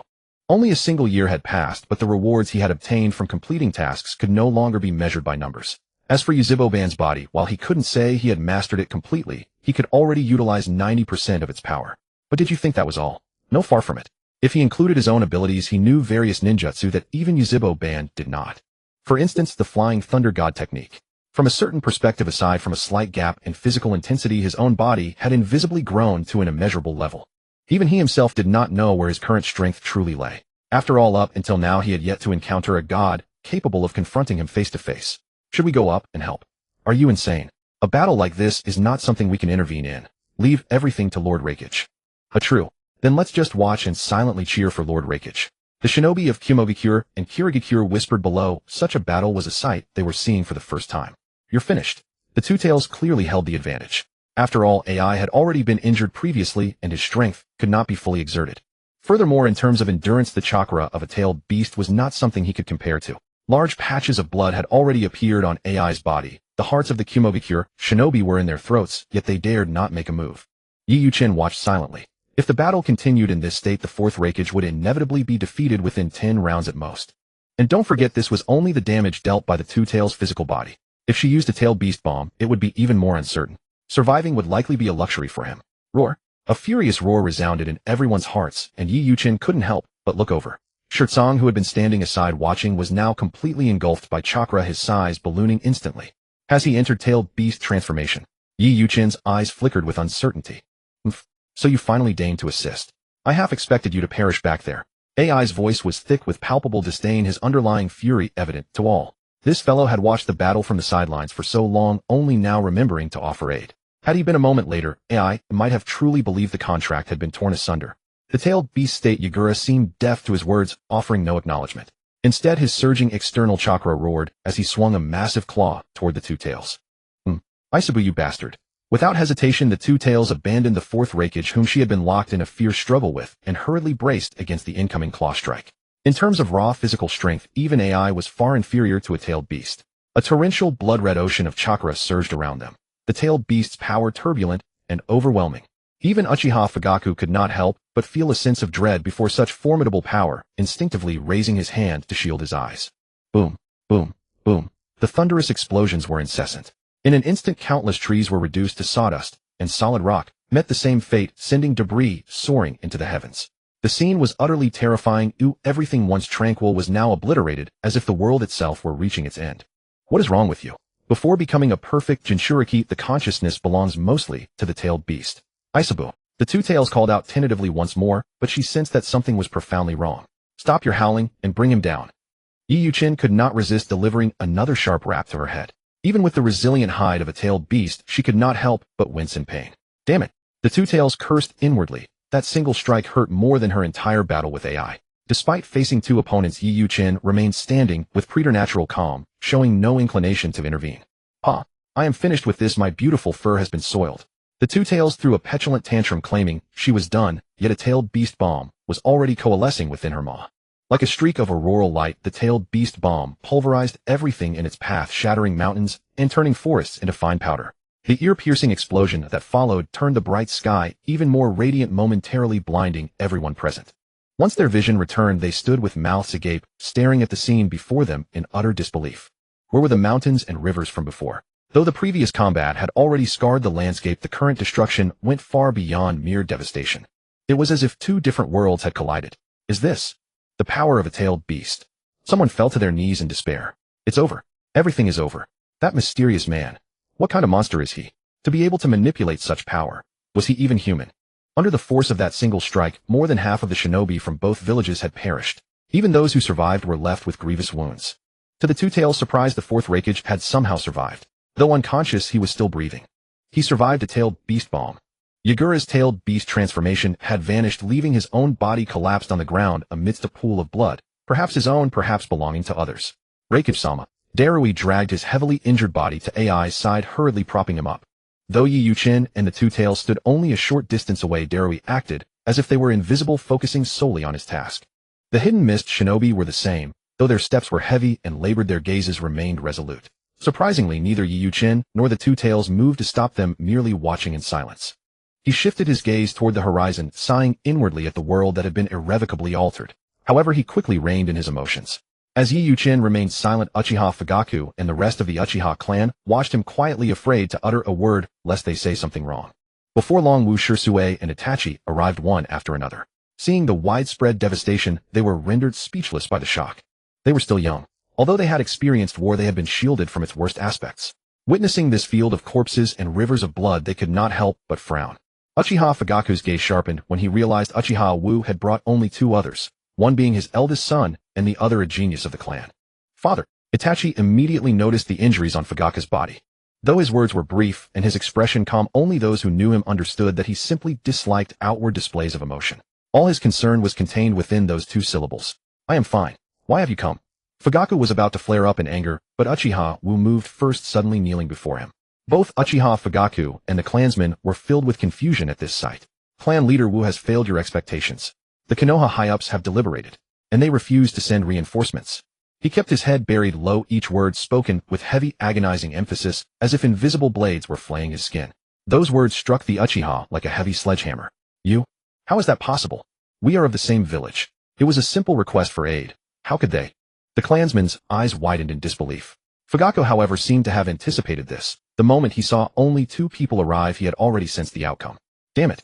It is just as the rumors said. In the eyes of Konoha, the Uchiha are completely expendable. After a brief, heavy silence, a sudden commotion erupted. Though they were loath to believe it, they had long harbored such suspicions. Whether it was the restrictions on their movements or the forced relocation of their compound, it was clear evidence of Konoha's prejudice. Yet through the mediation of their clan leader, they had endured it all. But this time Konoha wanted their lives. Their voices were filled with grief, indignation, and bitter laughter. Ultimately, they all weakened their grip and turned their eyes toward their leader. Fugaku remained, as before, head bowed in deep thought. But unlike in the past, when he finally looked up, the haze of uncertainty in his eyes had vanished, replaced by a gaze that was sharp and profound. His voice rang out deep and resolute. Since Konoha has shown no heart, they cannot blame the Uchiha for casting aside our loyalty. Itachi's eyes dilated in shock, mirroring the reaction of the entire clan. No one was ignorant of the implications of those words. They never imagined they would hear such a resolution from the mouth of the clan leader himself. Did that mean the Uchiha were going to revolt? And yet why was it that their hearts could not help but surge with a strange sense of excitement? Yi Yuchen felt a flicker of surprise. Although he had long anticipated this day, it had arrived much sooner than he had imagined. Is it true? Someone asked, their voice trembling with disbelief, yearning for a definitive confirmation from the clan leader. Yet the unwavering resolve in those eyes finally set their hearts at ease. The stifled grievances the Uchiha clan had endured for over a decade seemed to erupt at this very moment. They were the elite shinobi of Konoha village. Their collective strength was formidable enough to rival entire hidden villages. Yet such overwhelming martial prowess was relegated to a mere police force within Konoha. Their true potential was suppressed, compounded by layer upon layer of targeted schemes. They were weary of it all. They had had enough. Uchiha Fugaku noticed Itachi's peculiar demeanor. Unlike the others, he showed no excitement, his brow instead knit in a deep furrow. Are you reluctant? Facing his father's gaze and seeing the injuries upon him, an indefinable emotion began to spread wildly within Itachi's heart. Soon the confusion in his eyes vanished, though his frown deepened. No, father. Unlike the Itachi in Yi Yuchen's memories, this Itachi had only just graduated from the Shinobi Academy and possessed little experience within Konoha. Precisely because of this, the image of Konoha grew increasingly shadowed in his mind. He loved the village, but he could not accept the village as it had become. His father had nearly lost his life.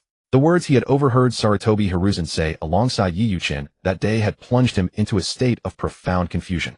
But now that confusion seemed to clarify into a singular resolve. I am merely worried about my brother and mother in the village, Itachi said with startling calm. This time in his eyes, family held more weight than the village. Once I transformed into a sinner, shouldering everything alone, the bitterness and the sorrow, wearing the mask of a rogue ninja, all for the sake of the village. Now I shall likewise become a sinner, casting all else aside. But with those I cherish and desire to protect by my side, I choose the clan. That's right.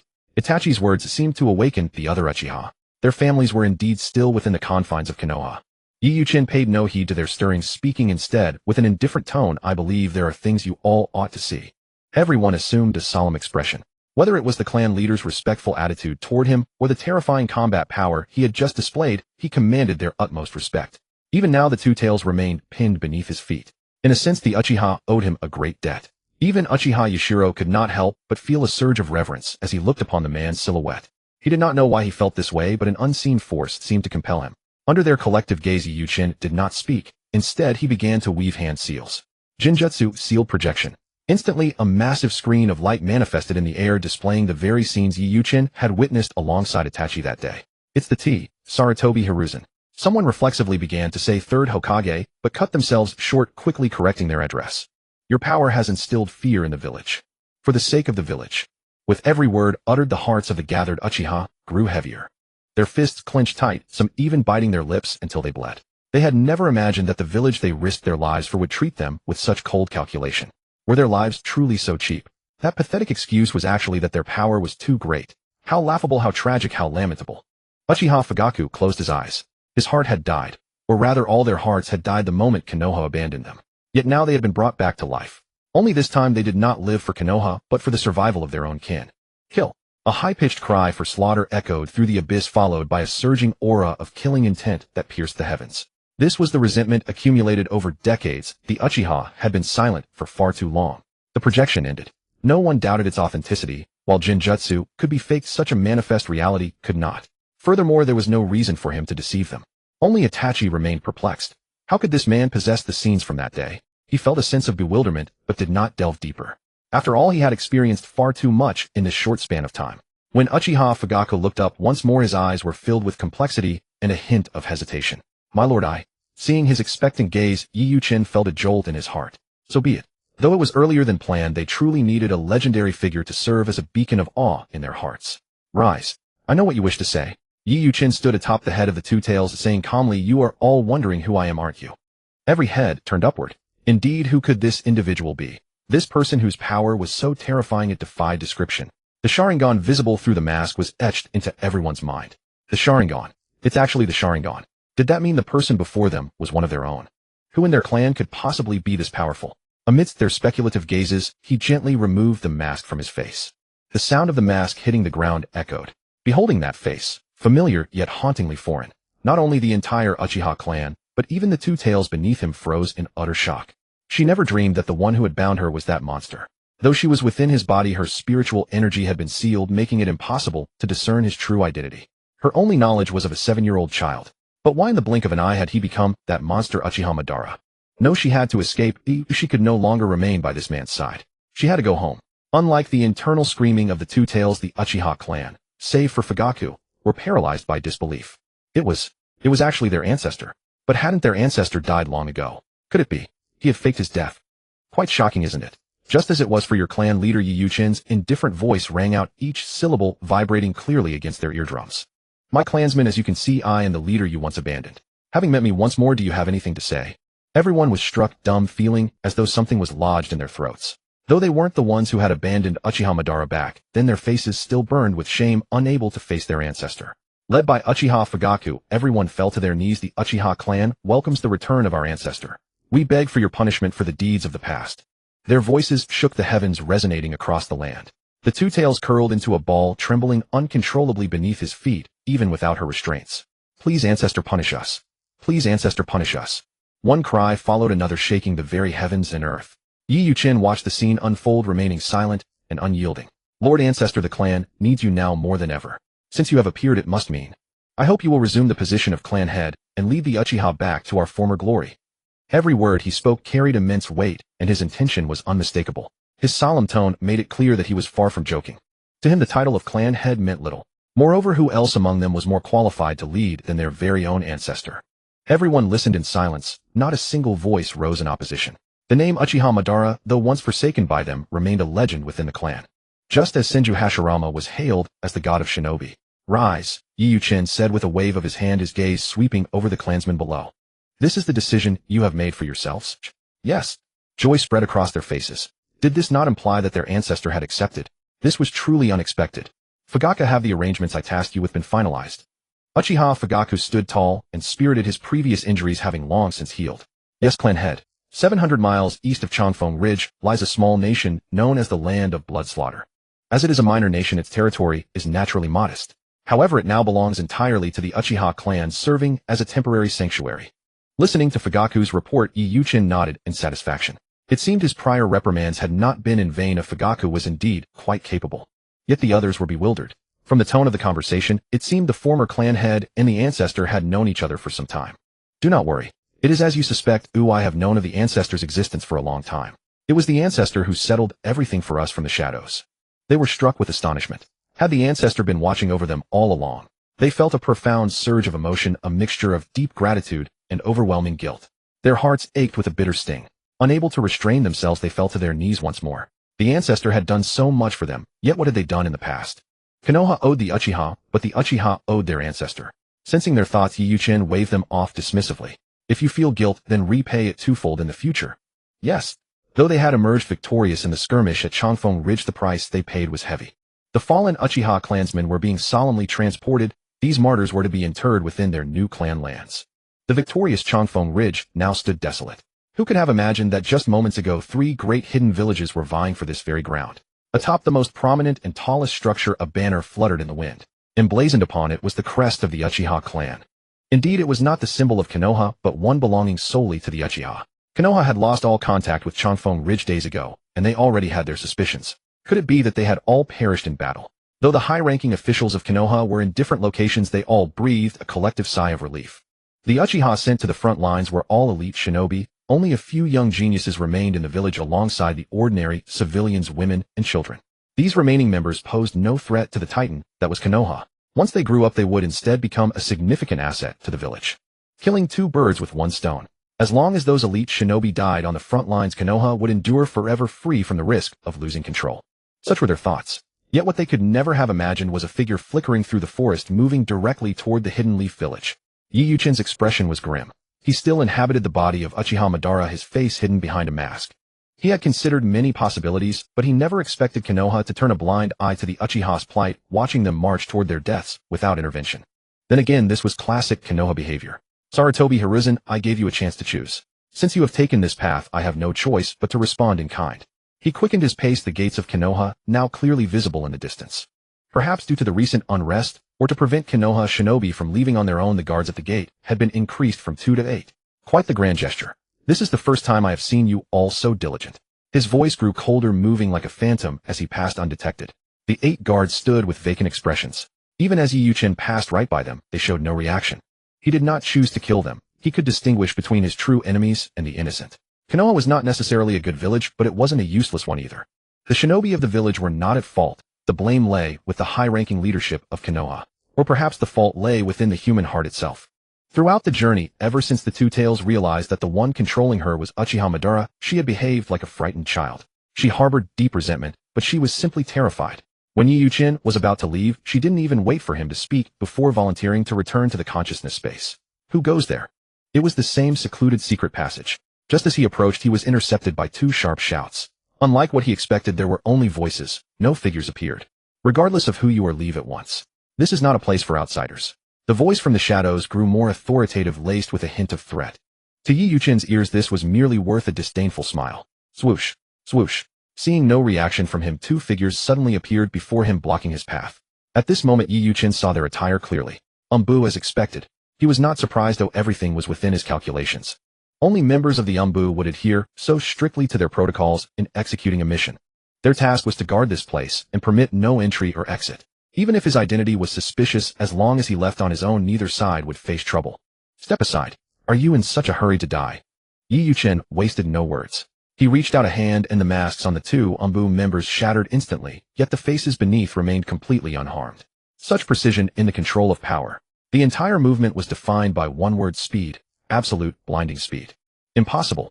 Even as members of the Umbu, they could see the terror in each other's eyes. Who was this mysterious figure before them? Though their strength might not rank among the top in Konoha, being stationed here meant they possessed considerable skill. Yet against that sudden onslaught, they had been utterly powerless. A formidable foe. Stay alert. They exchanged a quick nod and swiftly retreated, widening the gap between them. But to Yi Yuchen, this was nothing more than a futile gesture. Such a distance was meaningless to him. What do? We might not be a match for him, and his goal is clear. He's after that thing. Indeed, the only thing of value here is that item. Their faces darkened. No matter what, even if it cost them their lives, they couldn't let this man succeed. And with that mask he wore. Could it be? Quick, raise the alarm. A red button materialized on the previously smooth wall, and an Umbu member, without a moment's hesitation, slammed it down. Though the distance was short, he breathed heavily, a testament to the immense pressure he had just endured. Woo! A low, resonant alarm instantly flooded the secret passage. Simultaneously, from a certain part of Konoha, a blood-red beam of light shot into the sky, bursting into a dazzling spectacle. Swish, swish, swish. In the blink of an eye, over a dozen Umbu members materialized, shielding the 2 who had sounded the alarm. Are you 2 all right? Noticing their shattered masks, the leader's voice carried a hint of concern. Only after a thorough check did he allow himself to relax. As the captain of this squad, the well-being of his men weighed heavily on him. Whoever you are, you have 2 choices. 1, leave now, and we'll pretend we never saw you. 2, die here. His final words were heavy with threat. Even knowing this man was strong, they were confident that any attempt to force his way through would only lead to a gruesome end. Since you refuse to step aside, then you can all die. Arrogant fool. He refrained from using ninjutsu, as the sheer scale and destructive force might damage what he sought within. Producing a kunai from nowhere, he moved through the crowd like a phantom. Scatter! Don't give him a chance. The leader shouted, and upon his command, everyone dispersed in different directions. Hey, you think you can escape? A smirk touched his lips as he locked onto a target. A moment ago he was far away, but in the next a chill ran down their spine as the kunai pressed against their neck. You? Even with the mask, the trembling in his voice betrayed the fear gripping his heart. I warned you, didn't I, eh? Since you refuse to yield, I'm afraid I'll have to silence you. With that he began to draw the kunai across. Ah, no. The cry of terror was instinctive. Even an Umbu operative could not be completely numb to the face of death. Get away. They tried to intervene now, but they were too far away. How could they possibly succeed? Just as everyone thought it was over, Yi Yuchen's brow furrowed sharply. Beneath that mask a Sharingan suddenly blazed to life. Here already. He showed no surprise as the person before him transformed into a mere log. What is he talking about? Who arrived so quickly? Their eyes flickered with uncertainty, but regardless their comrade was safe. Who dares to cause such chaos in Konoha? A somewhat aged voice thundered through the air. The speaker held a figure, the very Umbu ninja from before. It's the third Hokage, the leader exclaimed. Of course, only the third Hokage possessed such power. The moment the alarm was triggered, Hiruzen Sarutobi, who was in the Hokage's office, saw the brilliant colors bloom in the sky. Without a word of explanation, he abandoned the meeting mid-session and rushed over. The object hidden there could not be allowed to cause another uproar. Konoha could not withstand it again. Excellent. With the third Hokage here, everything will be fine. Their words were filled with blind confidence. Hiruzen Sarutobi was their leader, their faith. A truth etched into them from the moment they joined the Umbu. What is your purpose here? Hiruzen Sarutobi ignored the Umbu's chatter, his gaze fixed intently on the eerily calm stranger. He recognized him. This was the one who had caused such a commotion in the forests behind Konoha a year ago. Why is he here? Could it be because of the Uchiha? The thought struck Hiruzen Sarutobi like a bolt of lightning. Yes, that must be it. He knew this man was connected to the Uchiha. But Konoha hadn't sent aid. What was he doing here? From what he knew, this man wasn't even part of the Uchiha clan's inner circle. Moreover, the location of this place was a top secret known only to him and a few elders. How could this man have found it? Question after question flooded his mind, but he couldn't voice them directly. Step aside. What lies within does not belong to you, and the burden it carries is not something you can impose upon it. Yi Yuchen's calm voice echoed, causing the Hokage's heart to clench. So he was indeed here for the object inside. If there's nothing more to say, then let's fight. Hiruzen Sarutobi wasted no words. He hadn't earned his title as Hokage for nothing. Fire-style Great Dragon Fire technique. His chakra surged violently, illuminating the entire passageway, as bright as day. Is this the power of the third Hokage? Someone couldn't help but marvel. The gap between a Jounin and a Kage was truly immense. Playing with fire in front of the Uchiha. Hiruzen, have you lost your wits? Yi Yuchen chuckled. If you keep it a bit more restrained, it shouldn't harm what's inside, right? Fire-style Dragon Flame singing song technique. Several dragon roars echoed, shaking everyone present to their core. The third Hokage's Great Dragon Fire paled in comparison to the Dragon Flame singing song, its brilliance utterly eclipsed like a fallen god cast down from the heavens. I knew it. A half-baked Hokage like you wouldn't be able to stop me. Hiss. Everyone involuntarily drew in a sharp breath. Arrogant, utterly arrogant. How dare he claim that their 3 generations of leaders were mere half-baked Hokage? Only those who couldn't intervene had the leisure to ponder such matters. As for Hiruzen Sarutobi himself, such thoughts were beyond his consideration. The most pressing matter was to stop the man before him. Who was this person to speak with such audacity? And judging from the strength displayed earlier, as well as the brief skirmish a year ago, though he was loath to admit it, he had a feeling he was no match for this man. Sir, I do not know who you are, but this is Konoha Village. Before you act, I suggest you weigh whether you have the mettle to back up your words. As for what lies within, I cannot allow you to enter. If you leave now, we can pretend this never happened. Otherwise, should a conflict arise, it would be a regrettable outcome for us both. Hiruzen Sarutobi frowned deeply. Though it felt like a long shot, he refused to give up attempting to probe the man's intentions from this angle. Hep. Yi Yuchen sneered, looking at him as one would a fool. Having come this far, his purpose was abundantly clear. Was this old man Sarutobi trying to play him for a fool? Old man, have you grown senile as Hokage? I have no time for your idle prattle. A vast hazy mist began to emanate from his form like a crimson sun plunging into the sea. A sight so bizarre it seemed the very world was returning to its primordial state, inspiring awe. Everyone fall back. This power is beyond your means to resist. Hiruzen Sarutobi roared, for even the mere aura it exuded struck a primal fear deep within his soul. Even with his Kage-level prowess, his heart trembled, let alone the Umbu operatives behind him. Though they had sworn an oath of death upon becoming Umbu, they were ultimately the elite forces of Konoha. To lose them here would be a devastating blow. These were losses Konoha could not afford. Fire-style Dragon Flame singing song. Everyone retreated rapidly, for they dared not face such power head-on. Though they didn't fully comprehend the nature of the threat, the terror gripping their hearts was unmistakably real. It was an instinctive human reaction beyond their control. They scattered in all directions, dispersing to different corners to minimize the area affected by the dragon flame song. Think you can escape? Yeyuchen's aura shifted, and the fire dragon seemed to gain a will of its own, relentlessly pursuing its prey, no matter where they fled. The colossal maw formed of flames clamped down on an Umbu member's shoulder, and a blood-curdling scream pierced the chamber. No matter how he tried to extinguish the flames rolling on the ground and begging for mercy, his situation showed no sign of improvement. In an instant his body was utterly consumed to nothingness, leaving not even a trace of his garments behind. If anything remained, it was only a pile of blackened ash on the spot. You? Don't push your luck. Hiruzen Sarutobi's eyes were bloodshot. Another Umbu member had perished right before his eyes. Fear and grief were etched on everyone's faces. This man was a demon who killed without batting an eye. It wasn't that they didn't want to save him, they simply couldn't. The fire dragon, as if possessing sentience, continued its chase even as it devoured the Umbu member. Had they stopped, the death toll would have been higher. In the face of life and death, everything else seemed utterly futile. Whoosh! Stop looking around. From the moment I stood before you, you were meant to grovel. Yeyuchen's figure materialized abruptly. What? Before Hiruzen Sarutobi could register his shock, a tremendous force slammed into him, making his bones feel as if they were shattering. A shockwave erupted. The sheer physical force of the blow sent him flying. Boom! A thunderous crash echoed. Cracks spiderwebbed across the stone wall, spreading rapidly from the epicenter outward. From a distance, it looked like a dense, sinister network of spiderwebs. So this is the Hokage? Nothing more than this. Yeyuchen crossed his arms, standing like a war god, looking down upon all below. Hiruzen Sarutobi's vision went white for a moment, but his instincts forced him to his feet. He stared in horror at the Umbu member who had appeared in Yeyuchen's previous position. Why am I here? He looked at his hands in panic. In the blink of an eye, his position had been swapped with Yeyuchen's. This explained how Yeyuchen had suddenly appeared beside Hiruzen Sarutobi. Taken by surprise, how could Sarutobi have anticipated such a move? To be gravely wounded without any chance to defend oneself. This was hardly good news for them. But the most stunned was Hiruzen Sarutobi himself. Unbridled disbelief filled his eyes. Yet how could he mistake such a familiar technique? No mistake, that's Minato's flying Raijin. How do you know Minato's flying Raijin? Hiruzen Sarutobi roared, his brow furrowed with deep solemnity.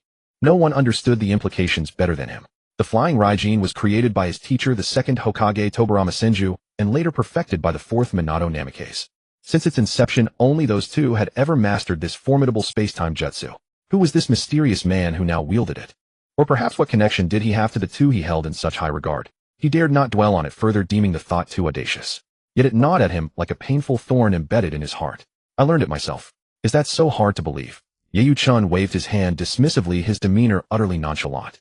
Had anyone familiar with the flying Raijin heard his claim, it would have sparked worldwide outrage and a relentless pursuit. Of course, who would end up hunting whom was another matter entirely. But Hiruzen Sarutobi was in no mood for jokes. This opponent, no, this enemy, must have his true identity uncovered no matter what. Even if he couldn't win this battle, he had to tear off the mask and see the face hidden beneath. Otherwise, allowing a mysterious enemy to lurk in the shadows would pose a fatal threat to Konoha village. Come fight. Hiruzen Sarutobi's aura blazed forth, a faint azure glow radiating from him, as if in that moment he had reverted to his youth. A faint azure glow flickered around Hiruzen Sarutobi, his entire being seemingly restored to the vigor of his youth. Yet to Yeyuchen's eyes this spectacle was utterly unimpressive. Quite this superficial display, he muttered with a dismissive curl of his lips. While the transformation appeared formidable beneath the scrutiny of the Sharingan, Hiruzen's resurgence was merely a flimsy illusion meant to deceive. Even if it were genuine, a Hiruzen Sarutobi at his peak would still fail to earn his respect. Whether it's a facade or not, you can test it yourself. Hiruzen carefully controlled his breathing, knowing he couldn't sustain this state for long. The strain of holding it together while fending off the backlash from his aging organs was immense. The mental toll in such a short span was immeasurable, but this gamble was undoubtedly worth it. Amidst their clash, an Umbu operative seized what he thought was a golden opportunity and fled. As the Umbu disappeared from sight, both he and Hiruzen sighed in relief. However, Yeyuchen had observed the entire escape, his gaze tracking the fleeing figure. He merely feigned ignorance, paying it no mind. Running to fetch reinforcements. Bringing more to their doom. Very well, if they are swift enough to come, I don't mind slaughtering a few more shinobi. As he engaged Yeyuchen, Hiruzen caught a glimpse of those eyes and felt a profound sense of dread. His body blazed with blue light, thousands of chakra threads visible to the naked eye weaving across his form. Behind him, a barrage of silver arrows materialized one after another. Swish, swish, swish. The arrows flew with blinding speed, nearly impossible to track. Yet as they were about to strike Yeyuchen, an invisible barrier seemed to materialize in the air, snapping the arrows in two. Initially, Hiruzen clung to a sliver of hope. With such a volley of arrows, he couldn't believe his opponent could block them all. 1 arrow 2. 100. They lost count of how many were launched. Hiruzen's chakra reserves depleting at an alarming rate. Yet Ye-Yu-chun stood at the center utterly relaxed without even assuming a defensive stance. He looked like an easy target. But despite this, he remained completely unscathed. Not even the hem of his garment was torn. What kind of power is this? Hiruzen's heart trembled in shock. When did the shinobi world produce such a monster? And why had he never heard of him before? Moreover, this man was from the Uchiha clan. But if he were Uchiha, why had they never mentioned him? A sudden terrifying realization dawned on Hiruzen. Could it be? The Uchiha have been concealing their true strength all along. Indeed, they must have long harbored treasonous intentions. Why else would this be? This thought wasn't his alone. The Umbu operatives hidden in the shadows harbored the same suspicion, their belief growing stronger with each passing moment. The Uchiha, truly none of them are any good. Today I will see who you really are. Summoning Monkey King. But before he could complete the hand seals, Ye-Yu-chun was upon him, closing the distance in an instant and seizing him by the throat. You are truly weak. Far weaker than I imagined. Being this weak, why don't you learn to act with a bit of intelligence? In Ye-Yu-chun's eyes, Hiruzen saw a multitude of emotions, unsure if they were a hallucination. There seemed to be pity, mockery, and even a hint of regret. What is he trying to convey? His breath hitched the suffocating grip around his throat, bringing him closer to death than he had ever felt. Was he destined to die here today? The thought filled him with despair. If he fell, what would become of the village? If what was sealed within were to break loose, what chaos would engulf the entire shinobi world? Lord Third. The Umbu members were frantic with worry. To see the Hokage so utterly powerless against this foe made them question the true extent of his strength. Boom. The thought had barely formed when a terrifying shockwave erupted from Ye-Yu-chun. The scattered rocks around him were pulverized into dust, and the Umbu operatives attempting to approach were sent flying backward, crashing violently into the stone walls. Without lifting a finger, he achieved this with pure aura alone. This was beyond human. Curious about me. Ye-Yu-chun's voice carried a teasing tone. He leaned in close to Hiruzen's ear. He whispered something inaudible, causing the latter's pupils to dilate in shock. With a surge of desperate strength, despite the grip on his throat, he roared out. Impossible. You can't be him. He died long ago. He doesn't belong to this world. Hiruzen's eyes were bloodshot. This had to be a joke. Madara Uchiha, the former leader of the Uchiha clan, how could he possibly still be alive? In his battle with the first Hokage, the first had killed him. Yes, he was dead. He couldn't be alive. But before Hiruzen could recover from his shock, Ye-Yu-chun dropped another bombshell. He casually lifted the mask that had concealed his face with one hand. Clatter. The mask fell to the ground, revealing the face hidden beneath. Hiruzen's expression went blank. He had considered many possibilities, but never that this man was the long-dead Madara Uchiha. The man who, alongside the first Hokage, had once shaken the very foundations of the shinobi world. Indeed, this is much more comfortable. This mask was rather troublesome. He ran a hand through his hair, a playful glint in his eyes. What shocked Hiruzen even more than his identity was his youthful vigor. There was no trace of the aged visage he'd expected. Instead, a rich, vibrant life force radiated from him. Years had passed. Even by the natural limits of a lifespan, Madara Uchiha should have been long dead. Yet the man before him was so young. Just as young as when he had fought the first Hokage. In his absolute prime. Seeing me like this, can you still hold your blade? Old man, the leader once abandoned by his clan, has returned. Hiruzen was flung aside, devoid of all strength. Had this been before, even against Madara Uchiha, he would have fought with everything he had, even unto death. And he would have done so. But now he lacked the strength to even lift a finger, let alone fight.